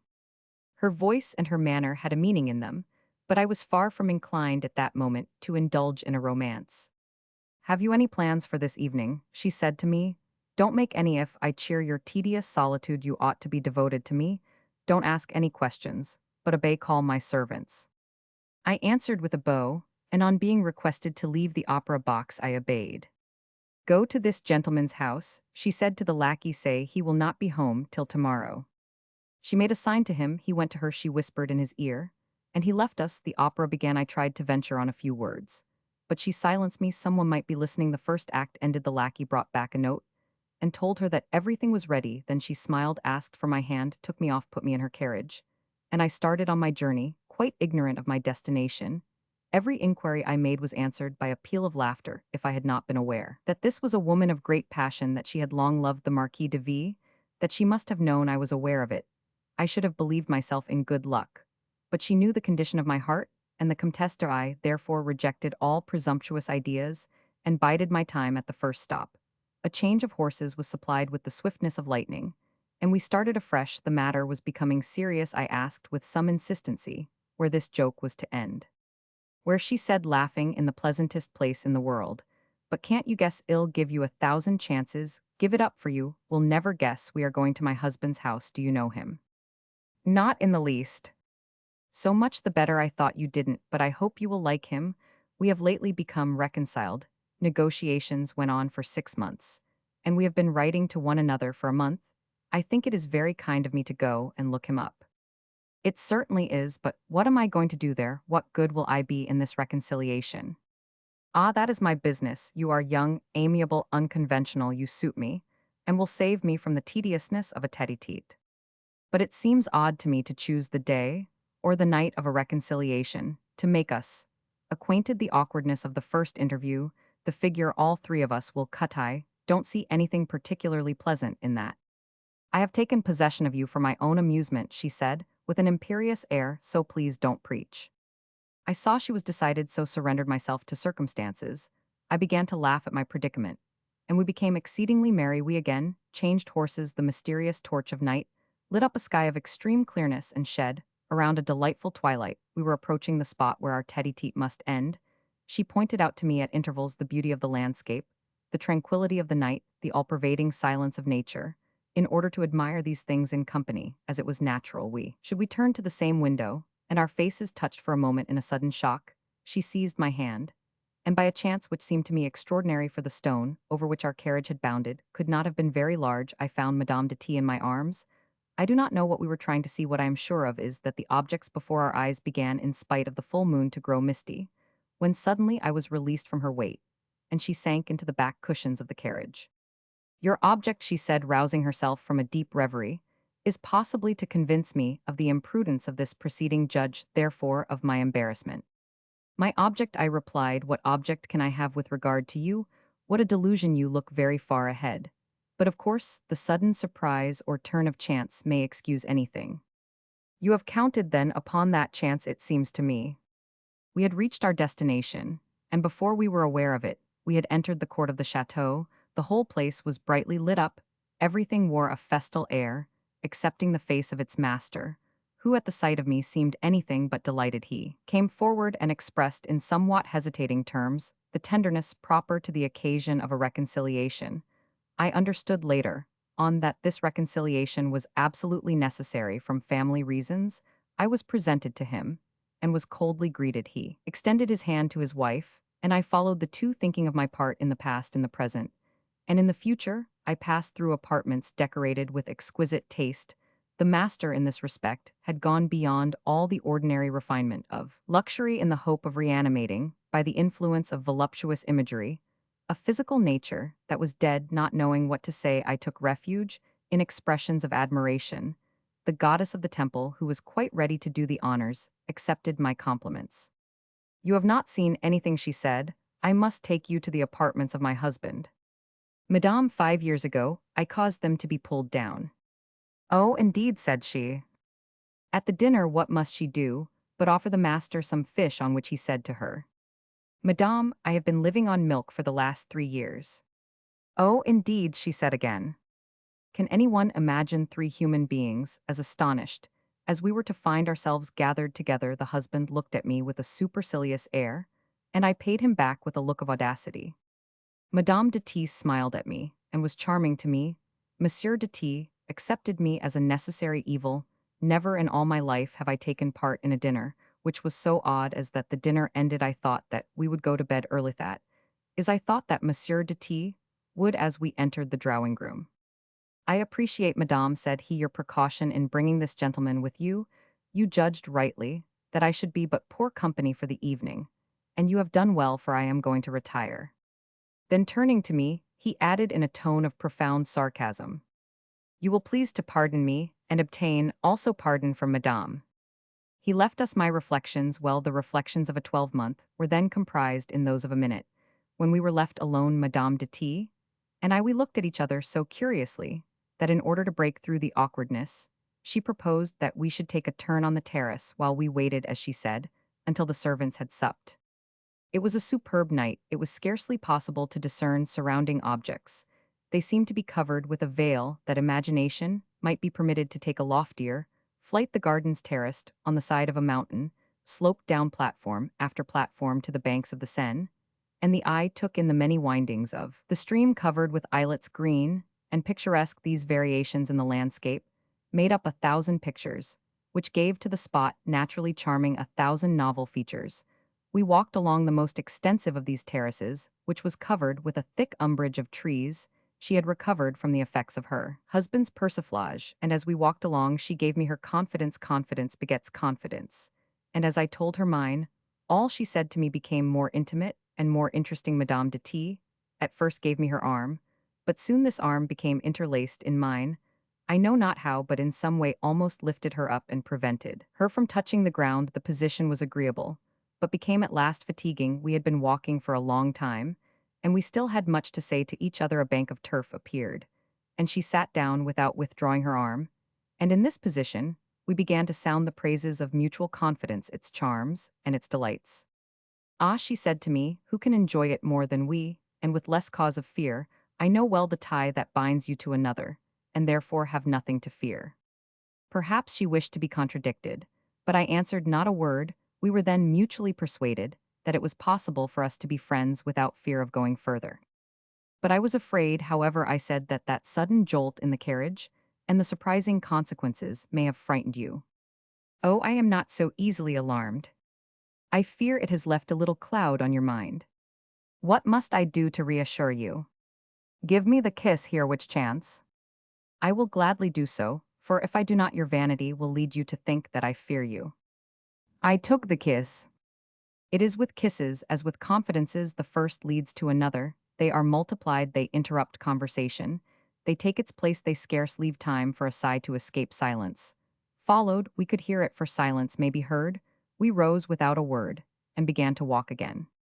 We must go in, said she, for the air of the river is icy, and it is not worthwhile. I think to go in would be more dangerous, I answered. Perhaps so, never mind, we will go in. Why is this out of consideration for me? You wish doubtless to save me from the impressions which I may receive from such a walk, as this the consequences, which may result, is it for me only? You are modest, she said smiling, and you credit me with singular consideration. Do you think so? Well, since you take it in this way, we will go in, I demand it. A stupid proposition, when made by two people who are forcing themselves to say something utterly different from what they think. Then she compelled me to take the path that led back to the chateau. I do not know, at least, I did not then know whether this course was one which she forced upon herself, whether it was the result of a vigorous resolution, or whether she shared my disappointment in seeing an incident which had begun so well thus suddenly brought to a close. But by a mutual instinct our steps slackened, and we pursued our way, gloomily dissatisfied the one with the other and with ourselves. We knew not the why and the wherefore of what we were doing. Neither of us had the right to demand, or even to ask anything. We had neither of us any ground for uttering a reproach, oh, that we had got up a quarrel. But how could I pick one with her meanwhile? We drew nearer and nearer, thinking how we might evade the duty which we had so awkwardly imposed upon ourselves. We reached the door when Madame did said to me, I am angry with you after the confidences I have given you. Not to give me a single one, you have not said a word about the Countess. And yet it is so delightful to speak of the one we love. I should have listened with such interest. It was the very best I could do, after I had taken you away from her. Cannot I reproach you with the same thing? I said, interrupting her. And if, instead of making me a witness to this singular reconciliation, in which I play so odd a part, you had spoken to me of the Marquis? Stop, she said, little as you know of women, you are aware that their confidences must be waited for, not asked. But to return to yourself, are you very happy with my friend? Ah, I fear the contrary. Why, madame, should everything that the public amuses itself by saying claim our belief? You need not dissemble. The Countess makes less a mystery of things than you do women of her stamp. Do not keep the secrets of their loves, and of their lovers especially when you are prompted by discretion to conceal her triumph. I am far from accusing her of coquetry, but a prude has as much vanity as a coquette. Come, tell me frankly, have you not cause of complaint against her? But madame, the air is really too icy for us to stay here. Would you like to go in? Said I with a smile. Do you find it so? That is singular, the air is quite warm. She had taken my arm again, and we continued to walk, although I did not know the direction which we took. All that she had hinted at concerning the lover of the Countess, concerning my mistress, together with this journey, the incident which took place in the carriage, our conversation on the grassy bank, the time of night, the moonlight, all made me feel anxious. I was at the same time carried along by vanity, by desire, and so distracted by thought that I was too excited perhaps to take notice of all that I was experiencing. And while I was overwhelmed with these mingled feelings, she continued talking to me of the Countess, and my silence confirmed the truth of all that she chose to say about her. Nevertheless, certain passages in her talk recalled me to myself. What an exquisite creature she is, she was saying, how graceful on her lips the utterances of treachery sound like witticism. An act of infidelity seems the prompting of reason, a sacrifice to propriety. While she is never reckless, she is always lovable, she is seldom tender, and never sincere, amorous, by nature prudish, on principle sprightly, prudent, dexterous, though utterly thoughtless, varied as Proteus in her moods, but charming as the graces in her manner she attracts. But she eludes what a number of parts I have seen her play in Tre, Noose, what a number of dupes hang round her, what fun she has made of the Baron, what a life she has led the Marquis. When she took you, it was merely for the purpose of throwing the two rivals off the scent. They were on the point of a rupture, for she had played with them too long, and they had had time to see through her. But she brought you on the scene, their attention was called to you. She led them to redouble their pursuit. She was in despair over you, she pitied you, she consoled you. Ah, how happy is a clever woman, when in such a game as this, she professes to stake nothing of her own. But yet is this true happiness? This last phrase, accompanied by a significant sigh, was a master stroke. I felt as if a bandage had fallen from my eyes. Without seeing who had put it there, my mistress appeared to me the falsest of women, and I believed that I held now the only sensible creature in the world. Then I sighed without knowing why. She seemed grieved at having given me pain, and at having in her excitement drawn a picture, the truth of which might be open to suspicion. Since it was the work of a woman, I do not know how I answered, for without realizing the drift of all I heard, I set out with her on the high road of sentiment, and we mounted to such lofty heights of feeling that it was impossible to guess what would be the end of our journey. It was fortunate that we also took the path towards a pavilion which she pointed out to me at the end of the terrace. A pavilion, the witness of many sweet moments. She described to me the furnishing of it. What a pity that she had not the key as she spoke. We reached the pavilion, and found that it was open. The clearness of the moonlight outside did not penetrate, but darkness has many charms. We trembled as we went in. It was a sanctuary. Might it not be the sanctuary of love? We drew near a sofa and sat down, and there we remained a moment, listening to our heartbeats. The last ray of the moon carried away the last scruple. The hand which repelled me felt my heart beat. She struggled to get away, but fell back overcome with tenderness. We talked together through that silence in the language of thought. Nothing is more rapturous than these mute conversations. Madame de T took refuge in my arms, hid her head in my bosom, sighed, and then grew calm under my caresses. She grew melancholy, she was consoled, and she asked of love all that love had robbed her of. The sound of the river broke the silence of night, with a gentle murmur which seemed in harmony with the beating of our hearts. Such was the darkness of the place, it was scarcely possible to discern objects. But through the transparent crape of a fair summer's night, the queen of that lovely place seemed to me adorable. Oh, she said to me with an angelic voice, let us leave this dangerous spot. Resistance here is beyond our strength. She drew me away, and we left the pavilion with regret. Ah, how happy is she, cried Madame de T. Whom do you mean? I asked. Did I speak? Said she with a look of alarm. And then we reached the grassy bank, and stopped there involuntarily. What a distance there is, she said to me, between this place and the pavilion. Yes, indeed, said Roman 1, but must this bank be always ominous? Is there a regret? Is there? I do not know by what magic it took place.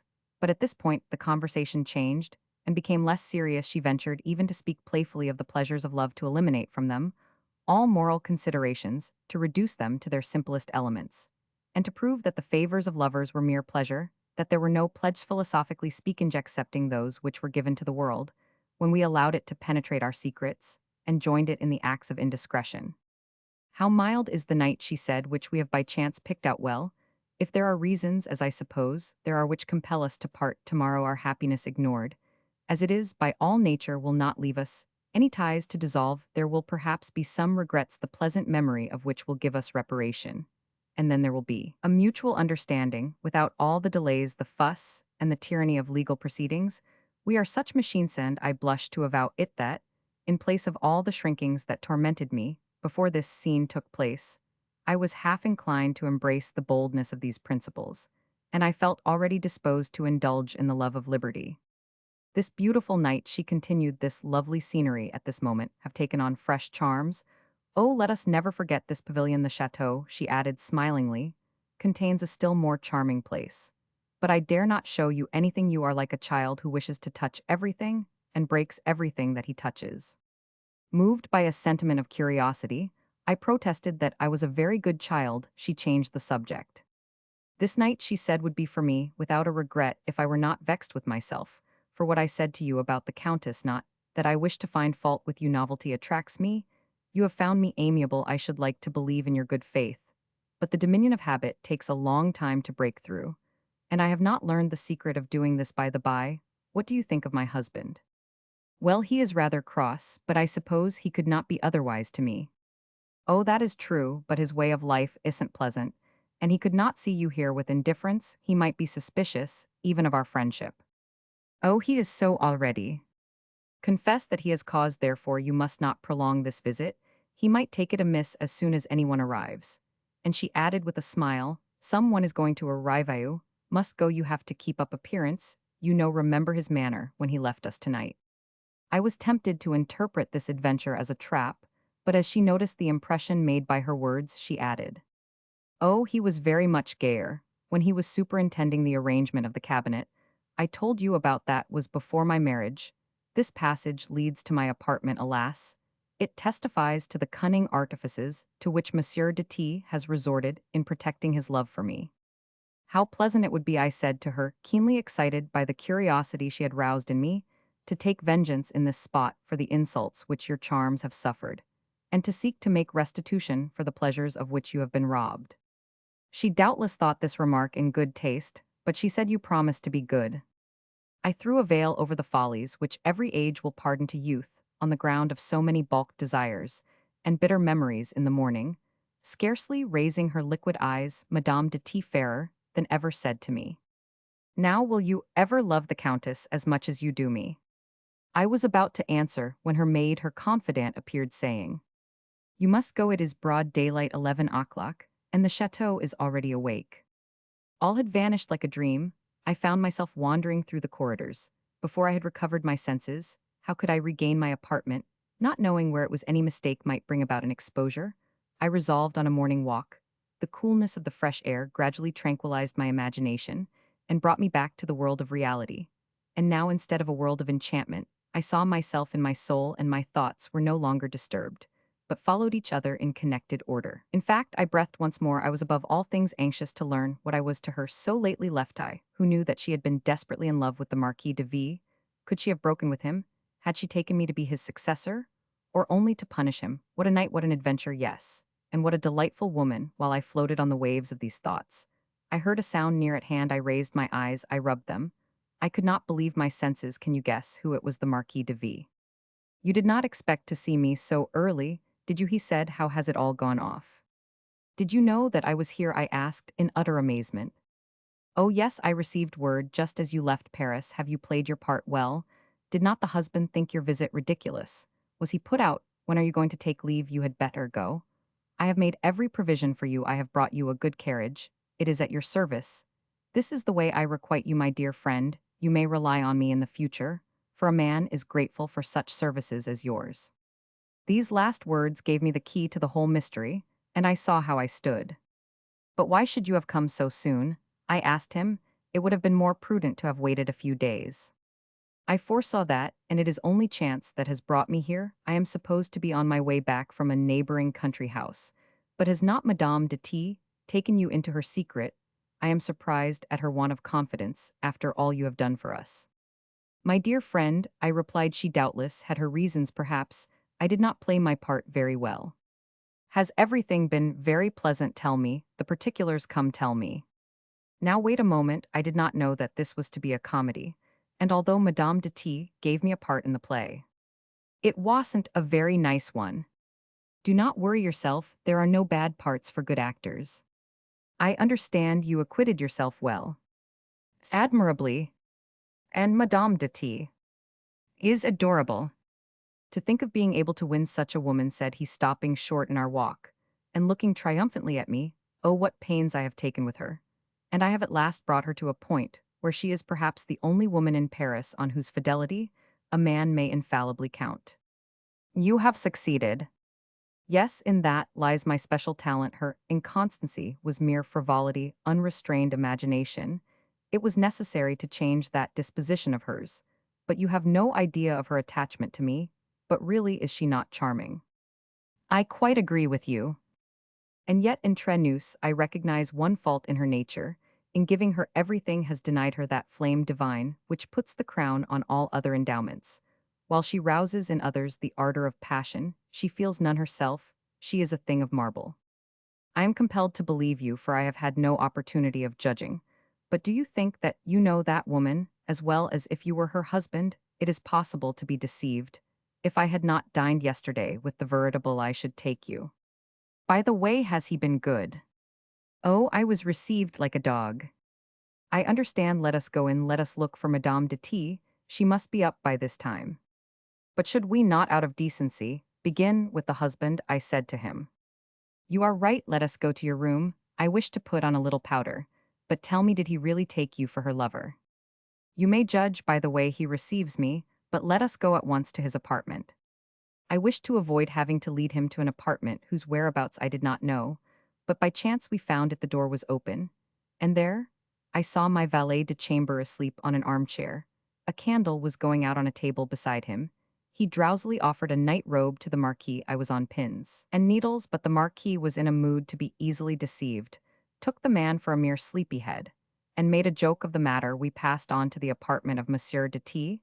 There was no misunderstanding the reception which he accorded me, and the welcome, the compliments which he addressed to the Marquis, whom he almost forced to stay. He wished to take him to Madame in order that she might insist on his staying as, for me, I received no such invitation. I was reminded that my health was delicate, the country was damp, fever was in the air, and I seemed so depressed that the chateau would prove too gloomy for me. The Marquis offered me his chaise, and I accepted it. The husband seemed delighted, and we were all satisfied, but I could not refuse myself the pleasure of seeing Madame de T.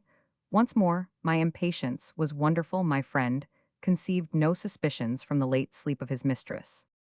Isn't this fine? He said to me, as we followed Monsieur de T. He couldn't have spoken more kindly. If she had dictated his words, he is a fine fellow. I am not in the least annoyed by this reconciliation. They will make a good home together, and you will agree with me that he could not have chosen a wife better able to do the honors. Certainly, I replied.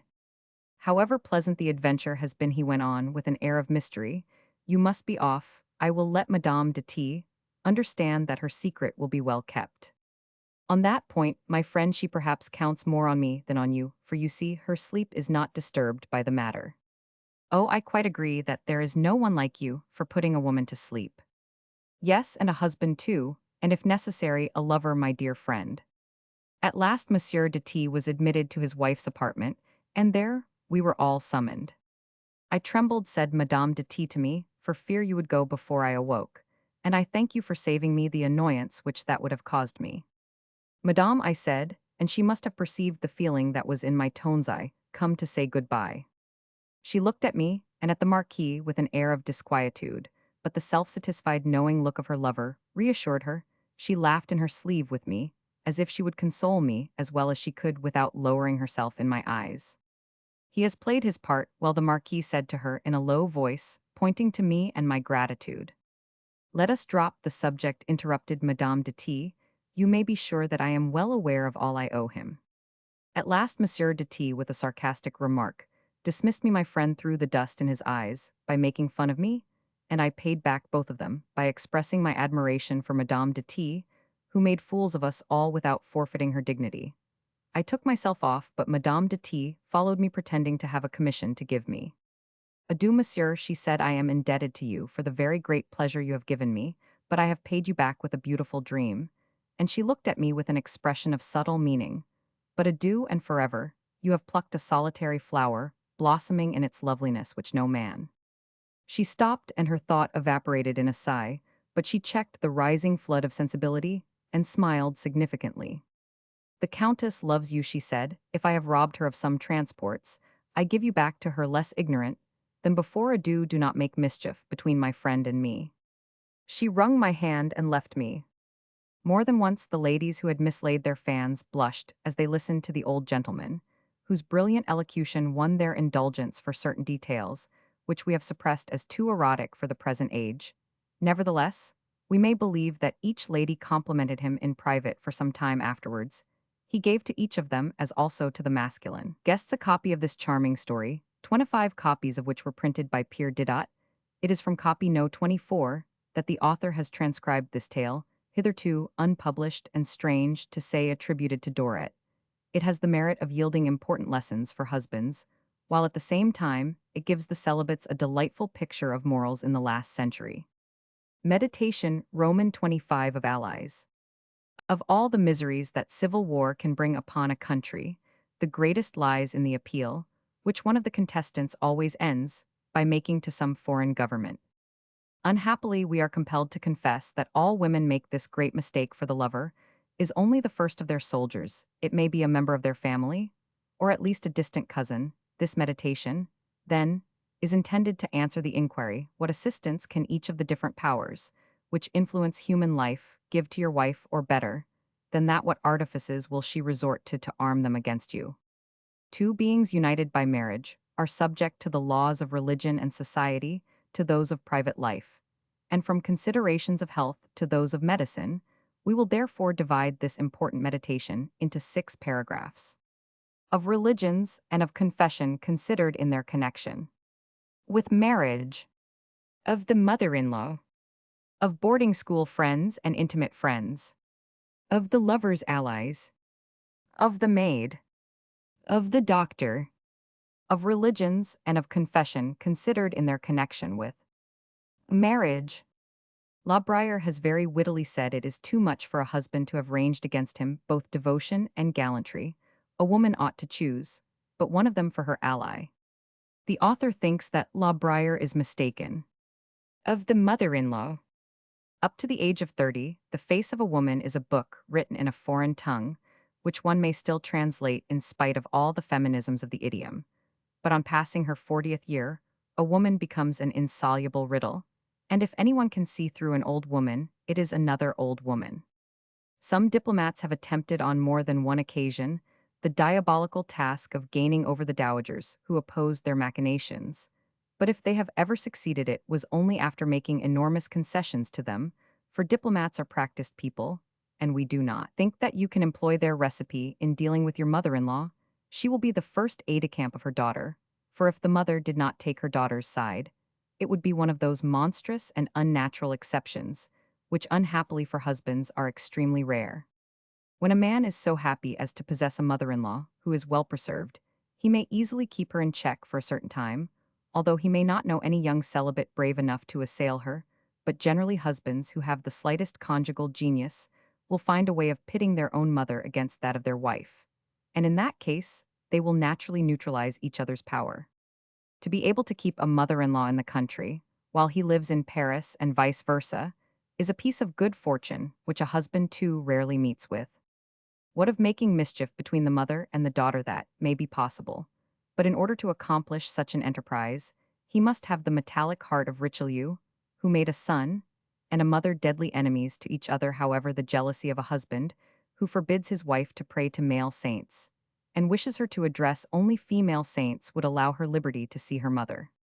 Many sons-in-law take an extreme course which settles everything, which consists in living on bad terms with their mothers-in-law. This unfriendliness would be very adroit policy, if it did not inevitably result in drawing tighter the ties that unite mother and daughter. These are about all the means which you have for resisting maternal influence in your home. As for the services which your wife can claim from her mother, they are immense, and the assistance which she may derive from the neutrality of her mother is not less powerful. But on this point, everything passes out of the domain of science, for all is veiled in secrecy.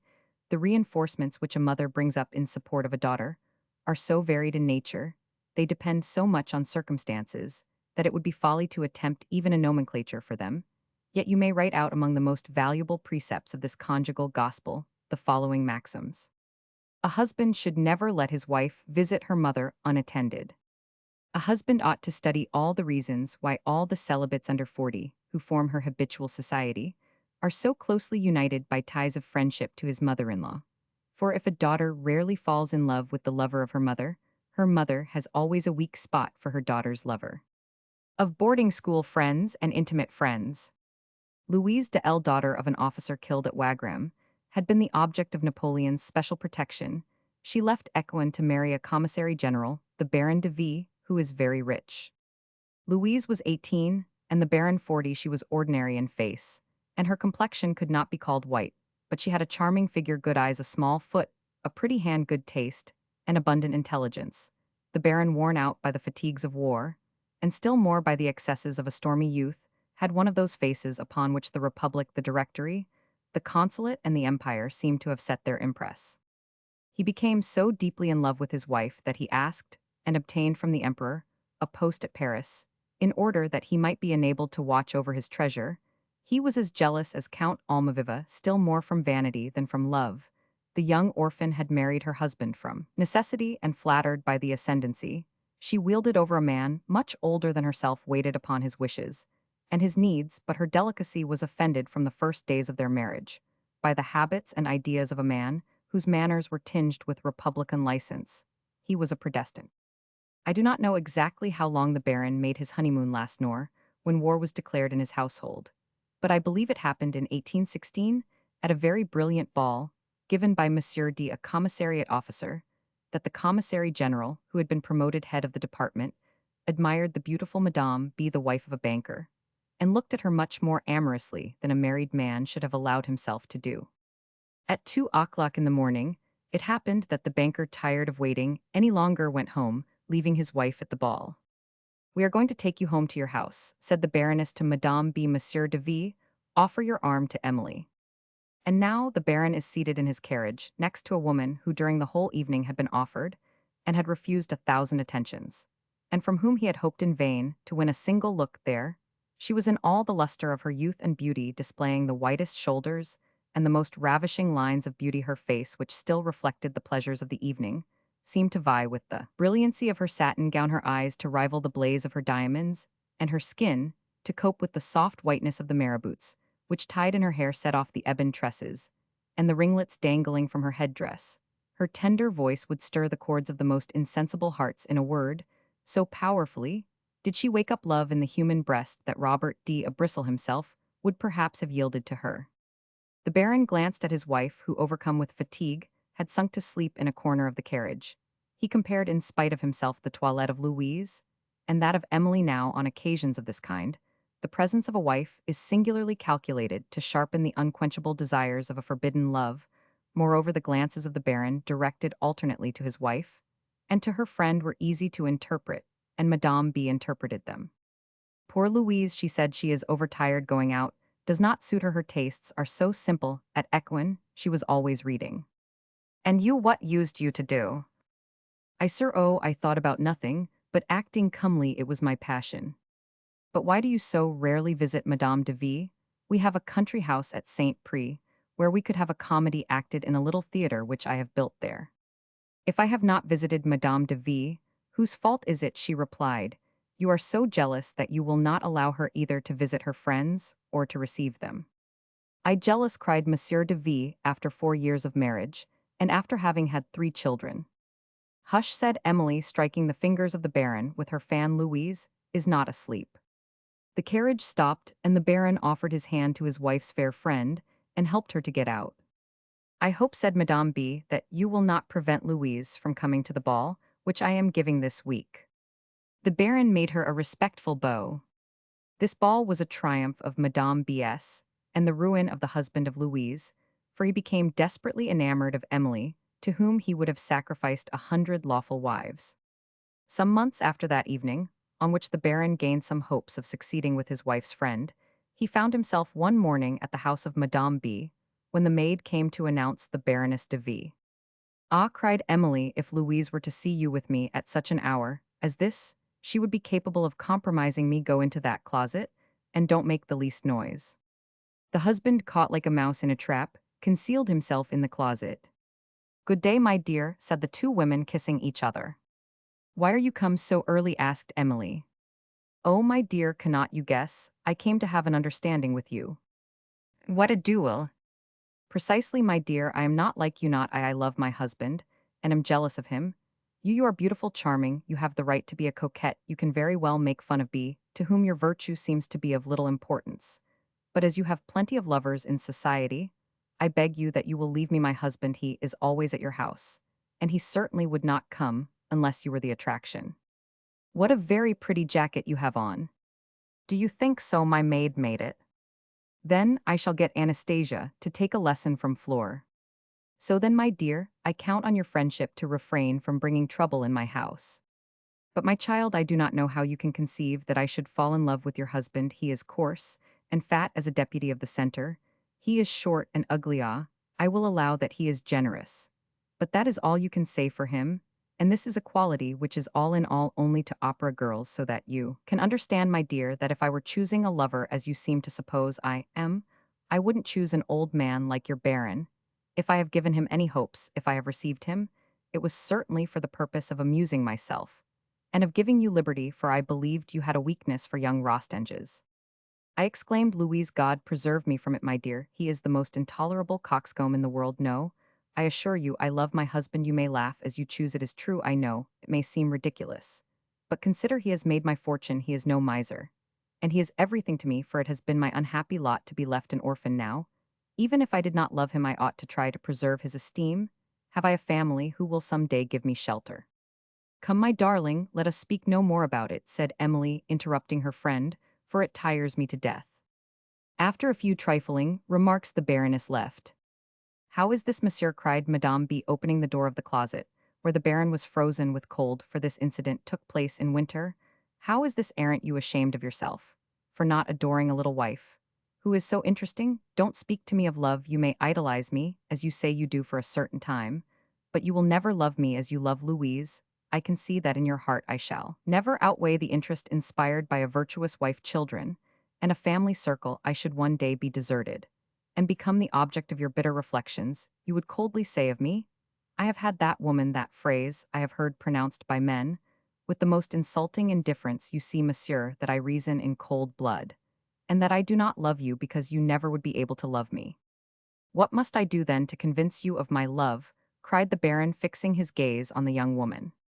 She had never appeared to him so ravishingly beautiful as at that moment, when her soft voice poured forth a torrent of words whose sternness was belied by the grace of her gestures, by the pose of her head, and by her coquettish attitude. Oh, when I see Louise in possession of a lover, she replied, when I know that I am taking nothing away from her, and that she has nothing to regret in losing your affection, when I am quite sure that you love her no longer, and have obtained certain proof of your indifference towards her, oh, then I may listen to you. These words must seem odious to you, she continued in an earnest voice, and so indeed they are. But do not think that they have been pronounced by me. I am the rigorous mathematician who makes his deductions from a preliminary proposition. You are married, and do you deliberately set about making love to someone else? I should be mad to give any encouragement to a man who cannot be mine eternally. Demon, exclaimed the husband. Yes, you are a demon, and not a woman. Come now, you are really amusing, said the young woman as she seized the bell rope. Oh no, Emily, continued the lover of 40 in a calmer voice. Do not ring. Stop, forgive me. I will sacrifice everything for you. But I do not promise you anything, she answered quickly with a laugh. My God, how you make me suffer, he exclaimed. Well, and have not you in your life caused the unhappiness of more than one person? She asked. Remember all the tears which have been shed through you.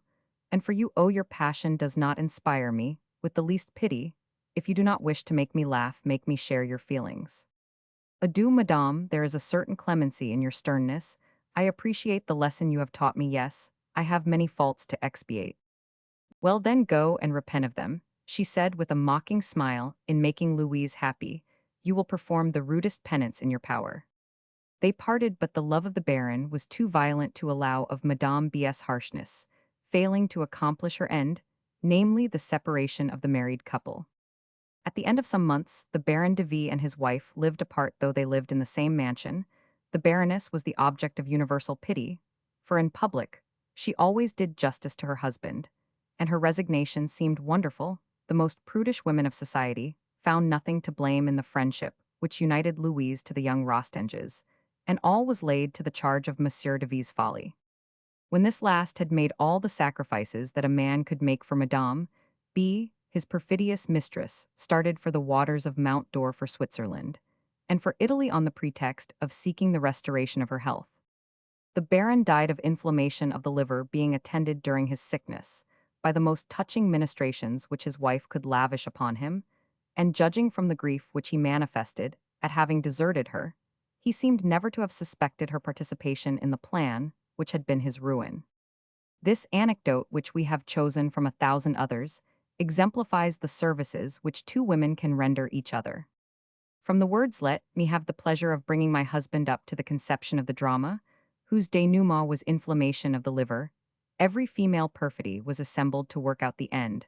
Certain incidents will of course be met with which diversify, more or less, the typical example which we have given, but the march of the drama is almost always the same. Moreover, a husband ought always to distrust the woman friends of his wife.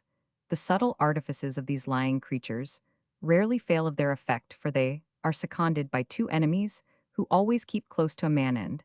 These are vanity and desire. Of the lover's allies, the man who hastens to tell another man that he has dropped 1,000 franc bill from his pocketbook, or even that the handkerchief is coming out of his pocket, would think it a mean thing to warn him that someone was carrying off his wife.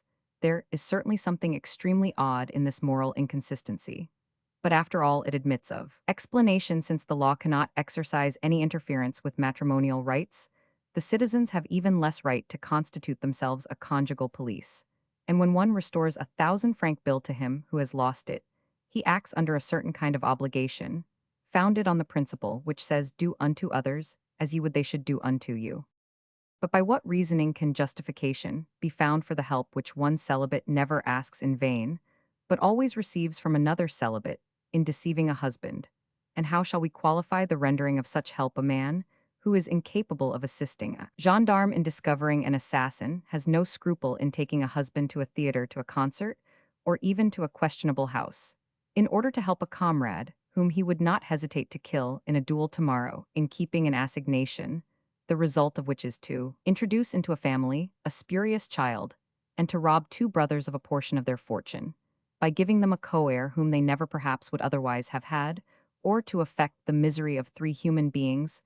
We must confess that integrity is a very rare virtue, and very often the man that thinks he has most actually has least. Families have been divided by feuds, and brothers have been murdered, which events would never have taken place if some friend had refused to perform what passes to the world as a harmless trick. It is impossible for a man to be without some hobby or other, and all of us are devoted either to hunting, fishing, gambling, music, money, or good eating. Well, your ruling passion will always be an accomplice in the snare which a lover sets for you. The invisible hand of this passion will direct your friends or his, whether they consent or not to play a part in the little drama, when they want to take you away from home, or to induce you to leave your wife to the mercy of another. A lover will spend 2 whole months, if necessary, in planning the construction of the mousetrap. I have seen the most cunning men on earth thus taken in. There was a certain retired lawyer of Normandy. He lived in the little town of B, where a regiment of the chasseurs of Cantal were garrisoned. A fascinating officer of this regiment had fallen in love with the wife of this pettifogger, and the regiment was leaving before the two lovers had been able to enjoy the least privacy. It was the fourth military man over whom the lawyer had triumphed.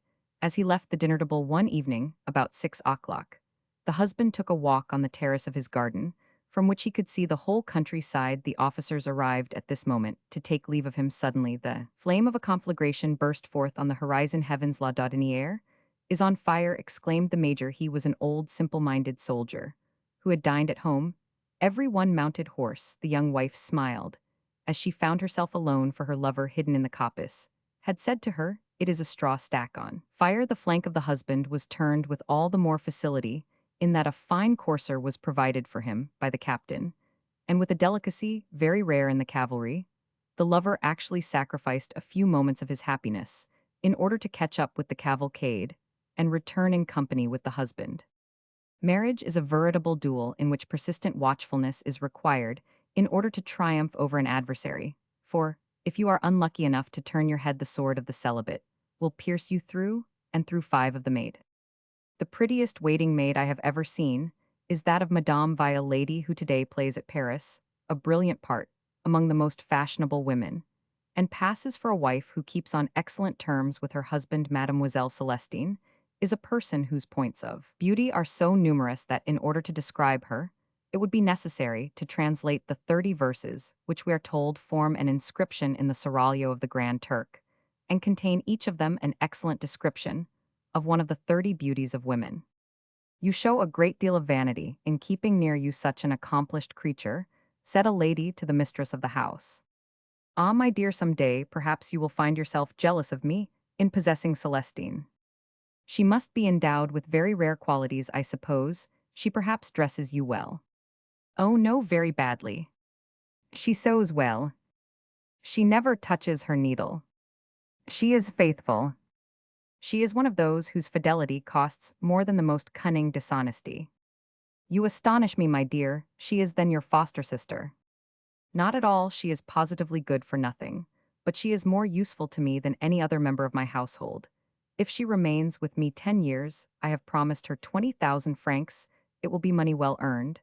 And I shall not forget to give it, said the young woman, nodding her head with a meaning gesture. At last the questioner of Madame Vi understood. When a woman has no friend of her own sex, intimate enough to assist her in proving false to marital love, her maid is a last resource which seldom fails in bringing about the desired result. Oh, after 10 years of marriage, to find under his roof, and to see all the time a young girl of from 16 to 18, fresh, dressed with taste, the treasures of whose beauty seem to breathe defiance, whose frank bearing is irresistibly attractive, whose downcast eyes seem to fear you, whose timid glance tempts you, and for whom the conjugal bed has no secrets, for she is at once a virgin and an experienced woman. How can a man remain cold like St. Anthony before such powerful sorcery, and have the courage to remain faithful to the good principles represented by a scornful wife, whose face is always stern, whose manners are always snappish, and who frequently refuses to be caressed? What husband is stoical enough to resist such fires, such frosts there, where you see a new harvest of pleasure, the young innocent sees an income, and your wife her liberty? It is a little family compact, which is signed in the interest of good. In this case, your wife acts with regard to marriage as young fashionables do with regard to their country. If they are drawn for the army, they buy a man to carry the musket to die in their place, and to spare them the hardships of military life. In compromises of this sort, there is not a single woman who does not know how to put her husband in the wrong. I have noticed that, by a supreme stroke of diplomacy, the majority of wives do not admit their maids into the secret of the part which they give them to play they trust to nature, and assume an affected superiority over the lover and his mistress. These secret perfidies of women explain to a great degree the odd features of married life which are to be observed in the world, and I have heard women discuss with profound sagacity the dangers which are inherent in this terrible method of attack. And it is necessary to know thoroughly both the husband and the creature to whom he is to be abandoned in order to make successful use of her. Many a woman in this connection has been the victim of her own calculations. Moreover, the more impetuous and passionate a husband shows himself, the less will a woman dare to employ this expedient, but a husband caught in this snare will never have anything to say to his stern better half, when the maid giving evidence of the fault she has committed is sent into the country with an infant and a dowry. Of the doctor. The doctor is one of the most potent auxiliaries of an honest woman when she wishes to acquire a friendly divorce from her husband. The services that the doctor renders most of the time, without knowing it, to a woman, are of such importance that there does not exist a single house in France where the doctor is chosen by anyone but the wife. All doctors know what great influence women have on their reputation. Thus we meet with few doctors who do not study to please the ladies when a man of talent has become celebrated. It is true that he does not lend himself to the crafty conspiracies which women hatch, but without knowing it, he becomes involved in them. I suppose that a husband taught by the adventures of his own youth makes up his mind to pick out a doctor for his wife from the first days of his marriage, so long as his feminine adversary fails to conceive the assistance that she may derive from this ally, she will submit in silence. But later on, if all her allurements fail to win over the man chosen by her husband, she will take a more favorable opportunity to give her husband her confidence in the following remarkable manner. I don't like the way in which the doctor feels my pulse. And of course, the doctor is dropped. Thus it happens that either a woman chooses her doctor, wins over the man who has been imposed upon her, or procures his dismissal. But this contest is very rare. The majority of young men who marry are acquainted with none but beardless doctors whom they have no anxiety to procure for their wives, and almost always the Aesculapius of the household is chosen by the feminine power.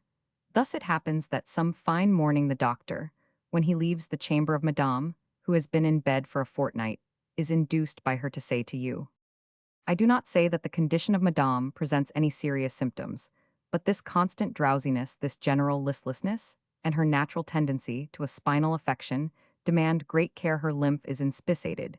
She wants a change of air. She ought to be sent either to the waters of Berges or to the waters of Plombières. All right, doctor. You allow your wife to go to Plombières, but she goes there because Captain Charles is quartered in the Vosges.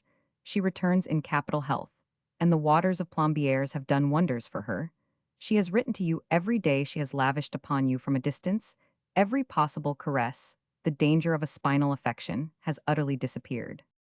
There is extant a little pamphlet whose publication was prompted doubtless by hate. It was published in Holland, and it contains some very curious details of the manner in which Madame de Maintenon entered into an understanding with Fagin for the purposes of controlling Louis Roman 14. Well, some morning, your doctor will threaten you as Fagin threatened his master with a fit of apoplexy, if you do not diet yourself this witty work of satire. Doubtless, the production of some courtier entitled Madame de Saint Tron has been interpreted by the modern author, who has become proverbial as the young doctor.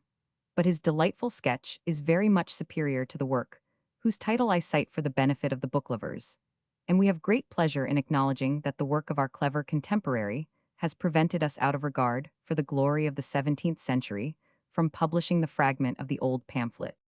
Very frequently, a doctor becomes duped by the judicious maneuvers of a young and delicate wife, and comes to you with the announcement, "Sir, I would not wish to alarm Madame with regard to her condition, but I will advise you, if you value her health, to keep her in perfect tranquility.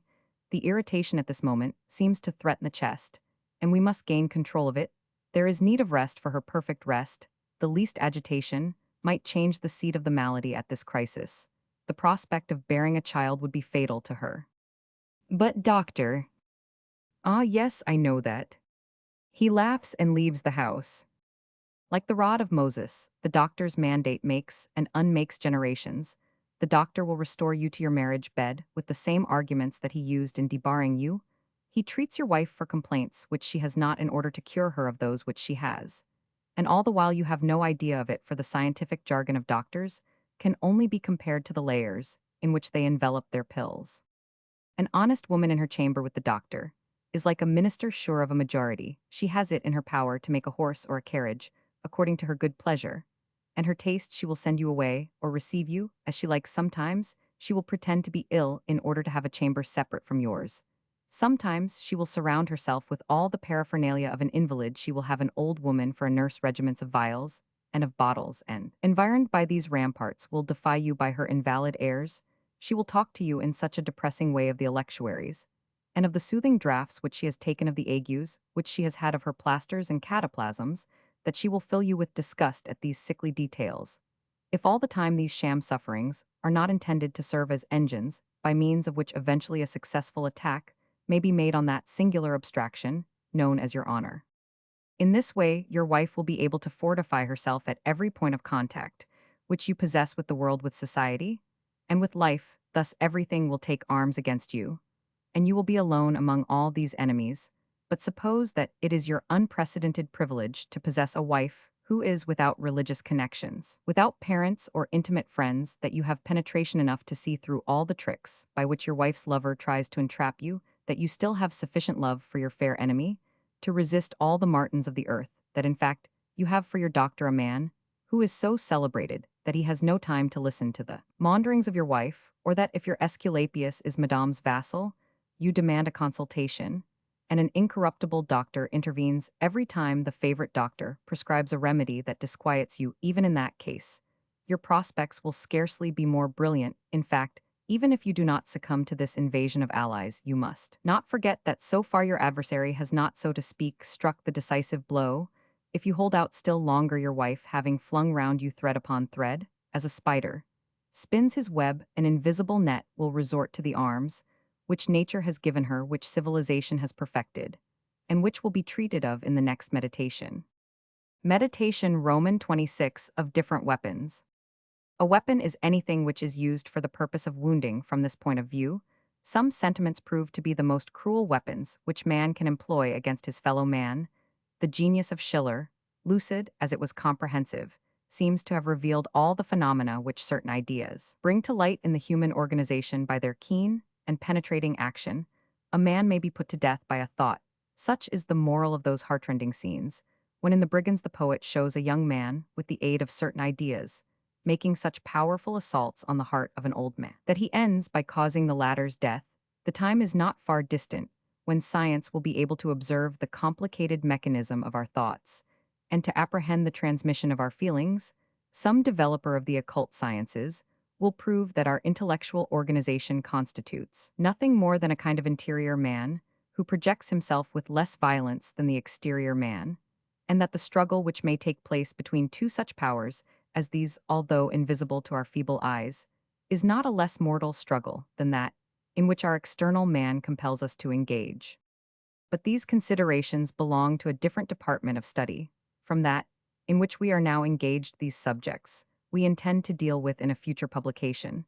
Some of our friends are already acquainted with one of the most important, that, namely entitled The Pathology of Social Life, or Meditations, mathematical, physical, chemical, and transcendental on the manifestations of thought, taken under all the forms which are produced by the state of society, whether by living, marriage, conduct, veterinary medicine, or by speech and action, etc., in which all these great questions are fully discussed. The aim of this brief metaphysical observation is only to remind you that the higher classes of society reason too well to admit of their being attacked by any other than intellectual arms.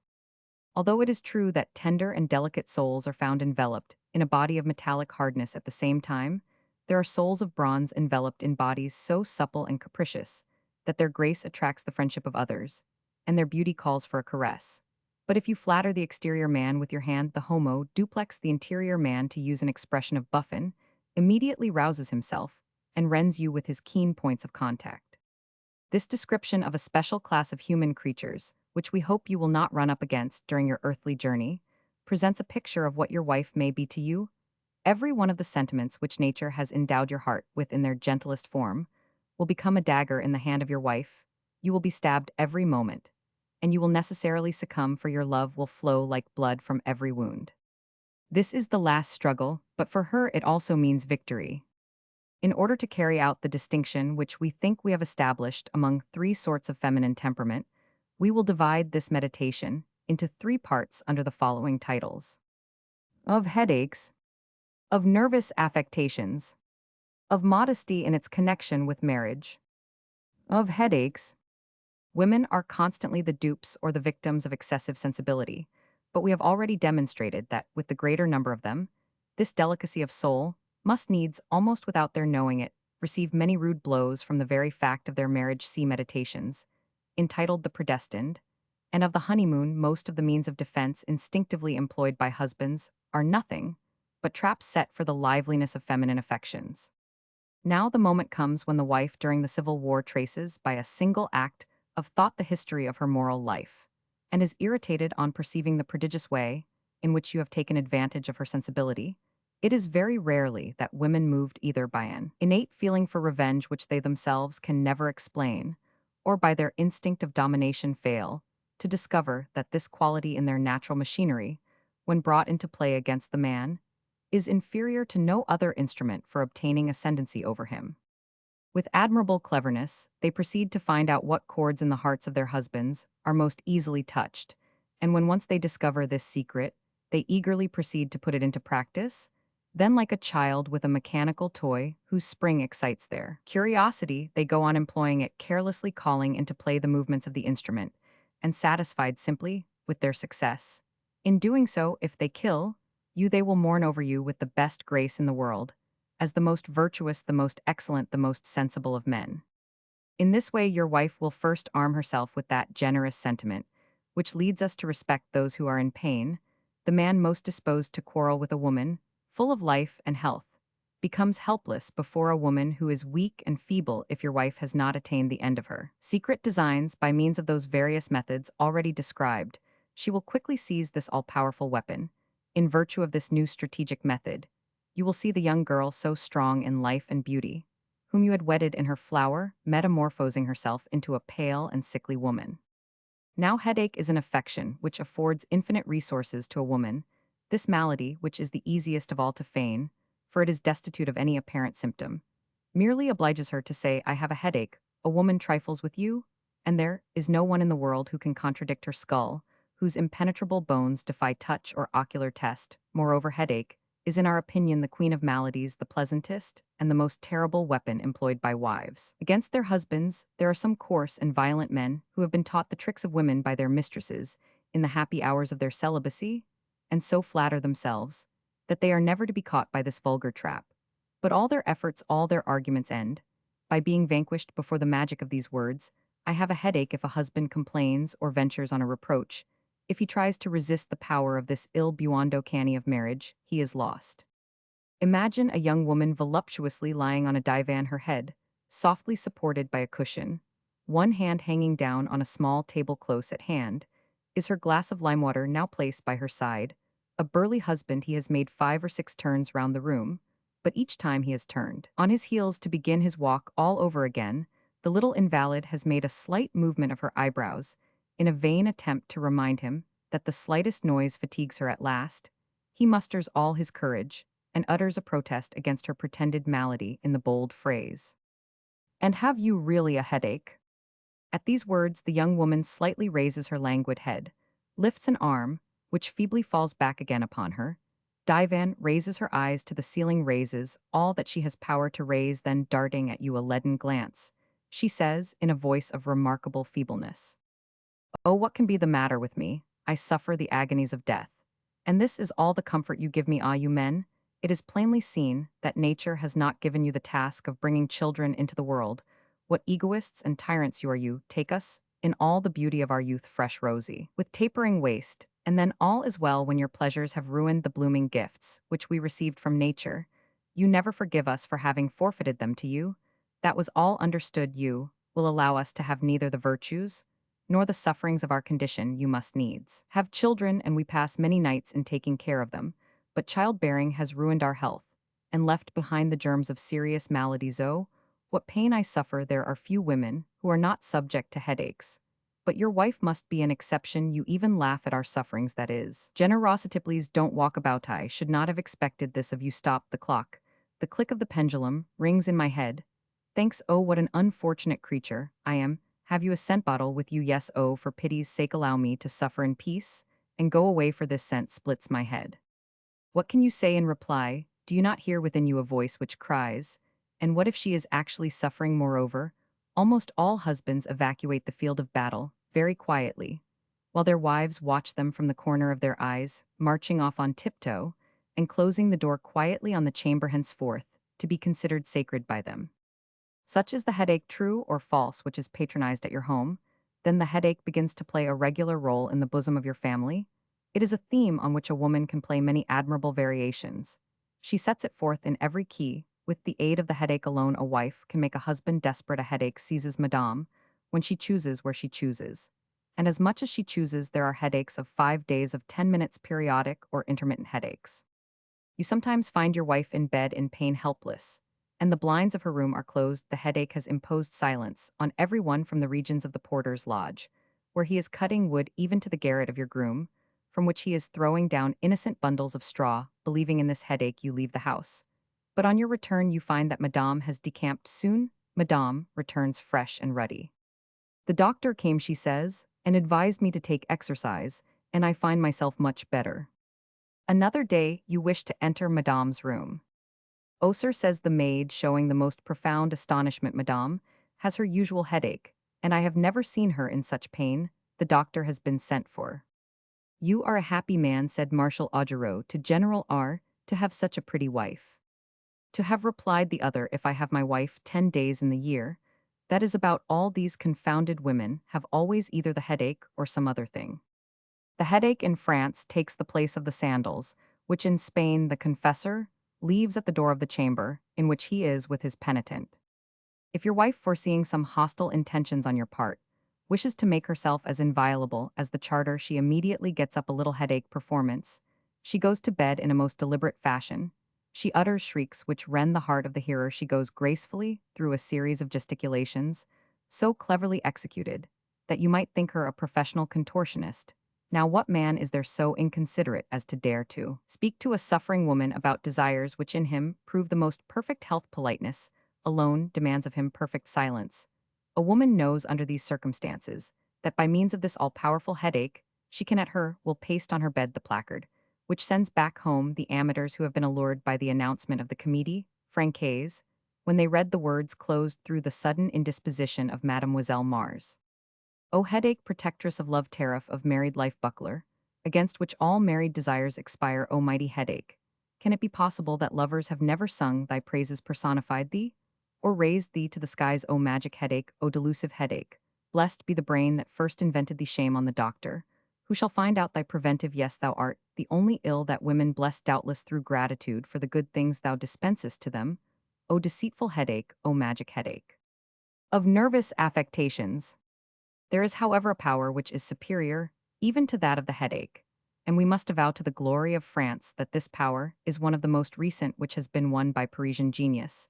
As, in the case with all the most useful discoveries of art and science, no one knows to whose intellect it is due, only it is certain that it was towards the middle of the last century that vapors made their first appearance in France. Thus, while Papin was applying the force of vaporized water in mechanical problems, a French woman whose name unhappily is unknown had the glory of endowing her sex with the faculty of vaporizing their fluids.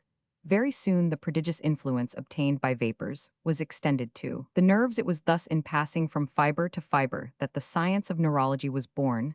This admirable science has since then led such men as Phillips and other clever physiologists to the discovery of the nervous fluid in its circulation. They are now perhaps on the eve of identifying its organs and the secret of its origin and of its evaporation, and thus, thanks to certain quackeries of this kind, we may be enabled some day to penetrate the mysteries of that unknown power, which we have already called more than once in the present book, the will. But do not let us trespass on the territory of medical philosophy.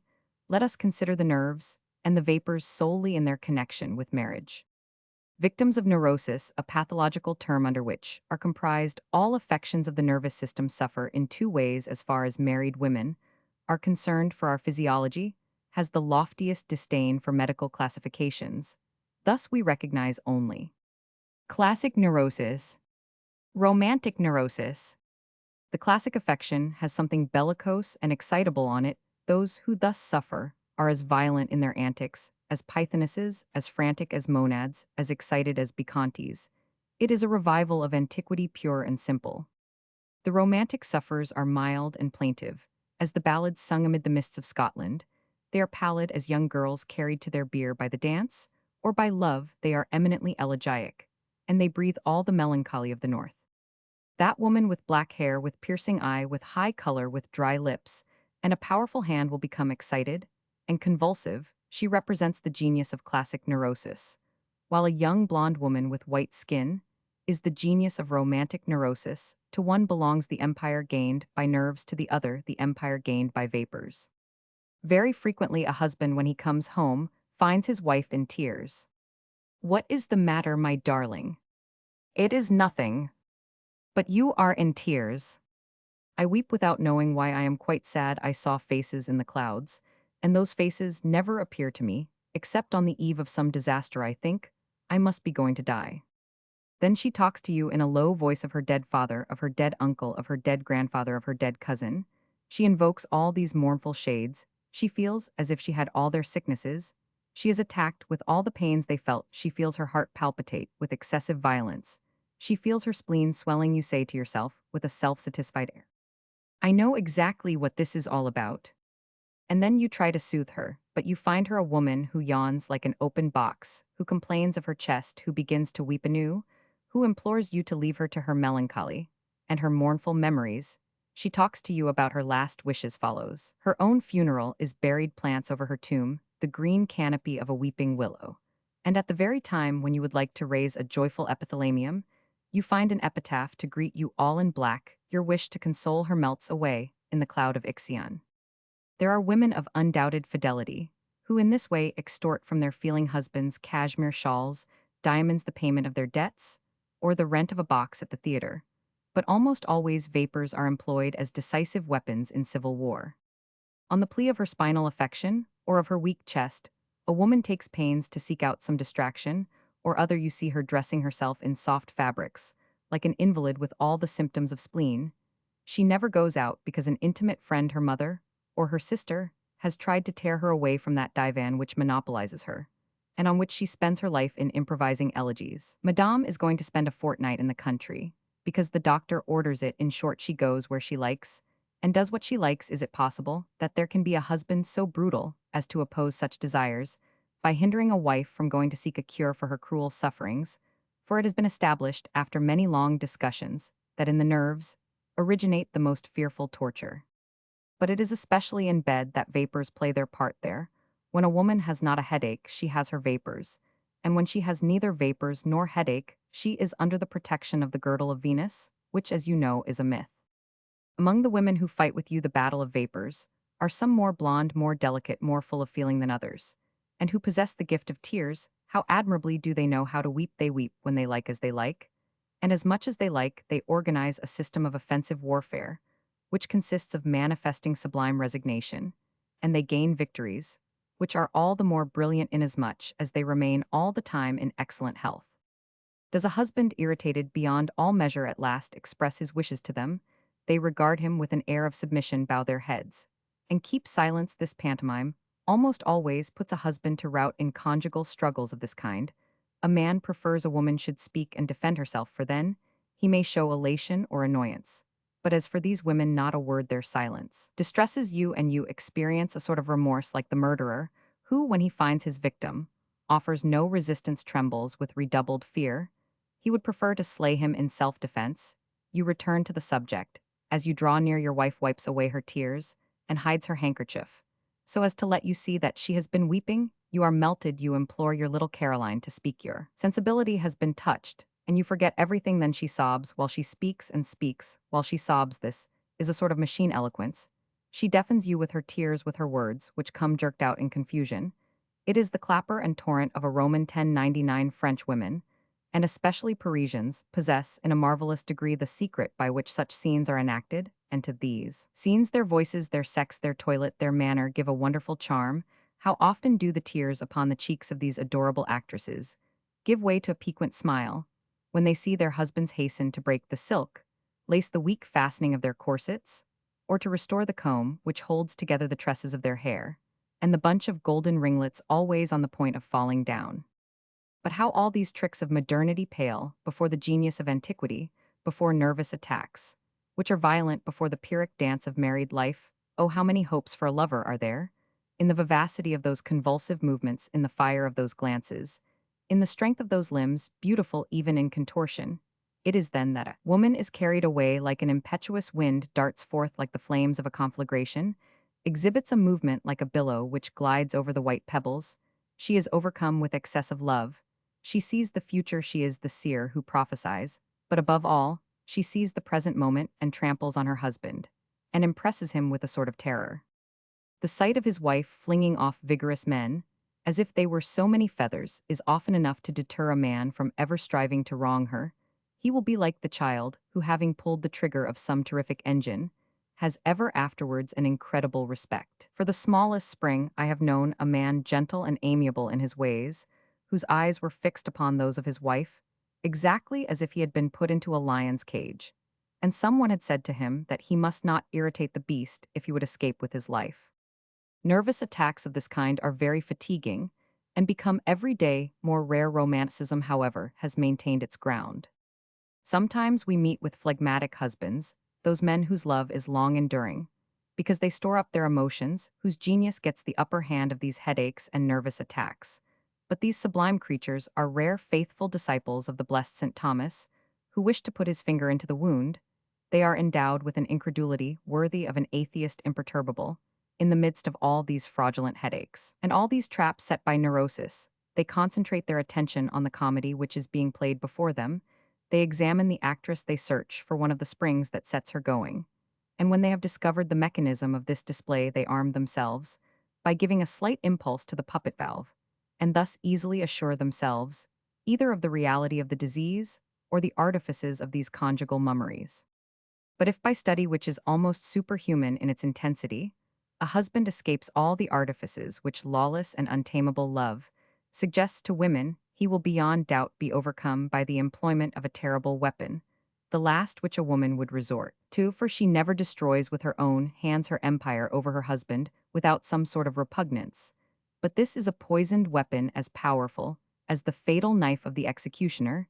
This reflection brings us to the last paragraph of the present meditation of modesty in its connection with marriage. Before taking up the subject of modesty, it may perhaps be necessary to inquire whether there is such a thing. Is it anything in a woman but well understood coquetry? Is it anything but a sentiment that claims the right on a woman's part to dispose of her own body as she chooses, as one may well believe, when we consider that half the women in the world go almost naked?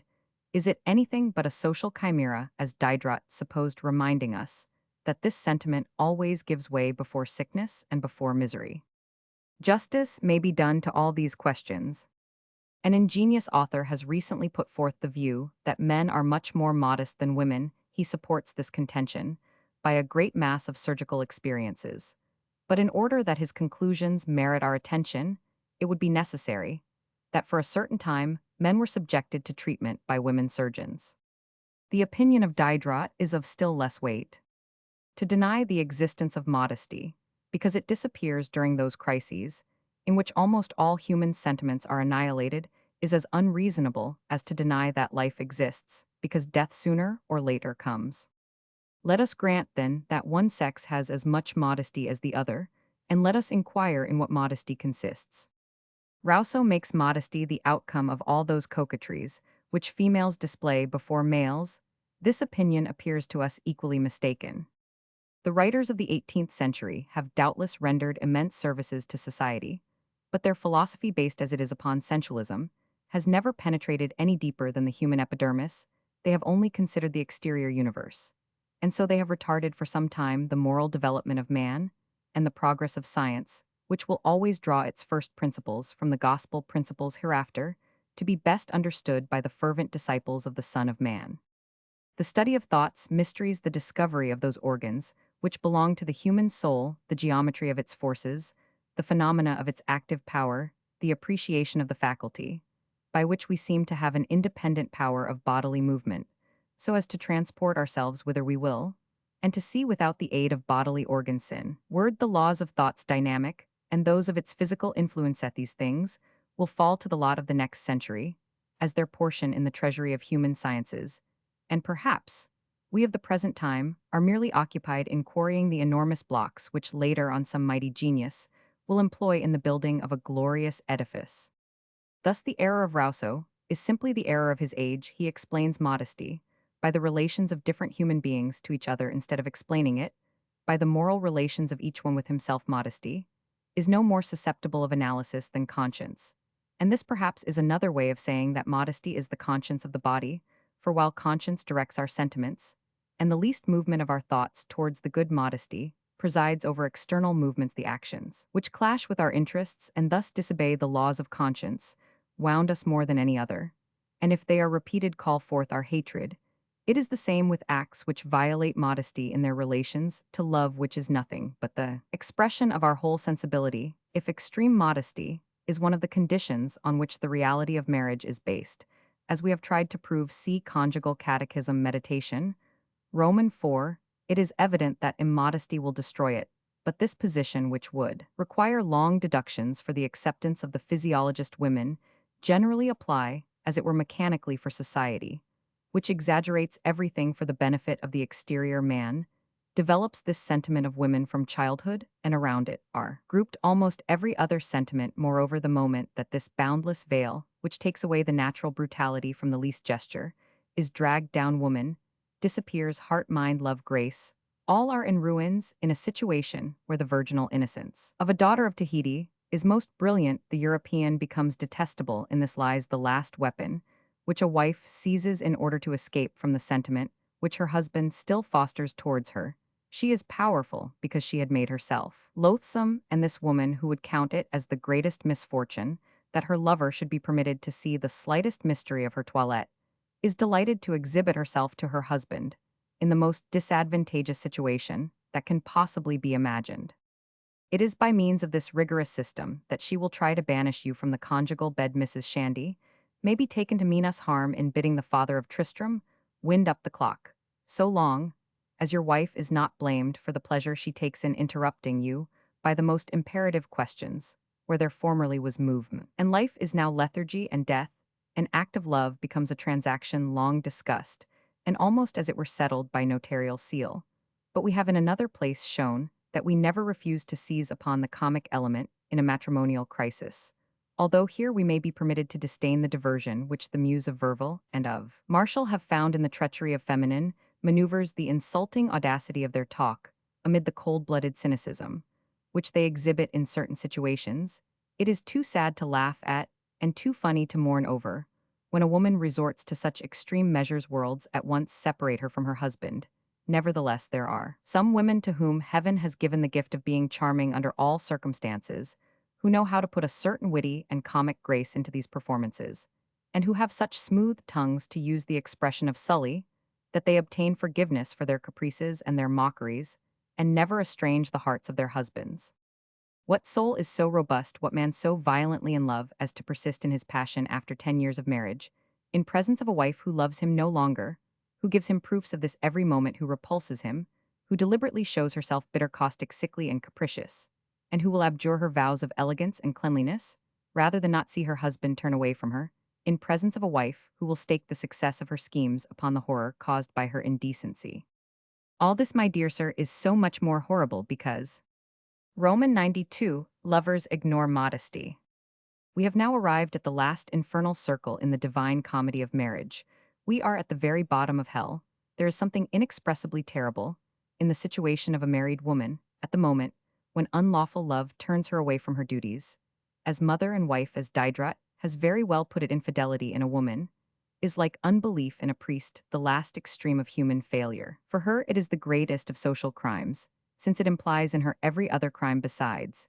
And indeed, either a wife profanes her lawless love by continuing to belong to her husband, or she breaks all the ties which attach her to her family by giving herself over altogether to her lover. She ought to choose between the two courses, for her sole possible excuse lies in the intensity of her love. She lives then between the claims of two obligations. It is a dilemma. She will work either the unhappiness of her lover, if he is sincere in his passion, or that of her husband, if she is still beloved by him. It is to this frightful dilemma of feminine life that all the strange inconsistencies of women's conduct is to be attributed. In this lies the origin of all their lies, all their perfidies. Here is the secret of all their mysteries. It is something to make one shudder, moreover, even as simply based upon cold-blooded calculations. The conduct of a woman who accepts the unhappiness which attends virtue and scorns the bliss which is bought by crime is 100 times more reasonable. Nevertheless, almost all women will risk suffering in the future and ages of anguish for the ecstasy of 1/2 hour, if the human feeling of self-preservation, if the fear of death, does not check them. How fruitless must be the laws which send them for 2 years to the Maidlonettes, o sublime infamy! And when one comes to think that he for whom these sacrifices are to be made is one of our brethren, gentlemen to whom we would not trust our fortune if we had won, a man who buttons his coat just as all of us do, it is enough to make one burst into a roar of laughter, so loud that starting from the Luxembourg, it would pass over the whole of Paris, and startle an ass browsing in the pasture at Montmartre. It will perhaps appear extraordinary that in speaking of marriage, we have touched upon so many subjects, but marriage is not only the whole of human life, it is the whole of two human lives. Now, just as the addition of a figure to the drawing of a lottery multiplies the chances 100-fold, so one single life, united to another life, multiplies, by a startling progression, the risks of human life, which are in any case so manifold. Meditation, Roman 27, of the last symptoms.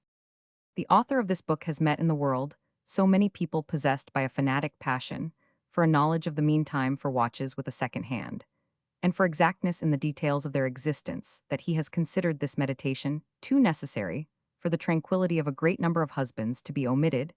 It would have been cruel to leave men, who are possessed with the passion for learning the hour of the day, without a compass whereby to estimate the last variations in the matrimonial zodiac, and to calculate the precise moment when the sign of the Minotaur appears on the horizon. The knowledge of conjugal time would require a whole book for its exposition, so fine and delicate are the observations required by the task. The master admits that his extreme youth has not permitted him, as yet, to note and verify more than a few symptoms. But he feels a just pride on his arrival, at the end of his difficult enterprise, from the consciousness that he is leaving to his successors a new field of research, and that in a matter apparently so trite not only was there much to be said, but also very many points are found remaining which may yet be brought into the clear light of observation. He therefore presents here without order or connection the rough outlines, which he has so far been able to execute in the hope that later he may have leisure to coordinate them, and to arrange them in a complete system if he has been so far kept back in the accomplishment of a task of supreme national importance. He believes he may say, without incurring the charge of vanity, that he has here indicated the natural division of those symptoms. They are necessarily of two kinds: the unicorns, and the bicorns, the unicorn minotaur. Is the least mischievous, the two culprits confine themselves to a platonic love, in which their passion at least leaves no visible traces among posterity, while the bicorn minotaur is unhappiness with all its fruits. We have marked with an asterisk the symptoms which seem to concern the latter kind. Minotauric observations.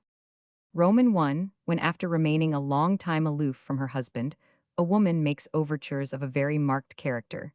In order to attract his love, she acts in accordance with the axiom of maritime law, which says the flag protects the cargo. Roman 2, a woman is at a ball, one of her friends comes up to her and says, "Your husband has much wit. You find it so?" Roman 3, your wife discovers that it is time to send your boy to a boarding school, with whom a little time ago she was never going to part. Roman 4, in Lord Abergavenny's suit for divorce, the valet de chamber deposed that the countess had such a detestation of all that belonged to my lord, that he had very often seen her burning the scraps of paper which he had touched in her room. Roman 5, if an indolent woman becomes energetic, if a woman who formerly hated study learns a foreign language, in short, every appearance of a complete change in character, is a decisive symptom. Roman 6, the woman who is happy in her affections does not go much into the world. Roman 7, the woman who has a lover becomes very indulgent in judging others. Roman 8, a husband gives to his wife 100 crowns a month for dress, and taking everything into account, she spends at least 500 francs without being a sou in debt. The husband is robbed every night with a high hand by escalade, but without burglarious breaking in. Roman 9, a married couple slept in the same bed. Madame was always sick, now they sleep apart. She has no more headache, and her health becomes more brilliant than ever, an alarming symptom. Roman 10, a woman who was a sloven suddenly develops extreme nicety in her attire. There is a minotaur at hand. Roman 11, ah, my dear, I know no greater torment than not to be understood. Yes, my dear, but when one is. Oh, that scarcely ever happens. I agree with you that it very seldom does. Ah, it is great happiness, but there are not two people in the world who are able to understand you. Roman 12, the day when a wife behaves nicely to her husband all is over. Roman 13, I asked her, where have you been, Jean? I have been to your friends to get your plate that you left there. Ah, indeed, everything is still mine, I said. The following year, I repeated the question under similar circumstances. I have been to bring back our plate. Well, well, part of the things are still mine, I said, but after that, when I questioned her, she spoke very differently. You wish to know everything like great people, and you have only 3 shirts. I went to get my plate from my friend's house where I had stopped. I see, I said, nothing is left me. Roman 14, do not trust a woman who talks of her virtue. Roman 15, someone said to the Duchess of Chalnys, whose life was despaired of. The Duke of Chalnys would like to see you once more. Is he there? Yes. Let him wait, he shall come in with the sacraments. This minotauric anecdote has been published by Chamfort, but we quote it here as typical. Romans 16, some women try to persuade their husbands that they have duties to perform towards certain persons. I am sure that you ought to pay a visit to such, and such a man. We cannot avoid asking such, and such a man to dinner. Romans 17, come my son, hold yourself straight, try to acquire good manners, watch such, and such a man, see how he walks, notice the way in which he dresses. Roman 18, when a woman utters the name of a man, but twice a day, there is perhaps some uncertainty about her feelings toward him, but if thrice so. Roman 19, when a woman goes home with a man who is neither a lawyer, nor a minister to the door of his apartment, she is very imprudent. Roman 20, it is a terrible day when a husband fails to explain to himself the motive of some action of his wife. Roman 21, the woman who allows herself to be found out deserves her fate. What should be the conduct of a husband when he recognizes a last symptom, which leaves no doubt as to the infidelity of his wife? There are only two courses open, that of resignation or that of vengeance. There is no third course if vengeance is decided upon it should be complete. The husband who does not separate himself forever from his wife is a veritable simpleton. If a wife and husband think themselves fit for that union of friendship, which exists between men, it is odious in the husband to make his wife feel his superiority over her. Here are some anecdotes, most of them, as yet unpublished, which indicate pretty plainly, in my opinion, the different shades of conduct to be observed by a husband in like case. Roman 1000 de Roquemont slept once a month in the chamber of his wife, and he used to say as he went away, "I wash my hands of anything that may happen." There is something disgusting in that remark, and perhaps something profound in its suggestion of conjugal policy. A diplomat, when he saw his wife's lover enter, left his study, and going to his wife's chamber said to the two, "I hope you will at least refrain from fighting." This was good humor. Roman 1000 de Boufflers was asked what he would do if on returning after a long absence he found his wife with child. "I would order my night dress and slippers to be taken to her room." This was magnanimity. "Madame, if this man ill treats you when you are alone, it is your own fault, but I will not permit him to behave ill towards you in my presence, for this is to fail in politeness in me." This was nobility. The sublime is reached in this connection when the square cap of the judge is placed by the magistrate at the foot of the bed, wherein the two culprits are asleep. There are some fine ways of taking vengeance. Murraybaugh has admirably described, in one of the books he wrote to make a living, the mournful resignation of that Italian lady who was condemned by her husband to perish with him in the Maremma. Last axioms. Roman 93, it is no act of vengeance to surprise a wife and her lover, and to kill them locked in each other's arms. It is a great favor to them both. Roman 94, a husband will be best avenged by his wife's lover. Meditation. Roman 28 of compensations. The marital catastrophe, which a certain number of husbands cannot avoid, almost always forms the closing scene of the drama. At that point, all around you is tranquil. Your resignation, if you are resigned, has the power of awakening keen remorse in the soul of your wife, and of her lover, for their happiness teaches them the depth of the wound they have inflicted upon you. You are, you may be sure, a third element in all their pleasures, the principle of kindliness and goodness, which lies at the foundation of the human soul, is not so easily repressed, as people think. Moreover, the two people who are causing you tortures are precisely those for whom you wish the most good. In the conversations, so sweetly familiar, which link together the pleasures of love and form, in some way to lovers the caresses of thought, your wife often says to your rival, "Well, I assure you, August, that in any case I should like to see my poor husband happy, for at bottom he is good if he were not my husband. But were only my brother, there are so many things I would do to please him. He loves me, and his friendship is irksome to me. Yes, he is a fine fellow." Then you become an object of respect to the celibate who would yield to you all the indemnity possible for the wrong he has done you.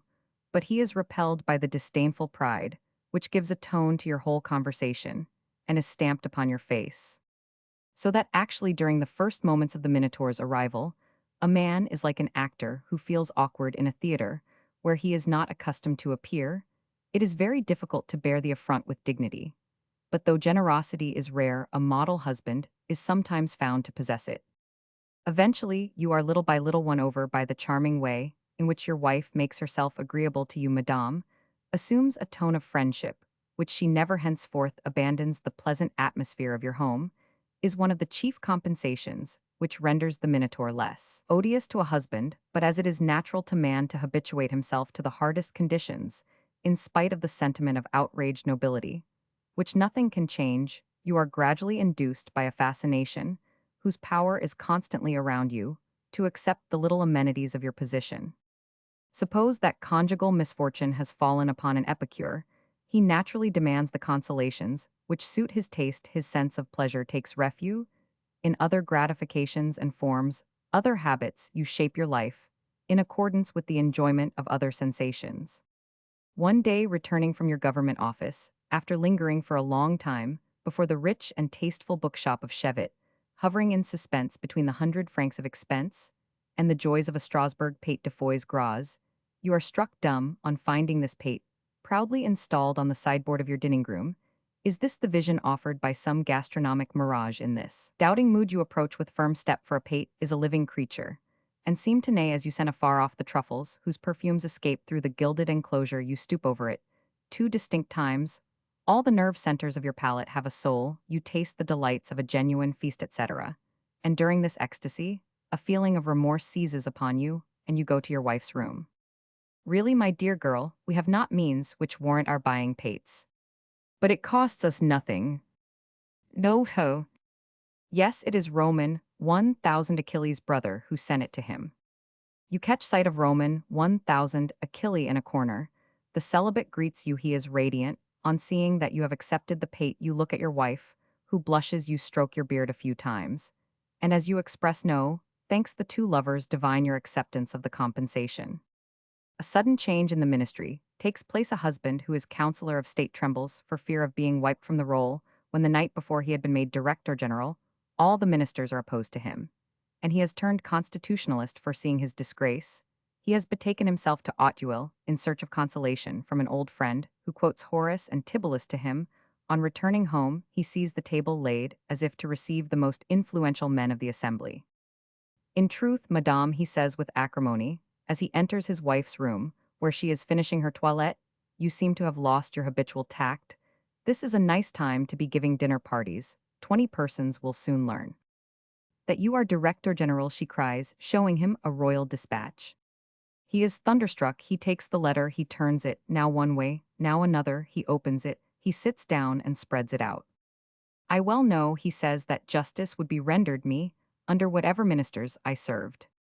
Yes, my dear, but Roman 1000 Villaplane has answered for you with his life, and his eminence the Cardinal of whom he is the Roman 1000 de Villaplane.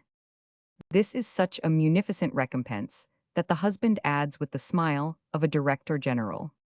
Why deuce take it, my dear, this is your doing. Ah, don't thank me for it. Adolphe did it from personal attachment to you.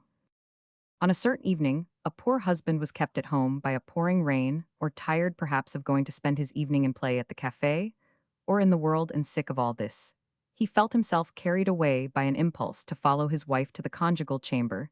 There he sank into an armchair, and like any sultan awaited his coffee, as if he would say, well, after all, she is my wife. The fair siren herself prepares the favorite draught. She strains it with special care, sweetens it, tastes it, and hands it to him.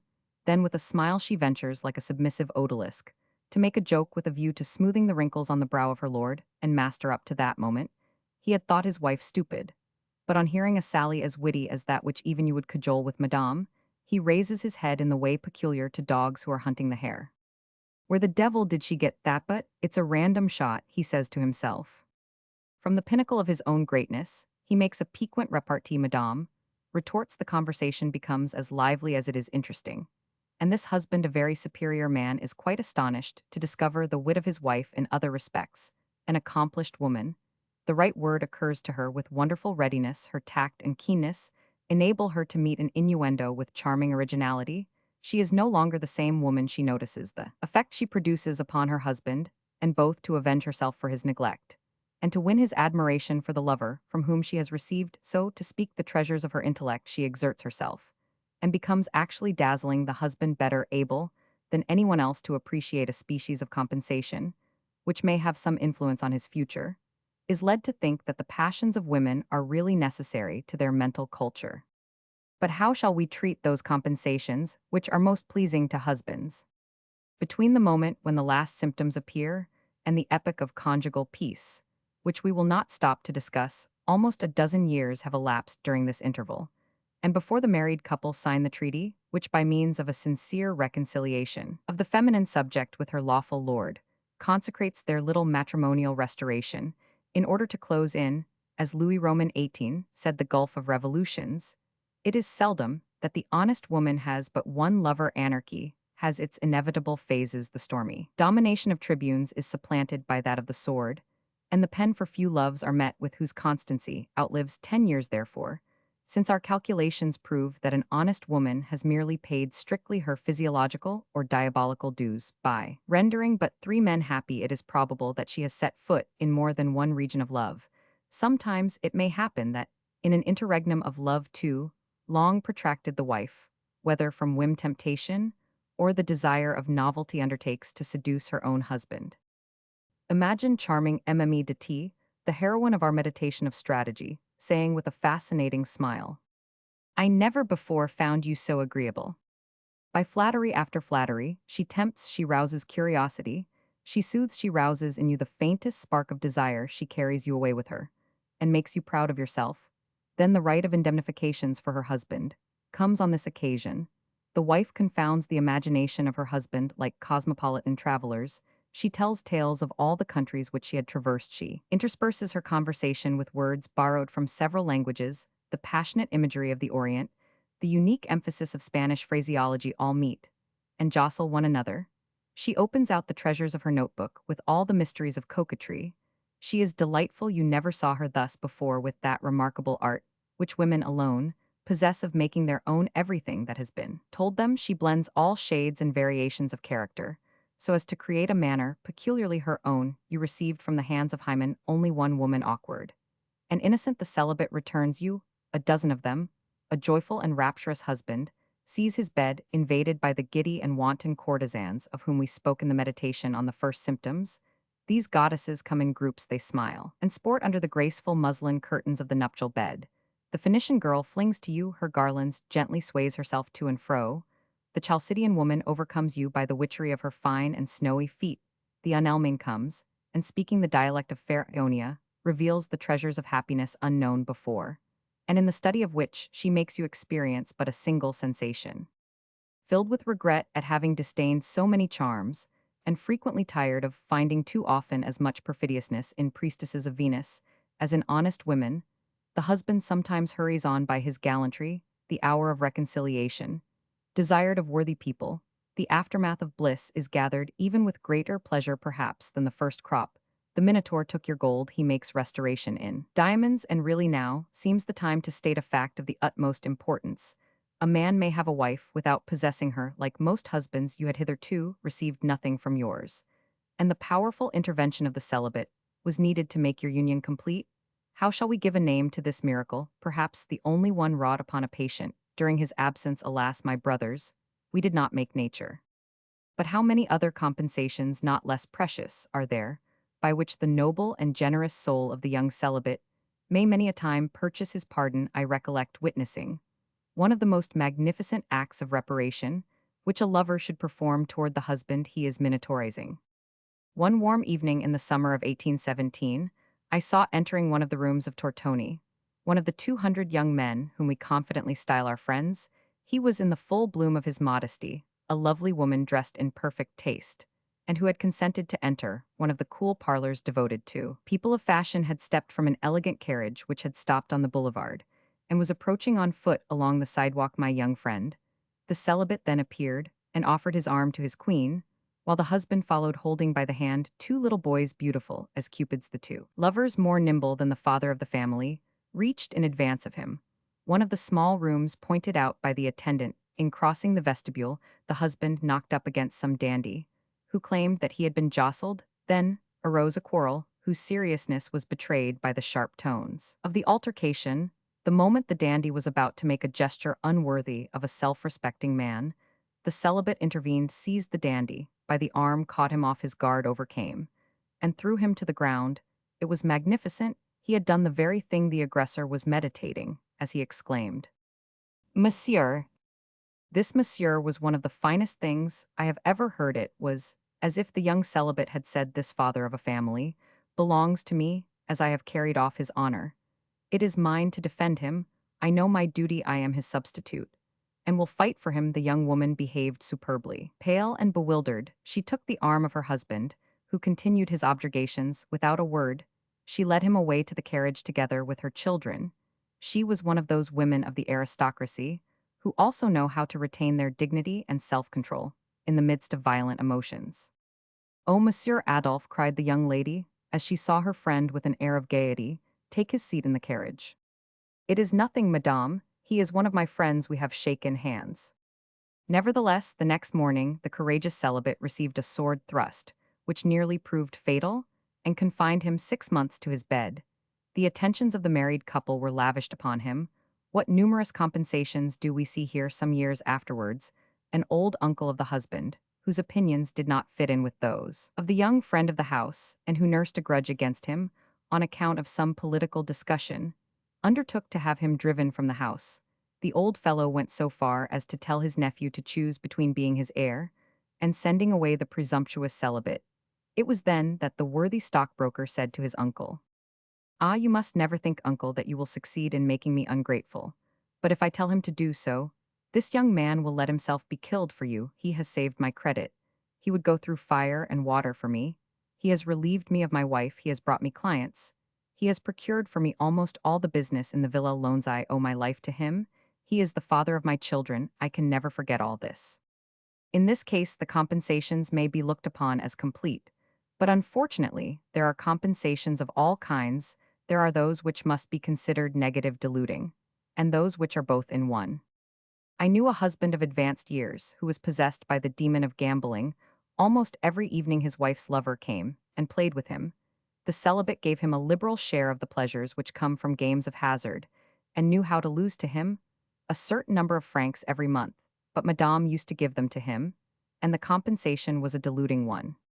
"You are a peer of France and you have no offspring, but daughters your wife is brought to bed of a boy, the compensation is negative. The child who is to save your name from oblivion is like his mother, the Duchess, persuades you that the child is yours, the negative compensation becomes deluding." Here is one of the most charming compensations, known one morning. The Prince de Ligne meets his wife's lover, and rushes up to him laughing wildly. "My friend," he says to him, "I cuckolded you last night." If some husbands attain to conjugal peace by quiet methods, and carry so gracefully the imaginary ensigns of matrimonial preeminence, their philosophy is doubtless based on the comfortabilisme of accepting certain compensations, a comfortabilisme which indifferent men cannot imagine as years roll by the married couple reach the last stage in that artificial existence to which their union has condemned them. Meditation Roman 29 of conjugal peace. My imagination has followed marriage through all the phases of its fantastic life, in so fraternal a spirit that I seem to have grown old with the house. I made my home so early in life at the commencement of this work. After experiencing, in thought, the ardor of man's first passion, and outlining, in however imperfect, a way the principal incidents of married life, after struggling against so many wives that did not belong to me, exhausting myself, in conflict with so many personages called up from nothingness, and joining so many battles, I feel an intellectual lassitude which makes me see everything in life hang, as it were, in mournful crape. I seem to have a catarrh to look at everything through green spectacles. I feel as if my hands trembled, as if I must needs employ the second half of my existence, and of my book, in apologizing for the follies of the first half. I see myself surrounded by tall children of whom I am not the father, and seated beside a wife. I never married. I think I can feel wrinkles furrowing my brow. The fire, before which I am placed, crackles, as if in derision. The room is ancient in its furniture. I shudder, with sudden fright, as I lay my hand upon my heart, and ask myself, is that too withered? I am like an old attorney unswayed by any sentiment, whatever. I never accept any statement, unless it be confirmed according to the poetic maxim of Lord Byron, by the testimony of at least two false witnesses. No face can delude me. I am melancholy, and overcast with gloom. I know the world, and it has no more illusions for me. My closest friends have proved traitors. My wife and myself exchange glances of profound meaning, and the slightest word either of us utters is a dagger which pierces the heart of the other through and through. I stagnate in a dreary calm.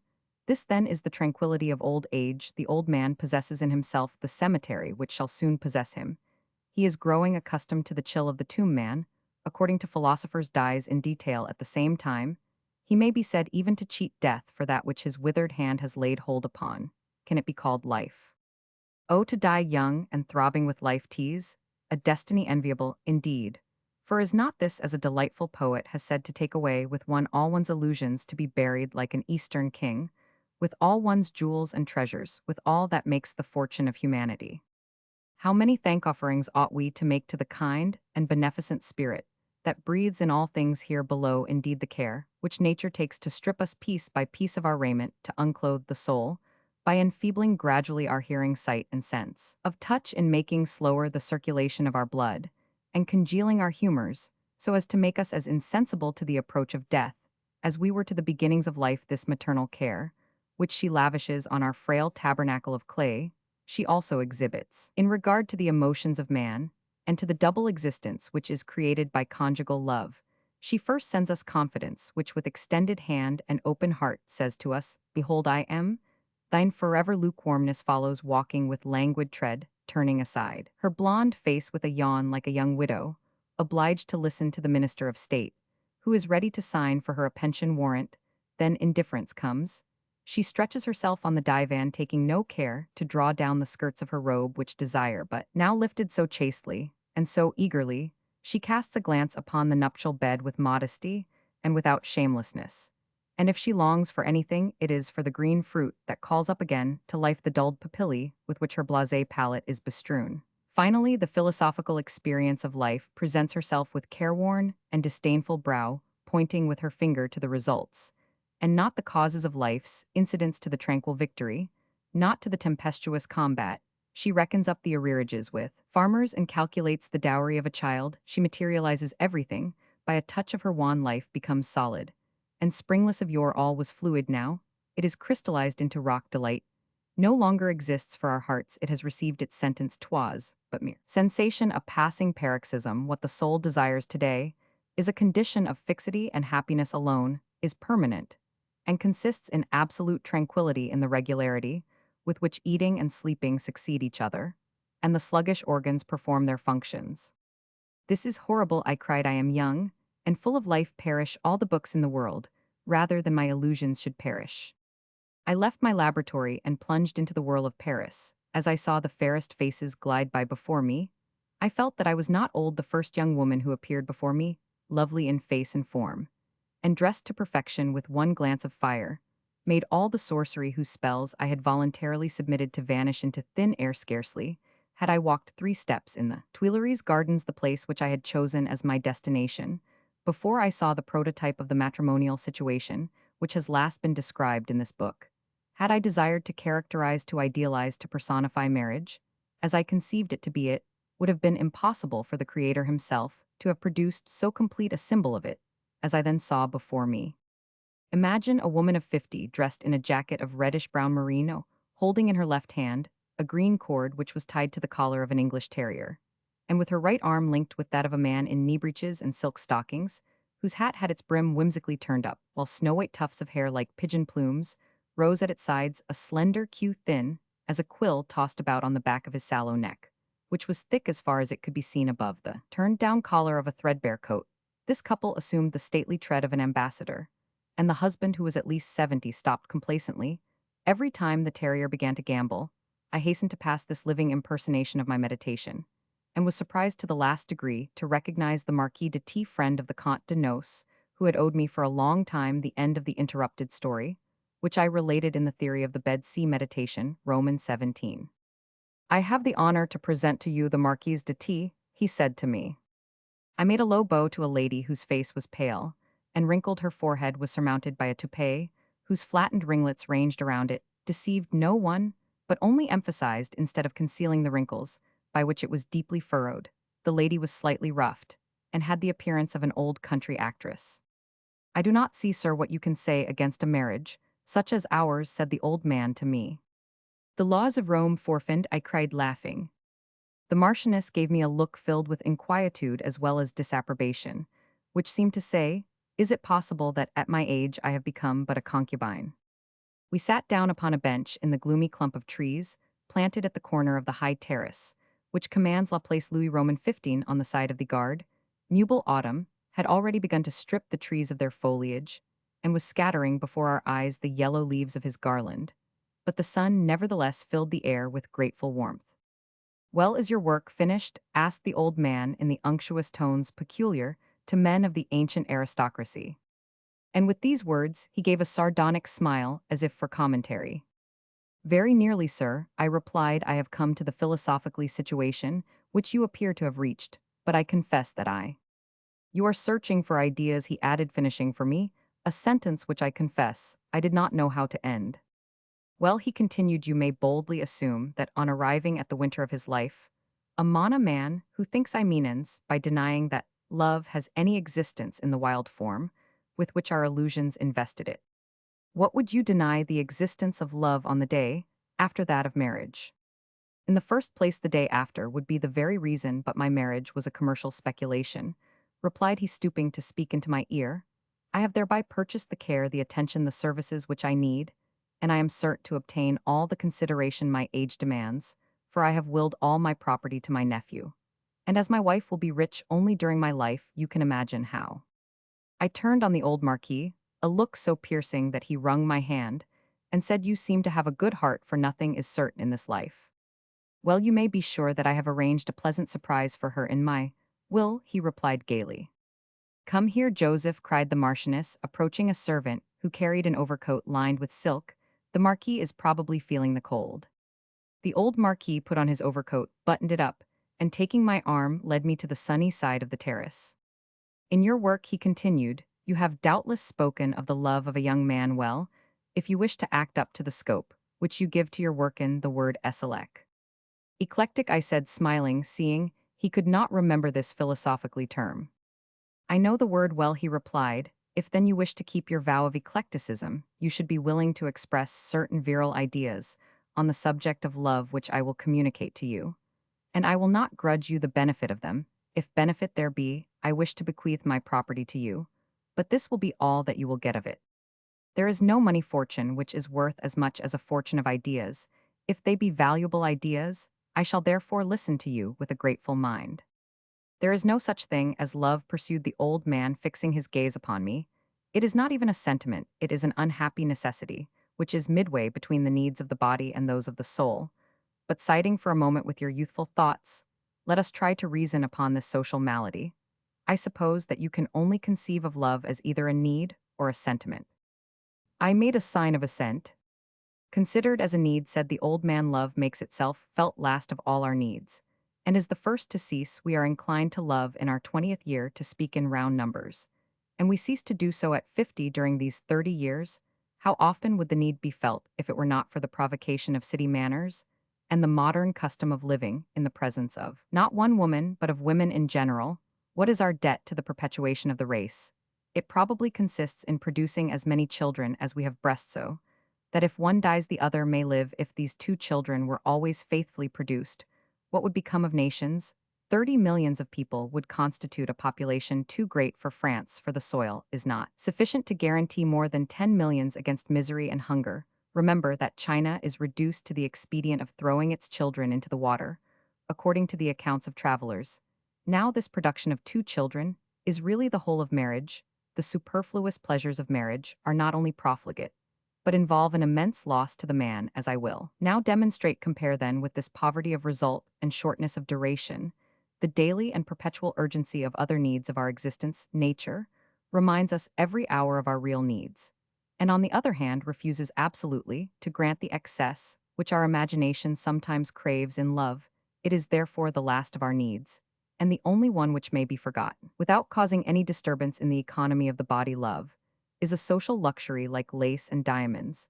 But if we analyze it as a sentiment, we find 2 distinct elements in it, namely pleasure and passion. Now, analyze pleasure. Human affections rest upon 2 foundations, attraction and repulsion. Attraction is a universal feeling for those things which flatter our instinct of self-preservation. Repulsion is the exercise of the same instinct when it tells us that something is near which threatens it with injury. Everything which profoundly moves our organization gives us a deeper sense of our existence.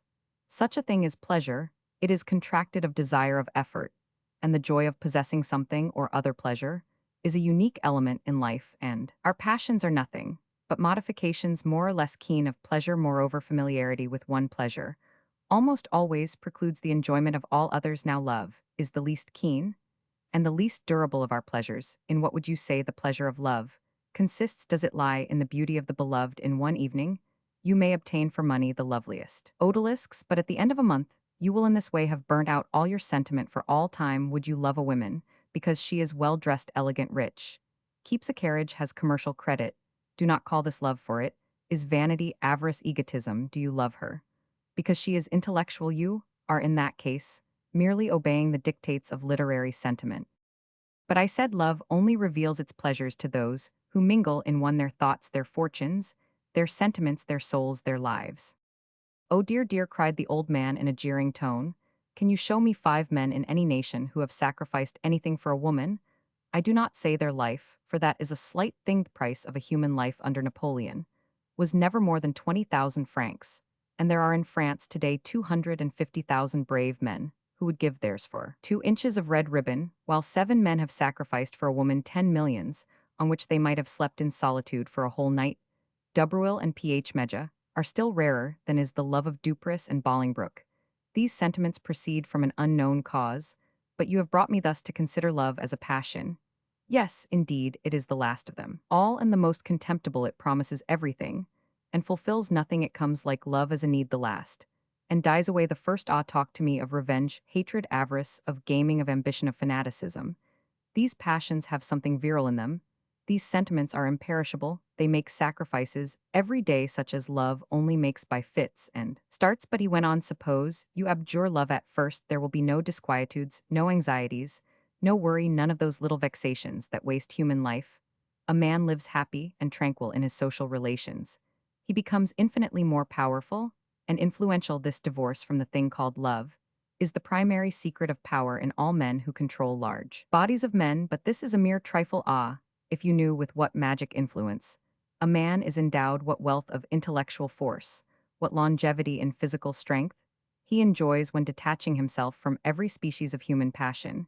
He spends all his energy to the profit of his soul. If you could enjoy for 2 minutes the riches which God dispenses to the enlightened men who consider love as merely a passing need, which it is sufficient to satisfy for 6 months in their 20th year, to the men who, scorning the luxurious and surfeiting beefsteaks of Normandy, feed on the roots which God has given in abundance, and take their repose on a bed of withered leaves, like the recluses of the beta you would not keep. On 3 seconds, the wool of 15 merinos which covers you, you would fling away your childish switch, and go to live in the heaven of heavens. There you would find the love you sought in vain, amid the swine of earth. There, you would hear a concert of somewhat different melody from that of Roman 1000 Rossini voices, more faultless than that of Malibran. But I am speaking as a blind man might, and repeating hearsays. If I had not visited Germany about the year 1790, I should know nothing of all this. Yesman has a vocation for the infinite. There dwells within him an instinct that calls him to God. God is all, gives all, brings oblivion on all, and thought is the thread which he has given us as a clue to communication with himself. He suddenly stopped and fixed his eyes upon the heavens. The poor fellow has lost his wits, I thought to myself. Sir, I said to him, it would be pushing my devotion to eclectic philosophy too far to insert your ideas in my book. They would destroy it. Everything in it is based on love, platonic and sensual. God forbid that I should end my book by such social blasphemies. I would rather try to return by some Pantagruelian subtlety to my herd of celibates and honest women, with many an attempt to discover some social utility in their passions and follies. Oh, if conjugal peace leads us to arguments so disillusionizing and so gloomy as these, I know a great many husbands who would prefer war to peace. At any rate, young man, the old Marquis cried, I shall never have to reproach myself with refusing to give true directions to a traveler who had lost his way. Adieu, thou old carcase, I said to myself. Adieu, thou walking marriage. Adieu, thou stick of a burnt-out firework. Adieu, thou machine. Although I have given thee from time to time some glimpses of people dear to me, old family portraits back with you to the picture dealer's shop, to Madame de T, and all the rest of them take your place round the bier with undertakers' mutes for all I care. Meditation, Roman conclusion. A recluse who was credited with the gift of second sight, having commanded the children of Israel to follow him to a mountain top, in order to hear the revelation of certain mysteries, saw that he was accompanied by a crowd, which took up so much room on the road that, prophet as he was his armor proper, was vastly tickled. But as the mountain was a considerable distance off, it happened that at the first halt, an artisan remembered that he had to deliver a new pair of slippers to a duke. And Pierre, a publican, fell to thinking how he had some specie to negotiate, and off they went. A little further on, two lovers lingered under the olive trees, and forgot the discourse of the prophet, for they thought that the promised land was the spot where they stood, and the divine word was heard when they talked to one another. The fat people loaded with punches, a la Sancho, had been wiping their foreheads with their handkerchiefs for the last quarter of an hour, and began to grow thirsty, and therefore halted beside a clear spring. Certain retired soldiers complained of the corns which tortured them, and spoke of Austerlitz, and of their tight boots. At the second halt, certain men of the world whispered together, "But this prophet is a fool. Have you ever heard him?" I came from sheer curiosity. And because I saw the fellow had a large following, the last man who spoke was a fashionable. "He is a mere charlatan." The prophet kept marching on, but when he reached the plateau from which a wide horizon spread before him, he turned back and saw no one but a poor Israelite, to whom he might have said, as the Prince de Ligne, to the wretched little bandelig drummer boy whom he found on the spot, where he expected to see a whole garrison awaiting him. Well, my readers, it seems that you have dwindled down to one. Thou man of God who has followed me so far, I hope that a short recapitulation will not terrify thee, and I have traveled on under the impression that thou, like me, hast kept saying to thyself, "Where the deuce are we going?" Well, well, this is the place and the time to ask you, respected reader, what your opinion is with regard to the renewal of the tobacco monopoly, and what you think of the exorbitant taxes on wines on the right, to carry firearms, on gaming, on lotteries, on playing cards, on brandy, on soap, cotton, silks, etc. I think that since all these duties make up one-third of the public revenues, we should be seriously embarrassed if, so that my excellent model husband, if no one got drunk, or gambled, or smoked, or hunted, in a word, if we had neither vices, passions, nor maladies in France, the state would be within an ace of bankruptcy. For it seems that the capital of our national income consists of popular corruptions, as our commerce is kept alive by national luxury. If you cared to look a little closer into the matter, you would see that all taxes are based upon some moral malady. As a matter of fact, if we continue this philosophical scrutiny, it will appear that the gendarmes would want horses and leather breeches if everyone kept the peace.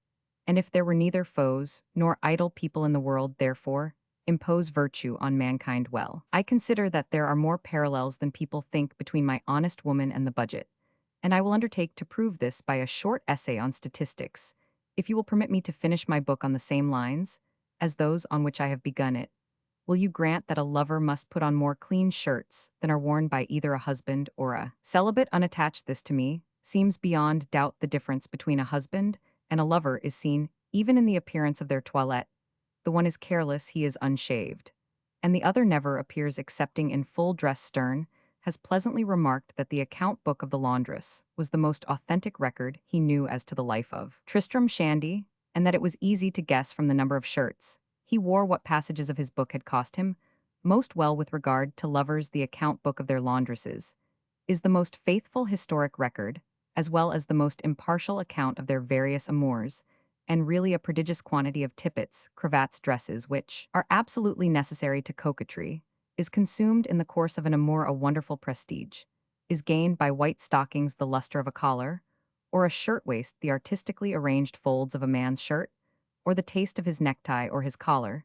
This will explain the passages in which I said of the honest woman, meditation, Roman 2, she spends her life in having her dresses starched. I have sought information on this point from a lady in order to learn accurately at what sum was to be estimated the tax thus imposed by love, and after fixing it at 100 francs per annum, for a woman, I recollect what she said with great good humor, it depends on the character of the man, for some are so much more particular than others. Nevertheless, after a very profound discussion, in which I settled upon the sum for the celibates, and she for her sex, it was agreed that one thing with another, since the two lovers belong to the social sphere, which this work concerns, they ought to spend between them in the matter, referred to 150 francs more than in time of peace.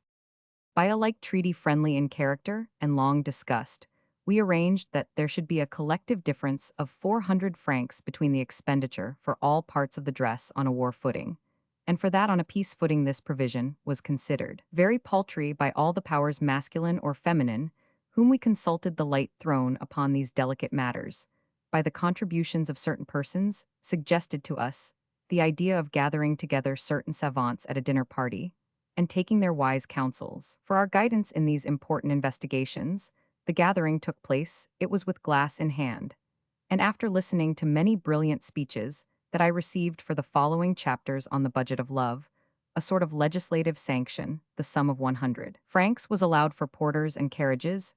50 crowns seemed very reasonable for the little patties that people eat on a walk for bouquets of violets and theater tickets.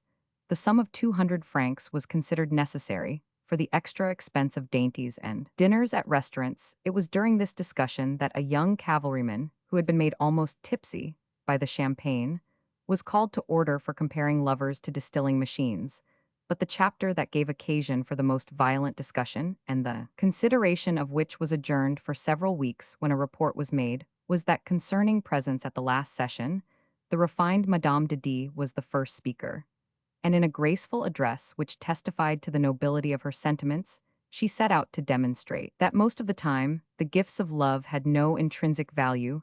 The author replied that all lovers had their portraits taken. A lady objected that a portrait was invested capital, and care should always be taken to recover it for a second investment. But suddenly, a gentleman of Provence rose to deliver a philippic against women. He spoke of the greediness which most women in love exhibited for furs, satin, silks, jewels, and furniture. But a lady interrupted him by asking if Madame d'Oy, his intimate friend, had not already paid his debts twice over. "You are mistaken, madame," said the Provencal. It was her husband. "The speaker is called to order," cried the president, and condemned to dine the whole party for having used the word husband. The Provencal was completely refuted by a lady who undertook to prove that women show much more self-sacrifice in love than men, that lovers cost very dear, and that the honest woman may consider herself very fortunate if she gets off with spending on them 2,000 francs for a single year. The discussion was in danger of degenerating into an exchange of personalities, when a division was called for the conclusions of the committee were adopted by vote. The conclusions were in substance that the amount for presents between lovers during the year should be reckoned at 500 francs, but that in this computation should be included 1. The expense of expeditions into the country, 2. The pharmaceutical expenses occasioned by the colds caught from walking in the damp pathways of parks, and in leaving the theater, which expenses are veritable presents, 3. The carrying of letters and law expenses, 4. Journeys and expenses whose items are forgotten, without counting the follies committed by the spenders, inasmuch as according to the investigations of the committee it had been proved that most of a man's extravagant expenditure profited the opera girls rather than the married women. The conclusion arrived at from this pecuniary calculation was that in one way or another a passion costs nearly 1,500 francs a year, which were required to meet the expense borne more unequally by lovers, but which would not have occurred but for their attachment. There was also a sort of unanimity in the opinion of the council that this was the lowest annual figure, which would cover the cost of a passion. Now, my dear sir, since we have proved by the statistics of our conjugal calculations, see Meditations I Roman 2 and Roman 3, and proved irrefragably that there exists a floating total of at least 1,500,000 unlawful passions, it follows that the criminal conversations of a third among the French population contribute a sum of nearly 3,000 millions to that vast circulation of money, the true blood of society, of which the budget is the heart. That the honest woman not only gives life to the children of the peerage, but also to its financial funds. That manufacturers owe their prosperity to this systolic movement. That the honest woman is a being essentially budgetative and active as a consumer. That the least decline in public love would involve incalculable miseries to the treasury and to men of invested fortunes. That a husband has at least a third of his fortune invested in the inconstancy of his wife, etc. I am well aware that you are going to open your mouth and talk to me about manners, politics, good and evil, but my dear victim of the Minotaur, is not happiness the object which all societies should set before them? Is it not this axiom that makes these wretched kings give themselves so much trouble about their people? Well, the honest woman has not like them thrones, gendarmes, and tribunals, she has only a bed to offer. But if our 400,000 women can by this ingenious machine make 1,000,000 celibates happy, do not they attain in a mysterious manner and without making any fuss the end aimed at by a government, namely the end of giving the largest possible amount of happiness to the mass of mankind. Yes, but the annoyances, the children, the troubles. Ah, you must permit me to proffer the consolatory thought with which one of our wittiest caricaturists closes his satiric observations: man is not perfect. It is sufficient, therefore, that our institutions have no more disadvantages than advantages in order to be reckoned excellent, for the human race is not placed socially speaking between the good and the bad, but between the bad and the worse. Now, if the work which we are at present on the point of concluding has had for its object the diminution of the worse, as it is found in matrimonial institutions, in laying bare the errors and absurdities due to our manners and our prejudices, we shall certainly have won one of the fairest titles that can be put forth by a man to a place among the benefactors of humanity. Has not the author made it his aim, by advising husbands to make women more self-restrained, and consequently to impart more violence to passions, more money to the treasury, more life to commerce and agriculture? Thanks to this last meditation, he can flatter himself that he has strictly kept the vow of eclecticism, which he made in projecting the work, and he hopes he has marshaled all details of the case, and yet, like an attorney general, refrained from expressing his personal opinion. And really, what do you want with an axiom in the present matter? Do you wish that this book should be a mere development of the last opinion held by Tronchet, who, in his closing days, thought that the law of marriage had been drawn up less in the interest of husbands than of children? I also wish it very much. Would you rather desire that this book should serve as proof to the peroration of the Capuchin who preached before Anne of Austria, and when he saw the queen and her ladies overwhelmed by his triumphant arguments against their frailty, said as he came down from the pulpit of truth, "Now you are all honorable women. And it is we who unfortunately are sons of Samaritan women. I have no objection to that. Either you may draw what conclusion you please, for I think it is very difficult to put forth two contrary opinions, without both of them containing some grains of truth. But the book has not been written either for or against marriage. All I have thought you needed was an exact description of it, if an examination of the machine shall lead us to make one wheel of it more perfect, if by scouring away some rust we have given more elastic movement to its mechanism, then give his wage to the workman. If the author has had the impertinence to utter truths too harsh for you, if he has too often spoken of rare and exceptional facts as universal, if he has omitted the commonplaces which have been employed from time immemorial to offer women the incense of flattery, oh, let him be crucified. But do not impute to him any motive of hostility to the institution itself. He is concerned merely for men and women. He knows that from the moment marriage ceases to defeat the purpose of marriage, it is unassailable.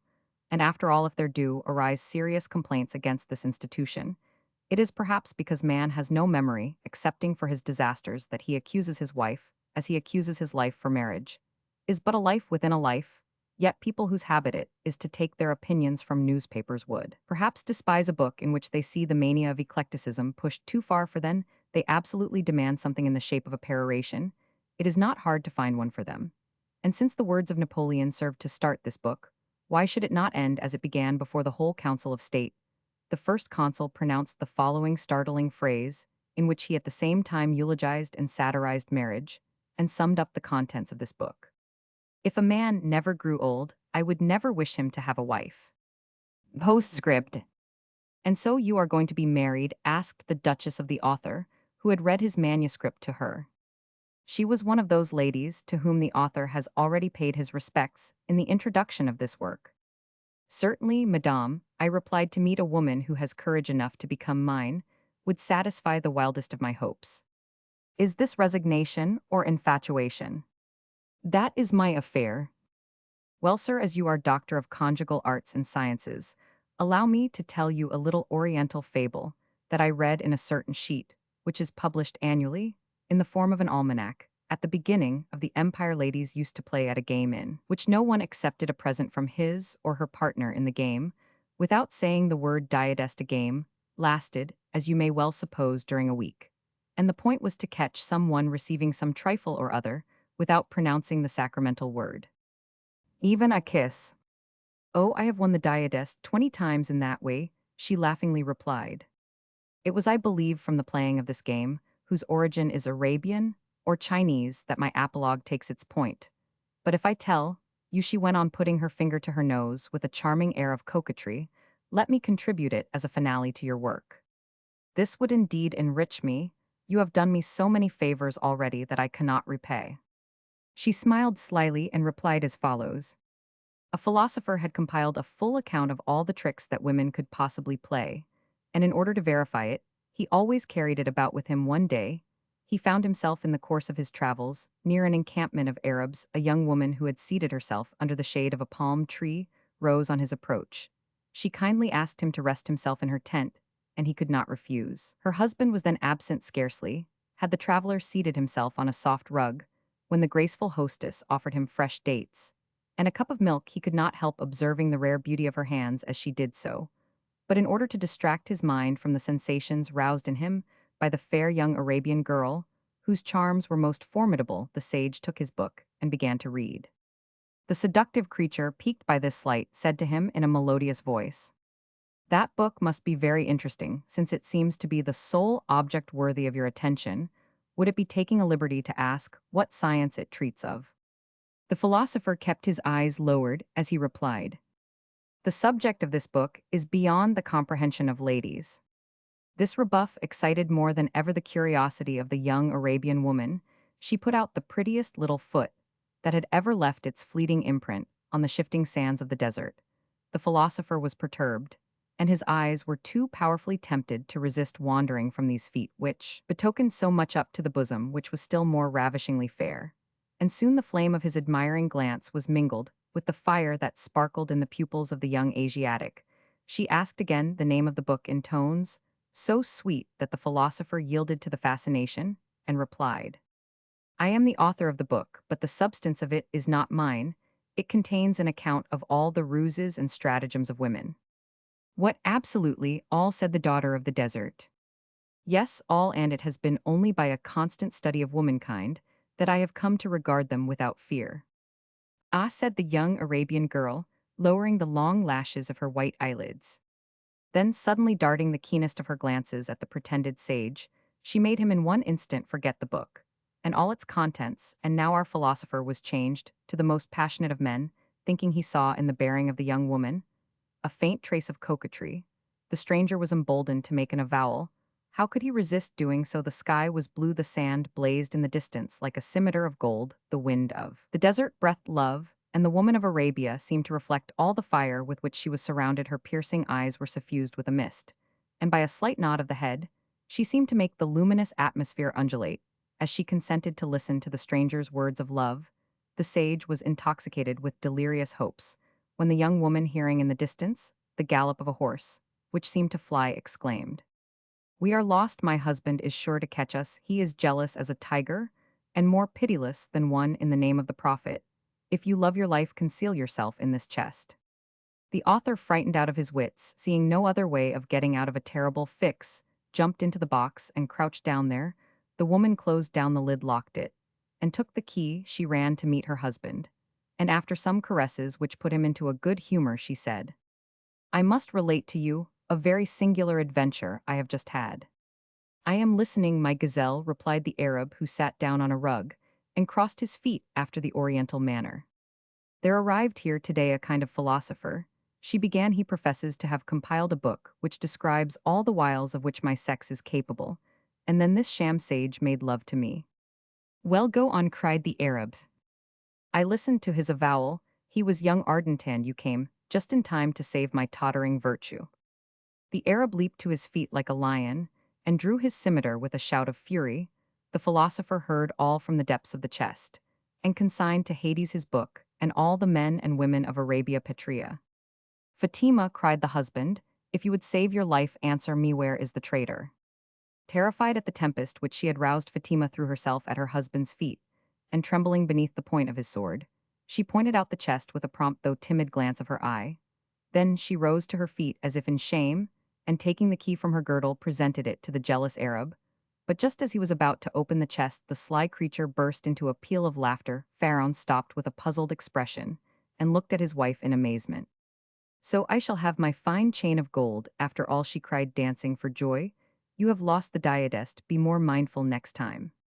The husband, thunderstruck, let fall the key and offered her the longed-for chain on bended knee, and promised to bring to his darling Fatima all the jewels brought by the caravan in a year, if she would refrain from winning the diadem by such cruel stratagems. Then, as he was an Arab, and did not like forfeiting a chain of gold, although his wife had fairly won it, He mounted his horse again, and galloped off to complain at his will in the desert, for he loved Fatima too well to let her see his annoyance. The young woman then drew forth the philosopher from the chest, and gravely said to him, "Do not forget, Master Doctor, to put this feminine trick into your collection." "Madame," said I to the Duchess, "I understand, if I marry I am bound to be unexpectedly outwitted by some infernal trick or other. But I shall in that case, you may be quite sure, furnish a model household for the admiration of my contemporaries." Paris, 180, 2429.